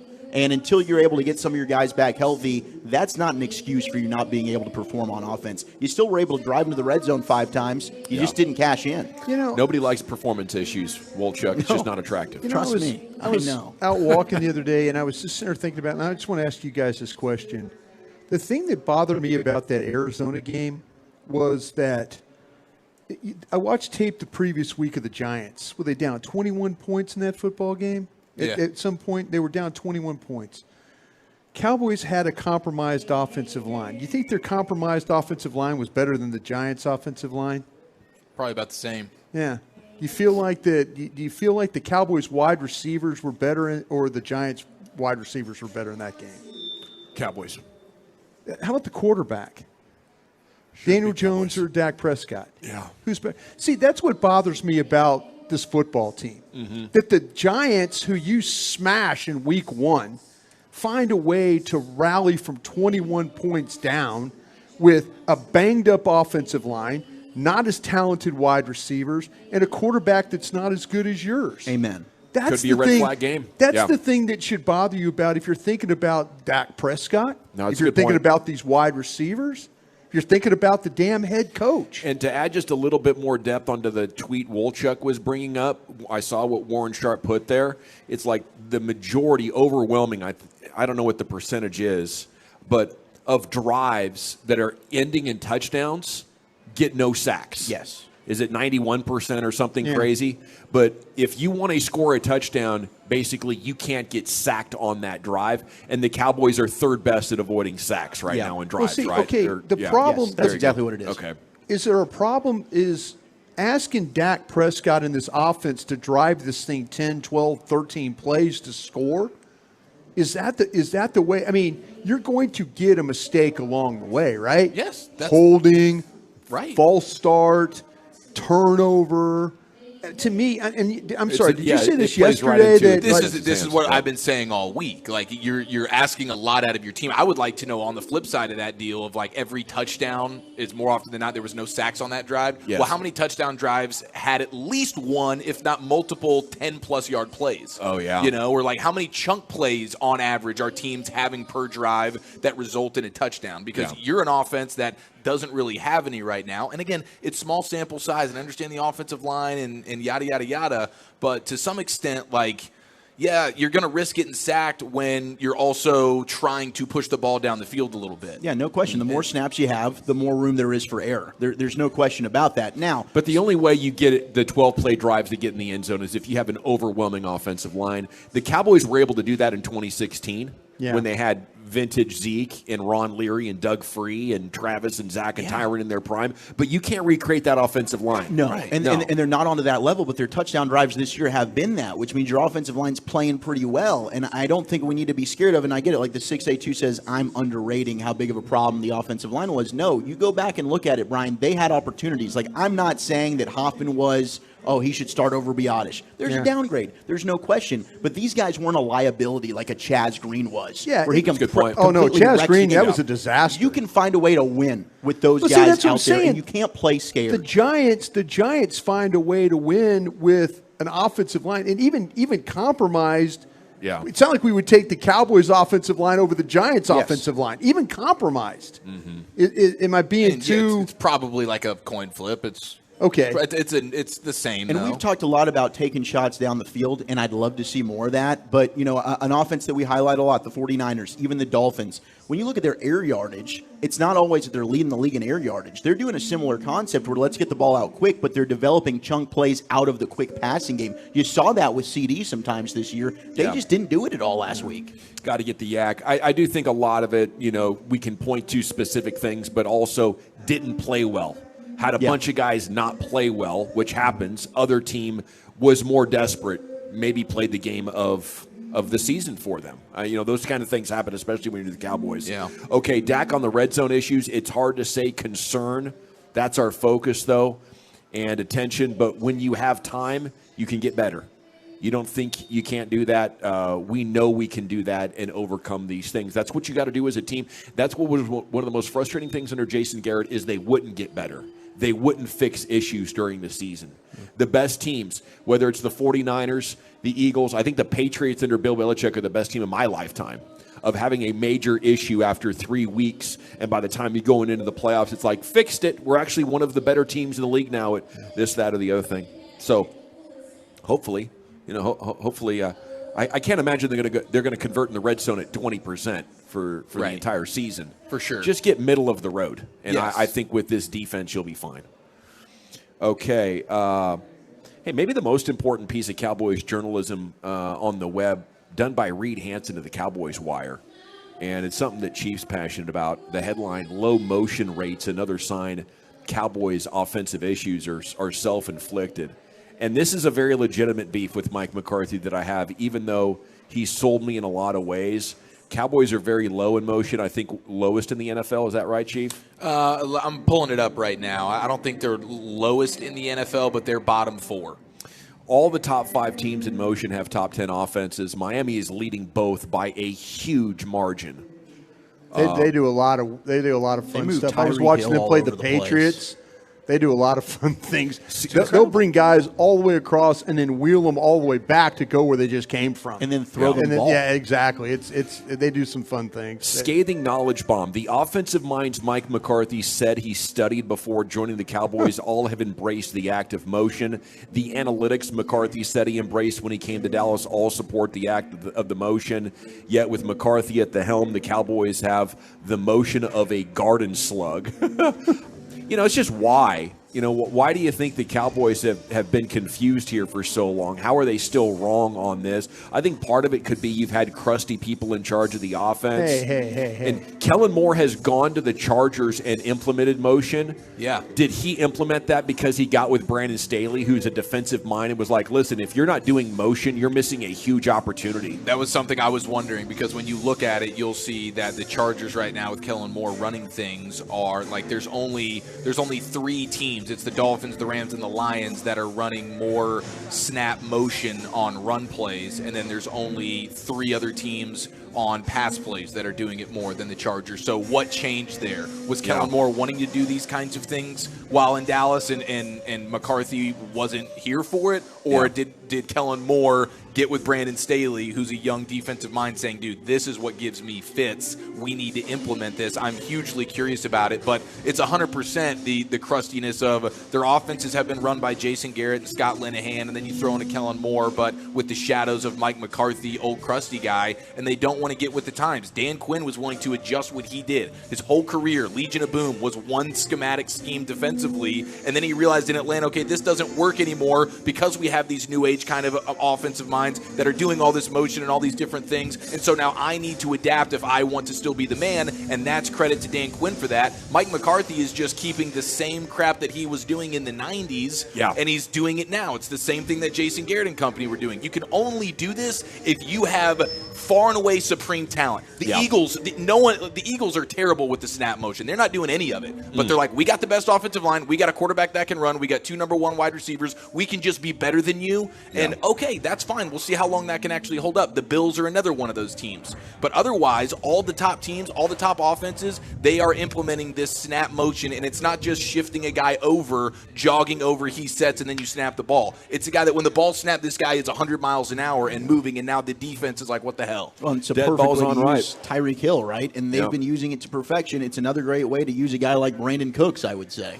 And the way they create leverage with you're using a fullback in Lipke. Watch how the Niners move around Juszczyk. Yeah. They get him in motion to where he's on the move, and it's allowing him to have easier angles for the blocks that he's about to do upon the snap. The Dolphins are doing the same thing. They paid their fullback, Alec Ingle. No one knows who he is. Mike McDaniel's like, I can get use out of this guy. Watch him go in motion and do crap, and the leverage that he gets at the snap of the ball that he wouldn't have gotten if he just started in a 3-point stance like a traditional fullback. And you have one now in Lipke, but you're going to use him like they used him in the 90s. Yeah, and it's more than just keep doing all right, we're going to have CeeDee Lamb go into the backfield, spin around, and then that's basically our extent of motion. You got to be a little bit more creative. And it's annoying because we saw some of this in Oxnard at training camp. They got our hopes up, but it hasn't just yet translated. Maybe they're holding some stuff back. Maybe the big leads in the first 2 weeks, and then the offensive line scared Mike a little bit, and we'll see more of that. That's being optimistic, but until you see it, it's like, guys, what in the hell are we doing?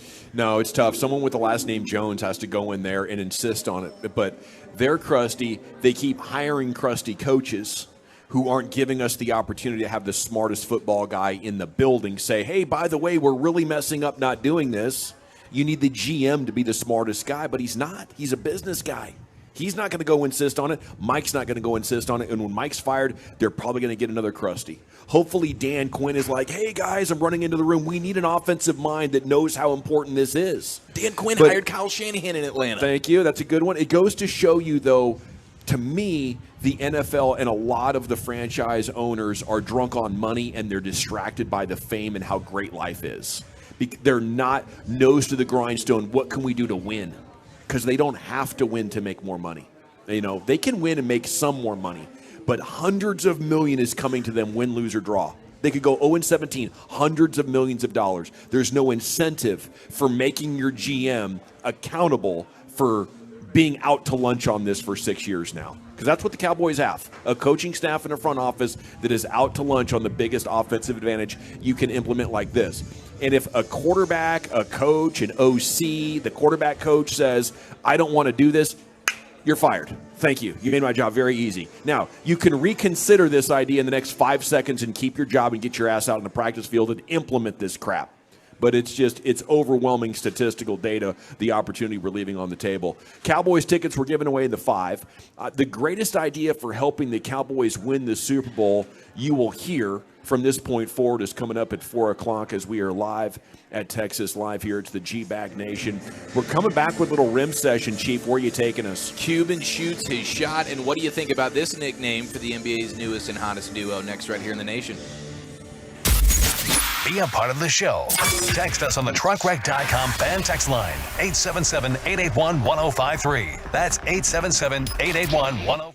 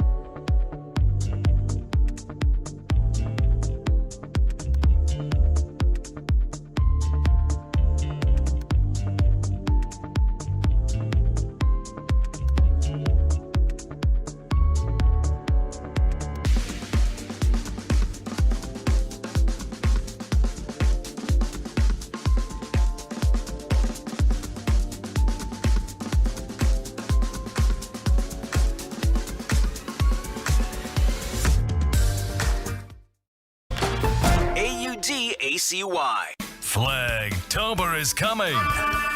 We'll be all over North Texas, fellowshipping and giving you a one-of-a-kind 2023 G-Bag flag. Proudly presented by Southern Leisure Spas and Patio and by Whataburger. We kick things off with a G-Bag Nation celebration broadcast tomorrow afternoon at the Southern Leisure Store in Flower Mound. Let's do this. It's almost Flagtober time with the G-Bag Nation and the Fan. Just announced Classic Chevrolet in Grapevine's one-time Equinox offload. A limited supply of excess Equinox models will be sold direct to public, but below market value. See them all at ClassicChevrolet.com. But don't wait, people. In less than 10 days, they could be all sold out at Classic Chevrolet. Find new roads. Well, thank you, Lucius. We are live here at Texas Live with Revolver Brewing in the CBD Kratom backyard here at Texas Live. 12 vendors on site. You don't want to miss out. Live music from America's Got Talent contestant Kylie Fry. She's warming up in the background right now. A lot of big things going on here as the Chief has, I believe, is this an afternoon rim sesh? It's an afternoon rim sesh. That is correct. We go ahead and cut the lights out. We put the kids to bed. The G-Bag Nation's going all 56 inches around that rim. Let it ride! Rain dance! I gotta join here, man. I've been saving for a special occasion. It's always a special occasion when we get to have a brand new nickname for the NBA's brand new duo. It's Dame time, and it's the Greek Freak. What do you guys think about Freak time? Ooh, I like Shoot, yeah, ball. Let's get Freak freaky. time in Milwaukee, in Cream City, for the Greek Freak and Dame time. They're calling it Freak time. I actually think it's actually pretty cool.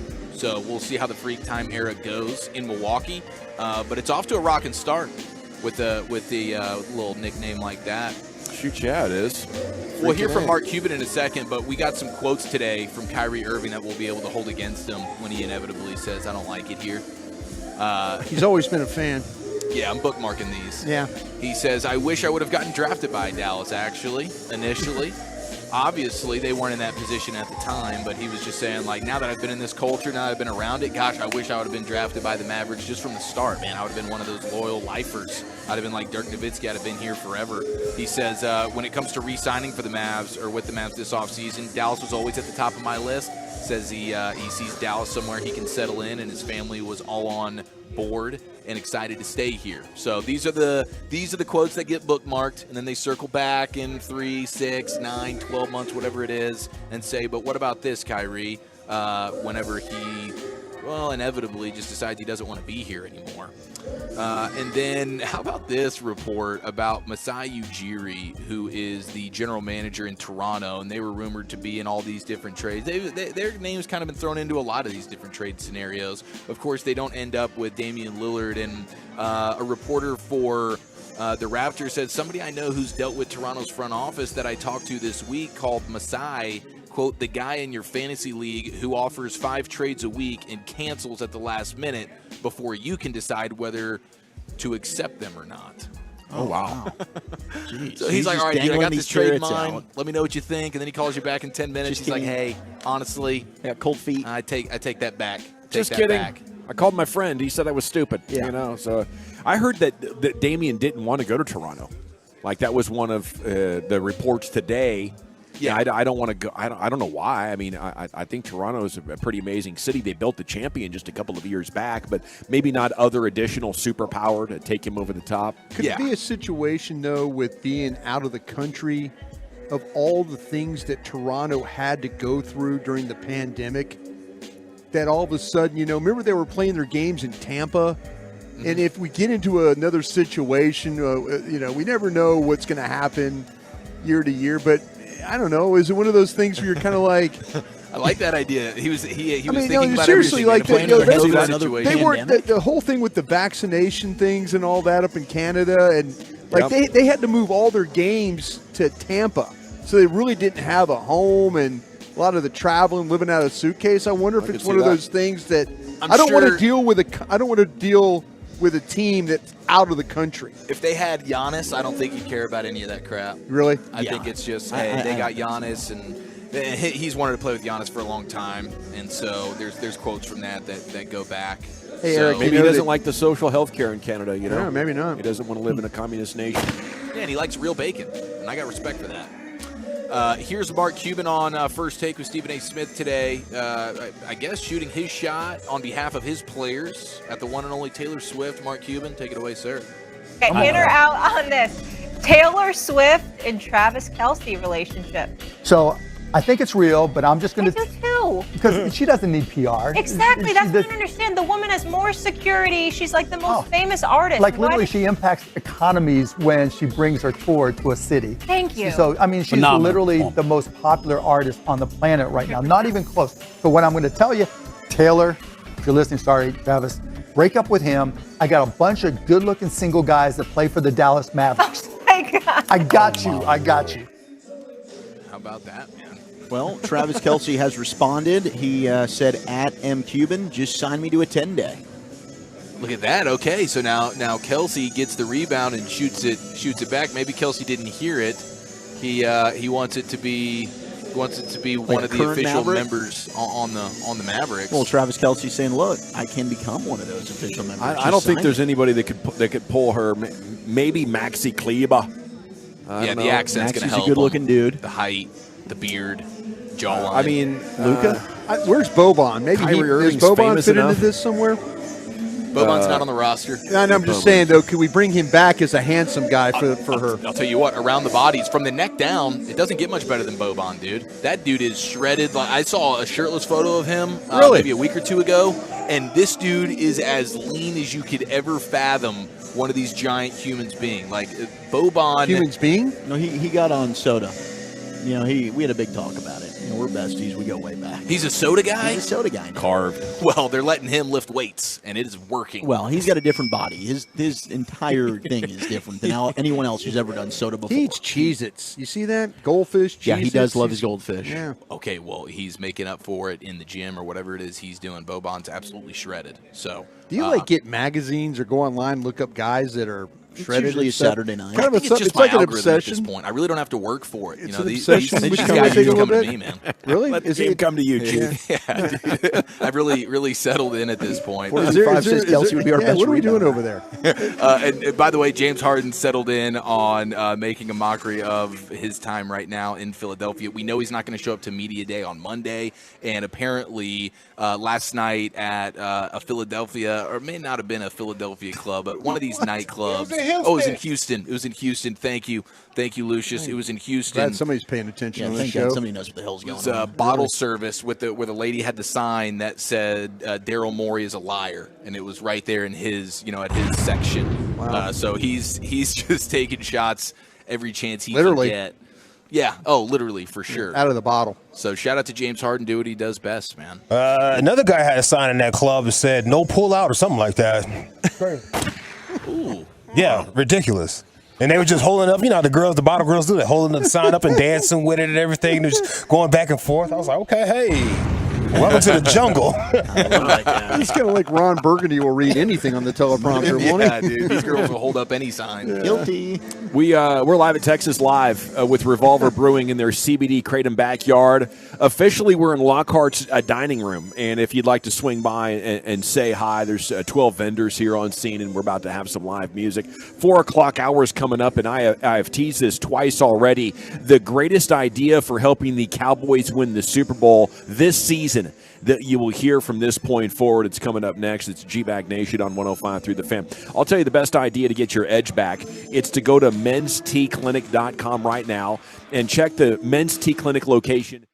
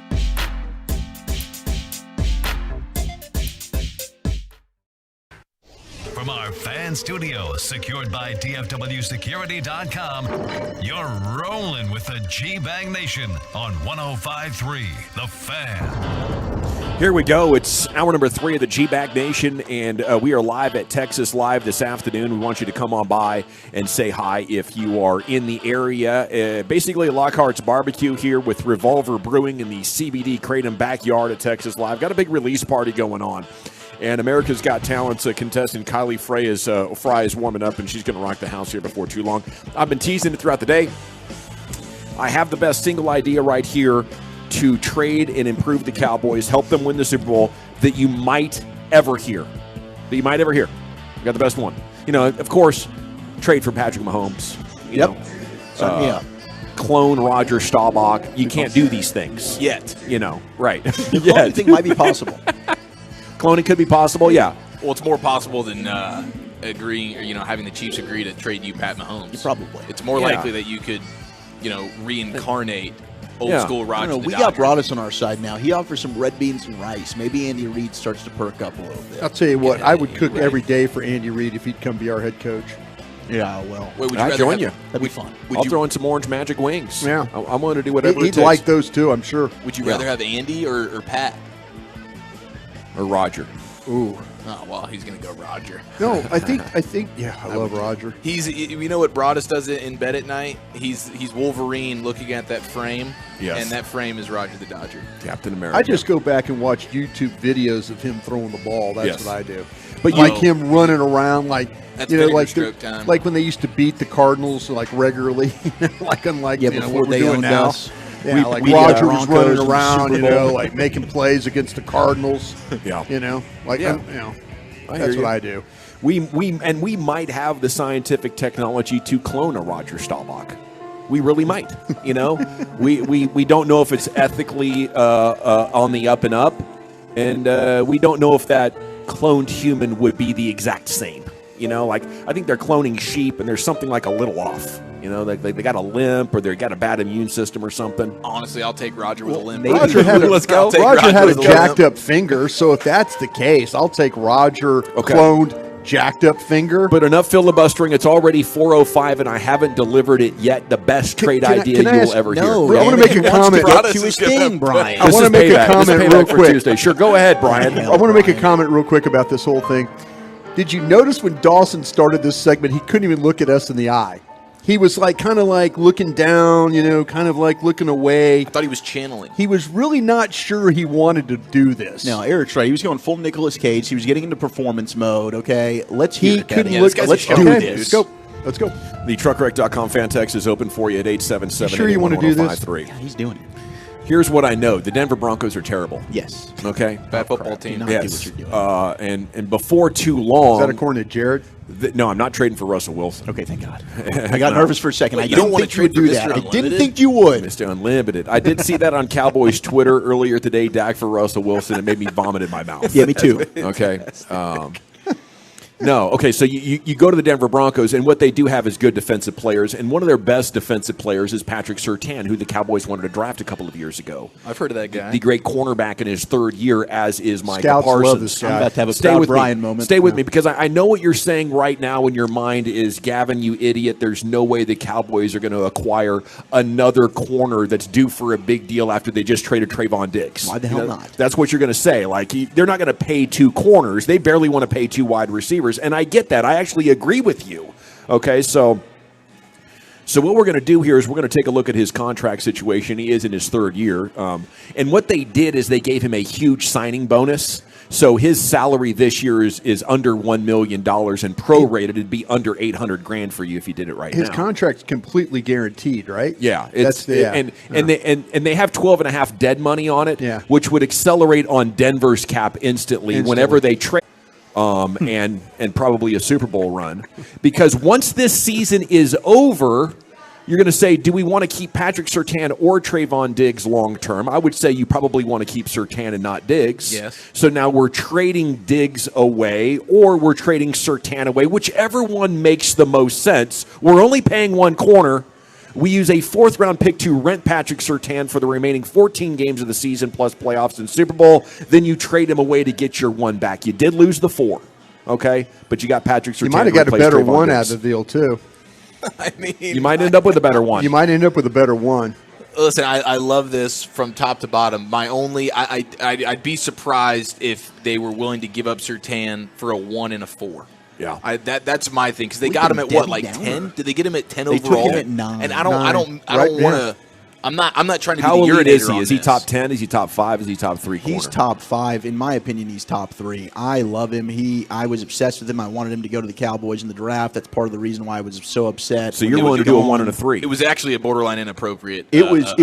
Like that Patrick Wolchuk had. Surtain Jr. is one of my favorite players in the NFL. You're definitely pulling at my heartstrings. I'd go on 1 and a 3 for him. I would. I think he's that damn good. Do we need and to I'd watch? pay both of them. Do we need to watch that film of the Dolphins last week? We're going to see some things that we don't like. No, we're gonna throw away that tape and we're gonna move on to next week. Maybe you want to highlight those and send them over to Denver and say, hey, we want to make an offer on this guy. Clearly, he's become contaminated by your cesspool over there. You might want to deal him now before he loses any more value. Well, I mean, a lot of those were rushing touchdowns as well with Mostert and Achane.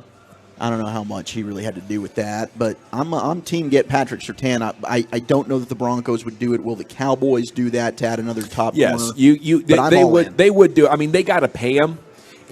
But they would look at it like this is a building block for our future. We have to find a quarterback, sure, but we need corners, defensive ends, wide receivers. Any smart team is not going to be in the business. But if you're tearing down and a team's willing to give you good value plus a little bit, and we got to overpay right here because we're going for a championship, you have to be open-minded to that. Like, wait a minute, if we could get maybe 2 good players and not have to pay these guys, because they're getting ready to give Surtain $22 million a year. Where were you when I was trying to get Ohtani?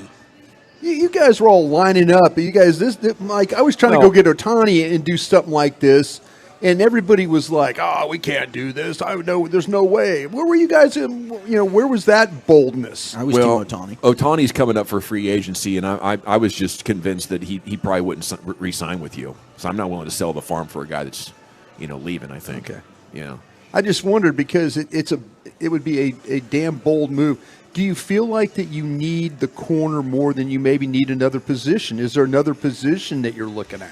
Well, I mean, we could talk about. Is there another? We could talk about Devontae Adams, but it's rare that you're going to find the guy that's in his 3rd year.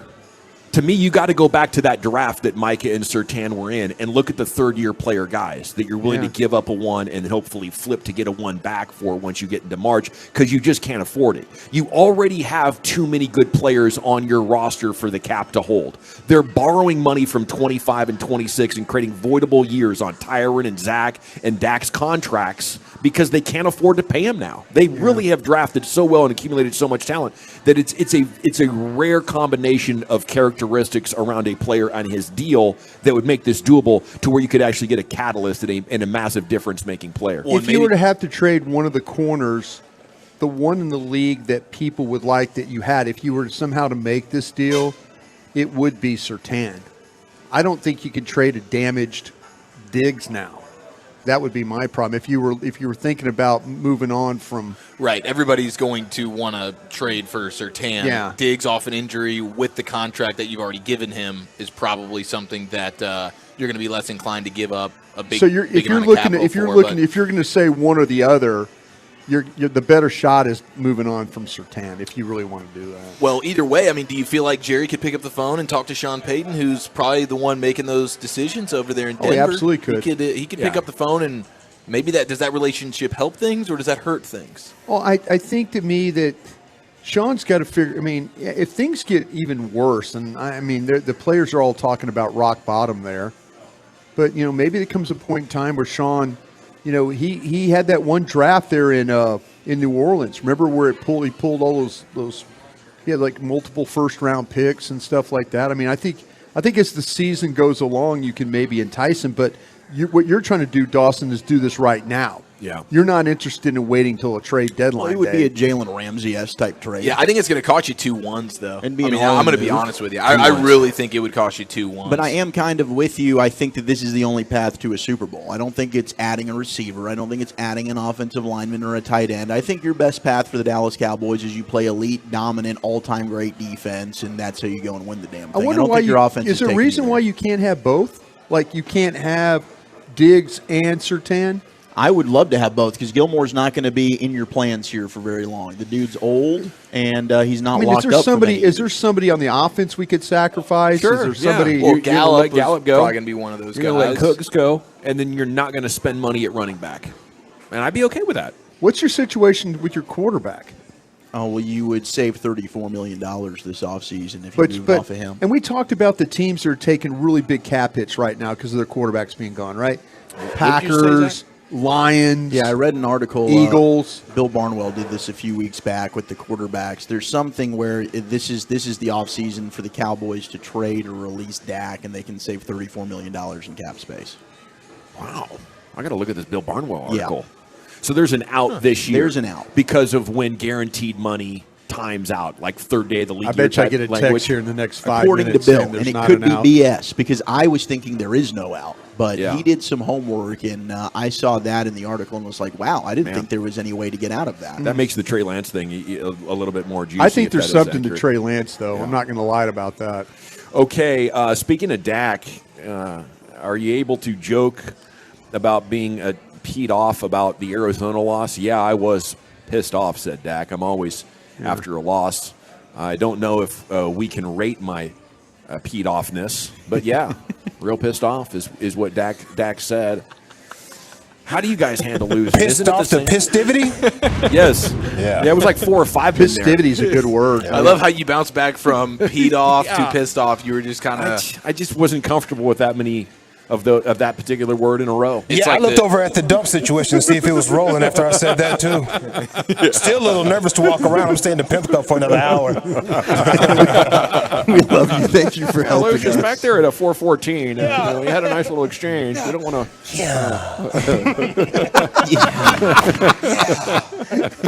About that. Well done, Lucius. How do you guys handle a defeat? Are you ticked off? Are you? I mean, or do you go Giannis? You know, you got that cool European mindset of like, well, I can't win them all. You know, I can't be. I was playing sports today. Today's a good day. That was a bad loss There's last no week. failures. There's no failures. Yeah, I mean, I usually just go panic mode, and then I'm okay a few hours later. Yeah. No, but a loss like that, though, one that you were not expecting, and when you know, like the offense feels a lot like we suck today, that stings and that sits with you. It's gut-wrenching, you know. I think once you make it to the top, like if you're the Chiefs and you have a bad loss, you're like, whatever. I've been the champ multiple times. We're probably still amazing. But you're trying to prove it to yourself and everybody else that you can get to that level. Mm-hmm. And every time you think you're there and then you go out and lay an egg like that, it's like, holy crap. I'm embarrassed that I thought I was even that close. We're clearly not close. Not close. Yeah. What the hell is going on here? My identity still is not champion. My identity is just another freaking loser. You know? Yeah. That's the way I look at it anyway. Yeah, absolutely. I'm not good enough. I stink at this. It's crazy, too, because it's a 32-team league. And I think, most people, most teams go home like that at the end of the year. And, you love knowing, I think, to bring it back to a positive with Dak, that he's got that gear. Because we've seen Cowboys teams, hell, even Jerry Jones said it one year in Thanksgiving, don't be too bummed out about the losses. Yeah. We got it good. Go enjoy your families. Jeez. He did say that on our air one year. He's a billionaire, though, too. Yeah. Okay, G-Bag Nation, you know where we are, Texas Live. We want to invite you to the Revolver Brewing Party here in the CBD Kratom backyard. 12 vendors on site. There's a silent auction presented by Buddy Love with proceeds benefiting the mammogram poster girls. Proceeds raised for the MPG help to ensure women have the ability to be checked and keep their health a priority and help those who are already affected by breast cancer. It's a great cause out here and a good time to be had. If you'd like to join us at Texas Live. Now, Zach Martin's coming up at 4:30. Cannot wait to talk with Zach Martin. The Wooly Bullies top 10 is next. Where are we going with that? Who are the top 10 tight ends in NFL history? With all the tight ends getting all the love lately, we'll do that and an update on the Speedo. That's next. Okay, looking forward to it.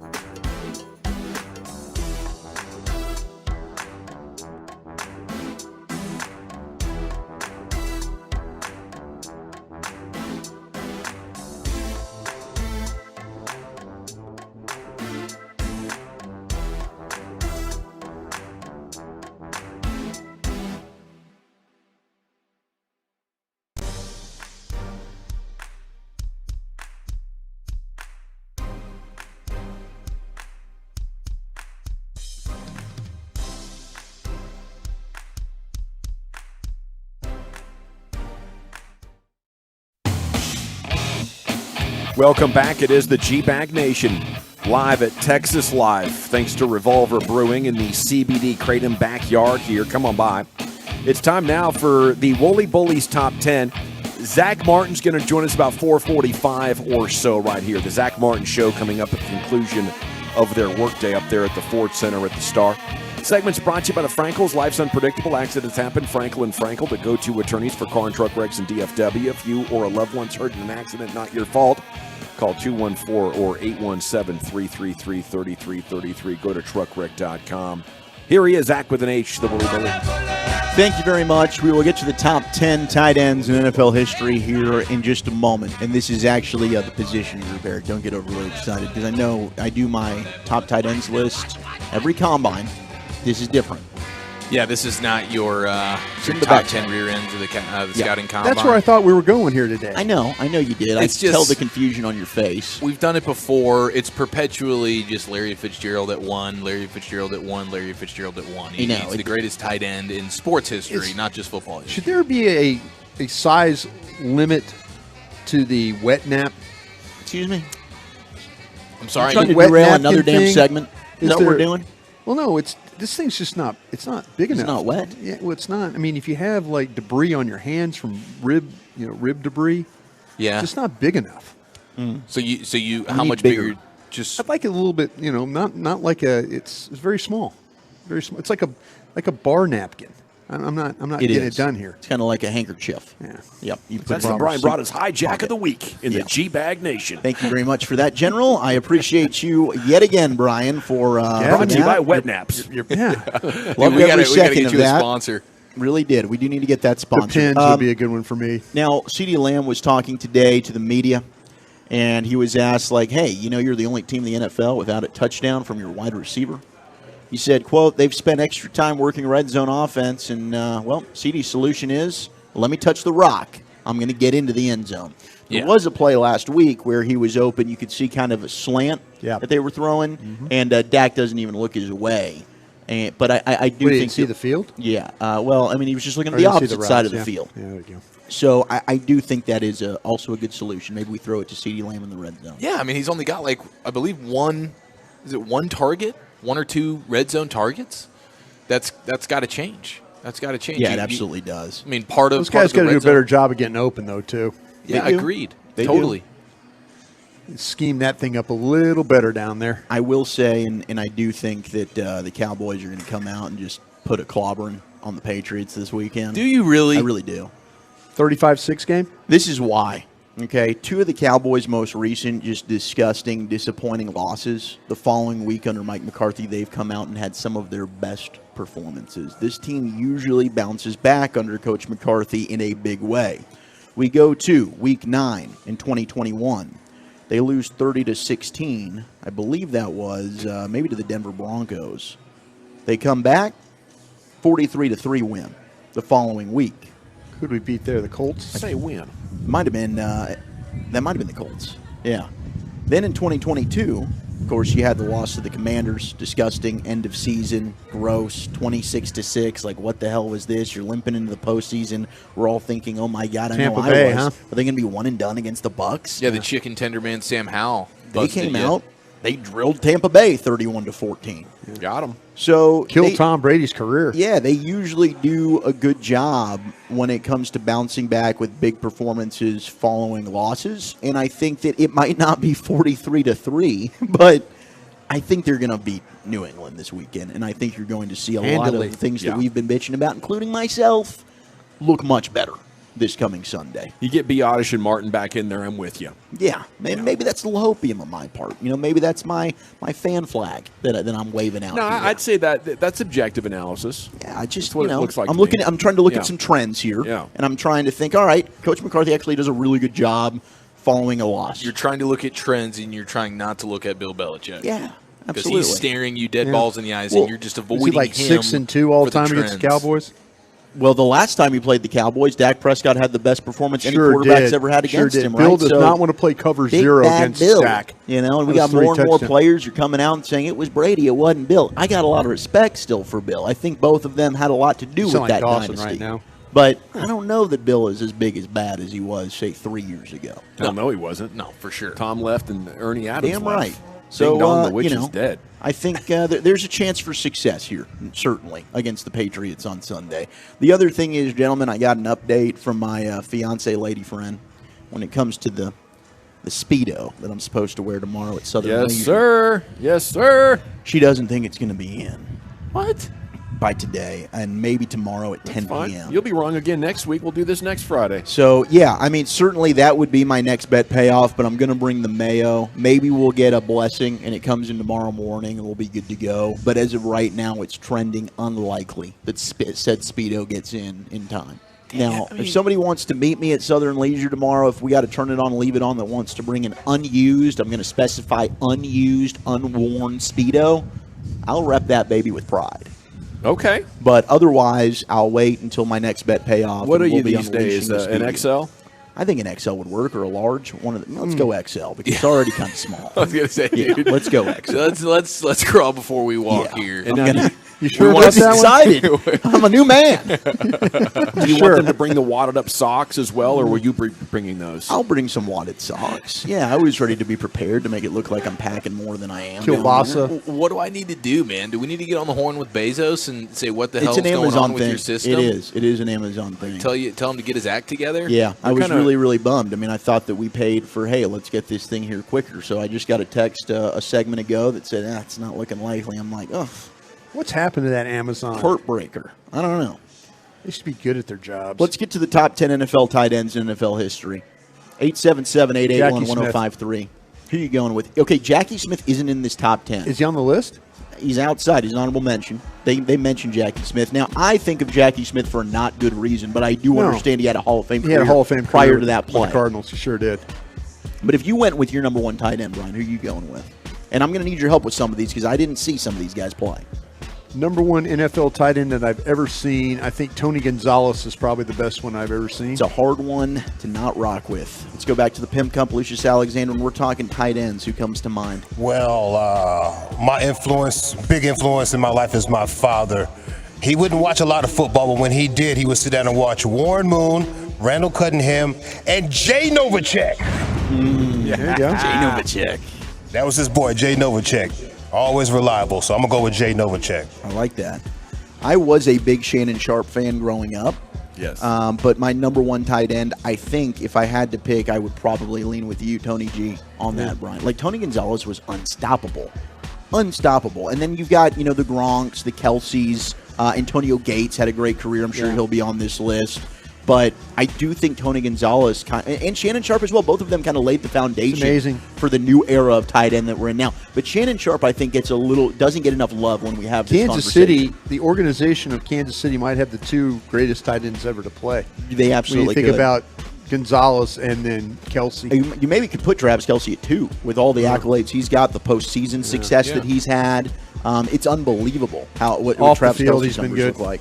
I'm going to say number 1, Jennifer Lopez. Number 2, Jason Witten. I like that. I would lean Shakira as my number 1. Really? Those hips did not lie on the Super Bowl stage. No, for sure. They certainly didn't. But J-Lo, but they were together.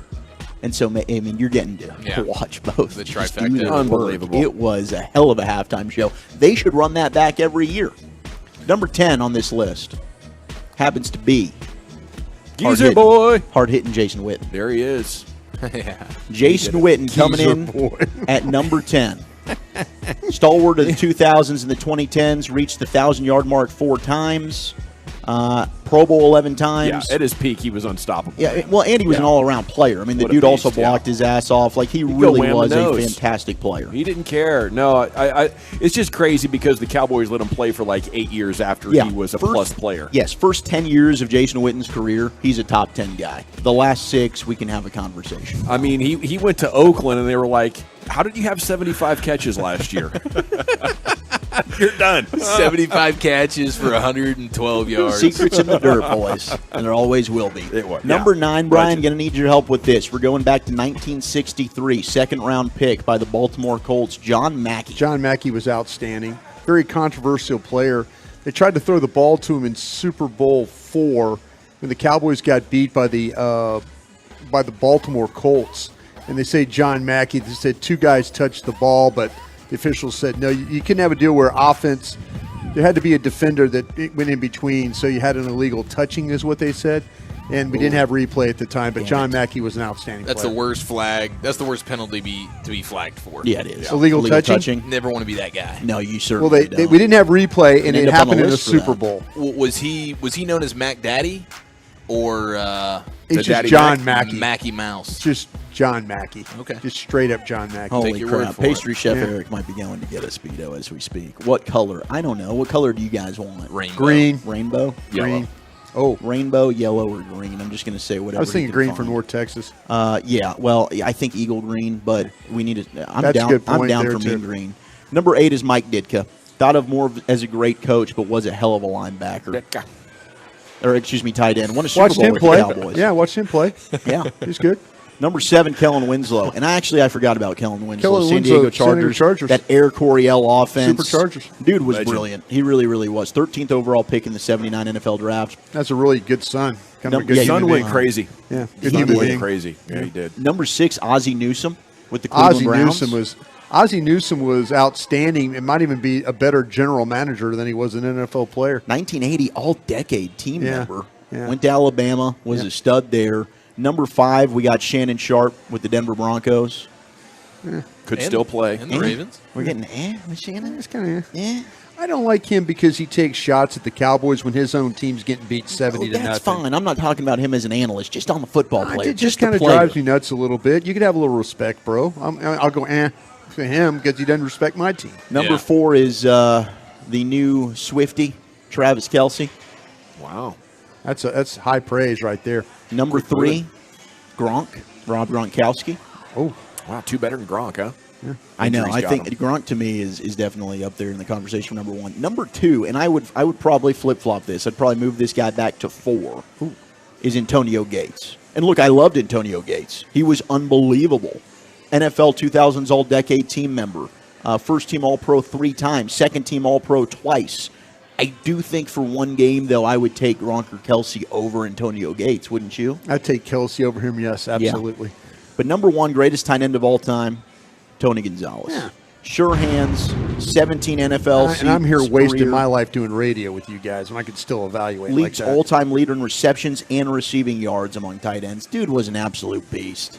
Is he a compiler, or did he put together like some legit like? Well, he had a consecutive string of like 1,000 yards. They thought he seasons. was done. They thought he was done in Kansas City, and they shipped him off to Atlanta. And he was damn good in and Atlanta. he kept playing in Atlanta and was Yeah. a high-level player there. Helped them get to an NFC Championship game. I think that was the year they lost to San Francisco. Dude, it's crazy. For all the years he played, I'm pretty sure Antonio Gates still had more touchdowns than he did. Antonio Gates was a touchdown machine, and that's what the Cowboys need in the red zone. Yeah, and right that's now. why they're giving him love at number 2. Like Antonio Gates was a touchdown machine, but for Can we bring me, him like in? the most dominant is probably Gronk when I'm thinking about just pure touchdowns. I don't disagree with you at all. Do you think current Antonio Gates has a better chance of scoring a touchdown now than anybody else on the Cowboys? Without question. And he definitely would be a better asset than Kyle Pitts. Undisputed, man. Well, other than Zeke. Did you see? Other than Zeke. But it'd be Antonio Gates after Zeke. Alrighty, Flagtober starts tomorrow. We'll be at Southern Leisure Spas and Patio, and then the Tour Day DFW is Saturday across North Texas, Whataburger locations, and Cousins Barbecue. You can get the full schedule at 105thethefan.com/Flagtober. Now, we do anticipate Zach Martin's going to join us any minute. If not, we'll give you some Mavs off-season storylines and more coming up next right here on The Fan. But let's get you over to Platinum Ford, get you that brand new Ford car, truck, or SUV.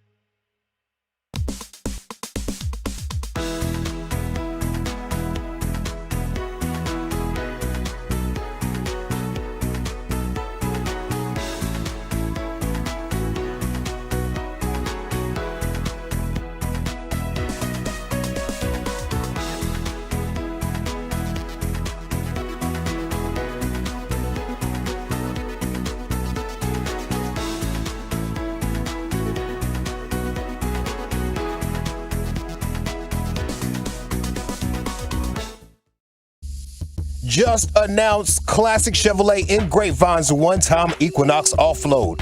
A limited supply of excess Equinox models will be sold direct to public below market value. See them all at ClassicChevrolet.com. But don't wait, people. In less than 10 days, they could be all sold out at Classic Chevrolet. Found new roads. All righty, thank you very much, Lucius. It is the G-Bag Nation here on 105.3 The Fan. We're going to get Zach Martin on the horn as soon as the meetings conclude up there at the Ford Center at the Star. We are live at Texas Live here with Revolver Brewing in the CBD Kratom backyard here. 12 vendors on site. There's going to be a concert here from America's Got Talent's contestant Kylie Fry coming up here before too long. Now, about 30 minutes ago, we were talking Cowboys, and Wolchek said he'd heard that the Cowboys could save $35 million in the cap if they moved on from Dak here coming up March 2024. I was like, man, that's interesting. Where'd you get that? And he said ESPN noted a couple of weeks ago it had been in his prep email. So sure enough, there he is, Dan Graziano, longtime NFC East reporter. Cowboys have a possible out. And it says possible out if you get a SPO track and over the cap. Dallas could save 34 against the cap, cutting Prescott before his roster bonus kicks in next March. So I looked into that and I was like, man, you know what? That is actually true. You could have $34 million of relief by moving on from Dak in early March. Now, that money doesn't just go away. They have essentially pushed it into 25 and 26 in those voidable years. It's their way of spreading out the money. And eventually you would have to have that toll, but it is interesting, could the Cowboys actually be up there thinking about, hey, we might want to move on from Dak at the end of this year if the negotiations aren't going well. We could put Trey Lance in there if we can't draft somebody and have $35 million maybe to go get a new offensive lineman or two for him to give him the kind of protection it would probably require for an inexperienced quarterback to have success. Do you think that's a legitimate conversation they're having up there?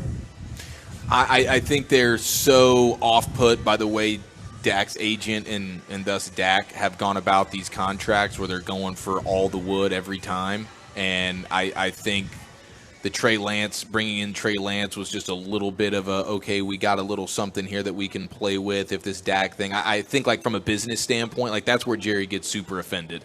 When he feels like, wow, I'm being taken advantage of and we're going toe-to-toe like this. I think there were I would imagine there were some fractures there. So they might be wanting to play a little bit more hardball. And if this season ends with Dak and the offense just being problematic, then, yeah, I totally could see that. Yeah, I think they have to be. And I would hope that they are. Now, part of me feels like, no, they've got a quarterback that they think is good enough. They continue to say that, and they've had a bad history of not having a quarterback and then trying to find one and lucked into those replacements.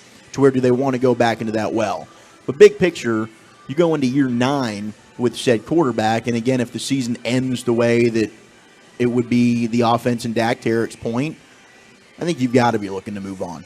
If you had a bunch more games like they had against Arizona, then yes. I mean, at some point, that's where my frustration's, coming from. I think you've seen a lot of great moments from Dak. Dak's one of the best human beings you'll ever meet. Anytime we get into these conversations, it's nothing against Dak the human being. It's just evaluating the quarterback we're seeing on the field. And I can't really remember now, as we're getting years and years removed from, say, rookie season. I mean, your point earlier when you were talking about it, Brian, a week ago, Daniel Jones and the Giants offense with lesser parts and a lesser player are able to overcome that same team with a bigger halftime deficit. Yeah. And your quarterback can't. So, I mean, yeah, he went on the 98-yard touchdown drive against Houston. He didn't. Yeah. Well, he didn't. Yeah. Some of these times, like, if stuff's not always going great for you, or if the defense isn't carrying you and you need offensively to pick him up, do I think Dak's capable? Yeah. It's just, you got to show us. And I think more often than not, he's showing us the answer would be no more than yes. And I want him to win a championship. I want him to be in Vegas with the Lombardi Trophy. I want that more than anything. But if it doesn't happen, when you're in year 9 with a player, I think you got to be considering, are we going to be able to win a championship with this quarterback, or do we need to move on, especially when you're looking at paying $60 million, whatever the going rate is now. I mean, top 10 offense, multiple years, number 1 in total QBR, but I think that game Sunday left a bad taste in a lot of people's mouth when it comes to this quarterback, and they're willing to consider it because it reminds you of what happened against San Francisco, reminds you of what happened against Washington last year. I mean, that's like 3 of the last 5 games? No, 3 of the last 6 games. At the end, we felt that way about Dak. You take away Jets.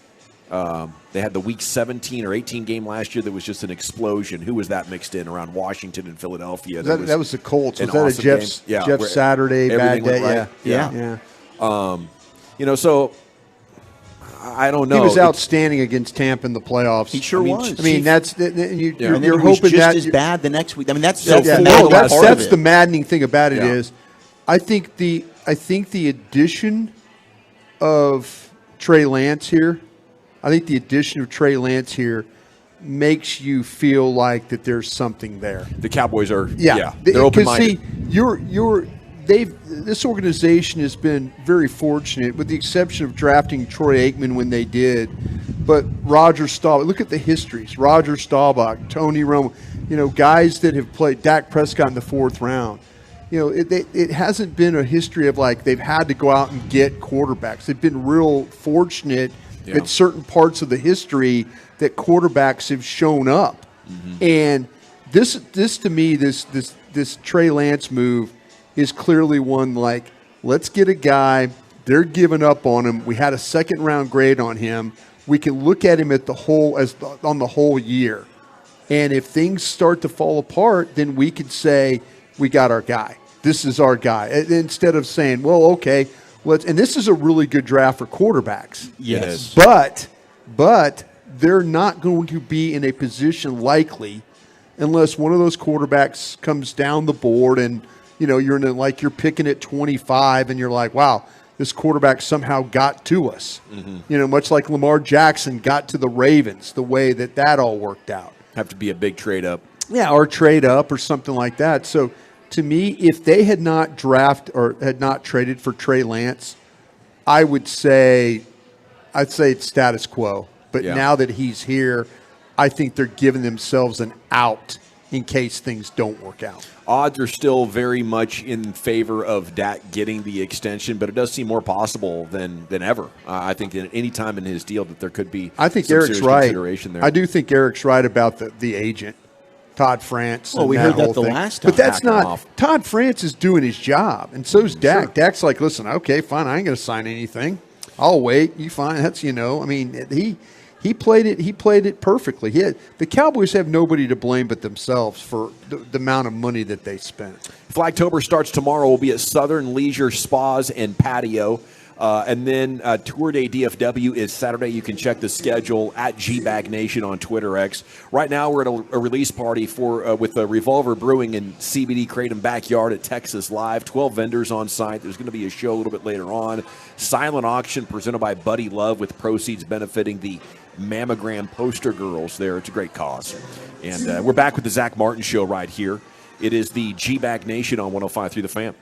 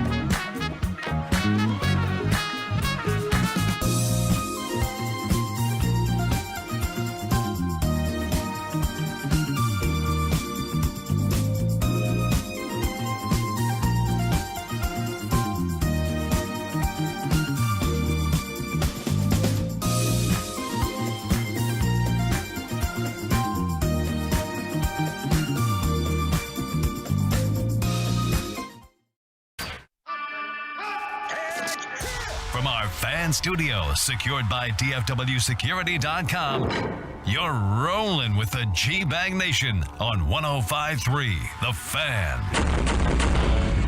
Here we go. It's hour 4 of the G-Bag Nation on 105.3 The Fan. Hope you're having a great day, as we are. We're here at Texas Live with Revolver Brewing. Salute to you, sir, in CBD Kratom's backyard here at Texas Live. 12 vendors on site. You don't want to miss out. Live music coming up from America's Got Talent contestant Kylie Fry. Silent auction benefiting the Mammogram poster girls. And good times to be had out here. They call these ladies to my left the Babes in Pink. This is a big part of their nonprofit charity there to raise awareness and funds for mammograms. Not false advertising. Yep, yeah. They're Babes in Pink. Come on out, support them, and get yourselves a delicious Revolver Brewing beer. I am Gavin Dawson, General at your service. You can follow us all at GBag Nation. Just jump on that Twitter account. You'll see handles for all of us. You have Zach Wolchuk, Eric Chiafalo, Lucius Alexander, Brian Broaddus, and Carter Freeman is coordinating your video. It is Flagtober starts tomorrow, but it is time now for the Zach Martin Show, as he is on our Boomer Jack's Grill and Bar hotline. Brought to you by Dr. Pepper, an official soft drink of the Dallas Cowboys. It's Zach Martin here on 105.3 The Fan. Good afternoon, sir. What's going on? Man, you tell us how those ice baths treating you. You getting where you need to be? Yeah, they're treating me well. I'm doing everything I can to get back out there. Right on, man. I know for you, you've been a warrior your entire career, playing hurt. I mean, I even compared it to Kobe a couple of years back as far as athletes that I've covered that just have the ability to play with injuries at a high level.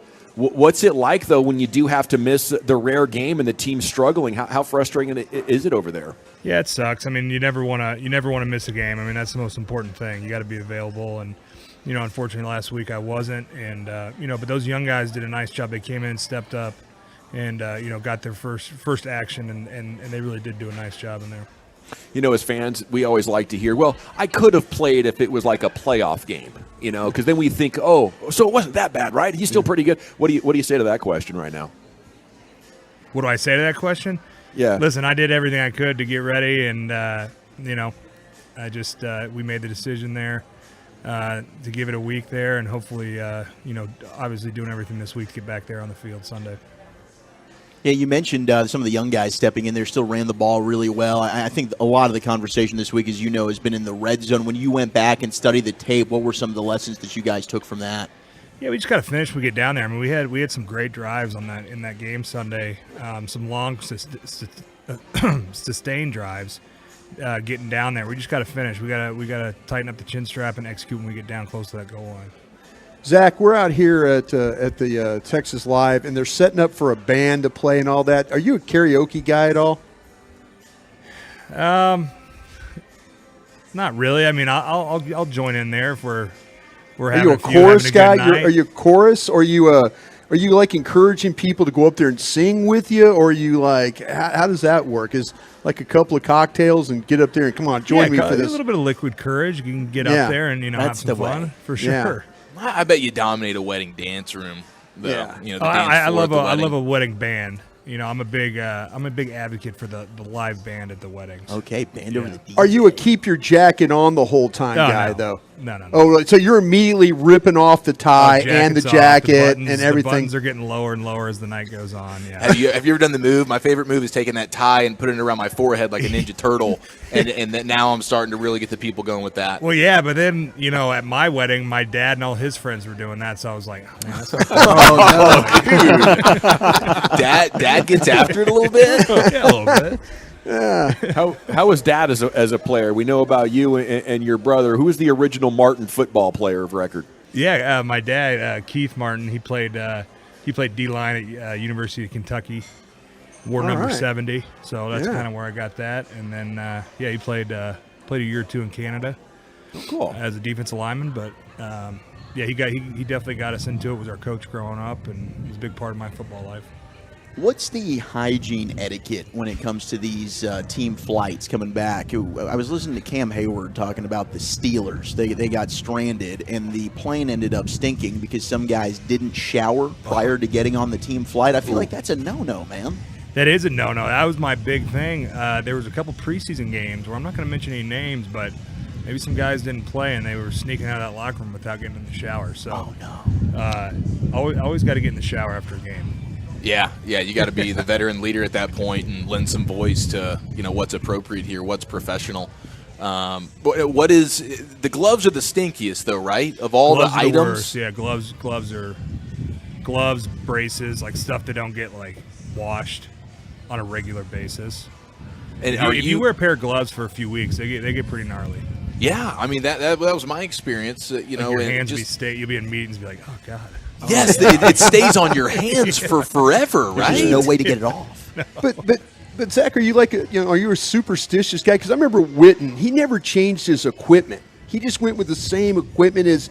So, like, do you play same gloves, or do you every game new gloves? I go every game new gloves, and then that week of practice, I'm using the gloves from the previous game week.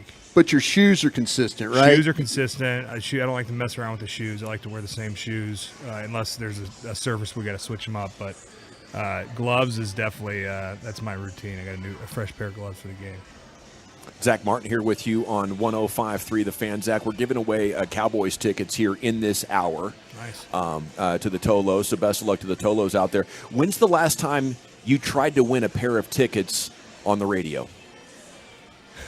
I don't think I ever have. Okay. Well, we can give you these if you want. If you need a pair, we can figure this out if we have to. I think I'm set this week. There's a couple games down the road where I got some big groups, so I may need a pair. When's the last time you or a family member went to a sporting event as paying fans that was something besides you and your brother?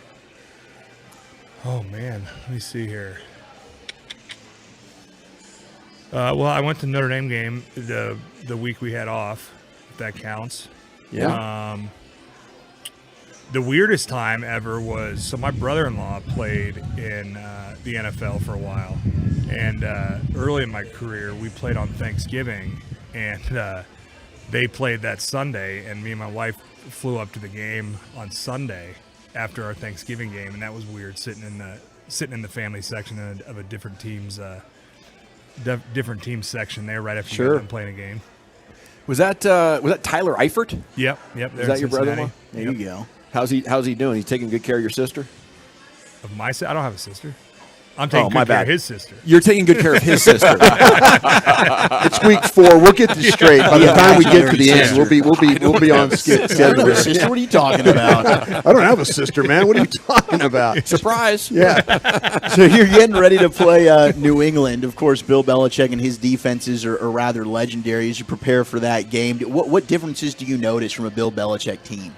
Yeah, they do a great job of just like making sure your communication is on point, because the same structure of defense could have 5 different times they run it. They could have different players in different positions each time, and it's really a similar defense. So the communication's really got to be on point across the board, making sure we know where we're working to, and the backs and everyone know where they're working to. We've heard that Dak has a little bit less responsibility or less on his plate at the line of scrimmage in this offense, maybe compared to previous offenses. Would you agree with that? And does that put more on the plate of you guys up front, and especially your center? I don't know about if it's less on their plate. I think it's just I think the communication is just simplified, and everyone's on the same page. The center and Dak, obviously, they got a ton on their plate each week.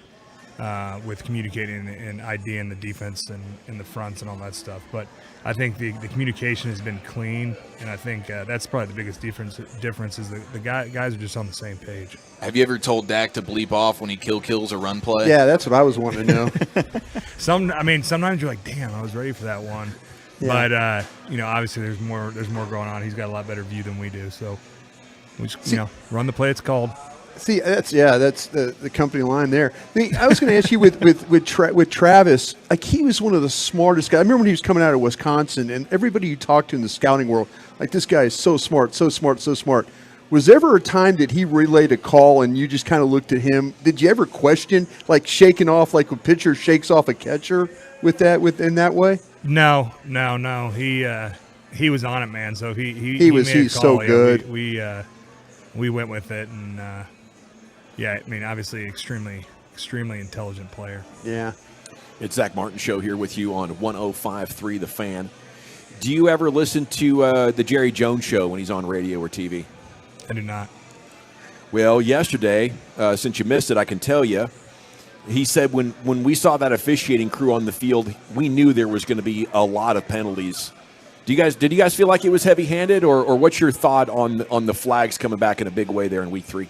Yeah, I think Coach McCarthy does a great job about we kind of go over the officiating crews in our meeting before the game and kind of their history of what they call, what they're heavy on calls, and it stayed true in that game. So we've obviously got to keep a level head and just keep going because when we go over that, we know stuff's going to get called that we're probably not going to agree with, but that's the way it goes. How about going downfield more and that storyline? Is that something we'll just see less of with how defenses are playing and the Texas Coast offense? So should we get more used to that? What's that? Less attempts downfield. The passing game? Yeah, I'm not sure. I'm not following what you're saying. Okay, that's a storyline about the Cowboys right now. There's been less chunk plays, more short throws, and it's kind of a defensive trend where we're trying to take away the chunk plays, and then you guys switching more to West Coast offense. Yeah. Do you think that's something that as fans and media we should get used to, or do you think the chunk plays are coming back for these Cowboys here real soon? Yeah, I think offensively we're trying to get the ball in the playmakers' hands and let them make plays. So. I think that's what you're talking about. We're trying to, be firm at the line of scrimmage, get the ball out into those guys' hands, and let them go. Hey Zach, with Ezekiel Elliott coming back in the mix here in the game this week, though, talk about him and having the opportunity to block for him, and is it that kind of back, or is it? I know Tony does a great job of getting to the hole, through the hole, and stuff like that. But can you talk about some of the nice times that you did have blocking for Ezekiel Elliott? Oh yeah, I mean I was talking about it earlier today. I'm excited just to see him. He was such a big part of what we did here for the last 7 or 8 years, and not only on the field but in the locker room. So we had a lot of great times there with Zeke on and off the field, and I'm wishing him nothing but the best. We're going to get after him this week, but it's going to be good to see him. Do you still have did he get you guys those Gaiters? Oh yeah. Do you still have your Gators? Oh my gosh, it's the best gift I've ever gotten, because we have 40 acres up in Indiana. Oh, there you go. I took it up there, so in the summers when we're up there, we get a lot of use out of it. So Gavin brought up the holding penalties to you, and I feel like on the rare occasion, which might be once, that you've ever been called for holding, we look at each other like that's a BS call. Zach Martin doesn't hold. What's your reaction when you get called for a holding? Usually, I mean, I don't know. I feel like there's very, very few times that when you get called, I mean, at least for me, it's like, I'm like, damn, they could have got me there. There's more times that I thought, like, looking behind me, like, is there going to be a flag than times where there's been a flag on me and being like, oh, that's BS. So, man, I think you just got to – I always tell guys, you just got to understand where the ball's going, because that's where a lot of times that's where the officials' eyes are going, is where the ball's going. So if the ball's coming behind you and you're holding, they're gonna catch you. Is it? I'm sorry. Go ahead. No, go ahead. Is it safe to assume that Micah Parsons is being held on every play? Oh yeah. I mean, yeah. Okay. That's just what you do. I hold him on every play if I'm going against him. Now I have a business proposition for you, but I first want to ask you: how familiar are you with the new age way of sports journalism, the gotcha stuff? And there's like the entities like Ballsack Sports or Butt Crack Sports. They're fooling people left and right with fake sports stories. I'm not familiar with that. Okay, all right. Well, we play a game we call football or ball sack. It's basically true or false. So I'm going to give you a little scenario here. You tell me if it's true football or false ball sack. Aaron Rodgers is said to listen to dolphins make love to each other by way of healing his body. Is that football or is that ball sack? I think that's going to be football. I think I saw that clip of him talking about that. Okay, Zach Martin. Zach is on. The last 2 weeks, he's been on his game. Zach Martin's plugged in. It's safe to ask, what do you think about Taylor Swift and Travis Kelce? I mean, it's cool. I'm not I mean, I don't dislike Taylor Swift. I don't listen to a lot of her music, but that was pretty cool. I mean, it was like the NFL didn't even have a Sunday this week. It was all about all about the Swifties. You like to? I know you guys like to razz each other. It sounds like your guy Jake Ferguson's dating a TikTok star right now, so you can go bust his chops a little bit for that. Yeah, no, I can't comment on that. No. It sounds like some razzing's probably already taking place there. Does that mean it's football and not ball sack? Yeah, that's football. That's not a ball sack. That's true. But I like the idea, Zach, in your post football life, maybe getting into the media stuff, doing the sports stuff, and you call it Ball Zach Sports. Ooh, nice. Good play on the words. Yeah, sounds like you're in on that. Is this a yes? No. That's football. We'll split it 80-20 my way. Hey, are you in on the Texas Rangers? You've been here for so long now. You feel like a Texan to us. What do you say? Is this exciting for you? You a baseball guy at all? Man, I'm not a baseball guy. I know they're doing well this year. I'm not going to lie to you and say I follow baseball. I've been to a couple games out there in Arlington, but I usually watch baseball in October. So when it gets to the the Final Four and the World Series, I'll watch it. I have family in Indiana too. Oh, nice. In the Fort Wayne area, but I mean, you have some Cubs fans and some White Sox fans, maybe a Reds fan here and there, but it's much more just football and basketball for the most football, part, right? basketball. I would say Cubs and Reds, probably two biggest in Indiana. Yeah, and Zach, before my final question for you today that I have is, at Notre Dame, do they teach you guys to count past 10? Do you guys know 11? How do we? You guys are one of the premier schools in the country. There's an excuse because I went to LSU. We don't count at LSU, but I was wondering at Notre Dame, do you guys get past the number 10? Yeah, man, that was a tough one. God, I thought they had it. I did too. It would have been big. It would have been. I thought that was going to get us over the hump because we've struggled with those top 5, top 10 teams as of late, and that felt like it was going to be the game to get us over the hump. And proud of those guys. They went out there and played well, played hard. They did play well. Man, just came up a little short. Dang good team. Everything's still out there for the taking. Yeah, they are a good game team. Day, second week in a row this week. Let's go. At Duke. Yep. Well, best of luck to you getting right. We'll be wishing for nothing but the best, and then give them hell. We'll be pulling for you. All right. Appreciate it, guys. There he goes. Zach Martin Show right here on 105 through the Fan every Thursday afternoon on your home of the Cowboys. He has been outstanding all season long. Done a great job. So cheers and thanks to him. It's time now to wish you nothing but the best of luck as caller number 10 is going to win a pair of awesome tickets and a parking pass to see the Cowboys take on New England on Sunday afternoon, courtesy of AT&T.